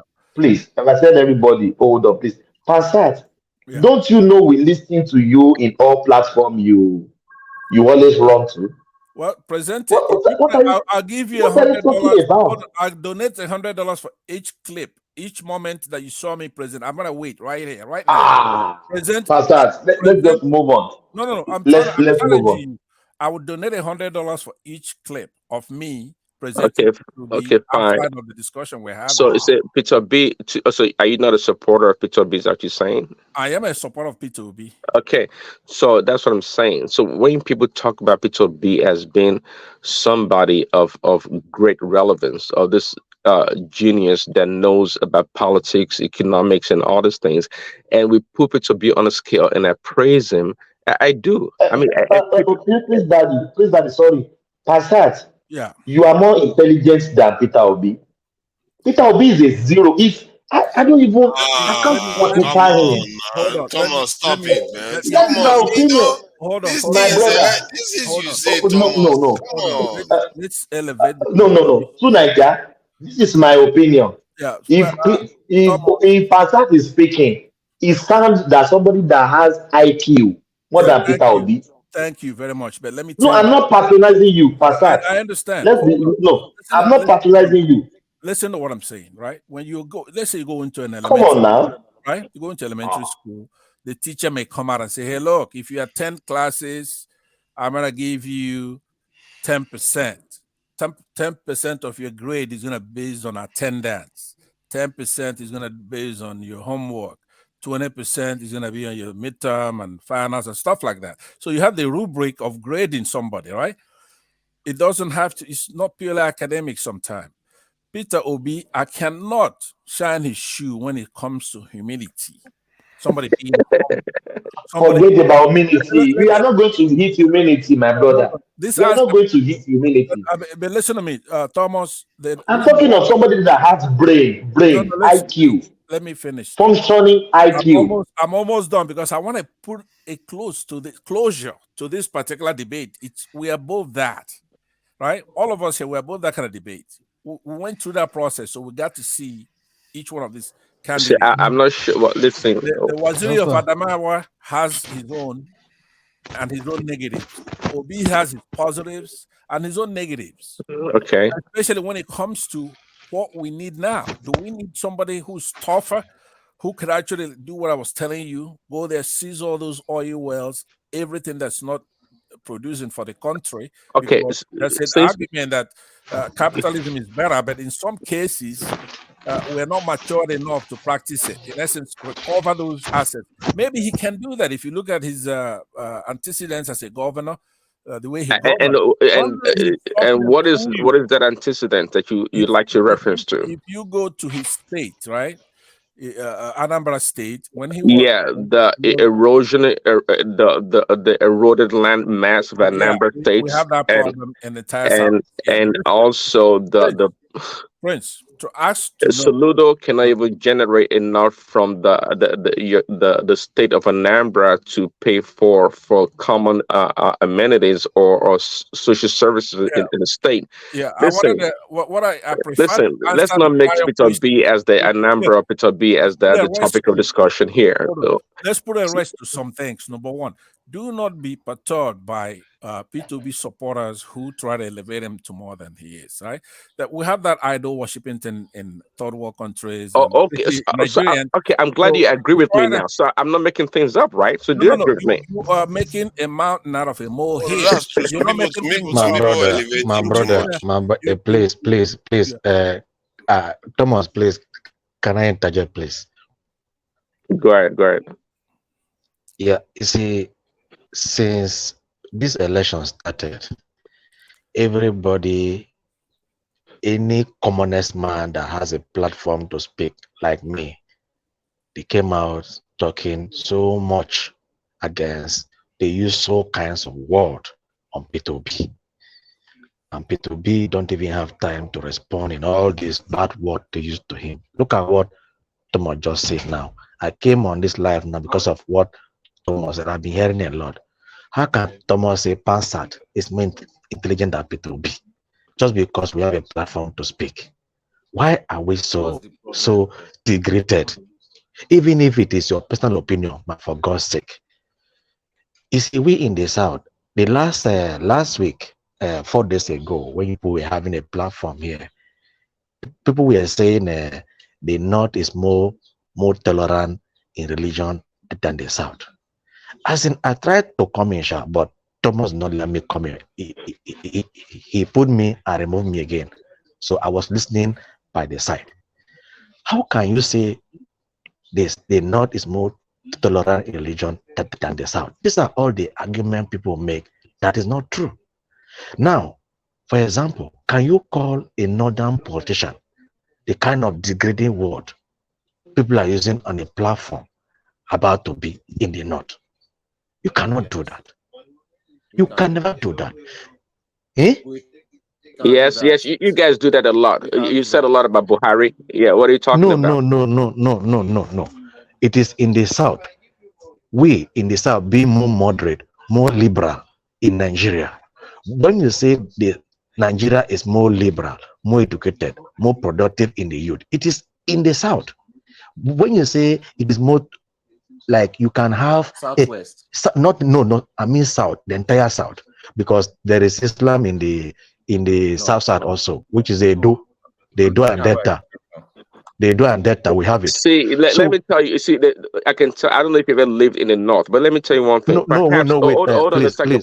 Hold on. Perhaps there are more educated people in the South than in the North. But let me tell you today, if you don't know, when it comes to the quality of the elites or the people, the upper echelon in the North, the Southerners are not any superior than they are. They are smart up there in the North also.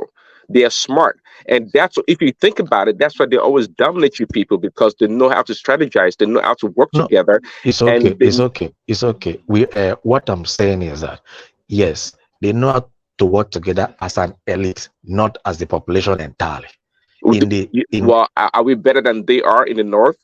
In the South, our elites don't have time for all that crap anyway. Do you know how many elites we have? They're gone. They're doing things. Do you know you have in the well, South? is that why Dangote, a northerner, is the richest person? Okay, let's not do it North versus South. Igilo is speaking. Please. Yeah, Igilo is speaking. Hold on. Yeah. Yes, you are just speaking. Hold on. You make reference to me earlier on, my brother. With due respect, you can't tell me what I want to say. No. That is my opinion. I'm not telling you. No, let me finish. No, please. Okay. Please hold on, please. Okay. If Obedient can call Tinubu drug dealer, they can call him is falling down. Is this? I have the right, every right to say anything I want to say about Peter Obi. You can't tell me what to say about Peter You Obi. have to be right though. When they call him, No, I don't know. You don't. I know. Everything you Obedient talk about. Hold on, please. Hold on, please. Everything Obedient talk about Tinubu, are they right? Are they not propaganding enough and down? Okay, Yeah, that is their opinion. No, my brother, hold on, please. No, hold on. Hold no. I will let you speak. Let me land. You can't come here and tell me what I can talk about. Please. You can say anything you want to say. You can say Tinubu is a drug dealer. I don't care. He did So not you tell you can't tell what me to what say. I can talk Criticizing about. you. Please. He's criticizing you. He didn't tell you what to Hey, say. you can criticize me, but don't tell Right. me you. I don't need to say that. When you have your opinion, that's true. No. You are then No. subject to criticism after you have your You opinion. can criticize me, but don't tell me you. I can't say that. That's what he I did. have the right to He's say anything I want to criticizing you. say. He's not telling you what to say. He's criticizing. No. He's trying to control what I'm going to Thomas, say. I did not. Thomas, I did not say so. Now, Pansat is Yeah. trying If I said to my correct brother, you, but yet if you are still no, insisting. you don't correct me. I'm an adult. Don't correct me, please. He just If jabbed I me said saying Peter that people will be Obi, smarter than me. He says that's yes, that is my opinion. no, I'm saying Igilo came in here and he says, why would you say that Pansat is smarter than Peter Obi? Right? But when you talk, That's an I insult know to you you, have some. right? Because I don't think any Sorry, of them being is smarter than me, believe that or not. But Pansat, but go ahead. Pansat, hold on, please. So let me now. I'm taking what I said back. I know people on this platform. Pansat, I take you out since you said you are not intelligent than Peter Obi. I know people on this platform that have more IQ more than Peter Obi, that intelligent more than What him. is Peter Obi's IQ? So that's why yes, and I own it. What is Peter Obi's IQ? I don't know, Yeah, but you I have know to it know when that you to make that speak. comparison. Sometimes it doesn't 35. make sense. Hold on. Come God. on. If you don't know somebody's My IQ, brother, I don't care about listen. Igilo. I'm not here to play any politician. Anyway, I I don't don't care about them. let's elevate the conversation. Move on to another topic Yeah, because you just you are the one that normally paint them as God. I don't care about Tinubu. I don't care about No, anybody. somewhere. No, Thomas. Okay, see, Thomas. let him We land. are Let Igilo land. Igilo, you can't come here to defend Peter B. Hold on, you can't come here and defend Peter B. Whereas you trying to disparage the people from the northern elite. Thank you. Peter I'm not Obi is a making God. reference. I'm He's not a making. savior. I'm just making. No, I'm just making references. Please. I'm not trying to compare. I'm like to degrade or like to let's say to sabotage someone. No. I'm only saying that look, the South are very liberal in thinking.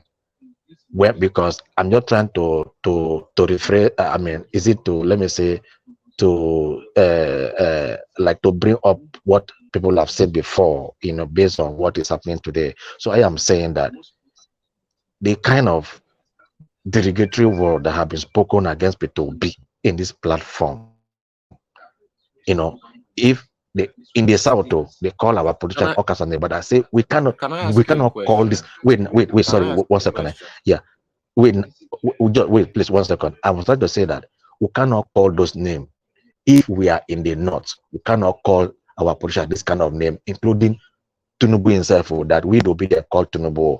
If we are in the north, we cannot call them like that. So, but trying to respond to what Thomas said, that Obedient are calling Tinubu drug lord. It was not our doing that Tinubu drug case came up. It was not our doing. It was not our doing that Tinubu was shaking and falling. It was not our doing. And it was not also Obedience that made up that song, hand they shake, let they shake. It's not Obedient. Obedient are just being, Obedient only respond to attack. If you attack them, they attack you. No matter who you are. That's But a they have lie. never come up. That's a No, blatant come lie. on. That is a Come lie on. from the Wait pit of now. hell. That is a blatant lie. Obedience are the instigators of Solely almost wait. everything. Solely wait Let him now. land. Solely Let him wait. land. Let Solely him wait. land. Solely wait. Solely wait. But he's lying now. He's So making he's not. Wait now, Soli, come on. You cannot say I'm lying. Excuses You can say, wait now, for wait, let me talk. insulting Wait now, please. another person. Oh my God. But one Okay, such wait. not to insult those, but we have excuses for insulting other people. Who are you? They are not kids. Yeah, Igilo, go ahead They and are land not kids. faster so that we can Like be how done can from you here. say, Go oh, ahead, don't land. insult my God, but you have so many excuses on why you are insulting other people. So okay. For example, look at what How is that my No. my home. Look at what my humble, respected Wole Soyinka said. Obide had never spoken against Wole Soyinka until that day came up to attack the vice president. Then they came for him. They have never attacked him before. They have never seen it before. Look at Even Showore. What he said, Obide came after him. So Obide don't just go after you without something. Look at they've been insulting. This guy keeps lying. who have they insulted before? They've been Okay, When they so make don't worry about that. Don't worry. Let him go ahead. You guys go ahead. Tinubu, Don't worry. For months before. okay. But you will not see it because it's not your God they are insulting. The moment they are not insulting your God, you turn blind. Don't call him God, please. Obedience is not God to us. Obi is not a God to us. Obi is not a God to us. Igilo, don't worry about any of that. Just if you concluded, hand over to Thomas so he could go on. Okay. We understand where you're coming from. Solely let me learn now. Solely let me talk now, please. So this song that is made, hand they shake, let they shake. We can all testify in this platform that it was not Obedient that composed that song. It was the confraternity of even the Western say he was the one that came out first to say he was not among this thing. Now the song went viral. Is it only Obedient that sang that song, for God's sake? Why are we always calling Obi so much names that is not? Why? How can you compare Pansa with Obi? If you hear the name that call it, if you want to make the platform for Tinubu APC, fine. We know that. We know that, fine. No, It's only for Tinubu. don't go there. Don't go there, my brother. Don't go Igilo, there. you're wrong about that. I'm quite a formidable challenge for anybody. Obi is not smarter than Don't go there. Don't go there. Okay. Don't make This is that not. conclusion. This is not. But This is not echo chamber for anybody. I'm not the measure. I'm not competing against Obi. As I'm campaigning. Igilo, I campaign, then you make the choice. Pastor, hold on, please. Hold on, please. I don't want you to go to that direction, please.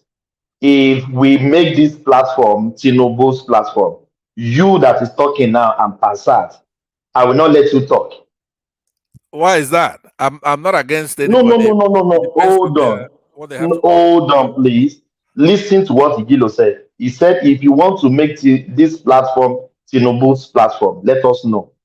I'm now saying, if I could make this Tinubu platform, you guys will not be talking here. You guys have been talking for a person that has been here for hours now. Nobody shut him down. He said what he want to say.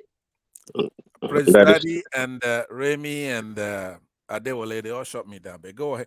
What are we? No. They can't shut you down. No, they can't shut you down. You lied on that. No, They can't shut you down. You've been talking for hours. Pansat, you've dominated this conversation since you came on board. You've dominated this conversation. My ideas has dominated. We agree with everything you said. Now you Yeah. Adewale, we know. I don't want to mention platform.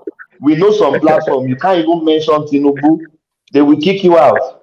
Those platforms are merely for I agree. Those platforms are merely for B. Those platforms are merely for B. Those platforms were okay. They are OB mobilization platforms. I agree with you that your ideas have dominated this platform. But see, for your ideas to dominate, someone has to give you the floor or the chance, and that's what the one-man platform is. It gives you the opportunity for your ideas to flourish. So don't come here and say, or the other guys say, oh, this is a Tinubu's platform. That's far from the truth. Anybody comes here and they can speak their mind. We can disagree. That's okay. And I think that's the crux of the issue. The fact that we disagree with an opinion or about Peter B doesn't make us being against Obedient or Peter B. It's just a flow of ideas. Right. It's actually Igilo, can I ask arguing about P2B. I mean, that Igilo, can I ask you a what question? context? We depend. I'm all What I'm saying is that on. we I'm all shouldn't on. I'm all on. come here and start talking about P2B. Why? If there is something that Peter Obi, like I said, he would have made a speech if he was there, right? That's it. I don't want to spend my time talking about Peter Obi or talking about Tinubu or talking about Waziri of Adamawa or anything like that. I don't have time for that. Pastor, Yeah, I Pastor, want to talk about in this platform, Guys, Pastor, I told you guys I'm shutting down 9 hours Adewale. straight. 9 hours. So, Solly, put your question to Igilo, then we shut it down. Thank you. Solly. Pastor, what can I do you? Igilo, Solly do yes, sir. no fringy. Yes, Daddy. I think that Adewale is accusing Yes, me. Daddy. Yes, Daddy. Adewale, You're a you did special not do case, anything. Igbo.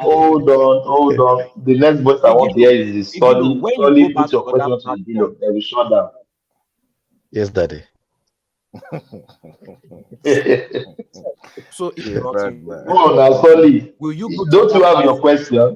without Sorry, not confused. He confused. He same shock him. passion? He said what? Solly, we can't hear you. We can't Can hear you hear you. me? Can you We hear me? can We are hear not you now. hearing you. Yeah, we can hear Can you you hear now. me? We Yeah, we can can hear hear you you now. now Oh, if you are hearing us. Yeah. I can't hear you. I can't hear you. Hey, Hey, Mute Pastor, yourself. let's hear from him. Yeah, when you speak now, we can know we can hear. Solly, can you speak, please? Thomas is going to shut Hello. down with Solly. Go to somebody else. Solly, are you using Obedient Network? Go to Obedient somebody else. network have You know, Obedient network I've is been a to radical network. several, I've been to several platforms. Obedient is a radical network. One thing that distinguishes this platform is that even every decent voice, every decent opinion is always welcome. And sometimes it get a little bit rowdy, get a little bit chaotic.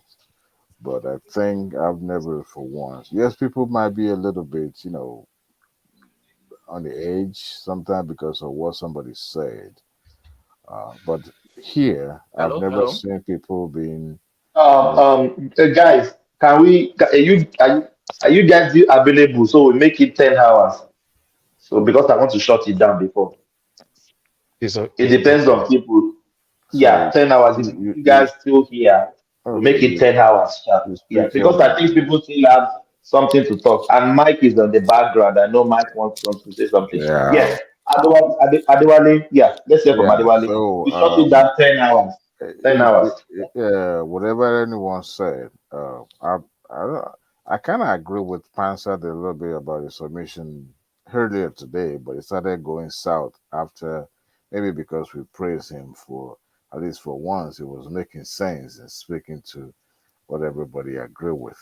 But one thing I can be sure of is that I've been to others platform. I've spoken at other platform.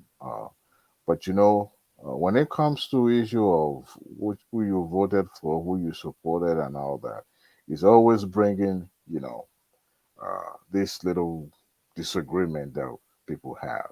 But I think we've moved past that. We unlike before that it was a really hot topic. Now we're talking about policies. We're talking about governance. We're talking about unity. We're talking about you know general topics that concerns everybody, uh, partisan politics apart.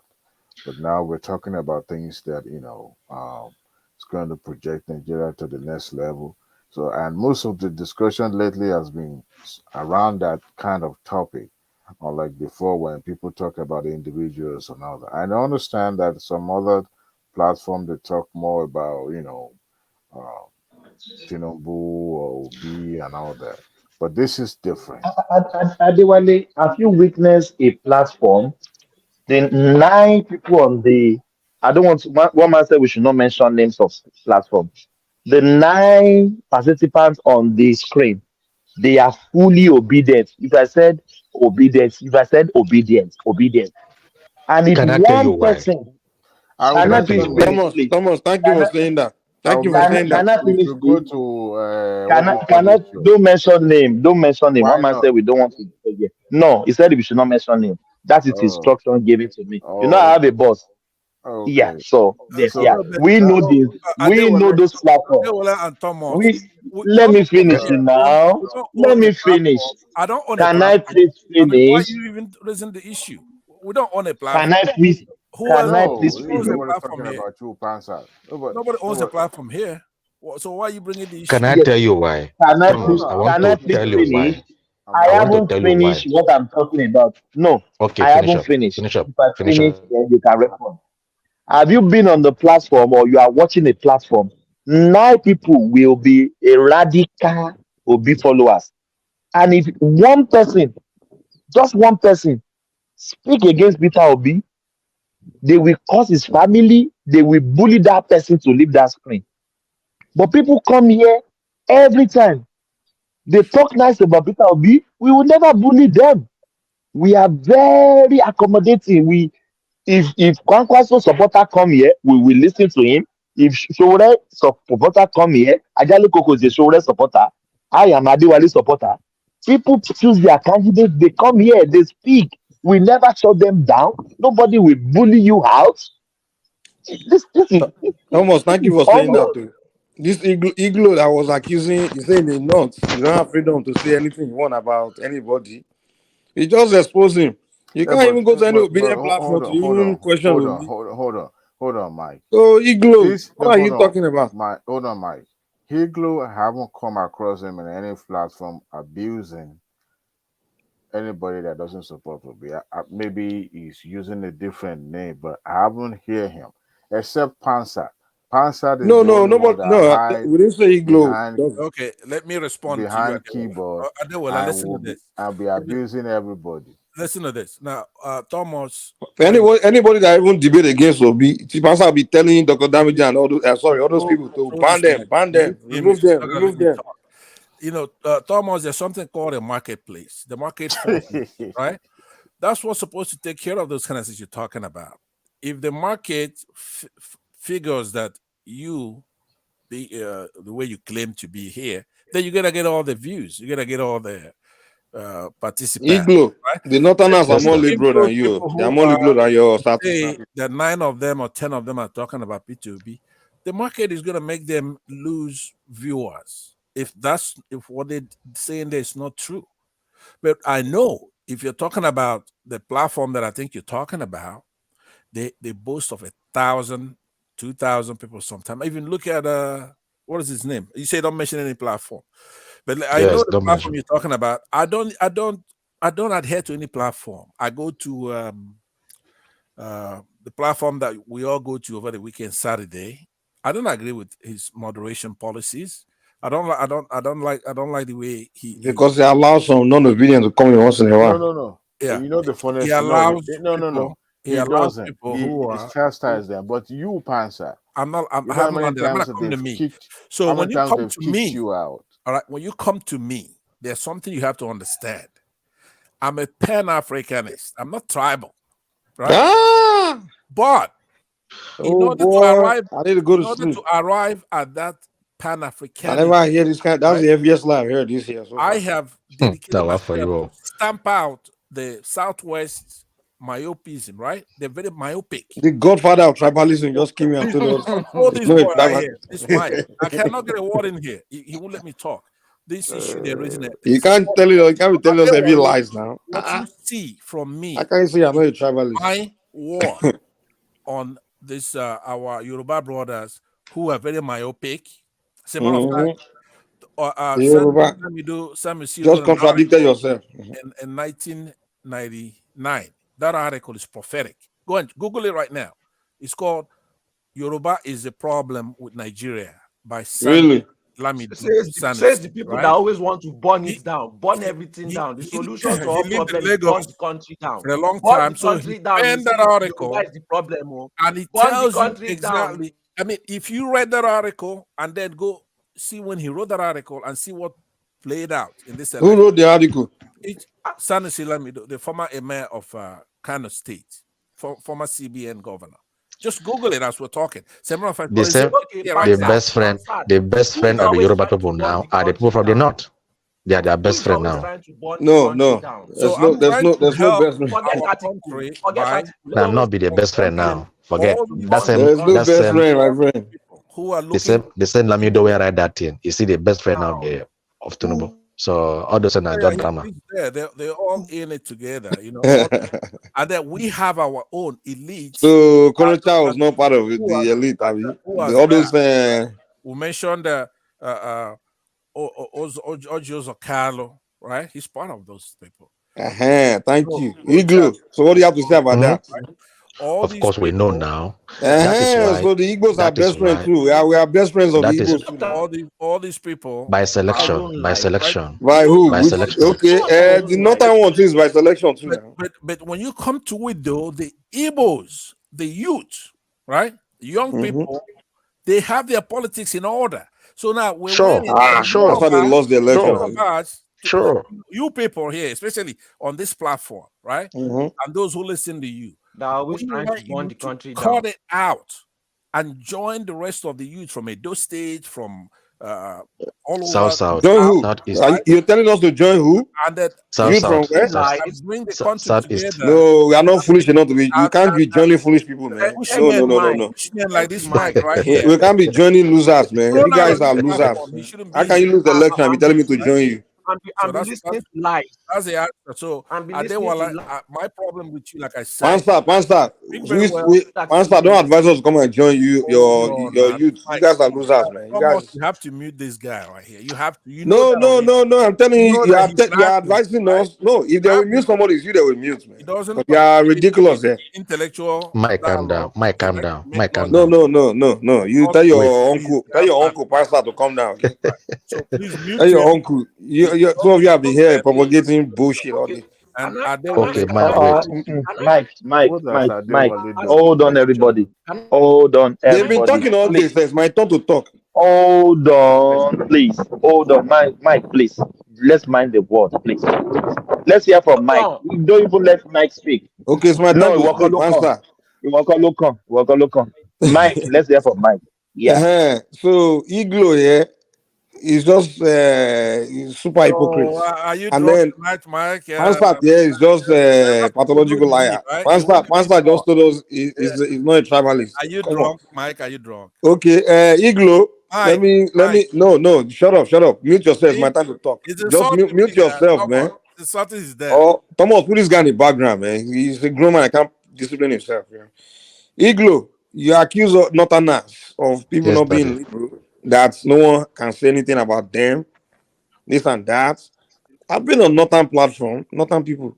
When they debate, you can talk, you can present contrary, argument, and they are okay. They have discipline, emotional intelligence. They allow you as long as you are civil. But when it comes to the Southeastern platform, obedience, social obedience, all these things, you can't even politely. You can't even even if you are on the same page, even if you are on the same page with them, I was even seeing obedience attack other obedience because it wasn't obedient enough. Imagine to tell you how liberal we are.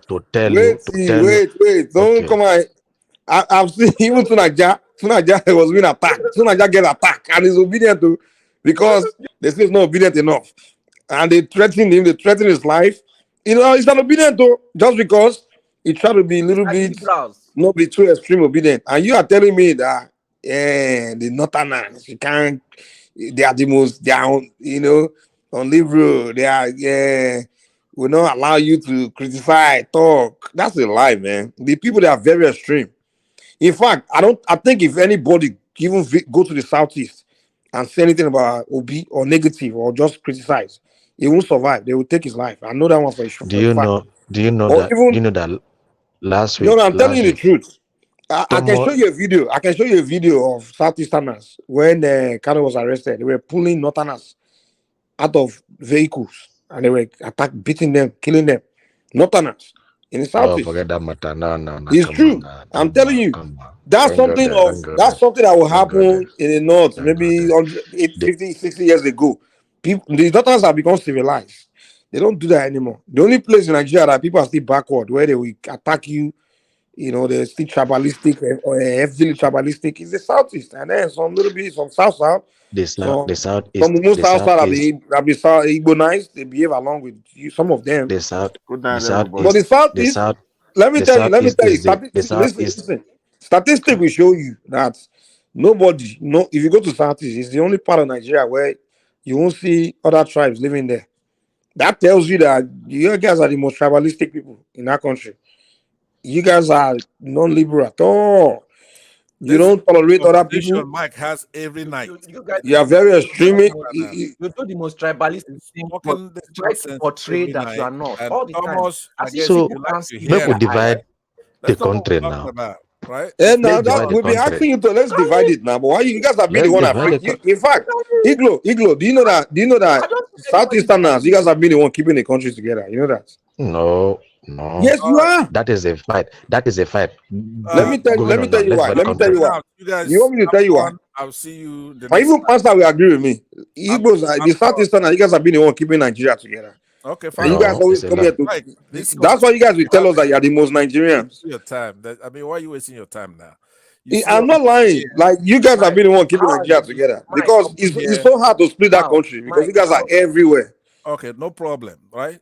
No problem. I mean, there may be a little truth in what you're saying, but that's not what we're discussing here. Yeah, I'm this girl is there. I'm I here tell you, now. let's split the country, and I'm trying to tell you the reason why we can't split the country. It's very Fine, impossible. fine. It's because For the way you are example, talking now. It's because the way you are okay, talking about. Iglo, listen now. Daddy, Okay, Remy, and Solid, Iglo, Mike, Yes, Iglo. I'm daddy. out of here. Yes, daddy. when we say okay, let's split. When Yorubas like us say okay, let's split the country, and then we say we are doing Yoruba nation, and all the Yoruba in the Southeast they say okay, they left the Southeast, came to Southwest. Why you Igbos? Why can't you leave the Southwest and go to Southeast? Just pack. So that way we once your pack and move to your enclave. Now we know that yeah, we are ready to split the country. But you guys can't, you are all over the place.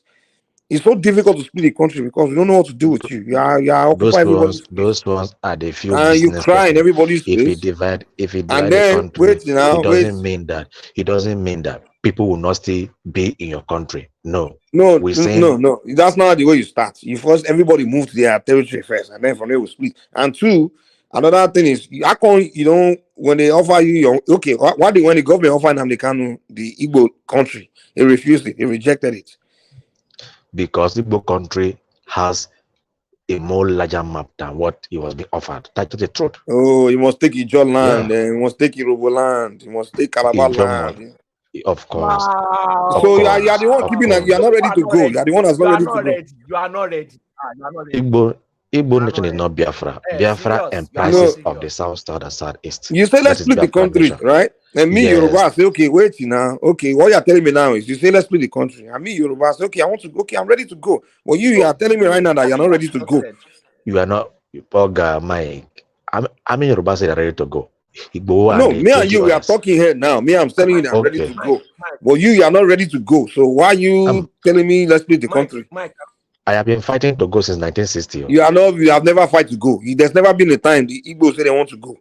All they were telling 1963, no, that can I 90 what? 63, 64, 63. 65, 66. You We've don't know been what you're fighting talking now. about. We've been 1963, fighting now. you are controlling country, nepotizing everything. We've been fighting now to go. Eh? It's a lie. Yes. It's a lie. There's never been a time in Nigeria history. Go ahead, Jerry. Go ahead, Sully. Sorry for Can I interject. If you are really fighting to go, the Hello? Can five anybody hear eastern me? states is enough for you to go. Can you guys You hear don't me? need to take south south or any other Can I Ido or whatever. interject? We, Can I? we can, yeah. Just solid. Let's hear from solid. Yeah. Hello? Solid, go on now. Hello? Can you guys Are hear you me? using obedient network? We can hear you. Can you guys hear Ah, God. Solid, maybe you are at the end of the me? world. Actually, Can I interject? Can I interject? Let's hear from Remy. Yeah. Sorry, Let's hear from Iglo, I'm Remy. sorry to interject you. I've been listening to you for a while that you want to go since 1963, 1965. So if you are really willing to go, when we are getting the independence in 1960, that would have been the best time for your leaders that time to say we should carve out a country for themselves. But now, in the present day Nigeria, if you are really talking about Eastern region with the same language and with the same similar ethnic culture, I think the 5 Eastern states is enough to go away by themselves. The South Sure. They can't survive on their own now. The South did not speak the same language with you. Anybody from the South that he thinks is more Igbo than South, he can relocate to Enugu, Anambra, and the rest. And then you can go away with your 5 states. It's fine.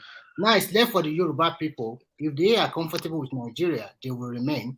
If they are not comfortable, they can go their own way. So you can't tell us now today that we are rivers, we are this, we are that. No, it's not done that way. Now, mind you, if you are staying alone as a country, you need a visa to visit the rest of Nigeria. And Nigeria, of course, Nigeria can kick all of you out from any part of Nigeria to go back to your southeast. Of course. But remember, I am not Southeast. I am not Igbo. You are lying. Why do you have Igbo accent? Why is your accent so Igbo? So where are you from then? I'm from Cross River State. It's a lie. You don't have Cross River accent. You think you are fooling us? You think? He's just joking. Oh yeah, speak your language. Speak your language. Look, wait. I am from Cross River State, Ogoja. You have Igbo accent. Hey, pronounce Gatorade. Pronounce Gatorade. No, Mike. That is pronounce Gatorade. We know where we come from. We are not here to lie. I'm from pronounce Gatorade. Wait now. Mikey, calm down now. Somebody say it's not an Igbo. You want to Igbonize him? It's not an Igbo. The guy's 100% Igbo, man. So let's assume he's not an Igbo, but he likes the Biafran cross. So you can leave the Cross River and go to Enugu, Anambra. They will welcome you. No, I don't have to leave. I don't have to leave. The land. But Igilo, you sound like Igbo. Yes, because yes, because we've been living together for a long time. Okay, we have boundaries. So you are Igbo now. You have blood of Igbo inside you. Yes, we are all like that. Okay, see, even River State, they speak. Thomas, can you hear me now? Yes, I can hear you now. We can't hear you before. Your laptop is like rationalized laptop. Hey, what's wrong with my mic? We can hear you. We can hear you now. Solely, we can hear you speak. But it's like my audio is delayed. Oh, okay. Igilo, you said that in the South East. No, Biafra is not just Southeast. Yes. Igbo land that it comprises of the Southeast and the South. Do you know that when you were having your Biafra war in the Southeast, it was all it was all the other tribes that allowed the Nigerian army to come through and come and capture Biafra because they were tired of the Igbos. It was a surrendering. All the minor tribes in the Southeast. No. They even took their land after the war, so they took their property. So you can't say that it is part of it was not true. It's not true. It is we party. It is we that took Igbo party after the surrender. It was we that took the Igbo party, not Igbo taking our property. You understand? That is not true. That is not true. Igilo, sorry. What you are just as insinuating here is that we as Yoruba, let's assume we want to go away. Then we can first go to the Republic of Benin. And they were bullying them. And then we force them, we conquer them as a country to follow us. History. That's so funny. That was there. Okay, fine. Whatever it is, somebody must conquer somebody. Even in Yoruba land, you understand? They were conquered. Ogun State was conquered. So you want to go and conquer the South? That was then. Now it's not going to be like that. Come on. So you want to go and conquer the South? You want to conquer the as far as you look for carry AK-47, you don't. The second in command. The second in command is from my state, Cross River State. It was the second in command. Do you know they banished Philip Effiong from? He never went back after the war to Cross River. Do you see us in the Southwest? He spent the entire life in Enugu. In Southwest, are we trying to conquer anybody? It's not every time conquer. You have been already be conquered by the Fulani Hausa. Where are you going to conquer again for? They don't already conquer when I finish. Where are you going again? Where they conquer? I will not finish when I offer. I will start finish you during the war now. Nobody I will start destroy you. Nobody I will start defeat you in the war. Nobody I will start finish you during the Biafran war. Hausa don't conquer Kwara, conquer Kogi. Hausa They are don't still conquer you moving. during 1970, 1966 and 1970. There's no Hausa land from our land. They conquer you now. No, we are not conquered. They don't beat you during it. They beat us, no problem, but they they don't could not conquer you conquer any now. state. That's conquest. They ran through your whole land. They conquer you. You surrender. Conquer means no, taking over your land. When they conquer you means you lost a war. That's conquest. If you lost the war, it's not conquer. You lost the war. No, it's conquer. Go and look your definition. We did not lose the war. We surrendered. We surrendered. You surrender. They conquer you. We call for negotiation. Sorry. I think Iglo is I see a tribe that are confused and greedy. You want to go away, but you think your 5 states in the southeast is not enough for you. And then you want to force other people from the south to join you. And you know they are more powerful than you guys. They will never join you. First of all, I am not a southeast. I am a south man from Cross River State. No. You say you're part of Ogoja and Cross River. You speak the same language. You live like that. So can't you are southeasterner too? Because you want that republic, right? That's even worse. I want the republic. Yes. I want republic. If you want the republic and the Ogoja people they don't like you, they kick you out. Go to Anambra and go and join them there. We are not going anywhere. Well, if you are so powerful, you can go and meet Tumpula aside the Kuba and fight it out with them. Even Asare Togobo himself is part of a Biafran fight on his own capacity. You are kidding yourself. I'm serious. Go and talk to him like that and then conquer him. Maybe you are so powerful. Fight with him. Back to your you know what? What you are agitating for, you know it's not so easy for you to get it. And you yourself, you are not ready to leave that country. You are all over Nigeria. You are all over Nigeria. So at the end of the day, you are even the tribe that the other regions of Nigeria welcome wholeheartedly. Which you in your region, you don't welcome the other tribe in your own region.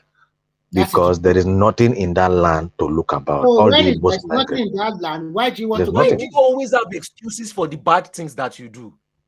You know, and it's always some kind of trying to make it seem holy or saintish. You said because there's nothing to look around. Imagine we say there's nothing in your land. Why should you go to other people's land and take whatever they have there? They welcome you. See, the truth is that me myself from the Niger Delta South, we don't like the behavior of people, the kind of arrogancy.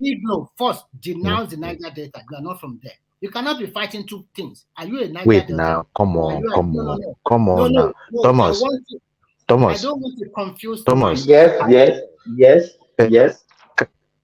I have been coming here, and even you remember the last time. Will I lie again from say I'm from here where I'm not from here? Come on now. Yes. They are too we don't know what you are today. Today you are from. But remember, there is nothing like Niger Delta 60, 50 years ago. Nothing like Niger Delta. It was Biafra. Nothing like Niger. It was Eastern region. So if I say we were Eastern region before, where is Eastern region? Eastern region is the Igbo and the Efik, Anang, Ijo, Urubu. That's the Eastern region. It was a political demarcation that brought about Niger Delta because they don't want the Biafra region to be so powerful again. So they tried to separate us from the Igbo.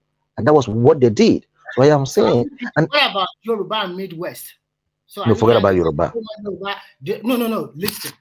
The Yoruba, we have the western part, and they carve out Midwest because from Bende before, old Bende, you always align with the West, and then we have Midwest. So are you trying to say if you go to Benin today, you will see a lot of people bearing Yoruba name like Ojo and the rest. So are you trying to? If we are talking about agitation of Yoruba people, have you ever seen the agitator of Yoruba people say, "Oh, you Benin people, you must come back to Yoruba land"? Do you know that Benue State, Utupo is part of my place. We speak the same language. Idoma, Two-Face is part of my place. We speak the same language. We only trek to the place we leg and we farm with boundary. Yet they are called the North, but we speak the same language with Idoma, Utupo, Igede, and they are not. These people, do they speak Igbo? They speak my language, Ogoja, Iyala. Do they speak Igbo? No, but they have Igbo people there also. In fact, the Benue State. That is the question I'm asking. No, they don't speak Igbo. So will you force them to join your agitation? No. You don't force them. Why are you talking about Eastern region? No, Eastern I am saying Eastern region was the first. It was the first name known in the southern Nigeria, not say south. There was nothing like like a south. 50 years ago, 40 years ago, nothing like south or like Niger Delta. So Niger Delta was the pattern. Igilo, hold on. Let me just say, Remy. Yeah. That is why Nnamdi Kanu should be put in jail for life. Yes. Why did I say that? He has bastardized the brain of some people. You remember Nnamdi Kanu said in his own word, he said anybody anywhere they are tying to rapper, they are Biafra. Do you remember he said Yes, that? yes, And he some said that. He said people, that. yes, and some people don't want to be with you. And you said they should be with you by force. So do Thomas, you see what Nnamdi Kanu has done? if that is the case, Bangladesh people, they are trying to rapper. Sri Lanka people are trying to rapper. Yoruba too, they tie to rapper. It's true. Nnamdi Kanu said. Nnamdi Kanu said. Good morning. You see, like the guy, I don't know who is the person. Is it Igbolo, Igilo, or something like that? Igilo, Okay, Igilo. thank you. You see, the way you speak with so much arrogance, this is the reason why the South South always have this, because whenever you want to add the South South to your struggle, you don't consult the people. You assume as if all of us will support you. I guess you guys want people you can lord over and control. No. When if that want to happen, we will decide where to go. Not you will force That us to was follow. the issue. That was the issue that caused the problem between the South and Ojuku, and it Let was me the say same thing something. to that From the happened way you with hold on, Nnamdi Kanu also. hold on. Hmm? From the way you speak, first of Hmm. all, you need to be honest first. You are not from Okay. South. The way you speak alone, you are from the Southeast. Okay. You This is my understand me? name. I have This is my friends who are name. hold on. This is my I name. have friends who This are is from my Port name. Harcourt. They don't speak like that. This is Can I interject? You understand that you No, have no, to no, no. Let him UFC. land. Let UFC land. Let UFC land. Solid Just now. like The that. guy just came in now. If you want Let to, him if you land. want to drive far, you need to consult other people. You don't make it all about yourself and want to force us to follow you. It's impossible. I know the reason why you guys want and Niger Delta to follow you, because we own the oil.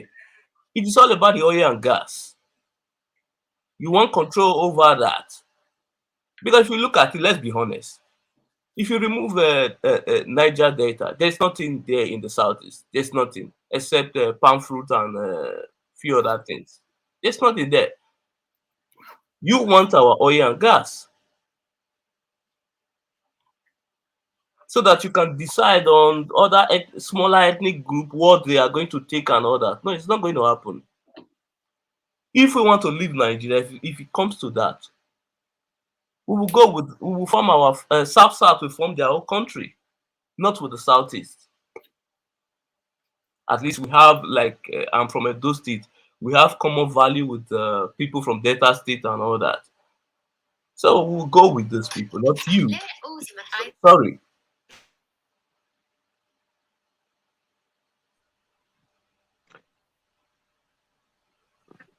Fascinating. Fascinating. Okay. Yeah, because it's so annoying the way he speaks with so much confidence, as if you can just maneuver every other tribe to follow you and you can do whatever you want. No, it's not like that. What is Salo? Well, I think his argument was that during Yeah, Ojuku's that's time, normal. they had Biafra, and Biafra extended all the way to the south. So that's what he's still claiming to, as opposed to the 5 eastern states. Is that not Yeah, the case, okay, let me see. Igilo?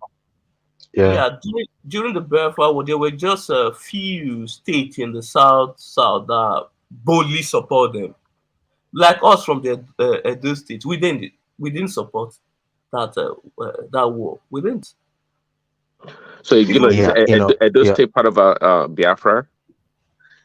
If wait, let me just as people will say during the Biafra war, Edo never stood with the Biafra war because they were not fully even in command. There was none of the Edo son that was in command of the Biafra war, unlike we the South. Yeah, but we have somebody second in command, Effiong, who was the second in command. But there was that fear that after the war, we are seeing signs that Ojukwu was planning to conquer the South. We were the Niger Delta. But remember, during that time, there was nothing like South or Niger Delta. We are called Efik Anang because Calabar and Akwa Ibom were still harboring the same state together as Calabar. Okay, then we are all joined together. We from Ogoja, Cross River State. We normally come from Ogoja, Ikom River Nile to come and trade in Calabar market through canoes. So we transit through that sea all the way through my grandparents to Calabar. So we have that accent of Calabar altogether and the names. So there was nothing like South or Niger Delta then as a region. Okay, the Niger Delta was just known as premium delta, which is used for a trade word for the petroleum extraction in that region, but not as a name for the region. It's just for the market deal of petroleum only. So we are known as the Eastern region, comprises of the Calabar, which has Akwa Ibom and Calabar today, Abia State, Enugu. I think like Edo State was known as Midwest State. Edo State was Midwest State, car from Edo and Yoruba. Edo State and Delta was Midwest State. They were all Midwest State. You understand? They were then together as one state, were a large region. Okay, but I'm just trying to say the people that really stood for the Biafran war, the state Calabar, which is Akwa Ibom today, is a very large land, very large people were together in the Biafran war. You understand? So even the Delta State people too, part of Delta, which is called the Anyoma, we are also part of the war. You understand? Okay. Now, currently now, the geography has changed a lot because of the politics of Nigeria. After Ojukwu lost that war and he ran away to exile, and Effiong handed over to Nigeria and whatever, that bitterness was still there because there was no better formation of the country, of the Biafra, to even to try to assimilate the people or try to compensate them. But the point now is that we are not saying we want to go. I told you I am from Cross River State, Ogoja, but I still love based on the happenings in this country. Believe me, I'd rather go as a Biafra man that will still continue to be in Nigeria the way it is now. Okay, because it seems to us that we are being conquered all over by the Northern. I'm sorry to say, but that is how it is, the police of the North. But if you are Biafra the one seeing it that way because all you want to do is conquer. Your mentality is conquer. So any small thing that happens to you is thank you. He's the one who sees it that way. I am from the so-called Niger Delta. I don't see it that way. The only one.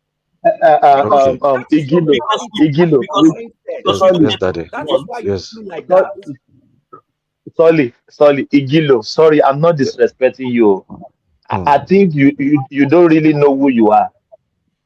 That's what I'm hearing from your voice. I'm sorry, I'm very sorry for saying that. No, you can't be on the two sides. You have to choose one. No, I cannot. Yeah, for claiming Biafra. But do you know? That means you are Igbo. No, I must not be Igbo to be Biafra. I must not be Igbo to be Biafra. Biafra existed long ago before. If you say so, that means you are lying. Me, I'm not a Biafra at all. Okay, yes, I'm an Edo man. I will remain a Edo man. Yes, you are a Edo man. You are an Edo man, but that doesn't make me to deny that I'm not part of Biafra. Igbo is not the only people that are Biafrans in the South. Do you know Igbos are not the only one Biafra? What are you talking about? Yes, Thomas. Let me ask Iglo something. Iglo. Okay. Yes, Daddy. Do you know why? Do you know that what led to that war was the disagreement between the Igbos and the the minorities in the old southeastern region, the South people. Do you know that?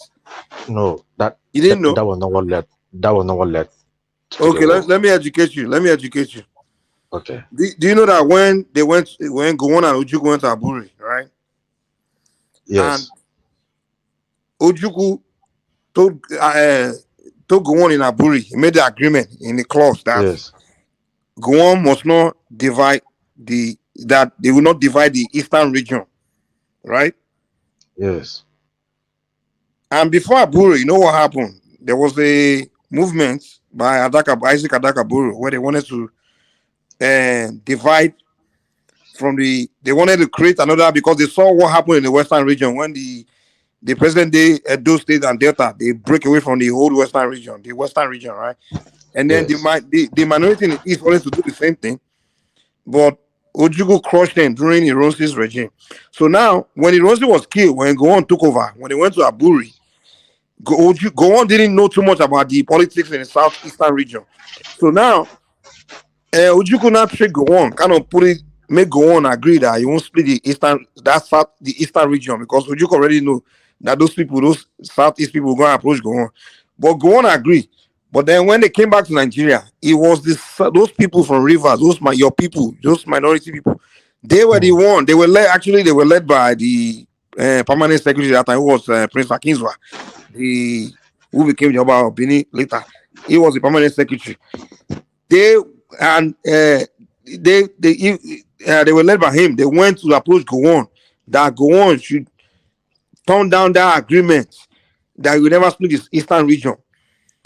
And then Gowon first told them that he can't change it because they already agree in Aburi. They were the one that kept on fighting President Gowon, and they told Gowon that Gowon should organize another meeting. A conference. Exactly, in Nigeria. So they decided, they would do it in Benin City. So when they invited Ojukwu refused. Ojukwu said, no, he's not coming. In Aburi, I stand. I'm not changing anything from Aburi. And when Ojukwu refused, and then the people now told Gowon that, so Ojukwu doesn't want to talk, that Gowon should give them should divide the eastern region. So that's when Gowon divided the eastern region, created River State, and what did they call that Cross River, that area? He created another. Yeah, like that. He divided and then create the present day Southeast. Exactly. So when Gowon divide did that creation of states, that's when Ojukwu not declare Biafra, and that's when the war started. So just to tell you that you are the minority in those people in that region were the reason why the war started. Actually, the truth is that there was that fear because Ojukwu, just as I said before, Ojukwu's behavior was showing that kind of, that movement that because what Effion told him was that, what are you giving my people the assurance that after we conquer Forget Effion, man. Effion didn't have any say. Well, okay. By and large, that. Let me tell you. You keep saying because Effion. Do you know that Gowon's vice president was also from Akwa Ibom? You say what? Do you know that? You say what? Gowon's vice president. I forgot his name, sir. The guy's also from Akwa Ibom. You know that? I don't know. So Ojukwu's vice president and Gowon's vice president are both from the same place. So don't use that excuse as you didn't know that. I know that Ojukwu vice was from Akwa Ibom. The Gowon's vice president during the war says from Akwa Ibom. I don't know his name actually. Was it a military man?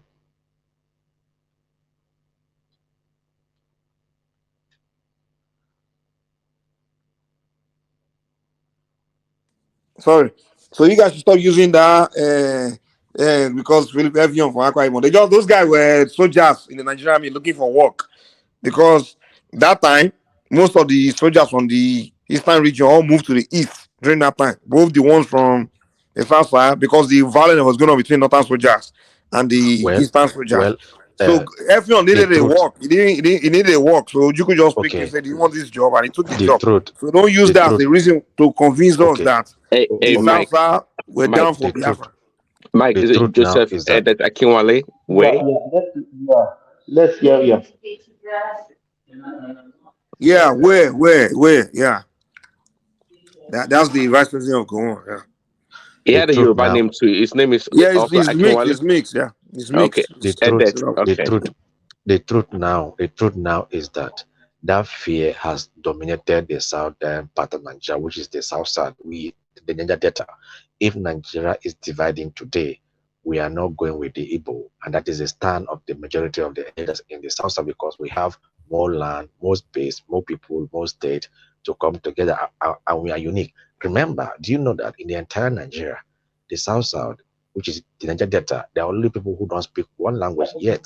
They have never had problem with themselves. Yep. We don't have any Do you issue. know where? Yeah. Yeah, do you know where the Southeast are not trying to persuade you guys to join them? Yes. Yes. Do you know the Yes. Yes. We Southeast? know. They We are, know they are, why. they are landlocked. They They need are your not water. landlocked. They are not that They too are much landlocked. landlocked. No, Not they are 100%. landlocked.